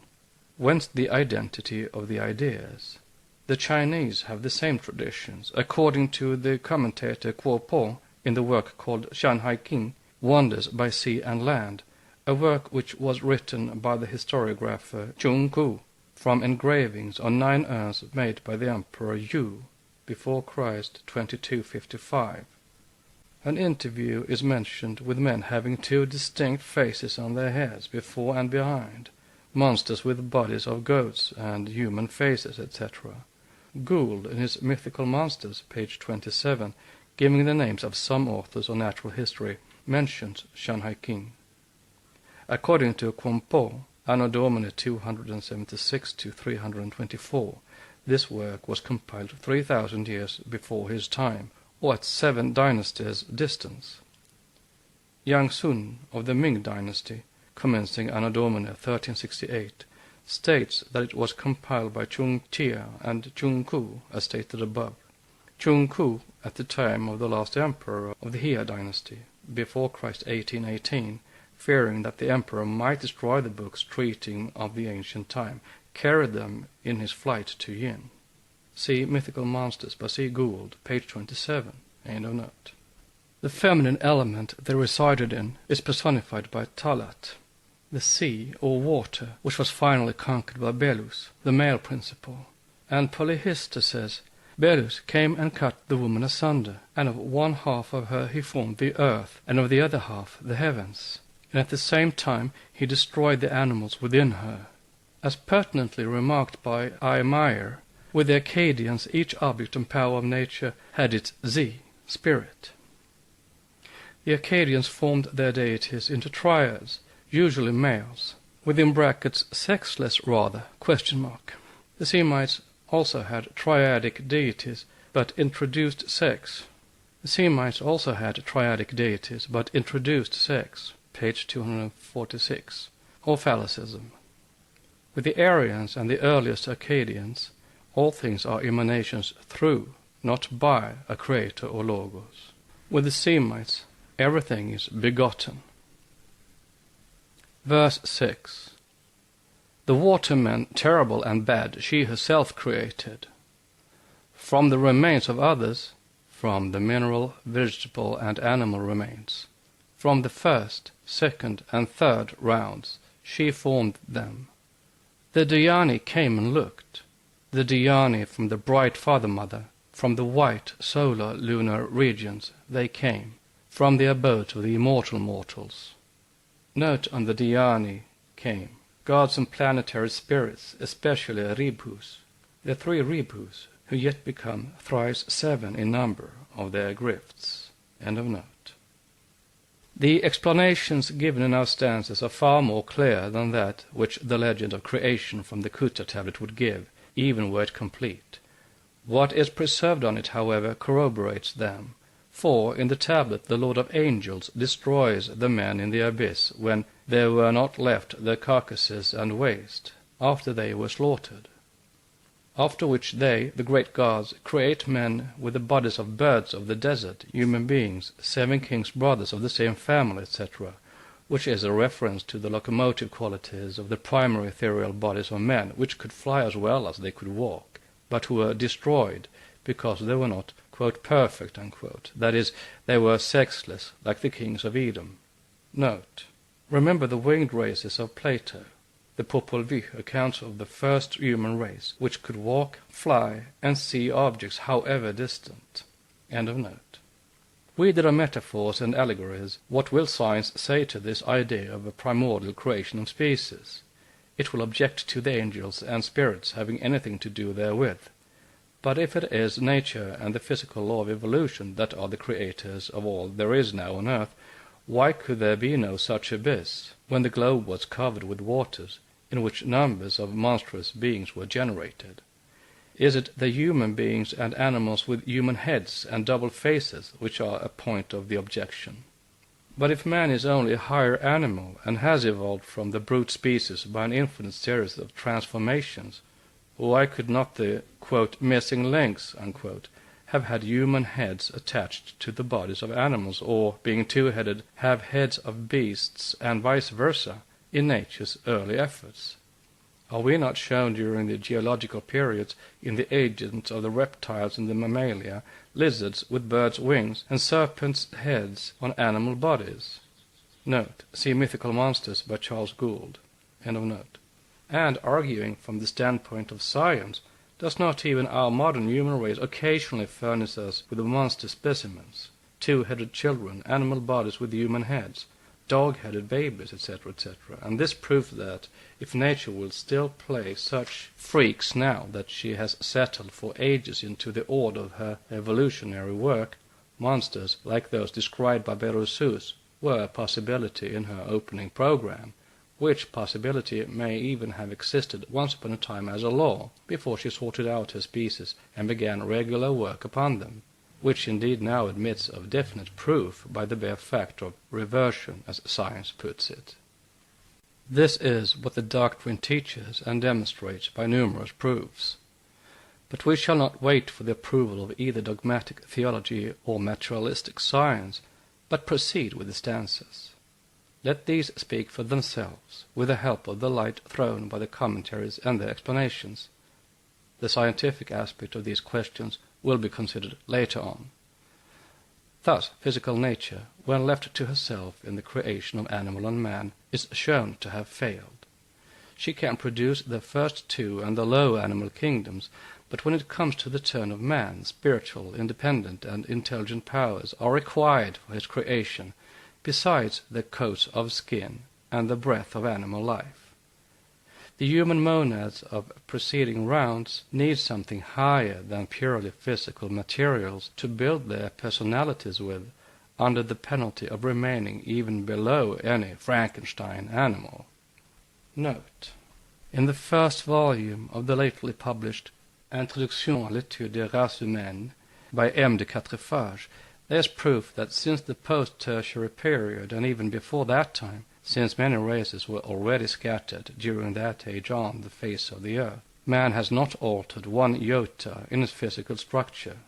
And if surrounded for ages by a fauna that altered from one period or cycle to another, which died out, which was reborn in other forms, so that now there does not exist one single animal on earth, large or small, contemporary with the man of that period. If, then, every animal has been transformed, save man himself, this fact goes to prove not only his antiquity, but that he is a distinct kingdom. Why should he alone have escaped transformation? Because, says de Quatrefages, the weapon used by him in his struggle with nature and the ever-changing geological conditions and elements was his psychic force, not his physical strength or body, as in the case of animals. Give man only that dose of intelligence and reason with which other mammalia are endowed, and with his present bodily organization, he will show himself the most helpless of creatures on earth. And as everything goes to prove that the human organism, with all its characteristics, peculiarities, and idiosyncrasies, existed already on our globe in those far-distant geological periods when there was not yet one single specimen of the now existing forms of mammalia, what is the unavoidable conclusion?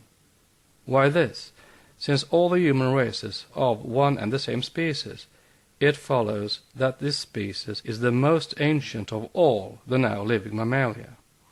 Therefore it is the most stable and persevering of all, and was already as fully developed as it is now, when all the other mammalia now known had not made even their first approach to appearance on this earth. Such is the opinion of the great French naturalist, who gives thereby a terrible blow to Darwinism. End of note. Verse 7. Displeased they were. Our flesh is not there, they said. This is no fit rupa for our brothers of the fifth, no dwellings for the lives. Pure waters, not turbid, they must drink. Let us dry them, the waters. Note.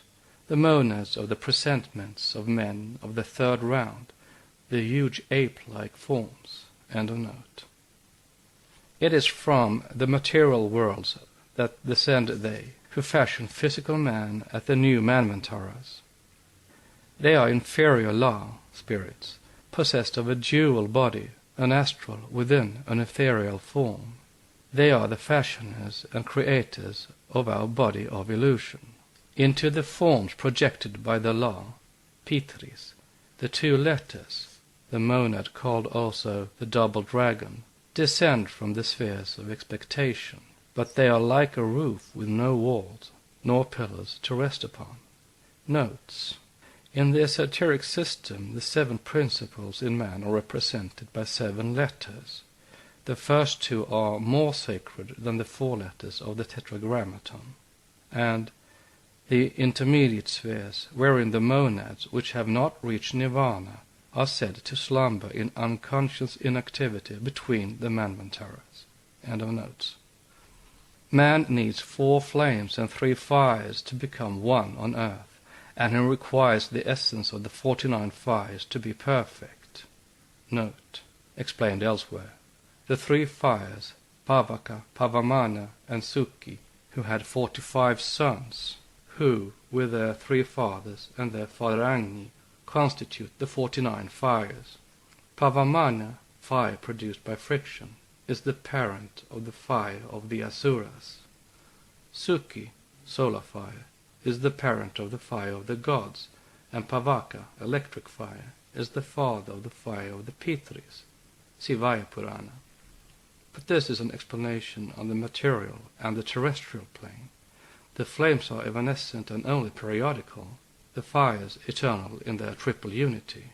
They correspond to the 4 lower and the 3 higher human principles. End of note. It is those who have deserted the superior spheres, the gods of will, who complete the manu of illusion. Note, the suras who become later the asuras. End of note. For the double dragon has no hold upon the mere form. It is like the breeze where there is no tree or branch to receive and harbor it. It cannot affect the form where there is no agent of transmission, manas, mind, and the form knows it not. In the highest worlds, the 3 are one. On earth, at first, the 1 becomes 2. Note, the 3 are one. Atma, Buddhi, and manas. In Devakan, the high element of the manas is needed to make it a state of perception and consciousness for the disembodied monad. End of note. They are like the 2 side lines of a triangle that has lost its bottom line, which is the 3rd fire. Catechism, Book 3, Section 9. Now this requires some explanation before proceeding any further. To do so especially for the benefit of our Aryan Hindu brethren, whose esoteric interpretations may differ from our own, we shall have to explain to them the foregoing by certain passages in their own exoteric books, namely the Puranas. In the allegories of the latter, Brahma, who is collectively the creative force of the universe, is said to be at the beginning of the yugas, cycles, possessed of the desire and of the power to create, and impelled by the potencies of what is to be created. Again and again does he, at the outset of a kalpa, put forth a similar creation. See Vishnu Purana, Book 1, Chapter 5, closing sloka. Also, Manava Dharma Shastra 1:30. It is now proposed to examine the exoteric account in the Vishnu Purana and see how much it may agree or disagree with our occult version. Creation of divine beings in the exoteric accounts. In the Vishnu Purana, which is certainly the earliest of all the scriptures of that name, we find, as in all the others, Brahma assuming as a male god for purposes of creation 4 bodies invested by 3 qualities. Note: this has in esotericism a direct bearing upon the 7 principles of the manifested Brahma or universe in the same order as in man. Exoterically it is only 4 principles. End of note. It is said in this manner: Maitreya, Yotsna, dawn; Ratri, night; Ahan, day; and Sandhya, evening twilight, are the 4 bodies of Brahma. Page 81, volume 1, Wilson's translation. As Parasara explains it, when Brahma wants to create the world anew and construct progeny through his will, in the 4-fold condition, or the 4 orders of beings, termed gods, Dyankochans, demons, that is, more material devas, progenitors, pitris, and men, he collects Yogala, Yuyuye, his mind. Note on demons. Demons is a very loose word to use, as it applies to a great number of inferior, that is, more material spirits or minor gods, who are so termed because they war with the higher ones. But they are no devils. End of note. Strange to say, he begins by creating demons, who thus take precedence over the angels or gods. This is no incongruity, nor is it due to inconsistency, but has, like all the rest, a profound esoteric meaning, quite clear to one free from Christian theological prejudice. He who bears in mind that the principal Mahat, or intellect, universal mind, literally the great, which esoteric philosophy explains as the manifested omniscience, the first product of pradana, primordial matter, as Vishnu Purana says, but the first cosmic aspect of Parabrahm, or the esoteric Sat, the universal soul, as occultism teaches, is at the root of self-consciousness, will understand the reason why. Note on the universal soul. The same order of principles in man, Atma, spirit, Buddhi, soul, its vehicle, as matter is the Vahan of spirit and Manas, mind, the 3rd or the 5th, microcosmically. On the plane of personality, Manas is the first. The so-called demons, who are esoterically the self-asserting and intellectually active principle, are the positive poles of creation, so to say, hence the first produced. This is in brief the process as narrated allegorically in the Puranas.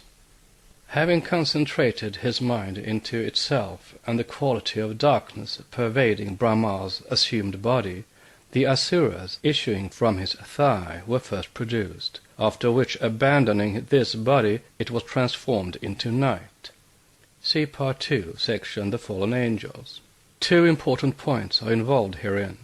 A. Primarily in the Rig Veda, the Asuras are shown as spiritual divine beings. Their etymology is derived from Ashu, breath, the breath of God, and they mean the same as the Supreme Spirit or the Zoroastrian Ahura. It is later on, for purposes of theology and dogma, that they are shown issuing from Brahma's thigh, and that their name began to be derived from A, privative, and Sura, God, solar deities, or not a god, and that they became the enemies of the gods. Every ancient theogony without exception, from the Aryan and the Egyptian down to that of Hesiod, places in the order of cosmogonical evolution night before the day. Even Genesis, where darkness is upon the face of the deep, before the first day. The reason for this is that every cosmogony, except in the secret doctrine, begins by the secondary creation, so-called, to wit, the manifested universe, the genesis of which has to open by a marked differentiation between the eternal light of primary creation, whose mystery must remain forever darkness to the prying finite conception and intellect of the profane, and the secondary evolution of manifested visible nature. The Veda contains the whole philosophy of that division without having ever been correctly explained by our Orientalists, because it has never been understood by them. Continuing to create, Brahma assumes another form, that of the day, and creates from his breath the gods, who are endowed with the quality of goodness, passivity. Note. Thus, says the commentary, the saying, by day the gods are most powerful, and by night the demons, is purely allegorical. End of note. In his next body, the quality of great passivity prevailed, which is also negative goodness, and from the side of that personage issued the Pitris, their progenitors of men, because, as the text explains, Brahma thought of himself during the process as the father of the world. Note. This thinking of oneself as this, that, or the other is the chief factor in the production of every kind of psychic or even physical phenomena. The words, "Whosoever shall say to this mountain, Be thou removed and cast into the sea, and shall not doubt that thing will come to pass," are no vain words. Only the word faith ought to be translated by will. Faith without will is like a windmill without wind, barren of results. End of note. This is Kriya Sakti, the mysterious yoga power explained elsewhere. This body of Brahma, when cast off, became the sadhya, evening twilight, the interval between day and night. Finally, Brahma assumed his last form, pervaded by the quality of foulness, and from this men, in whom foulness and passion predominate, were pronounced. This body, when cast off, became the dawn, or morning twilight, the twilight of humanity. Here Brahma stands esoterically for the Pitris. He is collectively the Pitar, father. The true esoteric meaning of this allegory must now be explained. Brahma here symbolizes personally the collective creators of the world and men, the universe with all its numberless productions of things movable and seemingly immovable. Note, the same idea is found in the first 4 chapters of Genesis, with their Lord and God, which are the Elohim and the androgynous Eloha. End of note. He is collectively the Prajapatis, the lords of being, and the 4 bodies typify the 4 classes of creative powers, or Dhyan-koshans, described in the commentary directly following stanza 7 in Book 1. The whole philosophy of the so-called creation of the good and evil in this world, and of the whole cycle of manvantaric results therefrom, hangs on the correct comprehension of these 4 bodies of Brahma. The reader will now be prepared to understand the real, the esoteric significance of what follows. Moreover, there is an important point to be cleared up. Christian theology having arbitrarily settled and agreed that Satan with his fallen angels belonged to the earliest creation, Satan being the first created, the wisest and most beautiful of God's archangels, the word was given, the keynote struck. Henceforth, all the pagan scriptures were made to yield the same meaning, and all were shown to be demonical, and it was and is claimed that truth and fact belong to and commence only with Christianity. Even the Orientalists and mythologists, some of them no Christians at all, but infidels, or men of science, entered unconsciously to themselves and by the mere force of association of ideas and habit into the theological groove. Purely Brahmanical considerations based on greed of power and ambition allowed the masses to remain in ignorance of great truths, and the same causes led the initiates among the early Christians to remain silent, while those who had never known the truth disfigured the order of things, judging of the hierarchy of angels by their exoteric form. Thus, as the Asuras had become the rebellious inferior gods fighting the higher ones in popular creeds, so the highest archangel, in truth the Agathodaimon, the eldest benevolent Logos, became with theology the adversary, or Satan. But is this warranted by the correct interpretation of any old scripture? The answer is, most certainly not. As the Mazdean scriptures of the Zendavesta, the Vendidad, and others correct and expose the later cunning shuffling of the gods in the Hindu pantheon, and restore, through Ahura, the Asuras, to their legitimate place in theogony, so the recent discovery of the Chaldean tablets vindicate the good name of the first divine emanations. This is easily proved. Christian angelology is directly and solely derived from that of the Pharisees, who brought their tenets from Babylonia. The Sadducees, the real guardians of the laws of Moses, knew not of and rejected any angels, opposing even the immortality of the human soul, not impersonal spirit. In the Bible, the only angels spoken of are the sons of God, mentioned in Genesis 6, who are now regarded as the Nephilim, the fallen angels, and several angels in human form, the messengers of the Jewish God, whose own rank needs a closer analysis than heretofore given. Vide supra, stanza 1, subsections 2, 3, et sequens, where it is shown that the early Akkadians called Ea wisdom that which was disfigured by the later Chaldees and Semites into Tismat, Tisalat, and the Talat of Berosus, the female sea-dragon, now Satan. Truly, how art thou fallen by the hand of man, O bright star and son of the morning! Now, what do the Babylonian accounts of creation as found on the Assyrian fragments of tiles tell us? Those very accounts upon which the Pharisees built their angelology. But compare Mr. G. Smith's Assyrian Discoveries, page 398, and his Chaldean account of Genesis, page 107. The tablet with the story of the 7 wicked gods, or spirits, has the following account. 1. In the first days the evil gods. 2. The angels who were in rebellion, who in the lower part of heaven. 3. Had been created. 4. They caused their evil work. 5. Devising with wicked heads, etc. Thus we are shown, as plainly as can be, on a fragment which remained unbroken, so that there can be no dubious reading, that the rebellious angels had been created in the lower part of heaven, that is, that they belonged and do belong to a material plane of evolution, although as it is not the plane on which we are made cognizant through our senses, it remains generally invisible to us, and is thus regarded as subjective. Were the Gnostics so wrong after this in affirming that this our visible world, and especially the earth, had been created by lower angels, the inferior Elohim, of which, as they taught, the God of Israel was one? These Gnostics were nearer in time to the records of the archaic secret doctrine, and therefore ought to be allowed to have known better than the non-initiated Christians, who took upon themselves hundreds of years later to remodel and correct what was said.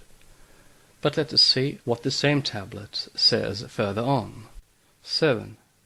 There were 7 of them, the wicked gods.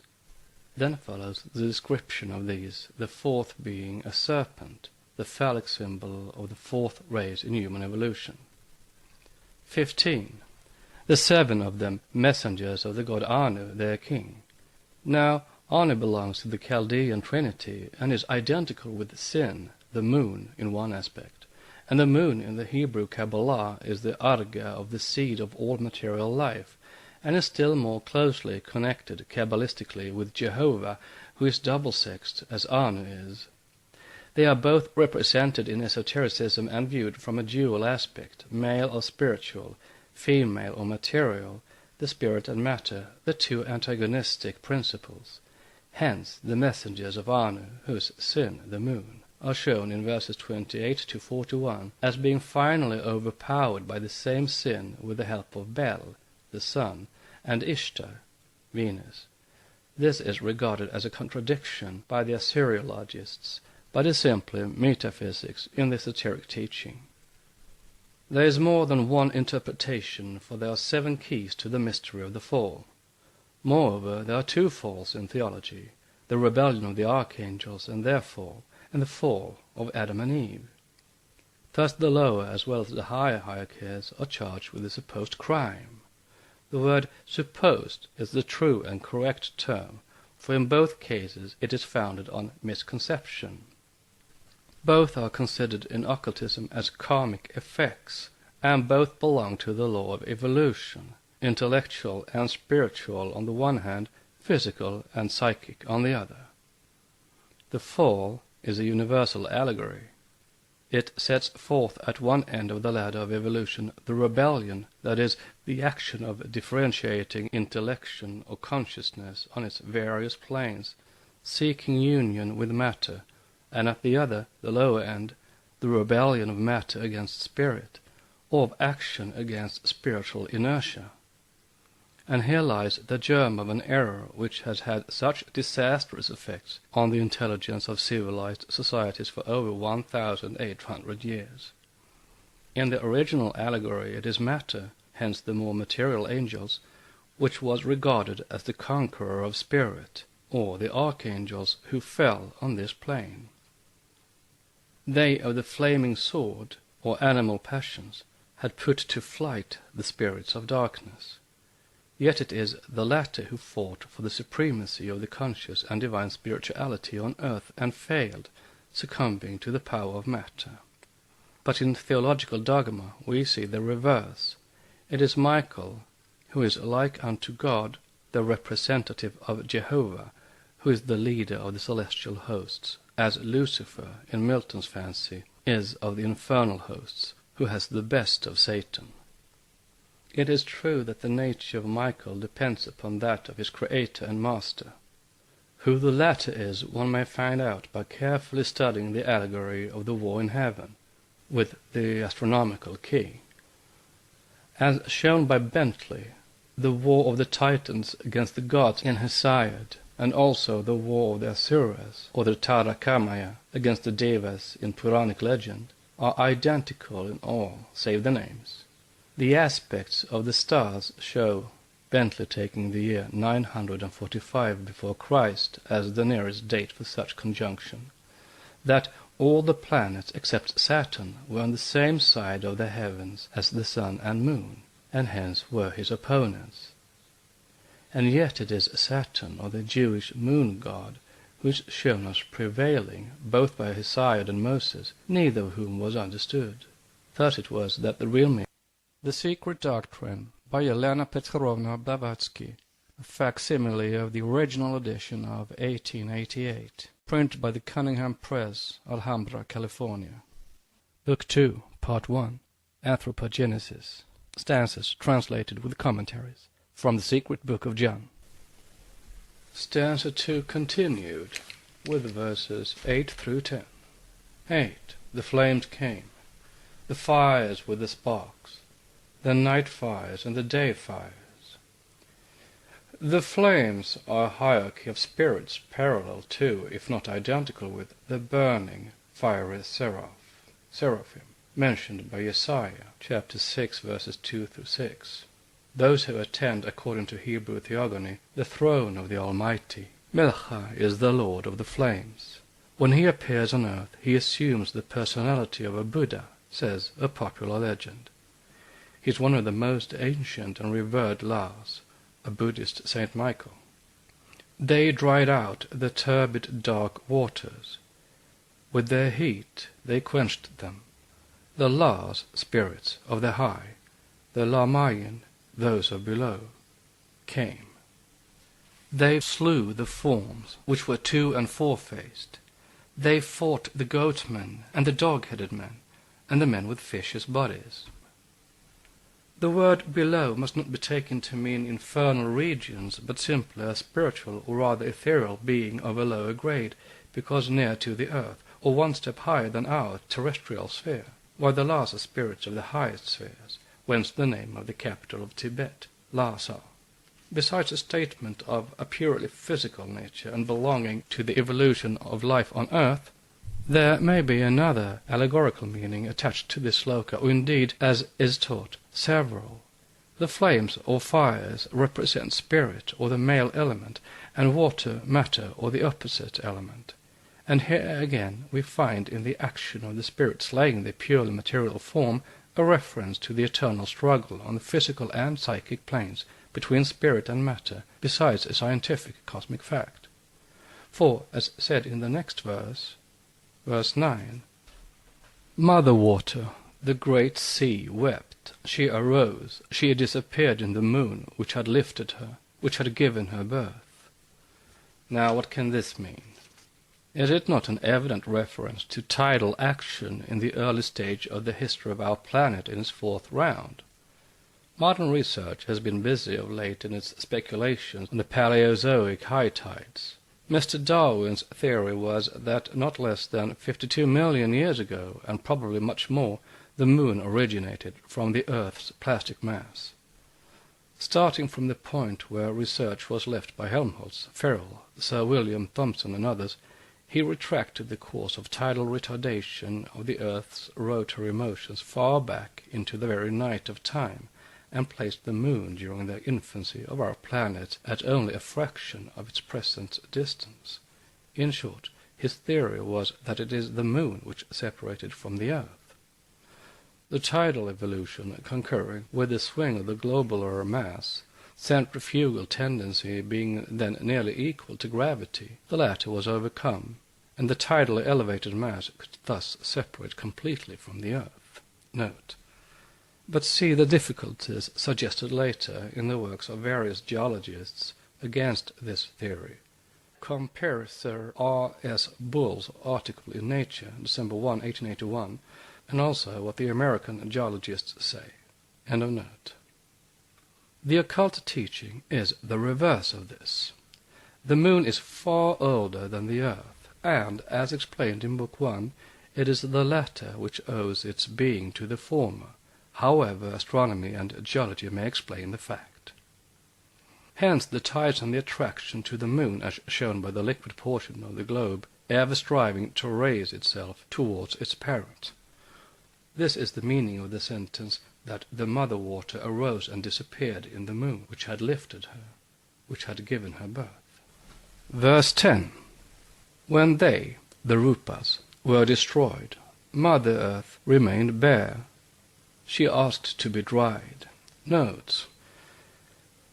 The goddess who gave birth to these primordial monsters, in the account of Erosus, was Talat, in Greek, Thalassa, the sea, and see for comparison the account of creation by Berosus, Alexander Polyhistor, and the hideous being born from the twofold principle, earth and water, in the abyss of primordial creation, Nereus, Centaurs, men with the limbs of horses and human bodies, and Kimnaras, men with the heads of horses, created by Brahma in the commencement of the Kalpa. End of notes. The time for its incrustation had arrived. The waters had separated and the process was started. It was the beginning of a new life. This is what one key divulges to us. Another key teaches the origin of water, its admixture with fire, liquid fire it calls it, and enters upon an alchemical description of the progeny of the two, solid matter such as minerals and earths. Note. See commentary following Sloka 18. End of note. From the waters of space, the progeny of the male spirit fire and the female gaseous water has become the oceanic expanse on earth. Varuna is dragged down from the infinite space to reign as Neptune of the finite seas. As always, the popular fancy is found to be based on a strictly scientific foundation. Water is the symbol of the female element everywhere, mater, from which the letter M is derived pictorially from a water hieroglyph. It is the universal matrix, or the great deep. Venus, the great Mother Virgin, issues forth from the sea wave, and Cupid, or Eros, is her son. But Venus is the late mythological variant of Gaia, or Gaia, the earth, which, in its high aspect, is nature, prakriti, and metaphysically aditi, and even mula prakriti, the root of prakriti, or its noumenon. Hence Cupid, or love, in its primitive sense, is eros, the divine will, or desire of manifesting itself through visible creation. Thence Forhat, the prototype of eros, becomes on earth the great power, life electricity, or the spirit of life-giving. Let us remember the Greek theogony and enter into the spirit of its philosophy. We are taught by the Greeks, see Iliad 4:201-246, that all things, gods included, owe their being to the ocean and his wife Thetis, the latter being Gaia, the earth or nature. But who is ocean? Ocean is the immeasurable space, spirit in chaos, which is the deity. See Book 1. and Tethys is not the earth, but primordial matter in the process of formation. In our case, it is no longer Aditya Gaia who begets Uranus or Varuna, the chief Aditya among the 7 planetary gods, but Prakriti, materialized and localized. The moon, masculine in its theogonic character, is, in its cosmic aspect only, the female generative principle, as the sun is the male emblem thereof. Water is the progeny of the moon, an androgyne deity with every nation. Evolution proceeds on the laws of analogy in cosmos as in the formation of the smallest globe. Thus the above, applying to the modus operandi at the time when the universe was appearing, applies also in the case of our earth's formation. This stanza opens by speaking of 30 quores, 30 million of years. We may be asked, what could the ancients know of the duration of geological periods, where no modern scientist or mathematician is able to calculate their duration with anything like approximate accuracy? Whether they had or had not better means, and it is maintained that they had them in their zodiacs, still the chronology of the ancient Brahmins shall now be given as faithfully as possible. The chronology of the Brahmins. No greater riddle exists in science, no problem is more hopelessly insoluble than the question, how old, even approximately, are the sun and moon, the earth and man? What does modern science know of the duration of the ages of the world, or even of the length of geological periods? Nothing. Absolutely nothing. If one turns to science for chronological information, one is told by those who are straightforward and truthful, as for instance Mr. Pengelly, the eminent geologist, we do not know. Note: for a similar admission, see Professor Lefebvre's Philosophy, page 481, end of note.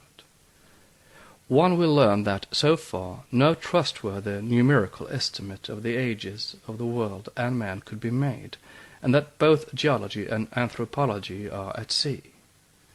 Yet, when a student of esoteric philosophy presumes to bring forward the teachings of occult science, he is at once set upon. Why should this be so, since, when reduced to their own physical methods, the greatest scientists have failed to arrive even at an approximate agreement? It is true that science can hardly be blamed for it. Indeed, in the Cimmerian darkness of the prehistoric ages, the explorers are lost in a labyrinth whose great corridors are doorless, allowing no visible exit into archaic past. Lost in the maze of their own conflicting speculations, rejecting, as they have always done, the evidence of Eastern tradition without any clue or one single certain milestone to guide them, what can geologists or anthropologists do but pick up the slender thread of Ariadne when they first perceive it, and then proceed at perfect random? Therefore, we are first told that the farthest date to which documentary record extends is now generally regarded by anthropology as but the earliest distinctly visible point of the prehistoric period, from Encyclopaedia Britannica.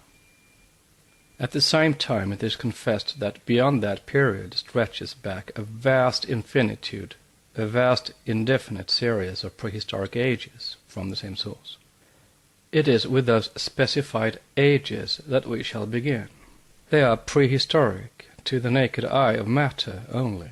To the spiritual eagle eye of the seer and the prophet of every race, Ariadne's thread stretches beyond that historic period, without break or flaw, surely and steadily, into the very night of time, and the hand which holds it is too mighty to drop it, weave and let it break.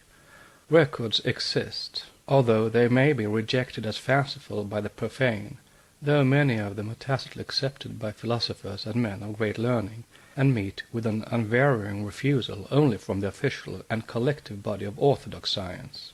And since the latter refuses to give us even an approximate idea of the duration of the geological ages, save in a few conflicting and contradictory hypotheses, let us see what Aryan philosophy can teach us. Such computations as are given in Manu and the Puranas save trifling and the most evidently intentional exaggerations are, as already stated, almost identical with those taught in esoteric philosophy. This may be seen by comparing the two in any Hindu calendar of recognized orthodoxy. The best and most complete of all such calendars at present, as vouched for by the learned Brahmins of southern India, is the already mentioned Tamil calendar, called the Tirukanda Panchanga, compiled, as we are told, from and in full accordance with secret fragments of Asuramaia's data. As Asuramaya is said to have been the greatest astronomer, so he is whispered to have also been the most powerful sorcerer of the White Island, which had become black with sin, that is, of the islands of Atlantis. The White Island is a symbolical name. Asuramaya is said to have lived, see the tradition of Jana of Bhaskara, in Romakapura in the west, because the name is an allusion to the land and cradle of the sweatborn of the third race. The land or continent had disappeared ages before Asuramaya lived, since he was an Atlantean. But he was a direct descendant of the wise race, the race that never dies. Many are the legends concerning this hero, the pupil of Surya, the sun god himself, as the Indian accounts allege. It matters little whether he lived on one or another island, but the question is to prove that he was no myth, as Dr. Weber and others would make him. The fact of Romakapura in the west being named as the birthplace of this hero of archaic ages is the more interesting because it is so very suggestive of the esoteric teaching about the sweat-born races, the men born from the pores of their parents. Romakupas means hair pores in Sanskrit. In Mahabharata 12:12, 10:308, a people named Raumayus are said to have been created from the pores of Virabhadara, the terrible giant who destroyed Daksha's sacrifice. Other tribes and people are also represented as born in this way. All these are references to the later second and the earlier third root races. The following figures are from the calendar just referred to. A footnote marks the points of disagreement with the figures of the Arya Samaj school. 1. From the beginning of cosmic evolution up to the Hindu year Tarana, or 1887, 1,955,884,687 years. Note: the esoteric doctrine says that this cosmic evolution refers only to our solar system, while exoteric Hinduism makes the figure refer, if we do not mistake, to the whole universal system. End of note. 2. The astral, mineral, vegetable, and animal kingdoms up to man have taken to evolve 300 millions of years. Note: another point of disagreement. Occultism says the astral prototypes of the mineral, vegetable, and animal kingdoms up to man have taken that time, 300 million years, to evolve, reforming out of the cast-off materials of the preceding round, which, though very dense and physical in their own cycle, are relatively ethereal as compared with the materiality of our present middle round. At the expiration of these 300 million years, nature, on the way to the physical and material, down the arc of descent, begins with mankind and works downward, hardening or materializing forms as it proceeds. Thus the fossils found in strata, to which an antiquity not of 18, but of many hundreds of millions of years must be ascribed, belong in reality to forms of the preceding round, which, while living, were far more ethereal than physical, as we know the physical. That we perceive and disinter them as tangible forms is due to the process of materialization or crystallization referred to, which took place subsequently at the beginning of the fourth round, and reached its maximum after the appearance of man, proceeding parallel with its physical evolution. This alone illustrates the fact that the degree of materiality of the earth changes pari passu with that of its inhabitants, and thus man now finds as tangible fossils what were once to his present senses ethereal forms of the lower kingdoms.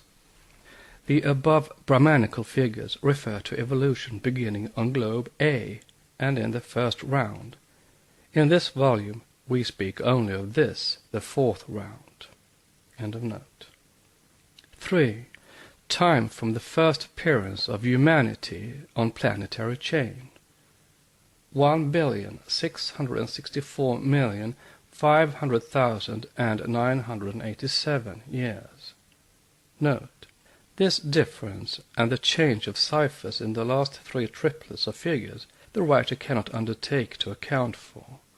According to every calculation, once the 300 millions are subtracted, the figures ought to stand 1,655,884,687. But they are given as stated in the Tamil calendar above named, and as they were translated. The school of the late Pandit Dayanand Saraswati, founder of the Arya Samaj, gives a date of 1,960,852,987. See the Arya magazine of Lahore. The cover which bears the words Aryan Era, 1,960,852,987. End of note. 4. The number that elapsed since the Vaivasvata Manvantara, or the human period, up to the year 1887, is just 18,680,728 years. Note. Vaivasvata Manu is the one human being. Some versions add to him the 7 rishis, who in the Matsya Avatar allegory is saved from the deluge in a boat, like Noah in the ark. Therefore, this Vaivasvata Manvantara would be the post-diluvian period. This, however, does not refer to the later Atlantean or Noah's deluge, nor to the cosmic deluge or pralaya of obscuration, which preceded our round, but to the appearance of mankind in the latter round.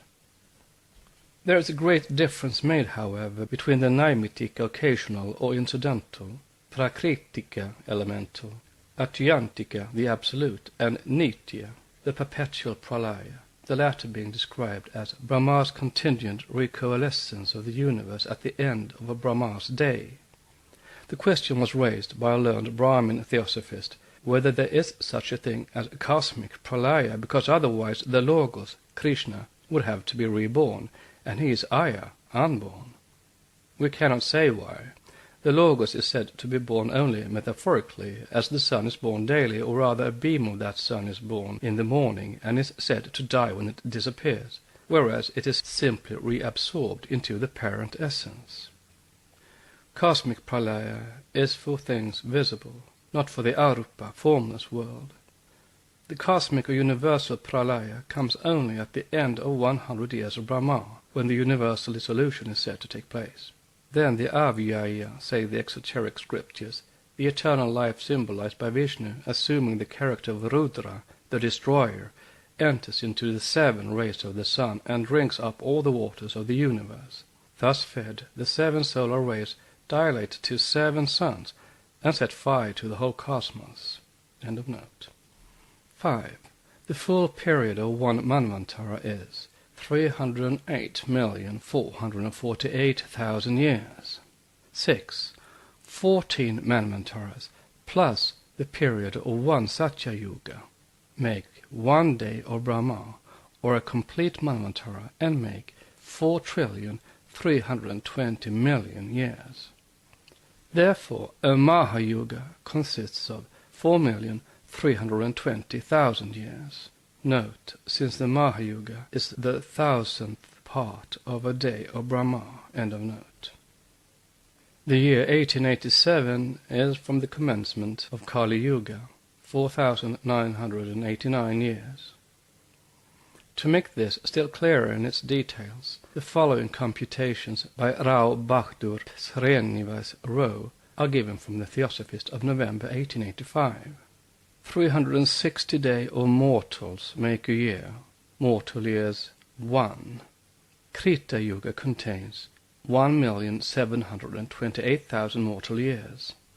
Treta Yuga contains 1,296,000 years. Dvapara Yuga contains 864,000 years. Kali Yuga contains 432,000 years. The total of the said 4 yugas constitute a Mahayuga, 4,320,000 years. 71 of such Mahayugas form the period of the reign of one Manu, 306,720,000 mortal years. The reign of 14 Manus embraces the duration of 994 Mahayugas, which is equal to 4,294,080,000 mortal years. Add sandhis, that is, intervals between the reign of each Manu, which amount to 6 Mahayugas, equal to 25,920,000 mortal years. The total of these reigns and interregnums of 14 Manus is 1,000 Mahayugas, which constitute a kalpa, that is, 1 day of Brahma, 4,320,000,000 mortal years. As Brahma's night is of equal duration, 1 day and night to Brahma would contain 8,640,000,000 years. 360 of such days and nights make 1 year of Brahma, make 3,110,400,000,000 years. 100 such years constitute the whole period of Brahma's age, that is, Mahakalpa. 311,040,000,000,000 mortal years. These are the exoteric figures accepted throughout India, and they dovetail pretty nearly with those of the secret works. The latter, moreover, amplify them by division into a number of esoteric cycles, never mentioned in Brahmanical popular writings, one of which, the division of the yugas into racial cycles, is given elsewhere as an instance. The rest, in their details, have of course never been made public. They are nevertheless known to every twice-born, Dviya or initiated, Brahmin, and the Puranas contain references to some of them in veiled terms, which no matter-of-fact Orientalist has yet endeavored to make out, nor could he if he would. These sacred astronomical cycles are of immense antiquity, and most of them pertain, as stated, to the calculations of Narada and Asuramaya. The latter has the reputation of a giant and a sorcerer, but the antediluvian giants, the Gibborim of the Bible, were not all bad or sorcerers, as Christian theology, which sees in every occultist a servant of the evil one, would have it, nor were they worse than many of the faithful son of the Church. A Torquemada and a Catherine de Medicis certainly did more harm in their day and in the name of their master than any Atlantean giant or demigod of antiquity ever did, whether his name was Cyclops or Medusa, or yet the Orphic Titan, the agnupedal monster known as Ephialtes. There were good, quote, giants, unquote, in days of old, just as there are bad, quote, pygmies, unquote, now. And the Rakshasas and Yakshas of Lanka are no worse than our modern dynamiters and certain Christian and civilized generals during modern wars, nor are they myths. He who would laugh at Briareus and Orion ought to abstain from going to or even talking of Karnak or Stonehenge, remarks somewhere a modern writer. As the Brahmanical figures given above are approximately the basic calculations of our esoteric system, the reader is requested to carefully keep them in mind. In the Encyclopaedia Britannica one finds, as the last word of science, that the antiquity of man is allowed to stretch only over tens of thousands of years. Note. See article Geology in Encyclopaedia Britannica. End of note. It becomes evident that as these figures may be made to fluctuate between 10,000 and 100,000, therefore they mean very little, if anything, and only render still denser the darkness surrounding the question. Moreover, what matters it that science places the birth of man in the pre- or post-glacial drift, if we are told at the same time that the so-called Ice Age is simply a long succession of ages which, shaded without abrupt change of any kind into what is termed the human or recent period, the overlapping of geological periods having been the rule from the beginning of time. The latter, quote, rule, unquote, only results in the still more puzzling, even if strictly scientific and correct, information that even today man is contemporary with the Ice Age in the Alpine valleys and in the Finnmark. Note, this allows a chance even to the biblical Adam chronology of 6,000 years. Same source. End of note. Thus, had it not been for the lessons taught by the secret doctrine and even by exoteric Hinduism and its traditions, we should be left to this day to float in perplexed uncertainty between the indefinite ages of one school of science, the tens of thousands of years of the other, and the 6,000 years of the Bible interpreters. This is one of the several reasons why, with all the respect due to the conclusions of the men of learning of our modern day, we are forced to ignore them in all such questions of prehistoric antiquity. Modern geology and anthropology must of course disagree with our views, but occultism will find as many weapons against these two sciences as it has against astronomical and physical theories, in spite of Mr. Lang's assurance that, in chronological calculations of this sort concerning older and later formations, there is no theory, and they are based on the positive facts, limited only by a certain possible, within brackets question mark, amount of error either way. Occultism will prove scientific confessions in hand that geology is very much in error, and very often even more so than astronomy. In this very passage, Mr. Lang, which gives to geology preeminence for correctness over astronomy, we find a passage in flagrant contradiction to the admissions of the best geologists themselves. Says the author, "In short, the conclusions of geology, at any rate up to the Silurian period, when the present order of things was fairly inaugurated, are approximate, truly so, facts and not theories, while the astronomical conclusions are theories based on data so uncertain that while in some cases they give results incredibly short, in others they give results almost incredibly long." End of quote. Note, to the Silurian period as regards mollusks and animal life, granted, but what do they know of man? End of note. After which the reader is advised that the safest course seems to be to assume that geology really proves the duration of the present order of things to have been somewhere over 100 millions of years, as astronomy gives an enormous, though unknown time in the past, and to come in the future for the birth, growth, maturity, decline, and death of the solar system, of which our Earth is a small planet now passing through the habitable phase. Unquote, page 49.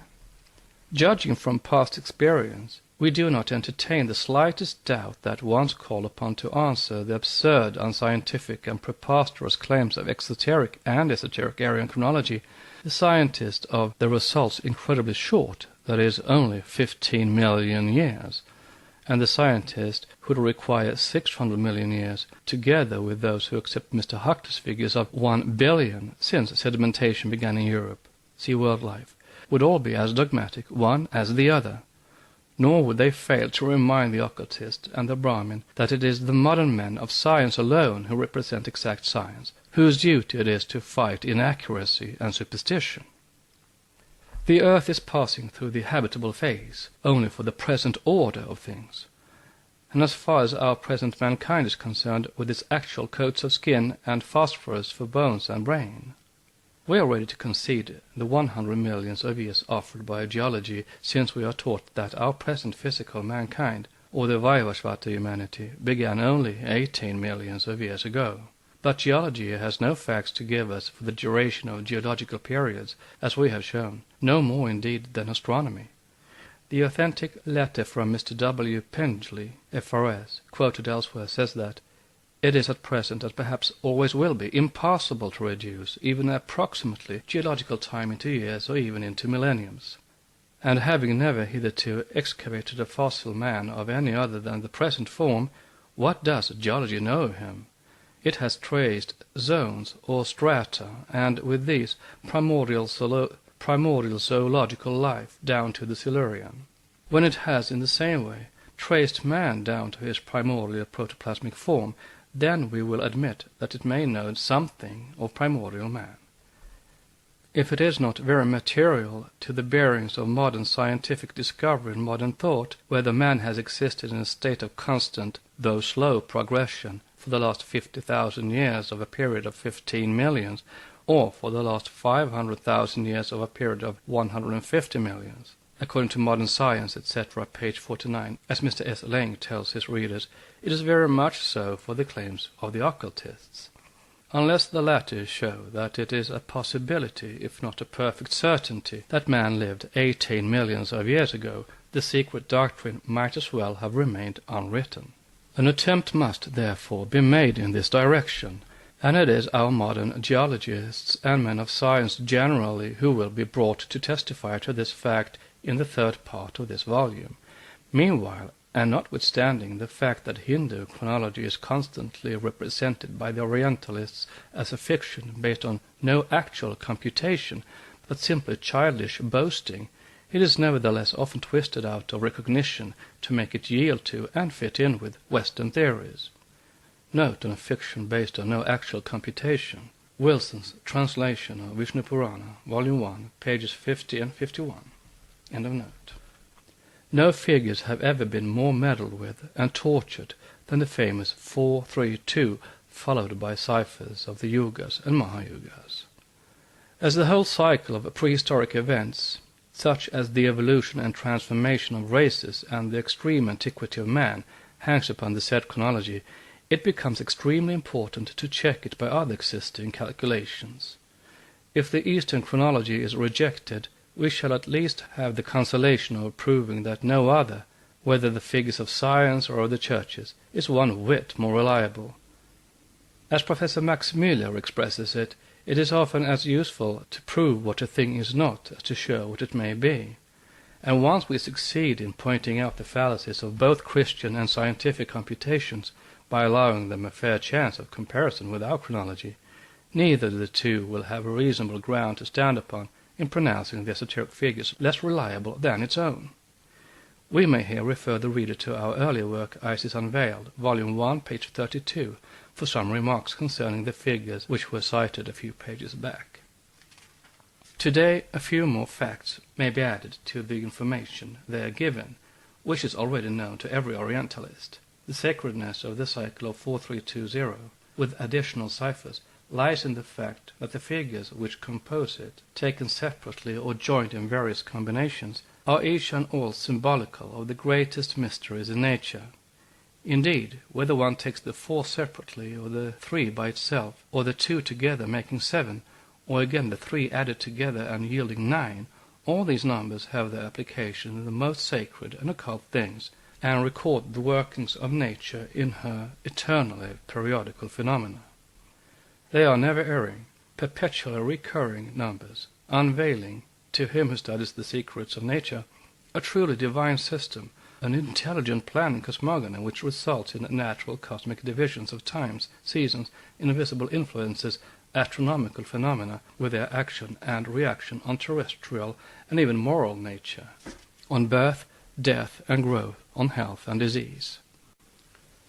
All these natural events are based and depend upon cyclical processes in the cosmos itself, producing periodic agencies which, acting from without, affect the earth and all that lives and breathes on it, from one end to the other of any manvantara. Causes and effects are esoteric, exoteric, and end-exoteric, so to say. In Isis Unveiled, we wrote that which we now repeat. We are at the bottom of a cycle, and evidently in a transitory state. Plato divides the intellectual progress of the universe during every cycle into fertile and barren periods. In the sublunary regions, the spheres of the various elements remain eternally in perfect harmony with the divine nature, he says, but their parts, owing to a too close proximity to earth and their commingling with the earthly, which is matter and therefore the realm of evil, are sometimes according and sometimes contrary to divine nature. When those circulations, which Eliphas Levi calls currents of the astral light, in the universal ether which contains in itself every element, take place in harmony with the divine spirit, our earth and everything pertaining to it enjoys a fertile period. The occult powers of plants, animals, and minerals magically sympathize with the superior natures, and the divine soul of man is in perfect intelligence with these, quote, inferior, unquote, ones.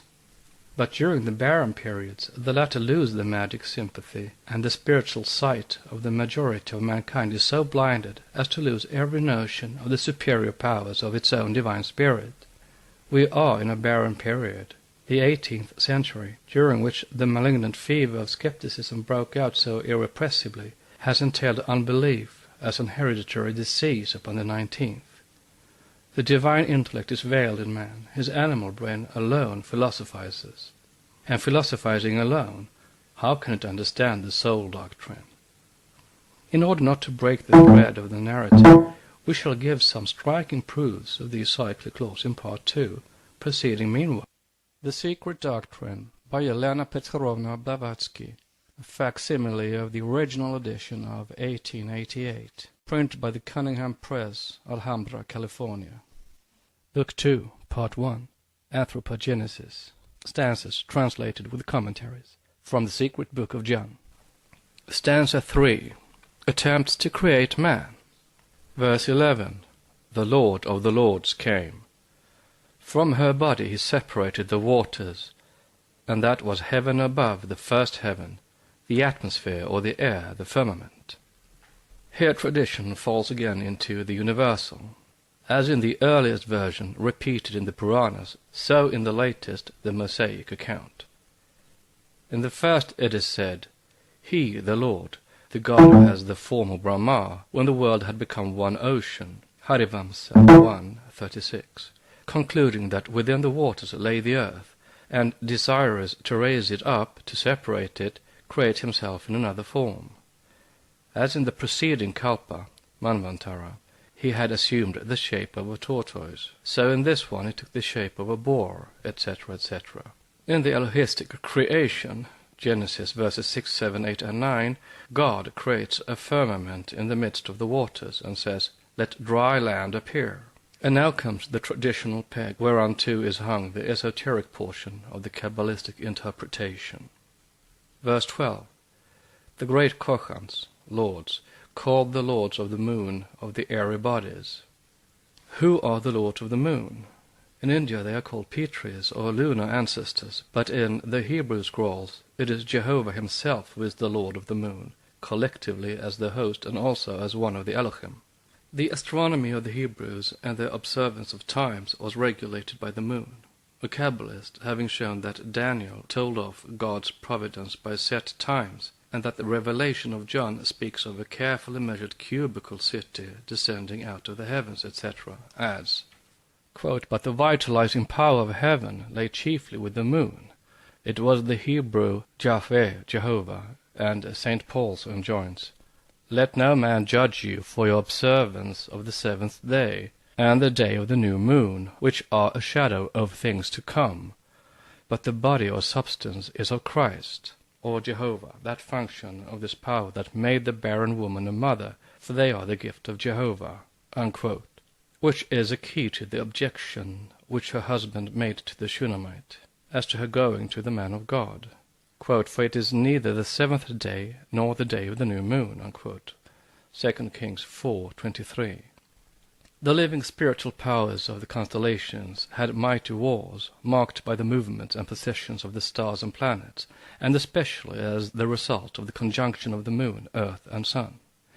Bentley comments on the Hindu war between the gods and the giants, as marked by the eclipse of the sun at the ascending node of the moon, 945 before Christ, with in brackets double exclamation mark, at which time was born, or produced from the sea, Shri, Sarai, S-R-I, the wife of the Hebrew Abram. Note, according to the wonderful chronology of Bentley, who wrote in days when biblical chronology was still on dispute, and also according to that of those modern Orientalists who dwarf the Hindu dates as far as they can. And note, now Shri is the daughter of Brigu, one of the Prajapatis and Rishis, the chief of the Brigus, the consumers, the aerial class of gods. She is Lakshmi, the wife of Vishnu, and she is the bride of Shiva, Gauri, and she is Saraswati, the watery, the wife of Brahma, because the three gods and goddesses are one under three aspects. Read the explanation of Parasara in Vishnu Purana in Book 1, Chapter 8, Volume 1, Wilson's translation, page 119, and you will understand. The Lord of Shri is the moon, he says, and Shri is the wife of Narayana, the god of gods. Shri or Lakshmi Venus is Indrani, as she is Sarasvati, for in the words of Parasara, Hari or Ishvara, the Lord, is all that is called male in the universe. Lakshmi is all that is termed female. There is nothing else than they. Hence she is female, and God is male nature. End of notes. Shri is also Venus Aphrodite, the western emblem of the lunisolar year or the moon, as Shri is the wife of the moon, vide footnote, the goddess of increase. Note, Shri is goddess of and herself fortune and prosperity. End of note. Therefore, the grand monument and landmark of the exact period of the lunar year and month by which this cycle of 19 tropical years and 235 revolutions of the moon could be calculated was Mount Sinai, the Lord Jehovah coming down thereon. Paul speaks then as a mystagogue when he says concerning the freed woman and bondwoman of Abraham, "For this Hagar, the bondwoman, is Mount Sinai in Arabia." How could a woman be a mountain, and such a mountain? Yet she was. Her name was Hagar, whose Hebrew numbers reread 235, or in exact measure the very number of lunar months to equal 19 tropical years to complete this cycle. Mount Sinai being the esoteric language of the wisdom, the monument of the exact time of the lunar years and months by which this spiritual vitalizing circle could be computed, and which mountain indeed was called the mountain of the moon, Sin. So also Sarai, Shri, the wife of Abram, could have no child until her name was changed to Sarah, giving to her the property of this lunar influence. Note, Masonic Review, Cincinnati, June 1886, article The Kabbalah. End of note. This may be regarded as a digression from the main subject, but it is a very necessary one with a view to Christian readers. For who, after studying dispassionately the respective legends of Abram or Abraham, Sarai or Sarah, who was fair to look upon, and those of Brahma and Sarasvati, or Shri, Lakshmi Venus, with the relations of all these to the moon and water, and especially one who understands the real Kabbalistic meaning of the name Jehovah and its relation to and connection with the moon, who can doubt that the story of Abram is based upon that of Brahma, or that Genesis was written upon the old lines used by every ancient nation? All in the ancient scriptures is allegorical, all based upon and inseparably connected with astronomy and cosmology. Verse 13. They, the moon gods, went, each on his allotted land, 7 of them, each on his lot. The lords of the flame remained behind. They would not go. They would not create. The secret teachings show the divine progenitors creating men on 7 portions of the globe, each on his lot, that is, each a different race of men externally and internally, and on different zones. This polygenistic claim is considered elsewhere, vide stanza 7.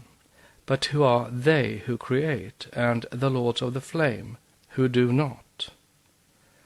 Occultism divides the creators into 12 classes, of which 4 have reached liberation to the end of the great age.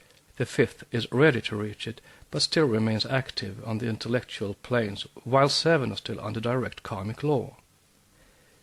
These last act on the man-bearing globes of our chain.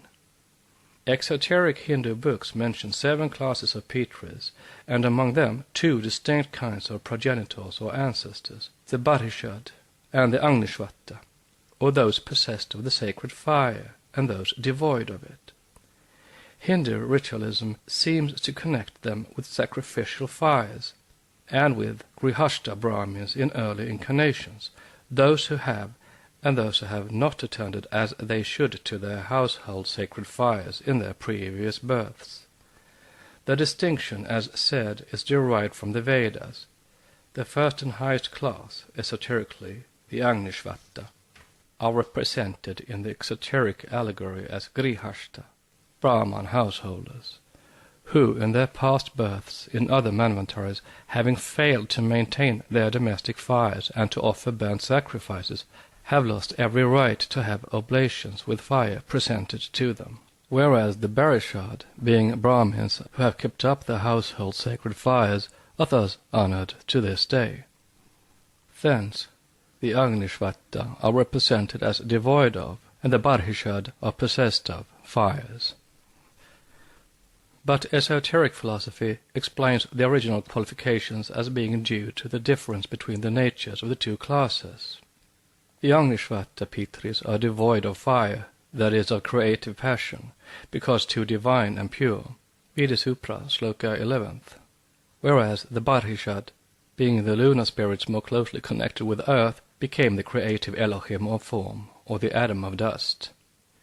The allegory says that Sanandana and other Vedas, the sons of Brahma, his first progeny, were without desire or passion, inspired with the holy wisdom, estranged from the universe and undesirous of progeny. Vishnu Purana, Book 1, 7.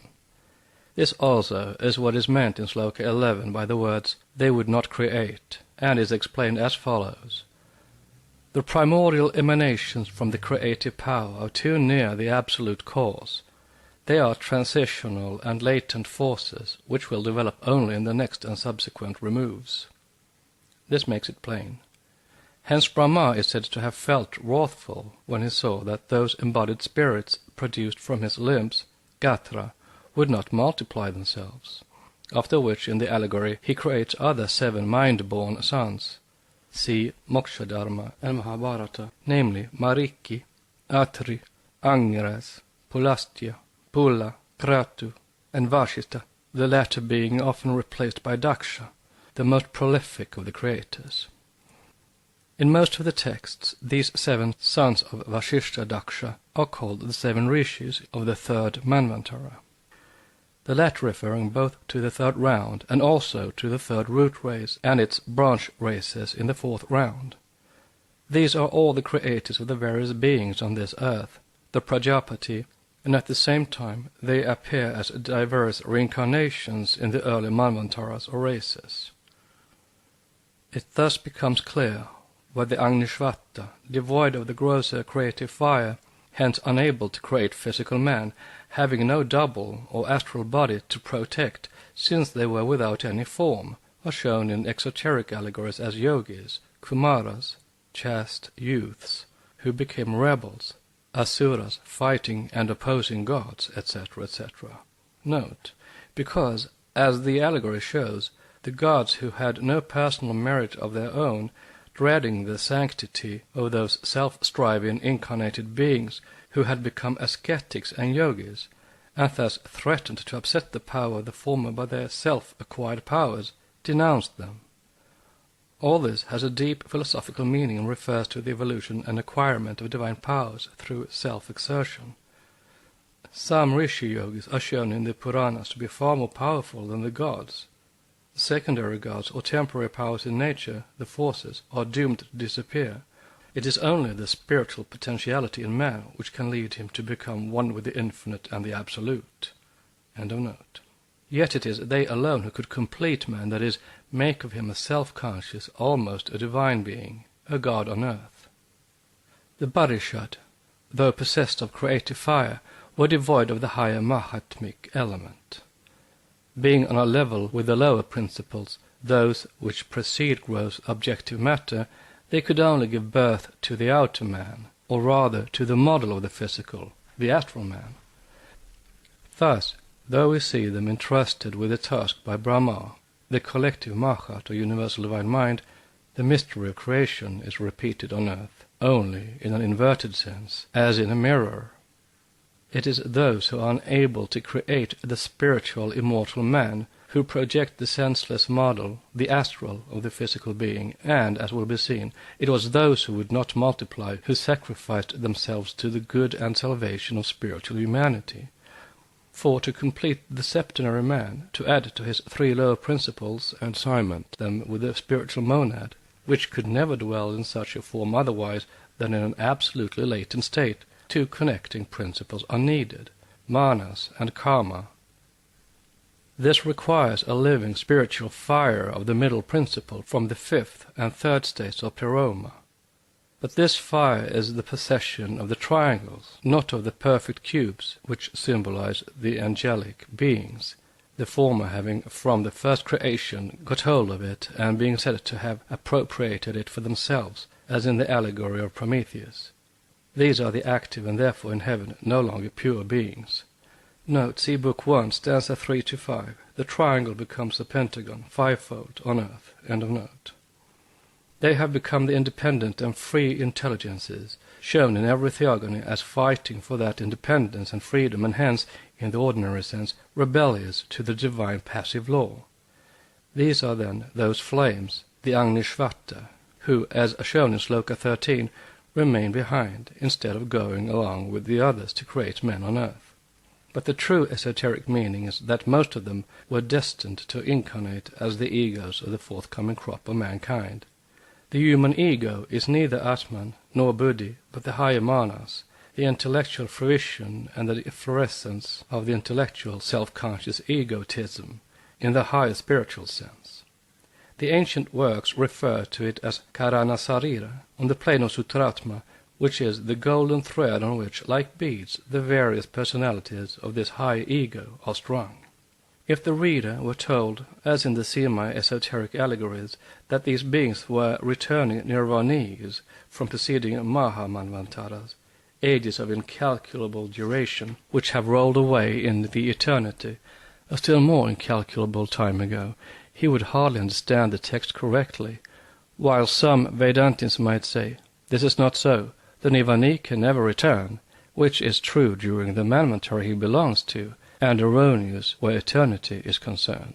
For it is said in the sacred slokas, "The thread of radiance, which is imperishable and dissolves only in nirvana, re-emerges from it in its integrity on the day when the great law calls all things back into action." Hence, as the high Pitris or Dhyanis had no hand in the physical creation, we find primeval man issued from the bodies of his spiritually fireless progenitors, described as aeriform, devoid of compactness and mindless. He had no middle principle to serve him as a medium between the highest and the lowest, the spiritual man and the physical brain, for he lacked manas. The monads which incarnated in those empty shells remained as unconscious as when separated from their previous incomplete forms and vehicles.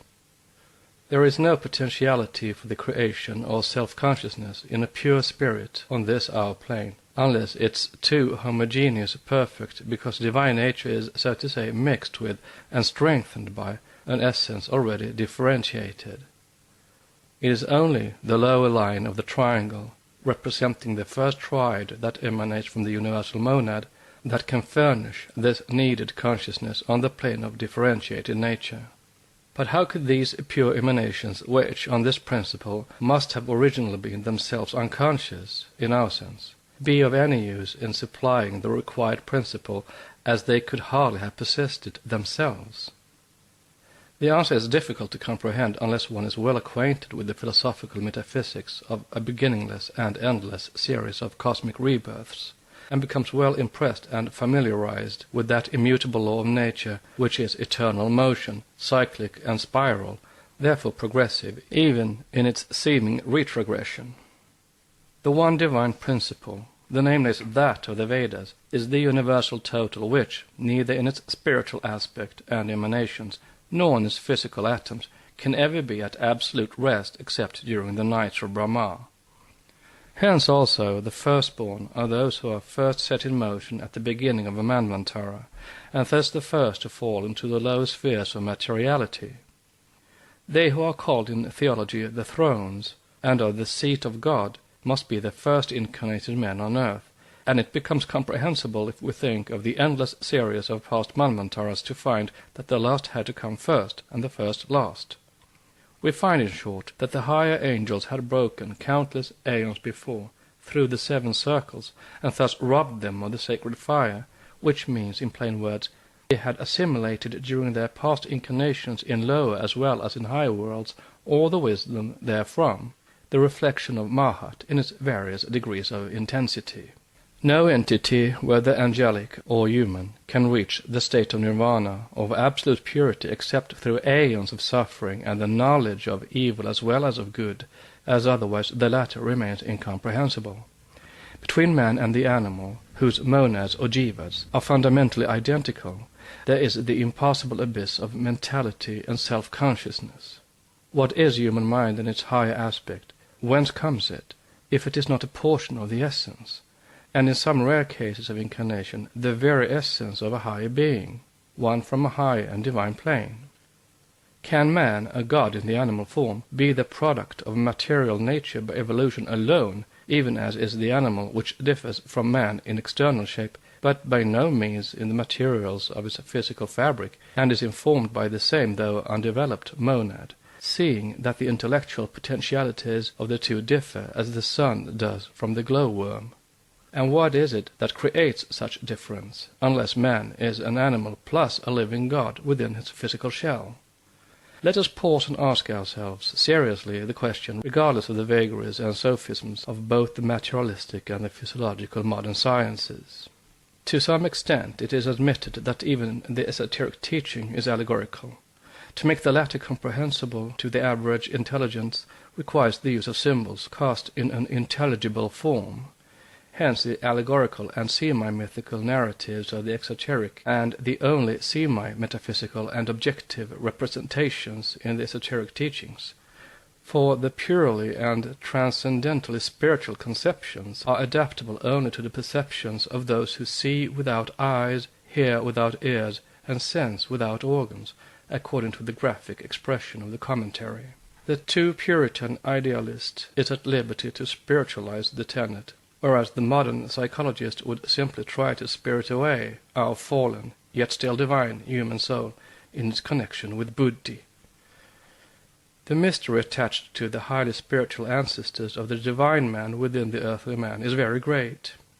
His dual creation is hinted at in the Puranas, though its esoteric meaning can be approached only by collating together the many varying accounts and reading them in their symbolical and allegorical character. So it is in the Bible, both in Genesis and even in the epistles of Paul. For that Creator, who is called in the 2nd chapter of Genesis the Lord God, is in the original the Elohim, or gods, the lords, in the plural, and while one of them makes the earthly Adam of dust, the other breathes into him the breath of life, and the third makes of him a living soul. Chapter 2, verse 7. All of which readings are implied in the plural number of the Elohim.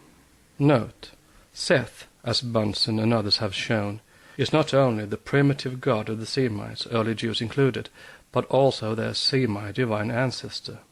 For, says Bunsen, in God in History, Volume 1, pages 233 and 234, the Seth of Genesis, the father of Enoch, the man, must be considered as originally running parallel with that derived from the Elohim, Adam's father. According to Bunsen, the deity, the god Seth, was the primitive god of northern Egypt and Palestine, from Stanislav Wake, the Great Pyramid. And Seth became considered in the later theology of the Egyptians as an evil daemon, says the same Bunsen, for he is one with the Typhon and one with the Hindu demons as a logical sequel. End of note. The first man is of the earth, the second, the last, or rather highest, is from heaven, says Paul in the 1st book of Corinthians, chapter 15, verse 47. In the Aryan allegory, the rebellious sons of Brahma are all represented as holy ascetics and yogis. Reborn in every kalpa, they generally try to impede the work of human procreation. When Daksha, the chief of the Prajapati creators, brings forth 10,000 sons for the purpose of peopling the world, Narada, a son of Brahma, the great rishi, and virtually a Kumara, if not so in name, interferes with and twice frustrates Daksha's aim by persuading those sons to remain holy ascetics and eschew marriage. For this, Daksha curses Narada to be reborn as a man, as Brahma had cursed him before for refusing to marry and obtain progeny, saying, "Perish in thy present, deva or angelic form, and take up thy abode in the womb." That is, become a man. Vayu Purana, Harivamsa 170. Notwithstanding several conflicting versions of the same story, it is easy to see that Narada belongs to that class of Brahmas, firstborn, who have all proven rebellious to the law of animal procreation for which they had to incarnate as men. Of all the Vedic rishis, Narada, as already shown, is the most incomprehensible because the most closely connected with occult doctrines, especially with the secret cycles and kalpas, vide super. Certain contradictory statements about this sage have much distracted the Orientalists. Thus he is shown as refusing positively to create, have progeny, and even as calling his father Brahma a false teacher for advising him to get married, Narada Pankaratra. Nevertheless, he is referred to as one of the Prajapati progenitors. In Naradya Purana, he describes the laws and the duties of the celibate adepts, and as these occult duties do not happen to be found in the fragment of about 3,000 stanzas in the possession of European museums, the Brahmins are proclaimed liars. The Orientalists forgetting that the Naradya is credited with containing 25,000 stanzas, and that it is not very likely that such manuscripts should be found in the hands of the Hindu profane, those who are ready to sell any precious olla for a red pottage. Suffice it to say that Narada is the Devarishi of occultism par excellence, and that the occultist who does not ponder, analyze, and study Narada from his 7 esoteric facets will never be able to fathom certain anthropological, chronological, and even cosmic mysteries. He is one of the fires above mentioned, and plays a part in the evolution of this kalpa from its incipient down to its final stage.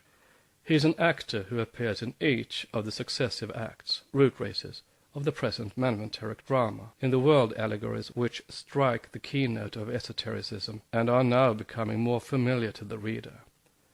But shall we turn to other ancient scriptures and documents for the corroboration of the fires, sparks, and flames? They are plentiful, if one only seeks for them in the right places. In the book of the Concealed Mystery they are clearly enunciated, as also in the Haidra Zuta Kadisha, or the Lesser Holy Assembly. The language is very mystical and veiled, yet still comprehensible. Therein, among the sparks of prior worlds, vibrating flames and sparks from the divine flint, the workmen proceed to create man, male and female, 427, which flames and sparks, angels and their worlds, stars and planets, are said figuratively to become extinct and die, that is to say, remain unmanifested until a certain process of nature is accomplished. To show how thickly veiled from public view are the most important facts of anthropogenesis, 2 passages are now quoted from 2 Kabbalistic books. The first is from the book of the Concealed Mystery, 429. From a light-bearer, one of the 7 sacred planets, of insupportable brightness proceeded a radiating flame, dashing off, like a vast and mighty hammer, those sparks which were the prior worlds, 430. And with most subtle ether were these intermingled and bound mutually together, but only when they were conjoined together, even the Great Father and Great Mother, 431.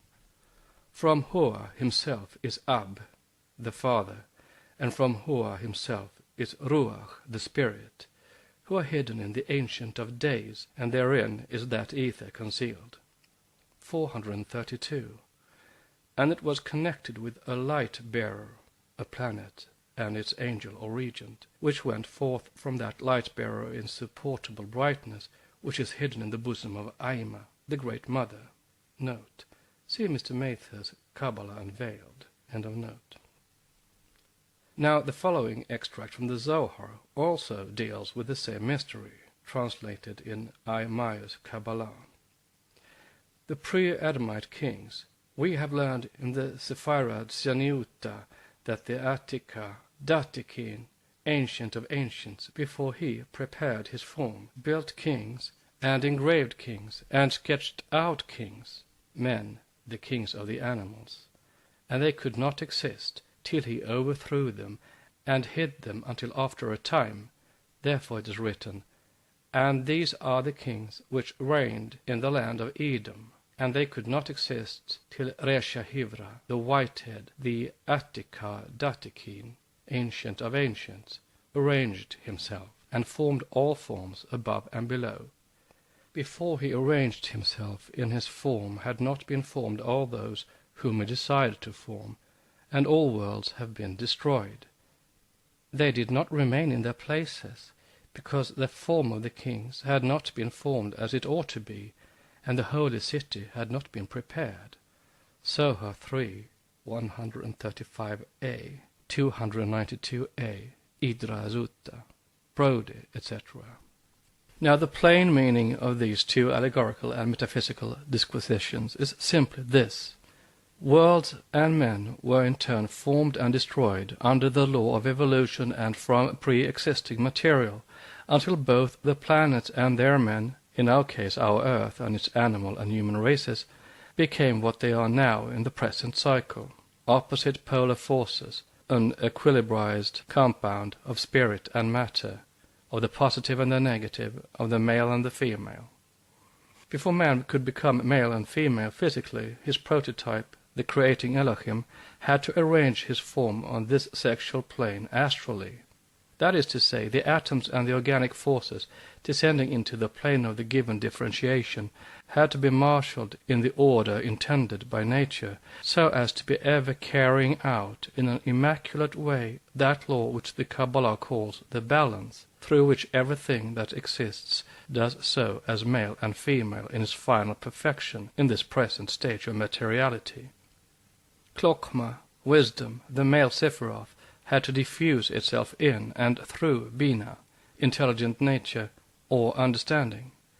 Therefore the first root race of men, sexless and mindless, had to be overthrown and hidden until after a time, that is, the first race, instead of dying, disappeared in the second race, as certain lower lives and plants do in their progeny. It was a wholesale transformation. The first became the second root race, without either begetting it, procreating it, or dying. They passed by together, as it is written, and he died, and another reigned in his stead. Genesis 26, 31 et sequens, Zohar 3, 292a. Why? Because the holy city had not been prepared. And what is the holy city? The Makwam, the secret place or the shrine on earth. In other words, the human womb, the microscopic copy and reflection of the heavenly matrix, the female space or primeval chaos, in which the male spirit fecundates the germ of the sun or the visible universe. Vide the Holy of Holies, its esoteric meaning in part 2 of this volume. So much so that in the paragraph on the emanation of the male and female principle in the Zohar, it is said that on this earth the wisdom from the holy ancient does not shine except in male and female. Chokhmah, wisdom, is the father, and Bina, understanding, is the mother. And when they connect one with the other, they bring forth and diffuse and emanate truth. In the sayings of Rabbi Jeyeva Saba, that is, the old, we learned this. What is Bina, understanding? But when they connect in one another, the Yod, in the year, they become impregnated and produce a son, and therefore it is called Bina, understanding. It means Bin Yah, that is, son of Yah. This is the completeness of the whole. Note, Zohar 3, 290a, quoted in Isaac Mayer's Kabbalah, page 387. End of note. This is also the completeness of phallicism by the rabbis, its perfect apotheosis, the divine being dragged into the animal, the sublime into the grossness of the terrestrial. Nothing so graphically gross exists in Eastern occultism, nor in the primitive Kabbalah, the Chaldean Book of Numbers. We have said so in Isis Unveiled. We find it rather unwise on the part of Catholic writers to pour out their vials of wrath in such sentences as these. In a multitude of pagodas, the phallic stone, ever and always assuming, like the Grecian Batilos, the brutally indecent form of the Lingam, the Mahadeva. Before casting slurs on a symbol whose profound metaphysical meaning is too much for the modern champions of that religion of sensualism par excellence, Roman Catholicism, to grasp, they are in duty bound to destroy their oldest churches and change the form of the cupolas of their own temples. The Mahoda of Elephanta, the round tower of Bangulpur, the minarets of Islam, either rounded or pointed, are the originals of the campanile columns of San Marco at Venice, of the rustic cathedral, and of the modern Duomo of Milan. All of these steeples, turrets, domes, and Christian temples are the reproductions of the primitive idea of the lithos, the upright phallus. Volume 2, page 5.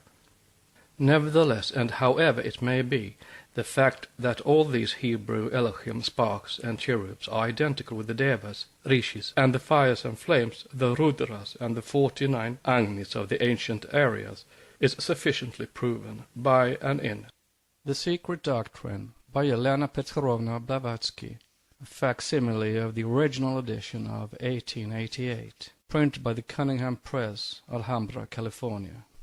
Book 2, Part 1, Anthropogenesis. Stanzas translated with commentaries. From the Secret Book of John. Stanza 4, Creation of the First Races. Subsections. Creation of men. Subsections. Verse 14, Creation of men.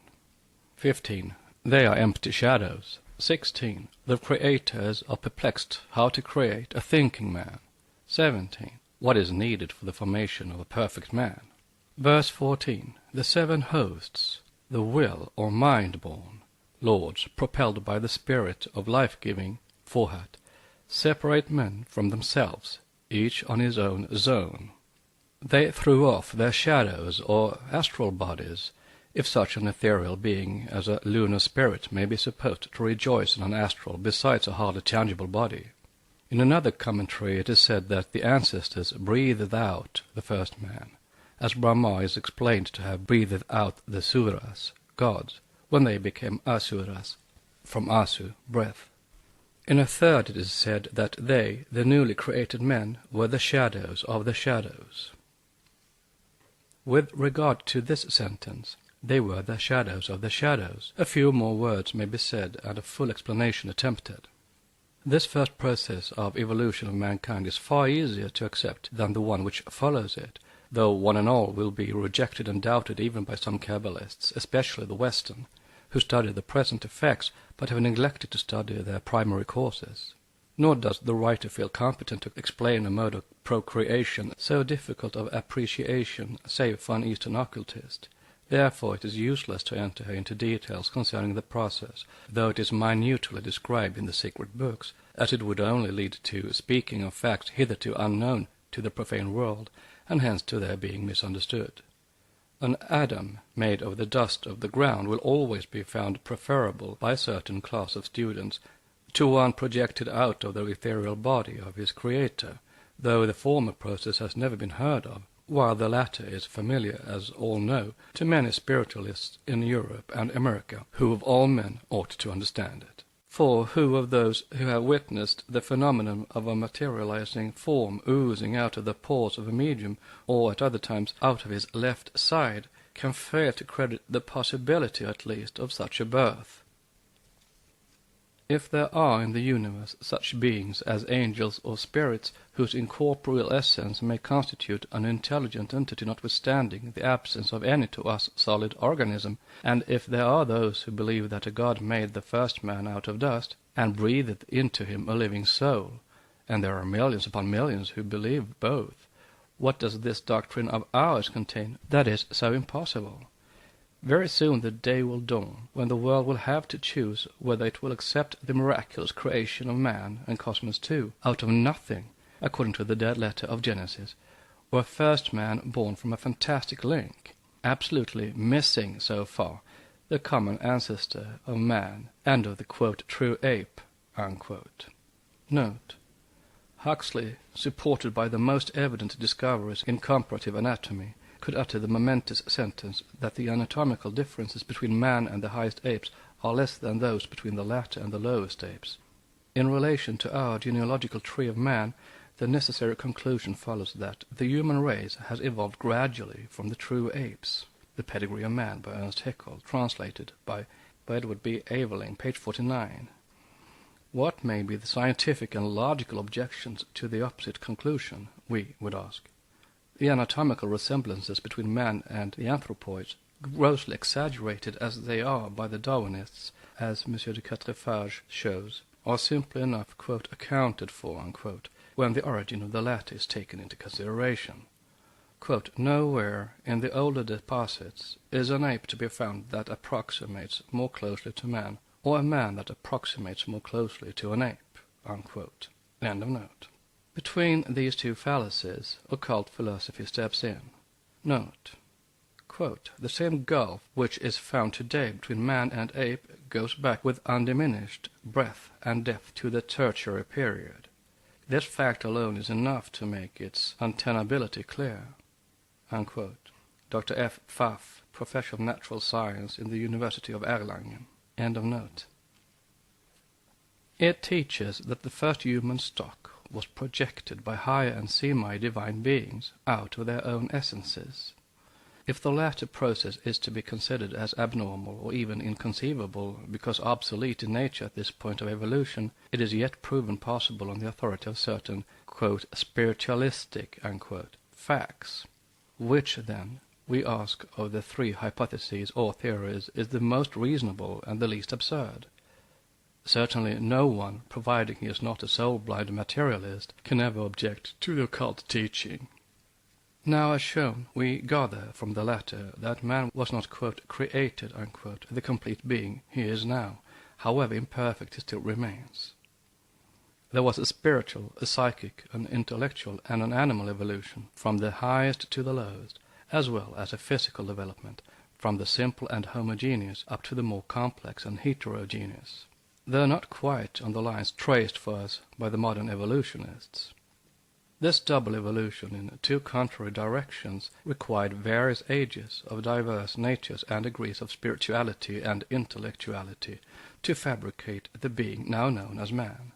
Furthermore, the one absolute, ever-acting and never-erring law, which proceeds on the same lines from one eternity, or manvantara, to the other, ever furnishing an ascending scale for the manifested, or that which we call the great illusion, Mahamaya, but plunging spirit deeper and deeper into materiality on the one hand, and then redeeming it through flesh and liberating it.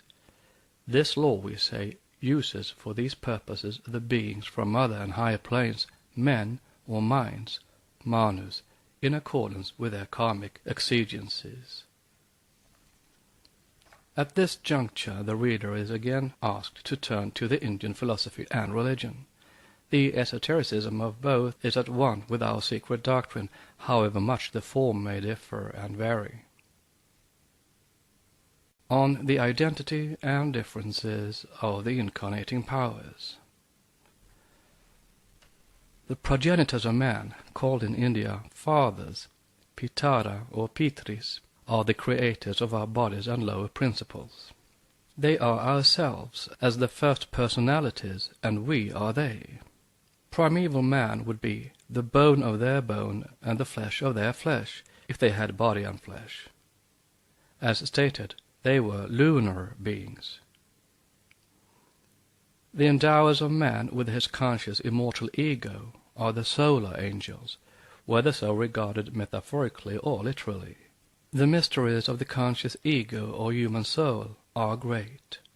The esoteric name of these solar angels is literally the Lord's, Nat, of persevering, ceaseless devotion, pranidhana. Therefore they of the fifth principle, manas, seem to be connected with, or to have originated, the system of the yogis who make of pranidhana their fifth observance. See Yoga Shastra 2:32. It has already been explained why the trans-Himalayan occultists regard them as evidently identical with those who in India are termed Kumaras, Agnishvatas, and the Bodhisattvas. How precise and true is Plato's expression, how profound and philosophical his remark on the human solar ego when he defined it as a compound of the same and the other. And yet how little this hint has been understood, since the world took it to mean that the soul was the breath of God, of Jehovah. It is the same and the other, as the great initiate philosopher said, for the ego, the higher self, when merged with and in the divine monad, is man, and yet the same as the other, the angel in him incarnated, as the same with the universal Mahat. The great classics and philosophers felt this truth when saying that there must be something within us which produces our thoughts, something very subtle. It is breath, it is fire, it is ether, it is quintessence, it is a slender likeness, it is an intellection, it is a number, it is harmony, unquote, from Voltaire. All these are the manasam and rajasas, the kumaras, asuras, and other rulers and pitris who incarnated in the third race, and in this and various other ways endowed mankind with mind. There are 7 classes of pitris as shown below, 3 incorporeal and 4 corporeal, and 2 kinds, the Agnishvata and the Barhishad. And we may add that, as there are 2 kinds of pitris, so there is a double and a triple set of Barhishad and Agnishvata. The former, having given birth to their astral doubles, are reborn as sons of Atri, and are the pitris of the demons, or corporeal beings, on the authority of Manu, 3:196. While the Agnishvata are reborn as sons of Mariki, a son of Brahma, and are the pitris of the gods, Manu again, Matsya and Padma Puranas, and Kulukka in the laws of the Manavas, 3:195. Note: we are quite aware that the Vayu and Matsya Puranas identify, agreeably to Western interpretation, the Agnishvata with the seasons, and the Barhishad Pitris with the months, adding a 4th class, the Kavyas, cyclic years. But do not Christian Roman Catholics identify their angels with planets, and are not the 7 rishis become the Saptarshi, a constellation? They are deities presiding over all the cyclic divisions. End of note.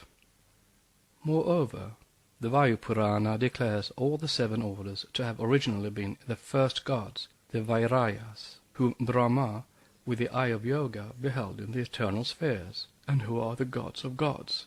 And the Matsya adds that the gods worshipped them, while the Harivansa, S. 1935, distinguishes the Virayas as one class of the pitris only, a statement corroborated in secret teachings, which, however, identify the Virajas with the elder Agnishvatas, and the Rajasas or Abhuta Rajasas, who are incorporeal without even an astral phantom. Note: the Vayu Purana shows the region called Viraya Loka inhabited by the Agnishvatas. End of note.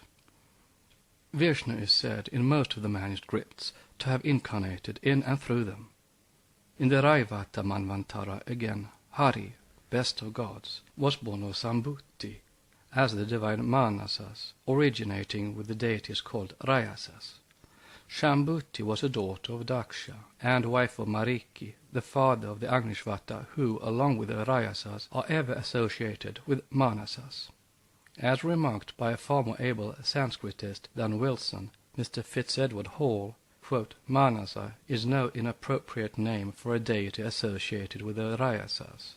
We appear to have in it Manasam, the same as Manas, with the change of termination required to express male personification, unquote. See Vishnu Purana, Book 3, Chapter 1, page 17, footnote. All the sons of Viraya are Manasa, says Nilakanta, and Viraya is Brahma, and therefore the incorporeal pitris are called Virayas, from being the sons of Viraya, says Vayu Purana. We could multiply our proofs ad infinitum, but it is useless. The wise will understand our meaning, the unwise are not required to. There are 33 crores, or 330 millions, of gods in India, but as remarked by the learned lecturer on the Bhagavad Gita, they may be all devas, but are by no means all gods, in the high spiritual sense one attributes to the term. This is an unfortunate blunder, he remarks, generally committed by Europeans. Deva is a kind of spiritual being, and because the same word is used in ordinary parlance to mean God, it by no means follows that we have to worship 33 crores of gods. And he adds suggestively, these beings, as may be naturally inferred, have a certain affinity with one of the 3 component upadhis, basic principles, into which we have divided man.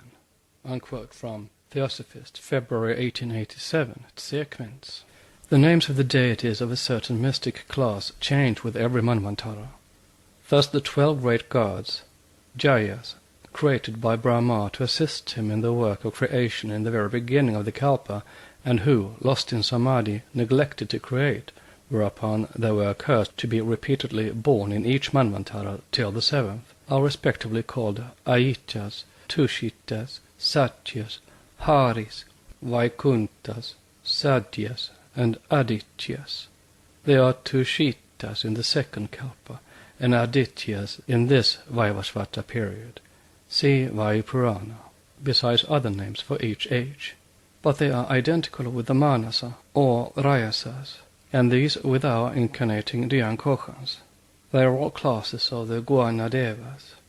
Yes, besides those beings who, like the Yakshas, Gandharvas, Kinnaras, etc., etc., taken in their individualities, inhabit the astral plane, there are real Devagnanams, and to these classes of Devas belong the Adityas, the Variyasas, the Kumaras and Asuras, and all those high celestial beings whom occult teaching calls Manasvin, the wise, foremost of all, and who would have made all men the self-conscious, spiritual, intellectual beings they will be, had they not been, quote, cursed, unquote, to fall into generation, and to be reborn themselves as mortals for their neglect of duty.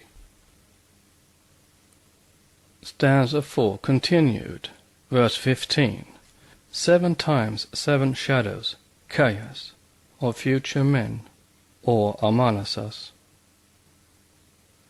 Manu, as already remarked, comes from the root man, to think, hence a thinker.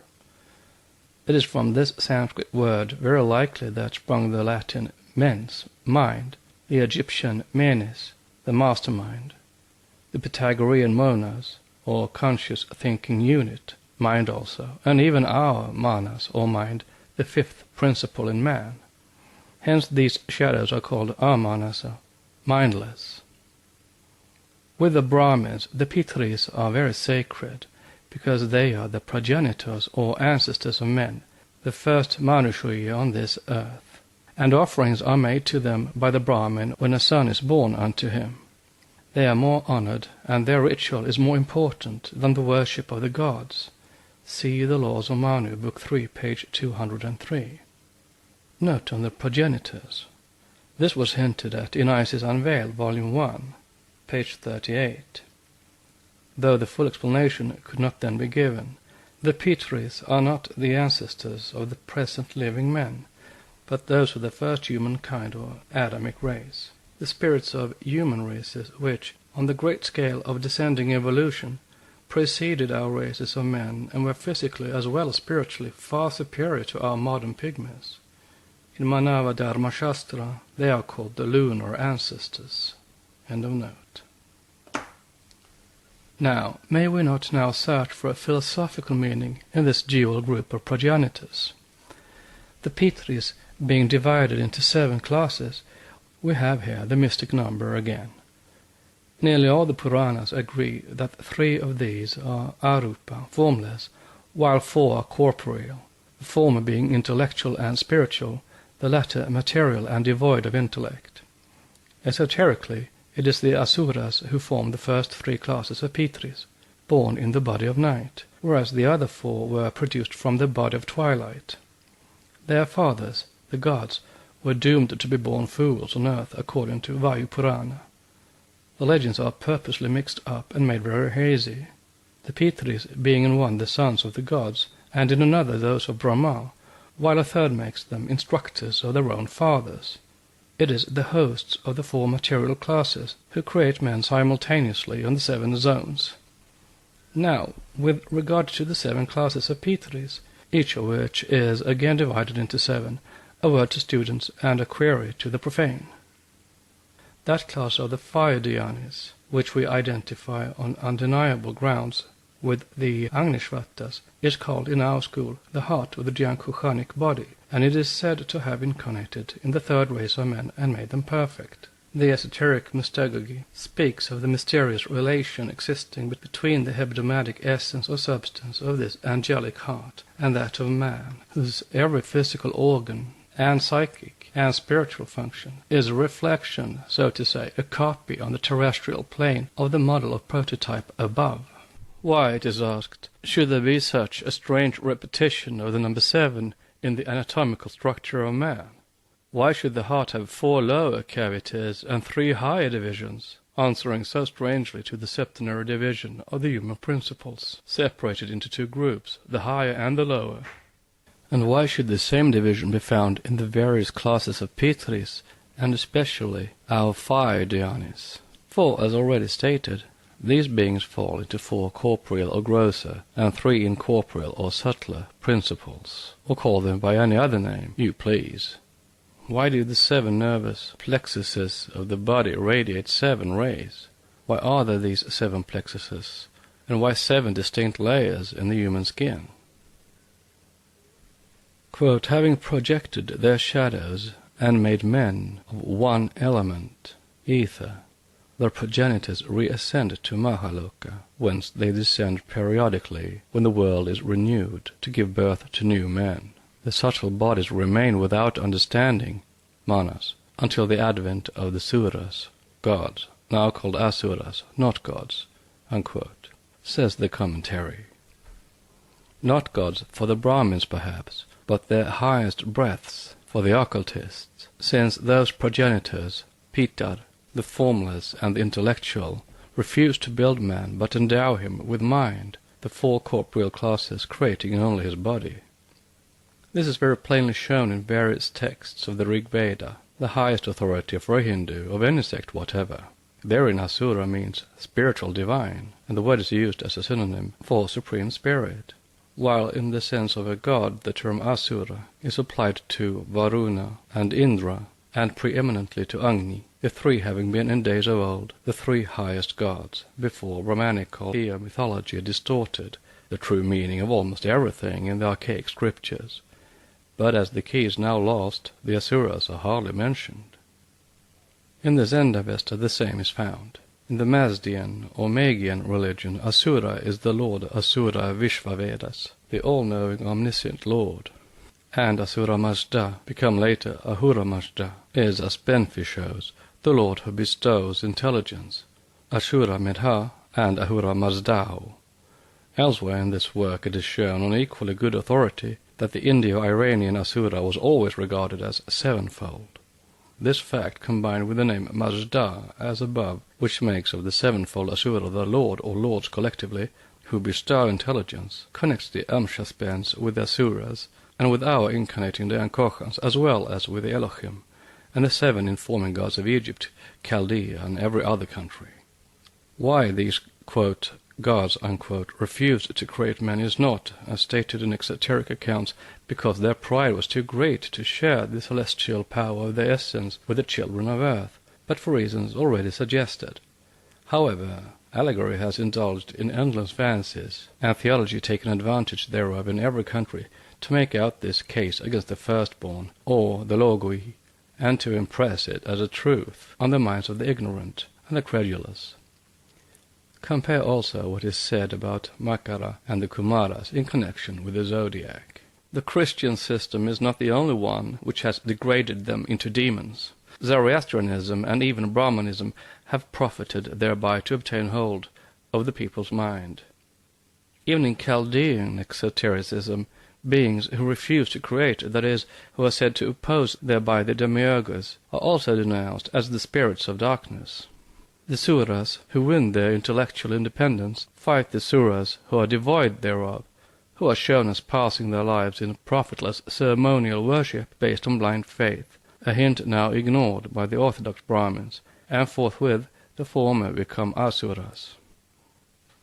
The first and mind-born sons of the deity refuse to create progeny and are cursed by Brahma to be born as men. They are hurled down to earth, which later on is transformed in theological dogma into the infernal regions. Ahriman destroys the bull created by Ormazd, which is the emblem of the terrestrial elusive life, the germ of sorrow, and, forgetting that the perishing finite seed must die in order that the plant of immortality, the plant of spiritual eternal life, should sprout and live, Ahriman is proclaimed the enemy, the opposing power, the devil. Typhon cuts Osiris into 14 pieces in order to prevent his peopling the world and thus creating misery, and Typhon becomes, in the exoteric theological teaching, the power of darkness. But all this is the exoteric shell. It is the worshippers of the latter who attribute to disobedience and rebellion the effort and self-sacrifice of those who would help men to their original status of divinity through self-conscious efforts, and it is these worshippers of form who have made demons of the angels of light. Esoteric philosophy, however, teaches that 1/3 of the dhyanis, that is, 3 classes of the arupa pitris, endowed with intelligence, which is a formless breath composed of intellectual, not elementary substances, see Hadishvama 932, was simply doomed by the law of karma and evolution to be reborn, or incarnated, on earth. Note on 1/3 of the dhyanis. Whence the subsequent assertion of St. John's vision referred to in his Apocalypse about the great red dragon having 7 heads and 10 horns, and 7 crowns upon his head, whose tail drew the 3rd part of the stars of heaven, and did cast them to the earth. Chapter 12. End of note. Note on to be reborn or incarnated on earth. The verse did cast them to the earth plainly shows its origin in the grandest and oldest allegory of the Aryan mystics who, after the destruction of Atlantean giants and sorcerers, concealed the truth, astronomical, physical, and divine, as it is paid out of pre-cosmic theogony, under various allegories. Its esoteric true interpretation is a veritable theodice of the fallen angels, so-called, the willing and the unwilling, the creators and those who refuse to create, being now mixed up most perplexingly by Christian Catholics who forget that their highest archangel, Saint Michael, who is shown to conquer, to master and to assimilate, the dragon of wisdom and of divine self-sacrifice, now miscalled and calumniated as Satan, was the first to refuse to create. This led to endless confusion. So little does Christian theology understand the paradoxical language of the East and its symbolism that it even explains, in its dead-letter sense, the Chinese, Buddhist, and Hindu exoteric rite of raising a noise during certain eclipses to scare away the great red dragon, which laid a plot to carry away the light. But here light means esoteric wisdom, and we have sufficiently explained the secret meaning of the terms dragon, serpent, etc., etc., all of which refer to adepts and initiates. Some of these were Nirmanakayas from other Manvantaras. Hence we see them in all the Puranas, reappearing on this globe in the 3rd Manvantara as kings, rishis, and heroes. Read 3rd Root Race. This tenet, being too philosophical and metaphysical to be grasped by the multitudes, was, as already stated, disfigured by the priesthood for the purpose of preserving a hold over them through superstitious fear. The supposed rebels, then, were simply those who, compelled by karmic law to drink the cup of gall to its last bitter drop, had to incarnate anew, and thus make responsible thinking entities of the astral statues projected by their inferior brethren. Some are said to have refused because they had not in them the requisite materials, that is, an astral body, since they were arupa. The refusal of others had reference to their having been adepts and yogis of long past preceding Manvantaras, another mystery. But later on, as Nirmanakayas, they sacrificed themselves for the good and salvation of the monads which were waiting for their turn, and which otherwise would have had to linger for countless ages in irresponsible animal-like, though in appearance human, forms. It may be a parable and an allegory within an allegory. Its solution is left to the intuition of the student, if he only reads that which follows with his spiritual eye. As to their fashioners or ancestors, those angels who, in the exoteric legends, obeyed the law, they must be identical with the Barishad, Pitris, or the Pitta Devata, that is, those possessed of the physical creative fire. They could only create, or rather clothe, the human monads with their own astral selves, but they could not make man in their image and likeness.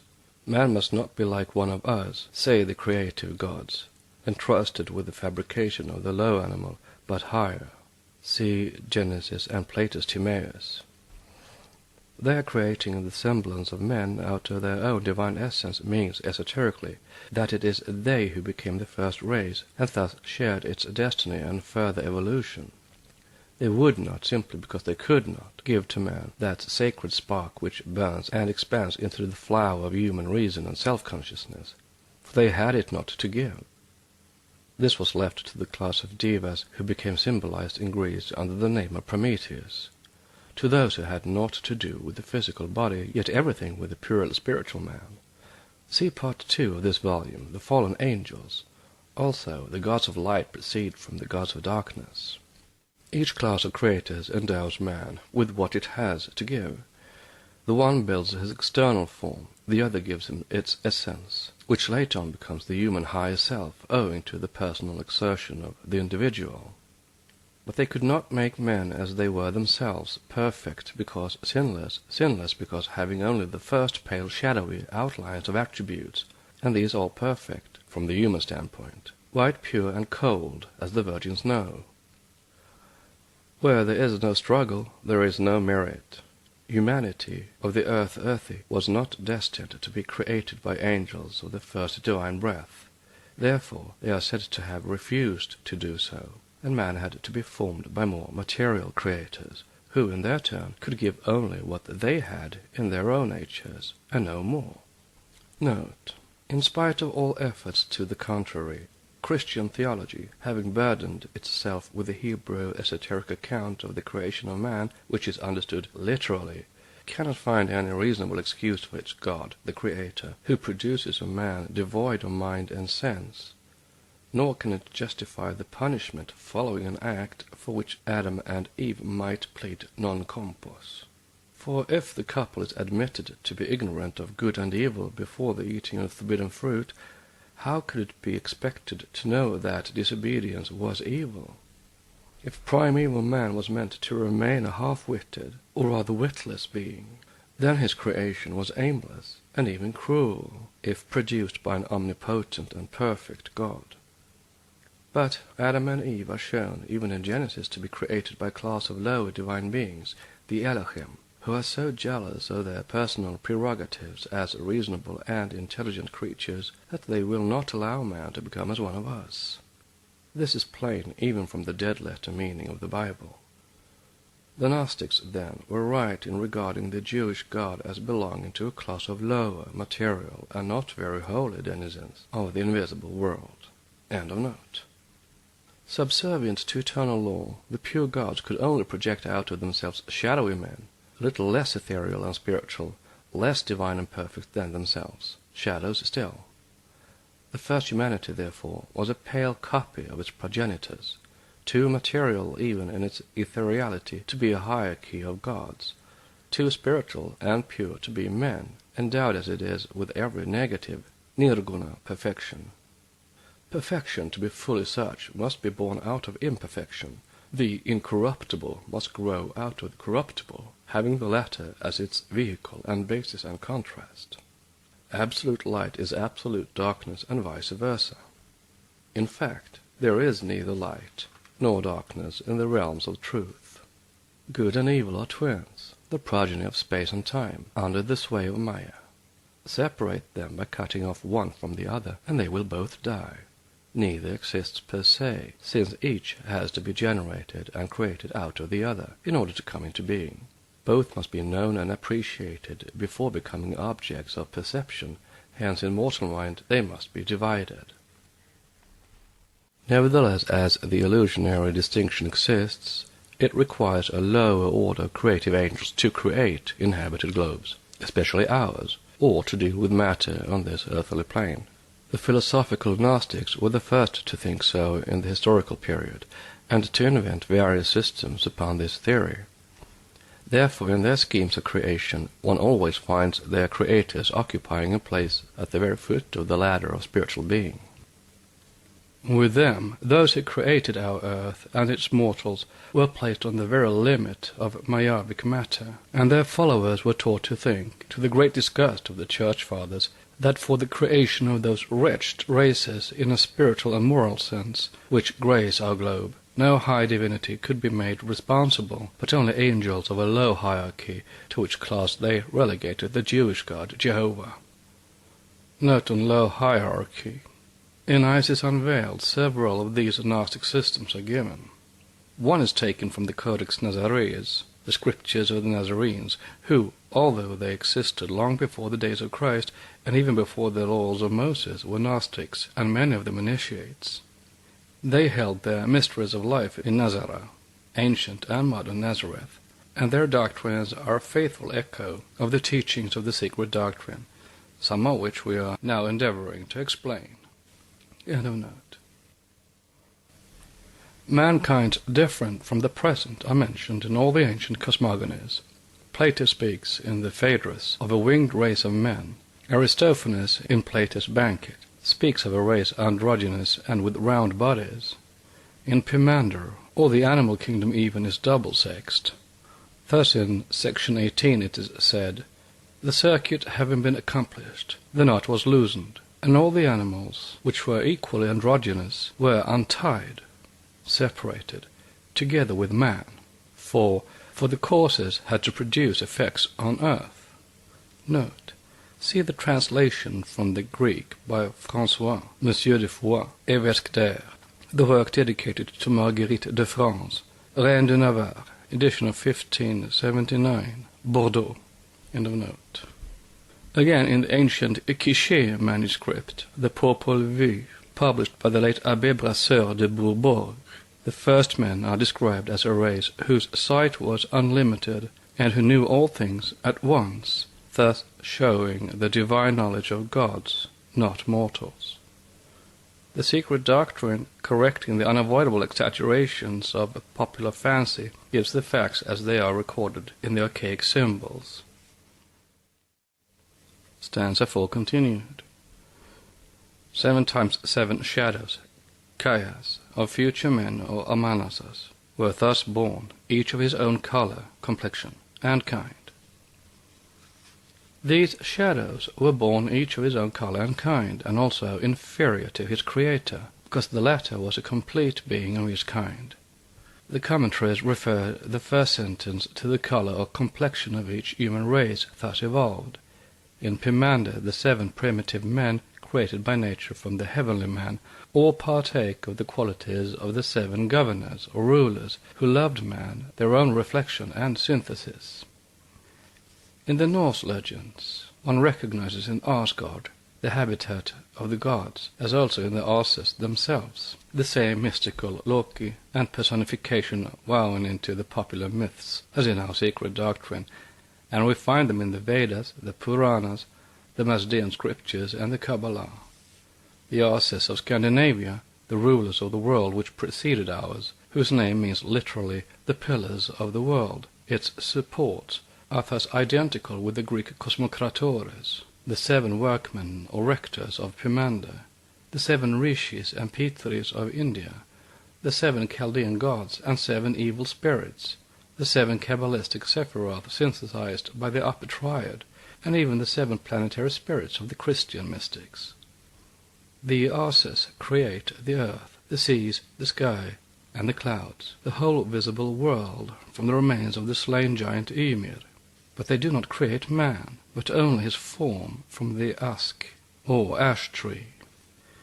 It is Odin who endows him with life and soul, after Lodur had given him blood and bones, and finally it is Honir who furnishes him with his intellect, manas, and with his conscious senses. The Norse ask, the Hesiodic ash tree, whence issued the men of the generation of bronze, the 3rd root race, and the Zeta tree of the Popol Vuh, out of which the Mexican 3rd race of men was created, are all one.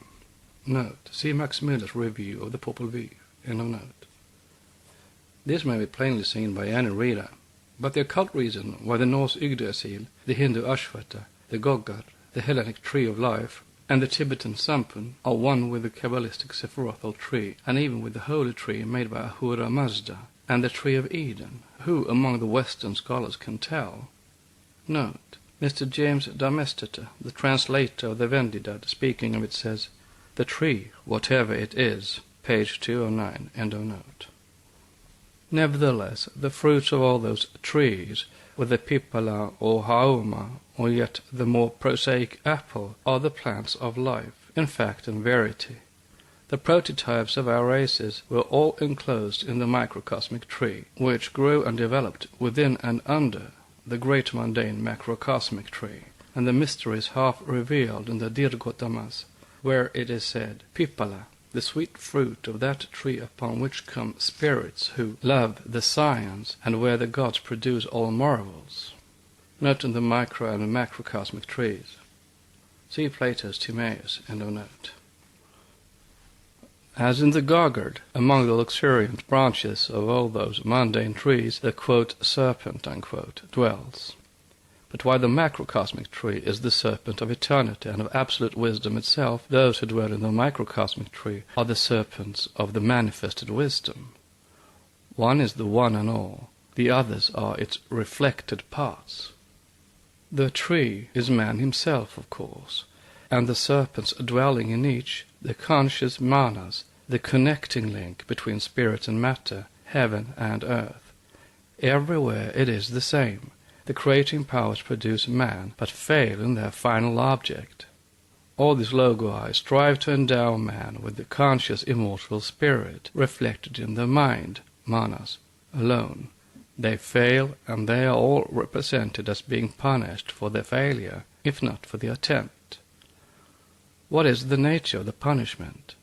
A sentence of imprisonment in the lower or nether region, which is our earth, the lowest in its chain, unquote, eternity, unquote, meaning the duration of the life cycle in the darkness of matter or within animal man. It has pleased the half-ignorant and half-designing church fathers to disfigure the graphic symbol.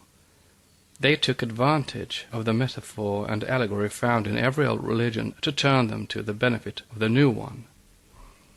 Thus man was transformed into the darkness of a material hell. His divine consciousness obtained from his indwelling principle, the Manasa, or the incarnated Deva, became the glaring flames of the infernal region, and our globe that hell itself. Pipala, Haoma, the fruit of the tree of knowledge, were denounced as the forbidden fruit, and the serpent of wisdom, the voice of reason and consciousness, remained identified for ages with the fallen angel, which is the old dragon, the devil. Read part 2, the evil spirit, who, or what. The same for the other high symbols. The swastika, the most sacred and mystic symbol in India, the Jaina cross, as it is now called by the Masons, notwithstanding its direct connection and even identity with the Christian cross, has become dishonored in the same manner. It is the devil's sign, we are told by the Indian missionaries. Does it not shine on the head of the great serpent of Vishnu, on the 1,000-headed Sheshna Ananta, in the depths of Patala, the Hindu Naraka, or hell? It does. But what is Ananta? As Sesha, it is the almost endless manvanteric cycle of time, and becomes infinite time itself when called Ananta, the great 7-headed serpent, on which rests Vishnu, the eternal deity, during pralaic inactivity. What has Satan to do with this highly metaphysical symbol? The swastika is the most philosophically scientific of all symbols, as also the most comprehensible. It is the summary in a few lines of the whole work of creation, or evolution, as one would rather say, from cosmotheogony down to anthropogeny, from the indivisible unknown Parabrahm to the humble moneron of materialistic science, whose genesis is as unknown to that science as is that of the all-deity itself. The swastika is found heading the religious symbols of every old nation. It is the worker's hammer in the Chaldean Book of Numbers, the hammer just referred to in the Book of Concealed Mystery, Chapter 1, subsections 1, 2, 3, and 4, etc., which striketh sparks from the flint, space, those sparks becoming worlds. It is Thor's hammer, the magic weapon forged by the dwarfs against the giants, or the pre-cosmic titanic forces of nature, which rebel, and while alive in the region of matter, will not be subdued by the gods, the agents of universal harmony, but have first to be destroyed. This is why the world is formed out of the relics of the murdered Ymir. The swastika is the Mjolnir, the storm hammer, and therefore it is said that when the Asses, the holy gods, after having been purified by fire, the fire of passions and suffering in their life incarnations, become fit to dwell in Ida in eternal peace, when Mjolnir will become useless. This will be when the bonds of Hel, the goddess queen of the region of the dead, will bind them no longer, for the kingdom of evil will have passed away. Surtur's flames had not destroyed them, nor yet had the raging waters of the several deluges. Then came the sons of Tur. They brought Mjolnir with them, no longer as a weapon of war, but as the hammer with which to consecrate the new heaven and the new earth. Note. See Asgard and the Gods, the renewal of the world, end of note. Verily many are its meanings. In the macrocosmic work, the hammer of creation with its four arms bent at right angles refers to the continual motion and revolution of the invisible cosmos of forces. In that of the manifested cosmos on our earth, it points to the rotation in the cycles of time of the world's axis and their equatorial belts. The two lines forming the swastika, meaning spirit and matter, the four hooks suggesting the motion in the revolving cycles. Applied to the microcosm, man, it shows him to be a link between heaven and earth, the right hand being raised at the end of a horizontal arm, the left pointing to the earth. In the smaragdine tablet of Hermes, the uplifted right hand is inscribed with the word solve, and left with the word coagula. It is at one and the same time an alchemical, cosmogonical, anthropological, and magical sign, with the 7 keys to its inner meaning. It is not too much to say that the compound symbolism of this universal and most suggestive of signs contains the key to the 7 great mysteries of cosmos. Born in the mystical conceptions of the earlier Aryans, and by them placed at the very threshold of eternity on the head of the serpent Ananta, it found its spiritual death in the scholastic interpretations of medieval anthropomorphists. It is the alpha and the omega of universal creative force, evolving from pure spirit and ending in gross matter. It is also the key to the cycle of science, divine and human, and he who comprehends its full meaning is forever liberated from the toils of Mahamaya, the great illusion and deceiver. The light that shines from under the divine hammer, now degraded into the mallet or gravel of the grand masters of Masonic lodges, is sufficient to dissipate the darkness of any human schemes or fictions. How prophetic are the songs of the 3 Norse goddesses, to whom the ravens of Odin whisper of the past and the future, as they flutter around in their abode of crystal beneath the flowing river. The songs are all written down in their scrolls of wisdom, of which many are lost, but some still remain, and they repeat in poetical allegory the teachings of the archaic ages. To summarize from Dr. Wagner's Asgard and the Gods, the renewal of the worlds, which is a prophecy about the 7th race of our round told in the past tense.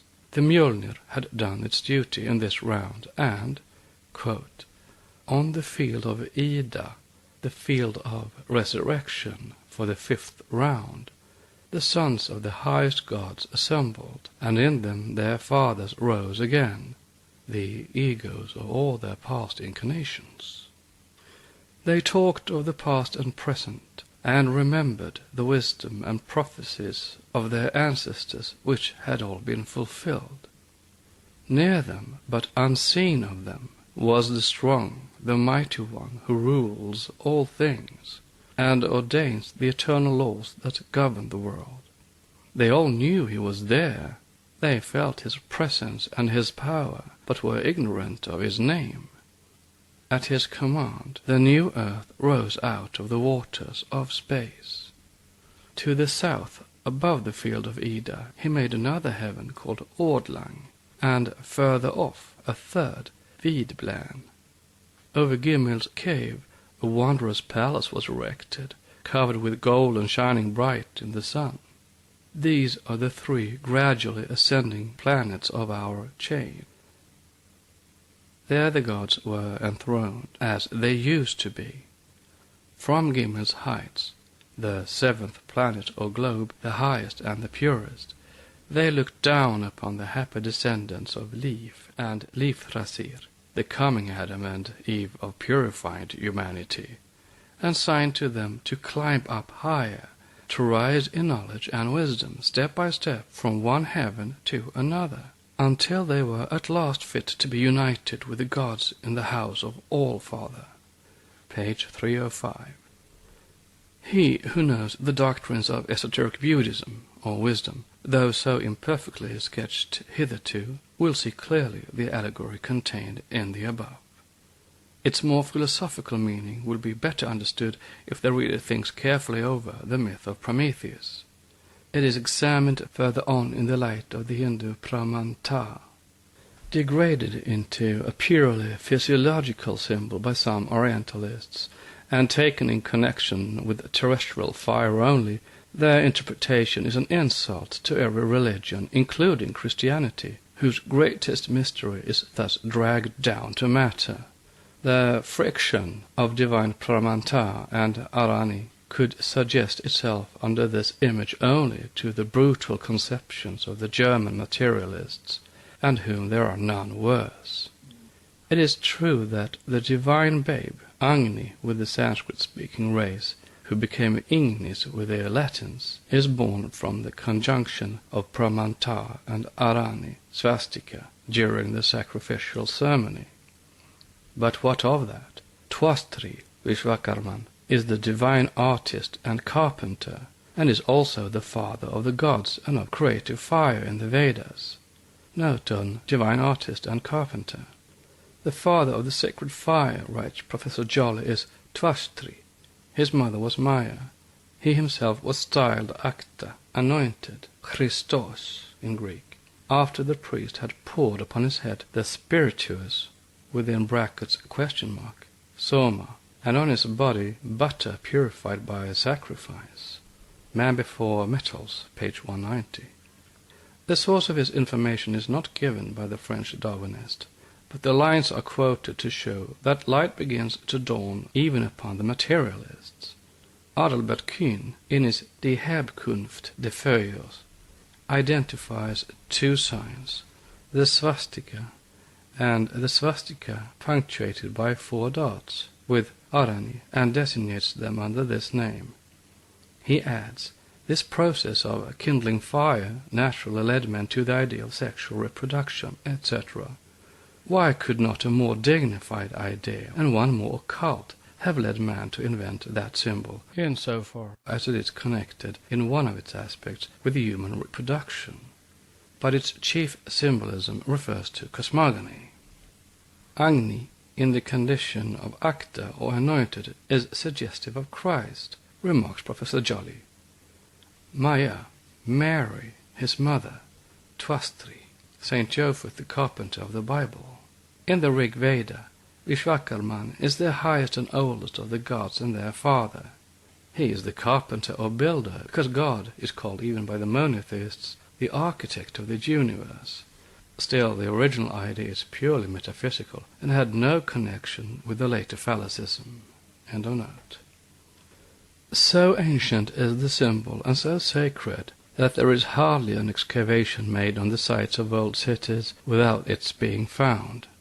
A number of such terracotta discs, called fusaiolos, were found by Dr. Schliemann, under the ruins of ancient Troy. Both these forms, the four-dotted swastika and the four-dotted cross with a circle in it, were excavated in great abundance, their presence being one more proof that the ancient Trojans and their ancestors were pure Aryans. Stanza 4, verse 15 continued. Each also inferior to his father, creator. The fathers, the boneless, could give no life to the beings with bones.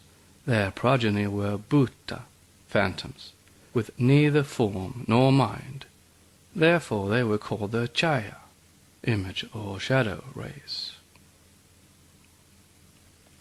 Chaya, as already explained, is the astral image. It bears this meaning in Sanskrit works. Thus, Sanjina, spiritual consciousness, the wife of Surya, the sun, is shown retiring into the jungle to lead an ascetic life, and leaving behind to her husband her chaya, shadow or image. Next will be the conclusion of stanza 4. The Secret Doctrine by Helena Petrovna Blavatsky, a facsimile of the original edition of 1888, printed by the Cunningham Press, Alhambra, California. Book 2, Part 1, Anthropogenesis. Stanzas translated with commentaries from the Secret Book of John. Stanza 4, verse 16. How are the real Manushyas born? The Manus with minds, how are they made? Here an explanation again becomes necessary in the light and with the help of the exoteric added to the esoteric scriptures. The Manushyas, men, and the Manus are here equivalent to the Chaldean Adam, this term not meaning at all the first man, as with the Jews, or one solitary individual, but mankind collectively, as with the Chaldeans and Assyrians. It is the 4 orders or classes of Jankochans. Out of the 7, says the commentary, who were the progenitors of the concealed man, that is, the subtle inner man. The law of the moon, the lunar spirits, were, as already stated, only the ancestors of his form, that is, the model according to which nature began her external work upon him. Thus primitive man was, when he appeared, only a senseless bhuta or a phantom. This creation was a failure, the reason of which will be explained in commentary on Sloka 20. Note on bhuta. It is not clear why bhutas should be rendered by the Orientalists as meaning evil spirits in the Puranas. In the Vishnu Purana, Book 1, Chapter 5, the sloka simply says, bhutas, fiends, frightful from being monkey-colored and carnivorous.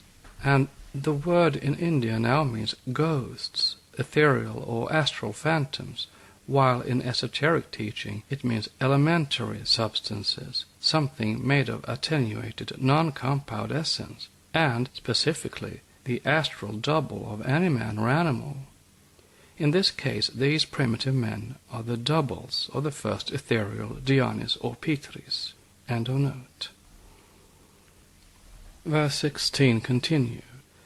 The fathers, within brackets and question mark, Barishad, call to their help their own fire, the Kavyavahana, electric fire, which is the fire which burns in earth. The spirit of the earth called to his help the solar fire, Suki, the spirit in the sun. These 3, the Pitris and the 2 fires, produced in their joint efforts a good rupa.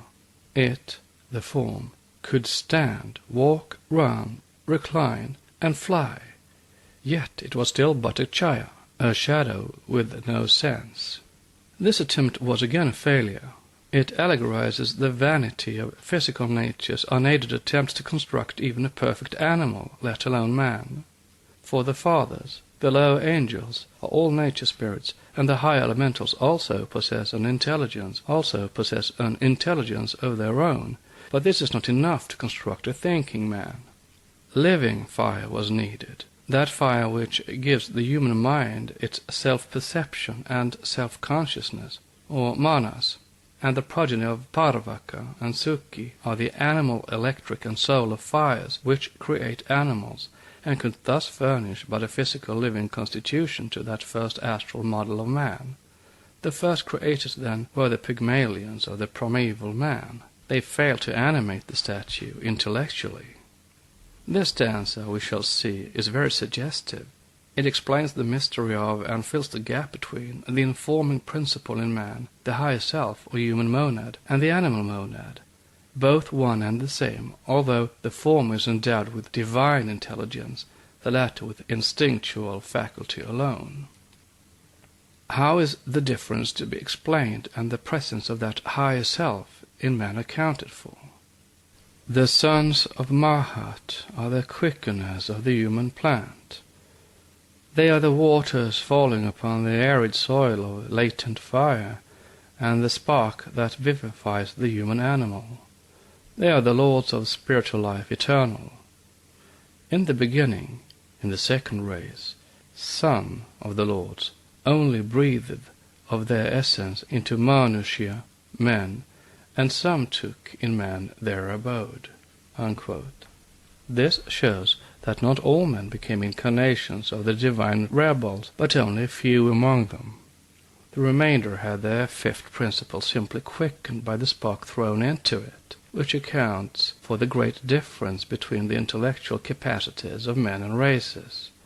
Had not the son of Mahat, speaking allegorically, skipped the intermediate worlds in their impulse toward intellectual freedom, the animal man would never have been able to reach upward from this earth and again through self-exertion his ultimate goal.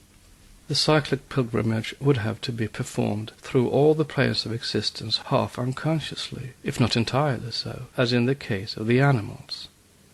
It is owing to this rebellion of intellectual life against the morbid inactivity of pure spirit that we are what we are, self-conscious, thinking men, with the capabilities and attributes of gods in us, for good as much as for evil. Hence the rebels are our saviors. Let the philosopher ponder well over this, and more than one mystery will become clear to him. It is only by the attractive force of the contrasts that the two opposites, spirit and matter, can be cemented on earth, and, smelted in the fire of self-conscious experience and suffering, find themselves wedded in eternity. This will reveal the meaning of many hitherto incomprehensible allegories, foolishly called fables. Vid infra, the secret of Satan. It explains, to begin with, the statement made in Pimander that the heavenly man, the son of the Father, who partook of the nature and essence of the seven governors, or creators and rulers of the material world, peeped through the harmony and, breaking through the seven circles of fire, made manifest the downward-born nature. See Pimander, Book 2, verses 17 to 29. It explains every verse in that Hermetic narrative, as also the Greek allegory of Prometheus. Most important of all, it explains the many allegorical accounts about the wars in heaven, including that of Revelation with respect to the Christian dogma of the fallen angels. It explains the rebellion of the oldest and highest angels, and the meaning of their being cast down from heaven into the depths of hell, that is, matter. It even solves the recent perplexity of the Assyriologists, who expressed their wonder through the late George Smith. Quote, "My first idea of this part of the rebellion," he says, "was that the wars with the powers of evil preceded the creation. I now think it followed the account of the fall." Chaldean Account of Genesis, page 92. In this work Mr. George Smith gives an engraving from an early Babylonian cylinder of the sacred tree, the serpent, man and woman. The tree has 7 branches, 3 on the man's side, 4 on that of the female. These branches are typical of the 7 root races, in the third of which, at its very close, occurred the separation of the sexes, and the so-called fall into generation. The 3 earliest races were sexless, then hermaphrodite, the other 4 male and female, as distinct from each other. The dragon, says Mr. G. Smith, which, in the Chaldean account of the creation leads man to sin, is the creation of Tiamat, the living principle of the sea, or chaos, which was opposed to the deities at the creation of the world. This is an error.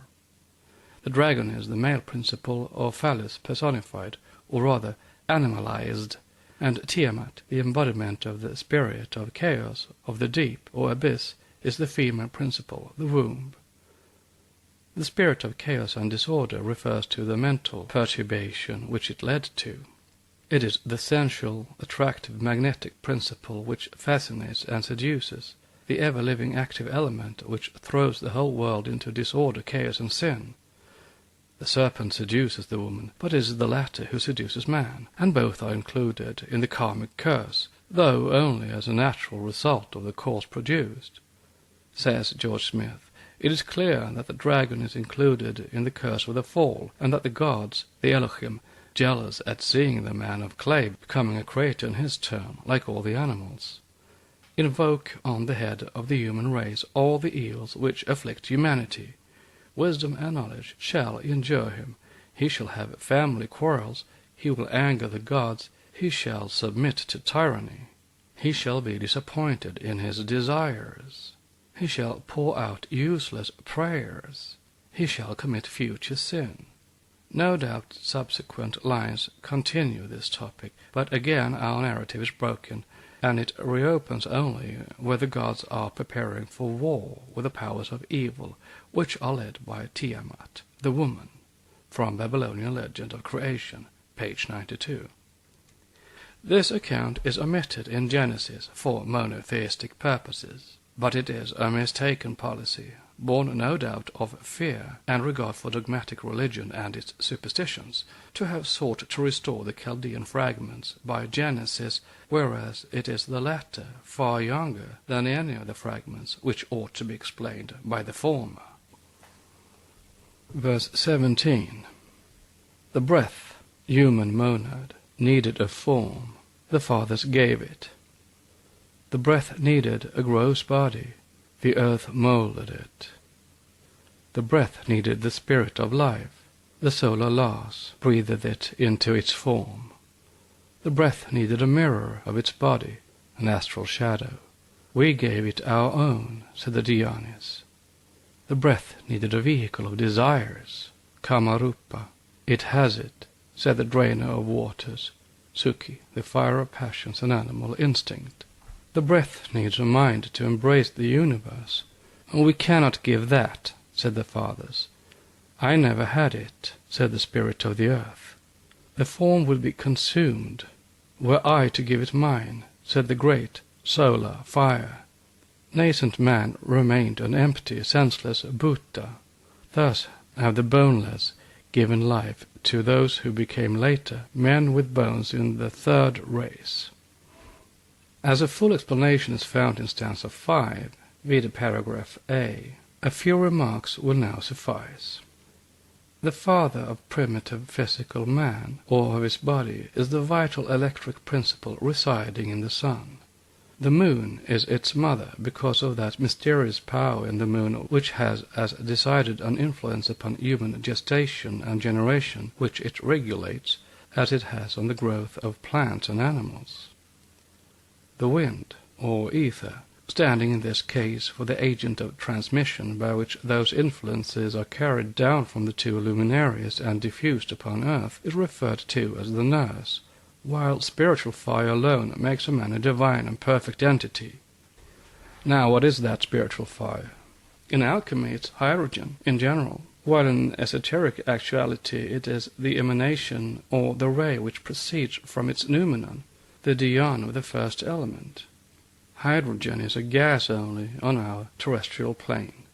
But even in chemistry, hydrogen would be the only existing form of matter in our sense of the term, and is very nearly allied to protyle, which is our liam. Note, see Genesis of the Elements by Professor W. Crookes, page 21. End of note. It is the father and generator, so to say, or rather the upadi, basis, of both air and water, and is fire, air, and water, in fact, one under three aspects, hence the chemical and alchemical trinity. In the world of manifestation of matter, it is the objective symbol and the material emanation from the subjective and purely spiritual entitative being into the region of noumena. Well might Godfrey Higgins have compared hydrogen to and even identified it with the tuon, the one of the Greeks. For, as he remarks, hydrogen is not water, though it generates it. Hydrogen is not fire, though it manifests or creates it. Nor is it air, though air may be regarded as a product of the union of water and fire, since hydrogen is found in the aqueous element of the atmosphere. It is 3 in 1.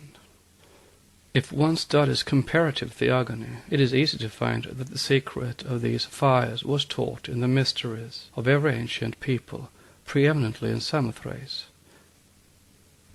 There is not the smallest doubt that the Kabeiri, the most arcane of all the ancient deities, gods and men, great deities and titans, are identical with the Kumaras and Rudras headed by Kartikeya, a Kumara also. This is quite evident even exoterically, and these Hindu deities were, like the Kabeiri, the personified sacred fires of the most occult powers of nature. The several branches of the Aryan race, the Asiatic and European, the Hindu and the Greek, did their best to conceal their true nature, if not their importance. As in the case of the Kumaras, the number of Kabeiri is uncertain. Some say that there were 3 or 4 only, others say 7. Ascieros, Accusations, and Camillus may very well stand for the alter egos of the 4 Kumaras, Sanat Kumara, Sananda, Sanaka, and Sanatana. The former deities, whose reputed father was Vulcan, were often confounded with the Dioscuri, Corybantes, Anakes, etc., just as the Kumara, whose reputed father is Brahma, or rather the flame of his wrath, which prompted him to perform the 9th or Kumara creation, resulting in Rudra, or Nilalohita, Shiva, and the Kumaras, were confounded with the Asuras, the Rudras, and the Pitris, for the simple reason that they are all one, that is, correlative forces and fires. There is no space to describe these fires and their real meaning here, though we may attempt to do so if the 3rd and 4th volumes of this work are ever published. Meanwhile, a few more explanations may be added. The foregoing are all mysteries which must be left to the personal intuition of the student for solution rather than described. If he would learn something of the secret of the fires, let him turn to certain works of the alchemists, who very correctly connect fire with every element as do the occultists. The reader must remember that the ancients considered religion and the natural sciences, along with philosophy, to be closely and inseparably linked together. Aesculapius was the son of Apollo, the son of fire of life, at once Helios, Pythius, and the god of oracular wisdom. In exoteric legends, as much as in esoteric philosophy, the elements, especially fire, water, and air, are made the progenitors of our 5 physical senses, and hence are directly connected in an occult way with them. These physical senses pertain even to a lower creation than the one called in the Puranas Pratisarga, or secondary creation.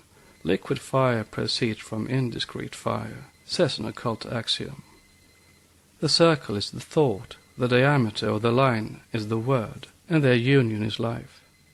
In the Kabbalah, Bath Kol is the daughter of the divine voice or primordial light, Shekinah. In the Puranas and Hindu exotericism, Vak, the voice, is the female logos of Brahma, a permutation of Aditi, primordial light. And if Bat Kol in Jewish mysticism is an articulate preternatural voice from heaven, revealing to the, quote, chosen people, unquote, the sacred traditions and laws, it is only because Vach was called, before Judaism, the mother of the Vedas, who entered into the rishis and inspired them by her revelations. Just as Bath Kol is said to have inspired the prophets of Israel and the Jewish high priests. And both exist to this day in their respective sacred symbologies, because the ancients associated sound of speech with the ether of space, of which sound is the characteristic. Hence fire, water, and air are the primordial cosmic trinity. I am thy thought, thy God, more ancient than the moist principle, the light that radiates within darkness, chaos, and the shining word of God, sound, is the son of the deity. From Pimander, paragraph 6. Note: The opponents of Hinduism may call the above pantheism, polytheism, or anything they may please. If science is not entirely blinded by prejudice, it will see in this account a profound knowledge of natural sciences and physics, as well as of metaphysics and physiology. But to find this out, one has to study the personifications and then convert them into chemical atoms. It will then be found to satisfy both physical and even purely materialistic science, as well as those who see in evolution the work of the great unknown cause in its phenomenal and elusive aspects. End of note. Thus we have to study well the primary creation before we can understand the secondary. The first race had 3 rudimentary elements in it, and no fire as yet, because with the ancients the evolution of man and the growth and development of his spiritual and physical senses were subordinate to the evolution of the elements on the cosmic plane of this earth. All proceeds from Prabhavapiyaya, the evolution of the creative and sentient principles in the gods, and even of the so-called creative deity himself. This is found in the names and appellations given to Vishnu in exoteric scriptures. As the Protologos, the Orphic, he is called Purvaya, pre-genetic, and then the other names connect him in their descending order more and more with matter. The following order on parallel lines may be found in the evolution of the elements and the senses, or in cosmic terrestrial man or spirit, and mortal physical man. 1. Ether, hearing, sound. 2. Air, touch, sound and touch. 3. Fire or light, sight, sound, touch and color. 4. Water, taste, sound, touch, color and taste. 5. Earth, smell, sound, touch, color, taste and smell. As seen, each element adds to its own characteristics those of its predecessor, as each root race adds the characteristic sense of the preceding race. The same is true in the septenary creation of man, who evolves gradually in 7 stages, and on the same principles as will be shown further on. Thus, while gods or Dhyankochams, devas, proceed from the first cause, which is not Parabrahm, for the latter is the all-cause and cannot be referred to as the first cause, which first cause is called in the Brahmanical books Jagad Yoni, the womb of the world. Mankind emanates from these active agents in cosmos. But men during the first and the second races were not physical beings, but merely rudiments of the future man, Bhuttas, which proceed from Bhuttadi, origin, or the original place whence sprung the elements. Hence they proceeded with all the rest from Prabhavapyaya, the place whence its origination and into which is the resolution of all things, as explained by the commentator. Whence also our physical senses, whence even the highest created deity itself in our philosophy, as one with the universe, whether we call him Brahma, Ishvara or Purusha, he is a manifested deity, hence created, or limited and conditioned. This is easily proven even from the exoteric teachings. After being called the incognizable, eternal Brahma, neuter or abstract, the Pundarikaksha, supreme and imperishable glory, once that instead of Sadaika Rupa, changeless or immutable nature, he is addressed as Ekanka Rupa, both single and manifold. He, the cause, becomes merged with his own effects, and his names, if placed in esoteric order, show the following descending scale. 1. Mahapurusha, or Paramatman, Supreme Spirit. 2. Atman, or Purvaya, Protologos, the living spirit of nature. 3. Indriyatman, or Rishikesa, spiritual or intellectual soul, one with the senses. 5. Utatman, the living or life soul. 6. Kshetrayana, embodied soul of the universe of spirit and matter. 7. Prantidarashnata, false perception, that is material universe. The last name means something perceived or conceived of, owing to false and erroneous apprehension as a material form, but in fact only Maya, illusion, as all is in our physical universe. It is in strict analogy with its attributes in both the spiritual and material worlds that the evolution of the diancochanic essences takes place, the characteristics of the latter being reflected in their turn in man collectively and in each of his principles, every one of which contains in itself, in the same progressive order, a portion of their various, quote, fires, unquote, and elements. Next chapter is stanza 5, the evolution of the second race. The Secret Doctrine, by Helena Petrovna Blavatsky, a facsimile of the original edition of 1888, printed by the Cunningham Press, Alhambra, California. Book 2, Part 1, Anthropogenesis. Stanzas translated with commentaries from the Secret Book of John. Stanza 5, the evolution of the second race. Subsections, verses 18, 19, and 20. 18. The first race were the sons of Yoga, their sons, the children of the yellow father and the white mother.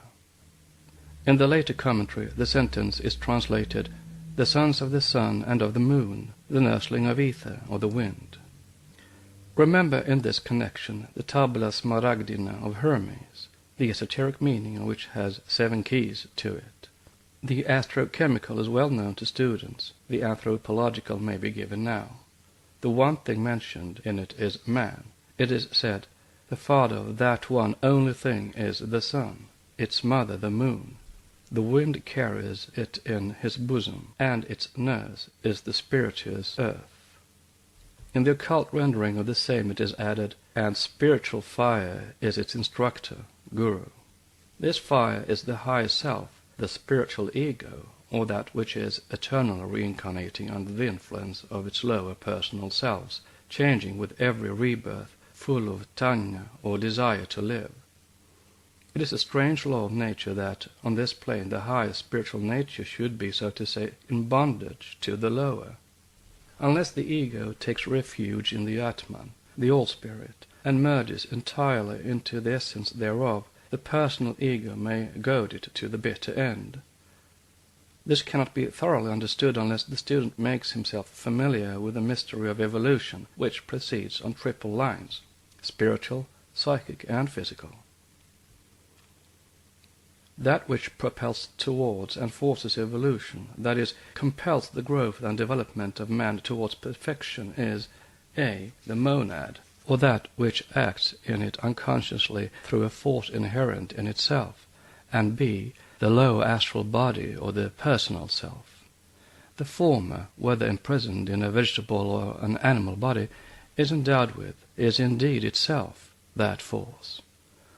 Owing to its identity with the all-force, which, as said, is inherent in the monad, it is all-potent on the arupa, or formless plane.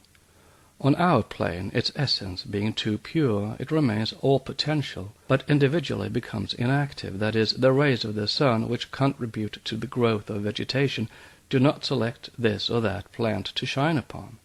Uproot the plant and transfer it to a piece of soil where the sunbeam cannot reach it, and the latter will not follow it. So with the Atman. Unless the higher self or ego gravitates towards its sun, the monad, the lower ego or personal self will have the upper hand in every case. For it is this ego, with its fierce selfishness and animal desire to live a senseless life, tanha, which is the maker of the tabernacle, as Buddha calls it in Dhammapada 153 and 154. Hence the expression, the spirits of the earth clothed the shadows and expanded them. To these spirits belong temporarily the human astral selves, and it is they who give or build the physical tabernacle of man for the monad and its conscious principle, manas, to dwell in. But the solar laws, spirits, warm them, the shadows. This is physically and literally true.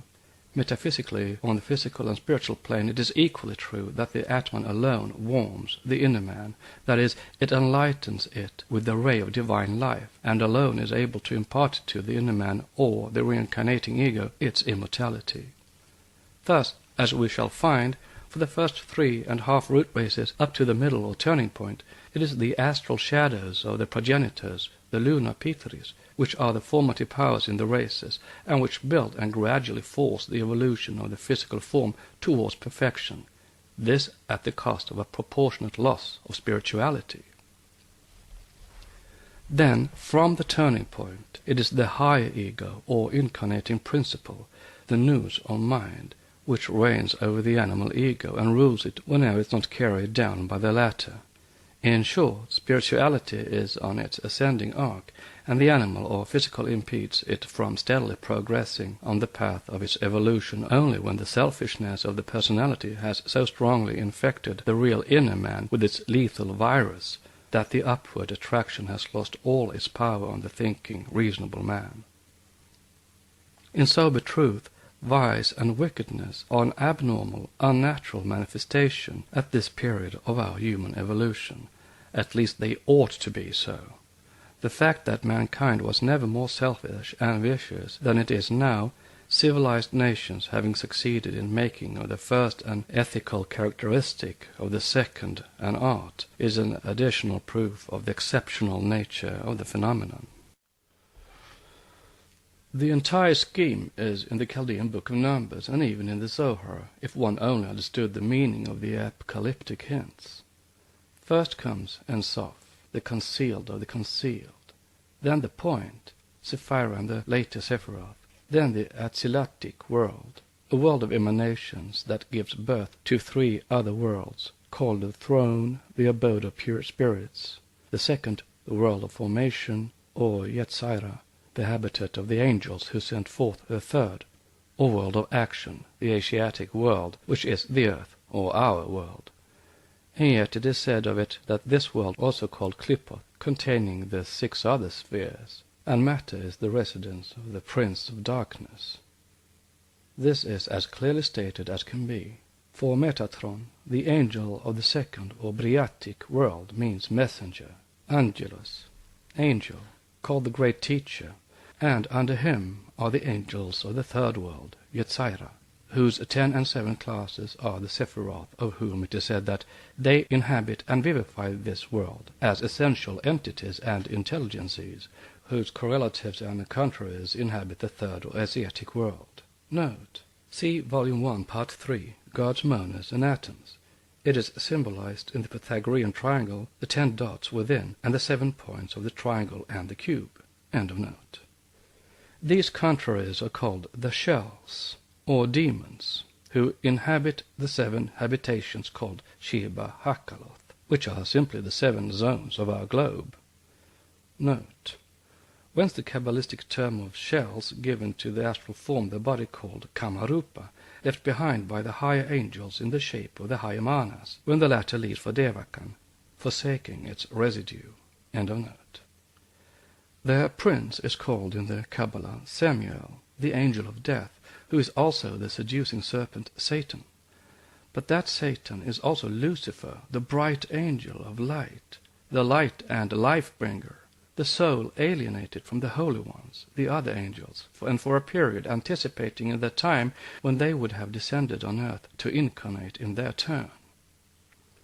The soul's monads are pre-existent in the world of emanations. See Book of Wisdom 8, verse 20. And the Zohar teaches that in the soul is the real man, that is, the ego and the conscious I am, manas. They descend from the pure air to be chained to bodies, says Josephus, repeating the belief of the Essenes. See De Bello Judeo 11 and 12. The air is full of souls, states Philo. They descend to be tied to mortal bodies, being desirous to live in them. De Gignat 222 c. De Somnis, page 455. Note, which shows that the Essenes believed in rebirth and many reincarnations on earth, as Jesus himself did, a fact we can prove from the New Testament itself. End of note. Because through and in the human form they will become progressive beings, whereas the nature of the angel is purely intransitive. Therefore man has in him the potency of transcending the faculties of the angels. Hence the initiates in India say that it is the Brahmin, the twice-born, who rules the gods or devas, and Paul repeated it in the 1st of Corinthians, chapter 6, verse 3. Know ye not that we, the initiates, shall judge angels? Finally, it is shown in every ancient scripture and cosmogony that man evolved primarily as a luminous incorporeal form, over which, like the molten brass round the clay model of the sculptor, the physical frame of his body was built by, through, and from the lower forms and types of animal terrestrial life. The soul and the form, when descending on earth, put on an earthly garment, says the Zohar.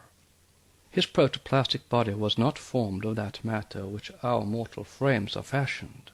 When Adam dwelt in the Garden of Eden, he was clothed in the celestial garment, which is the garment of heavenly light. Light of that light which was used in the Garden of Eden. Zohar 2, 229b. Man, the heavenly Adam, was created by the 10 Sephiroth of the Yekateric world, and by the common power they, the 7 angels of a still lower world, engendered the earthly Adam. First Samuel fell, and then deceiving man caused his fall also. Deceiving within brackets, question mark. Verse 18 continued. They were the shadows of the Lords. The sentence, they were the shadows of the Lords, that is, the progenitors created man out of their own astral bodies, explains an universal belief. The Devas are credited in the East with having no shadows of their own. The Devas cast no shadows, and this is the sure sign of a good Holy Spirit. Why had they no fire or water of their own? Note. It is corroborated, however, as we have shown, by the esotericism of Genesis. Not only are the animals created therein after the Adam of dust, but vegetation is shown in the earth before the heavens and the earth were created. Every plant of the field before it, the day that the heavens and the earth were made, verse 4, was in the earth, verse 5. Now, unless the occult interpretation is accepted, which shows that in this 4th round the globe was covered with vegetation, and the first astral humanity was produced before almost anything could grow and develop thereon, what can the dead letter mean? Simply that the grass was in the earth of the globe before that globe was created. And yet the meaning of verse 6, which says that there went up a mist from the earth, and watered the whole face of the earth before it rained, and caused the trees, etc., to grow, is plain enough. It shows also in what geological period it occurred, and further what is meant by heaven and earth. It meant the firmament and dry incrustated land, separated and ridden of its vapors and exhalations. Moreover, the student must bear in mind that, as Adam Kadmon, the male and female being of Genesis chapter 1, is no physical human being, but the host of the Elohim, among which was Jehovah himself. So the animals mentioned in that chapter as created before man in the dead letter text were no animals, but the zodiacal signs and other sidereal bodies. End of note. So why had they no fire or water of their own? Because, as verse 18 continues, they, the shadows, expanded. The spirits of the earth clothed them. The solar laws warmed them, that is, preserved the vital fire in the nascent physical forms. The breaths had life, but had no understanding. They had no fire nor water of their own. That which hydrogen is to the elements and gases on the objective plane, its noumenon is in the world of mental or subjective phenomena, since its trinitarian latent nature is mirrored in its 3 active emanations from the 3 higher principles in man, namely spirit, soul, and mind, or Atma, Buddhi, and Manas. It is the spiritual and also the material human basis. Rudimentary man, having been nursed by the air or the wind, becomes the perfect man later on, when, with the development of spiritual fire, the noumenon of the three-in-one within his self, he acquires from his inner self or instructor the wisdom of self-consciousness, which he does not possess in the beginning. Thus here again divine spirit is symbolized by the sun or fire, divine soul by water and the moon, both standing for the father and mother of pneuma, human soul, or mind, symbolized by the wind or air, for pneuma means breath. Hence, in this Smaragdine tablet, disfigured by Christian hands, quote, the superior agrees with the inferior, and the inferior with the superior, to effect that one truly wonderful work, which is man.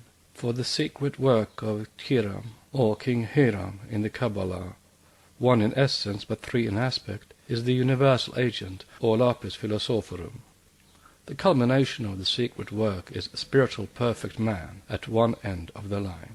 The union of the three elements is the occult solvent in the soul of the world, the cosmic soul, or astral light, at the other. And on the material plane it is hydrogen in its relation to the other gases. The tuon, truly, the one, whom no person has seen except the sun, this sentence applying both to the metaphysical and physical cosmos, and to the spiritual and material man. For how could the latter understand the tuon, the one Father, if his manas, the Son, does not become as one with the Father, and through this absorption receive enlightenment from the divine instructor, Guru, Atma Buddhi? Quote, if thou wouldst understand the secondary creation, so-called, Ulanu, thou shouldst first study its relation to the primary, unquote. Commentary Book of John 3:19. The first race had three elements, but no living fire. Why? Because, quote, we say 4 elements, my son, but ought to say 3, unquote, says Hermes Trismegistus. In the primary circle, creation reads root, as in the secondary likewise. Thus in alchemy or Western Hermetism, a variant on Eastern esotericism, we find sulfur, hydrargium, sal, and flamma, natura, mater, and spiritus, aqua, sanguis. And these 3 are all quaternaries completed by their root, fire. The spirit beyond manifested nature is the fire breath in its absolute unity. In the manifested universe it is the central spiritual sun, the electric fire of all life. In our system it is the visible sun, the spirit of nature, the terrestrial God. And in, on, and around the earth, the fire spirit thereof, air, fluidic fire, water, liquid fire, earth, solid fire, all is fire, ignis, in its ultimate constitution, or I, the root of which is O, 0, naught, in our conceptions, the all in nature and its mind. Pro-mater is divine fire. It is the creator, the destroyer, the preserver. The primitive names of the gods are all connected with fire, from Agni, the Aryan, to the Jewish god who is a consuming fire. In India, God is called in various dialects Ashur, Ensur, Eashur, Esur, Ishur, and Ishvara, in Sanskrit the Lord from Isa, but this is primarily the name of Shiva, the destroyer, and the 3 Vedic chief gods are Agni, Ignis, Vayu, and Surya, fire, air, and the sun, 3 occult degrees of fire. In the Hebrew, Aza means to illuminate, and Asha is fire. In occultism, to kindle a fire is synonymous to evoking one of the 3 great fire powers, or to call on God. In Sanskrit, Oshk, or Ash, is fire or heat, and the Egyptian word Osiris is compounded, as shown by Schelling, of the 2 primitives Aish and Asher, or a fire enchanter. Aesir in the old Etruscan meant a god, being perhaps derived from Asura of the Vedas. Ashvar and Eshvara are analogous terms, as Dr. Kennelly thought. In the Bhagavad Gita we read, Ishvara resides in every mortal being and puts in motion, by his supernatural power, all things which mount on the wheel of time. It is the creator and the destroyer truly. The primitive fire was supposed to have an insatiable appetite for devouring. Maximus of Tyre relates that the ancient Persians threw into the fire combustible matter, crying, "Devour, O Lord." In the Irish language, Esam or Asam means to create, and Esar was the name of an ancient Irish god meaning to light a fire. See Kennerly. The Christian Kabbalists and symbologists who disfigured Pomander, prominent among them the Bishop of Ayr, François de Tours, in the 16th century, divide the elements in this way. The 4 elements formed from divine substances and the spirits of the souls of nature represented by Saint Matthew, angel man, water, Jesus Christ, angel man, Michael, Saint Mark, the lion, fire, Saint Luke, the bull, earth, Saint John, the eagle, air. Note: to those who would inquire what has hydrogen to do with air or oxygenation, it is answered, study first the ABC of occult alchemy. In their anxiety, however, to identify Pomander in the mouth of mystery with Saint John the Baptist prophetically, they thus identified also the 7 Kabeiri and the Assyrian bulls with the cherubs of the Jews and the apostles. Having, moreover, to draw a line of demarcation between the 4 and the 3, the latter being the fallen angels, and furthermore to avoid connecting these with the 7 spirits of the face, the archangels, they unceremoniously threw out all they did not choose to recognize. Hence the perversion in the order of the elements, in order to make them dovetail with the order of the Gospels, and to identify the angel man with Christ.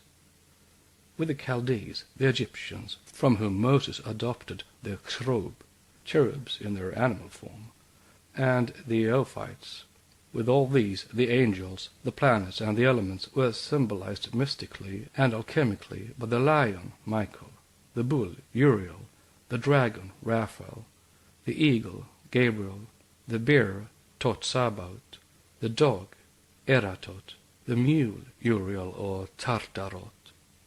All these have the qualificative meaning. End of note.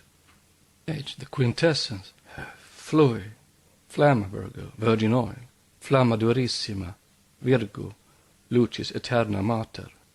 The first race of men were then simply the images, the astral doubles of their fathers, who were the pioneers or the most progressed entities from a preceding, though lower sphere, the shell of which is now our moon.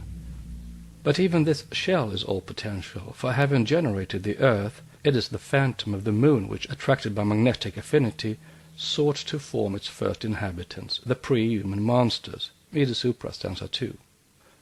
To assure himself of this, the student has again to turn to the Chaldean fragments and read what Berossus says. Berossus obtained his information, he tells us, from Ea, the male-female deity of wisdom. While the gods were generated in its androgynous bosom, Svabhavat, mother space, its, the wisdom's, reflections became on earth the woman Omoroka, who is the Chaldean Tavat, or the Greek Thalassa, the deep or the sea, which esoterically and even exoterically is the moon. It was the moon, Omoroka, who presided over the monstrous creation of nondescript beings which were slain by the Dhyanis. Vide Hibbert Lectures, page 370 et sequens, also in part 2, Adami. Evolutionary law compelled the lunar, quote, fathers, unquote, to pass in their monadic condition through all the forms of life and being on this globe. But at the end of the 3rd round they were already human in their divine nature, and were thus called upon to become the creators of the forms destined to fashion the tabernacles of the less progressed monads, whose turn it was to incarnate.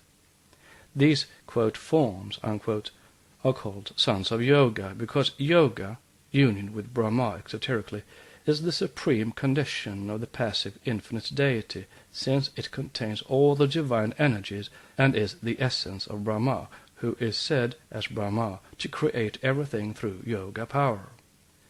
Brahma, Vishnu, and Shiva are the most powerful energies of God, Brahma, the neuter, says a Puranic text. Yoga here is the same as dhyana, which word is again synonymous with yoga in the Tibetan text, where the sons of yoga are called sons of dhyana, or of that abstract meditation through which the dhyani Buddhas create their celestial sons, the dhyani bodhisattvas. All the creatures in the world have each a superior above. Quote, this superior whose inner pleasure is to emanate into them cannot impart a flux until they have adored, unquote. That is, meditated as during yoga. Sefer Mbo Sharim, translated by Isaac Mayer, Kabbalah, page 109 to 111. Verse 19. The second race was the product by budding and expansion, the asexual form from the sexless shadow. Thus was Ulanu, the second race, produced. What will be most contested by scientific authorities is this asexual race, the second, the fathers of the sweat-born so-called, and perhaps still more the third race, the egg-born androgynes. These two modes of procreation are the most difficult to comprehend, especially for the Western mind. It is evident that no explanation can be attempted for those who are not students of occult metaphysics. European language has no words to express things which nature repeats no more at this stage of evolution, things which therefore can have no meaning for the materialist. But there are analogies. It is not denied that in the beginning of physical evolution there must have been processes in nature, spontaneous generation for instance, now extinct, which are repeated in other forms. Thus we are told that microscopic research shows no permanence of any particular mode of reproducing life, for it shows that the same organism may run through various metamorphoses in the course of its life cycle, during some of which it may be sexual and in other asexual, that is, it may reproduce itself alternately by the cooperation of two beings of opposite sex, and also by fissure or budding from one being only, which is of no sex. Note: see Lang's Modern Science and Modern Thought, page 90, end of note. Budding is the very word used in the stanza. How could these chayas reproduce themselves otherwise, meaning procreate the second race, since they were ethereal, asexual, and even devoid as yet of the vehicle of desire, or kamarupa, which evolved only in the third race? They evolved the second race unconsciously, as do some plants, or perhaps as the amoeba, only on a more ethereal, impressive, and larger scale. If indeed the cell theory applies equally to botany and zoology, and extends to morphology as well as to physiology of organisms, and if the microscopic cells are looked upon by physical science as independent living beings, just as occultism regards the fire lives, there is no difficulty in the conception of the primitive process of procreation. Note on Fiery Lives, see Book 1, Part 1, Stanza 7, Commentary 10. End of note. Consider the first stages of development of a germ cell. Its nucleus grows, changes, and forms a double cone or spindle within the cell. This spindle approaches the surface of the cell, and one half of it is extruded in the form of what are called the polar cells. These polar cells now die, and the embryo develops from the growth and segmentation of the remaining part of the nucleus, which is nourished by the substance of the cell. Then why should not beings have lived thus and been created in this way at the very beginning of human and mammalian evolution? This may perhaps serve as an analogy to give some idea of the process by which the second race was formed from the first. The astral form clothing the monad was surrounded, as it still is, by its egg-shaped sphere of aura, which here corresponds to the substance of the germ cell or ovum. The astral form itself is the nucleus, now as then instinct with the principle of life. When the season of reproduction arrives, the sub-astral extrudes a miniature of itself from the egg of surrounding aura. This germ grows and feeds on the aura till it becomes fully developed, when it gradually separates from its parent, carrying with it its own sphere of aura, just as we see living cells reproducing their like by growth and subsequent division into two. The analogy with the polar cells would seem to hold good, since their death would now correspond to the change introduced by the separation of the sexes, when gestation in utero, that is, within the cell, became the rule. The early second root race were the fathers of the sweat-born. The later second root race were sweat-born themselves. This passage from the commentary refers to the work of evolution from the beginning of a race to its close. The sons of Yoga, or the primitive astral race, had 7 stages of evolution racially, or collectively, as every individual being in it had and has now. It is not Shakespeare only who divided the ages of man into a series of 7, but nature herself. Thus the first sub-races of the second race were born at first by the process described on the law of analogy, while the last began gradually, pari passu, with the evolution of the human body, to be formed otherwise. The process of reproduction had 7 stages also in each race, each covering aeons of time. What physiologist or biologist could tell whether the present mode of generation, with all its phases of gestation, is older than 500,000, but most 1 million of years, since their cycle of observation began hardly half a century ago? Primeval human hermaphrodites are a fact in nature well known to the ancients, and form one of Darwin's greatest perplexities. Yet there is certainly no impossibility, but on the contrary a great probability, that hermaphroditism existed in the evolution of the early races, while on the grounds of analogy, and on that of the existence of one universal law in physical evolution, acting indifferently in the construction of plant, animal, and man, it must be so. The mistaken theories of monogenesis, and the descent of man from the mammals instead of the reverse, are fatal to the completeness of evolution as taught in modern schools on Darwinian lines, and they will have to be abandoned in view of the insuperable difficulties which they encounter. Occult tradition, if the terms science and knowledge are denied in this particular to antiquity, can alone reconcile the inconsistencies and fill the gap. If thou wilt know the invisible, open thine eye wide on the visible, says a Talmudic axiom. In The Descent of Man, 2nd edition, page 161, occurs the following passage, which shows how near Darwin came to the acceptance of this ancient teaching. It has been known that in the veritable kingdom one sex bears rudiments of various accessory parts appertaining to the reproductive system, which properly belong to the opposite sex.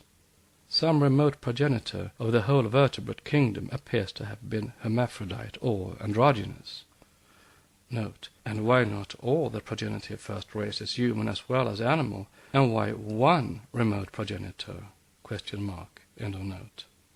But here we encounter a singular difficulty. In the mammalian class, the males possess rudiments of a uterus with the adjacent passages in the vesiculae prostaticae.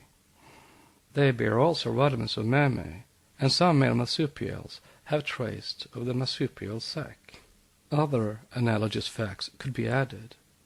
Are we then to suppose that some extremely ancient mammal continued androgynous after it had acquired the chief distinctions of its class, and therefore after it had diverged from the lower classes of the vertebrate kingdom? This seems very improbable, for we have to look to fishes, the lowest of all the classes, to find any still existing androgynous forms. Note then, this seems very improbable. Obviously so on the lines of evolutionism, which traces the mammalia to some amphibian ancestor. End of note. Mr. Darwin is evidently strongly disinclined to adopt the hypothesis which the facts so forcibly suggest, meaning that the primeval androgynous stem from which the mammalia sprang. His explanation runs: the fact that various accessory organs proper to each sex are found in a rudimentary condition in the opposite sex may be explained by such organs having been gradually acquired by the one sex and then transmitted in a more or less imperfect condition to the other. He instances the case of spurs, plumes, and brilliant colors acquired for battle or for ornament by male birds, and only partially inherited by their female descendants. In the problem to be dealt with, however, the need of a more satisfactory explanation is evident, the facts being of so much more prominent and important a character than the mere superficial details with which they are compared by Darwin. Why not candidly admit the argument in favor of the hermaphroditism which characterizes the old fauna? occultism proposes a solution which embraces the facts in a most comprehensive and simple manner. These relics of a prior androgyne stock must be placed in the same category as the pineal gland and other organs as mysterious, which afford us silent testimony as to the reality of functions which have long since become atrophied in the course of animal and human progress, but which once played a signal part in the general economy of primeval life. The occult doctrine, anyhow, can be advantageously compared with that of the most liberal men of science who have theorized upon the origin of the first man. Long before Darwin, Nordin, who gave the name of blasphemer to that which the Darwinists call protoplasm, put forward a theory half occult and half scientific or materialistic. He made Adam the asexual spring suddenly from the clay, as it is called in the Bible, the blasphemer of science. It is from this larval form of mankind that the evolutive force effected the completion of species. For the accomplishment of this great phenomenon, Adam had to pass through a phase of immobility and unconsciousness, very analogous to the nymphal state of animals undergoing metamorphosis, explains Nordin. For the eminent botanist, Adam was not one man, however, but mankind, which remained concealed within a temporary organism, distinct from all others, and never contracting alliance with any of these. He shows the differentiation of sex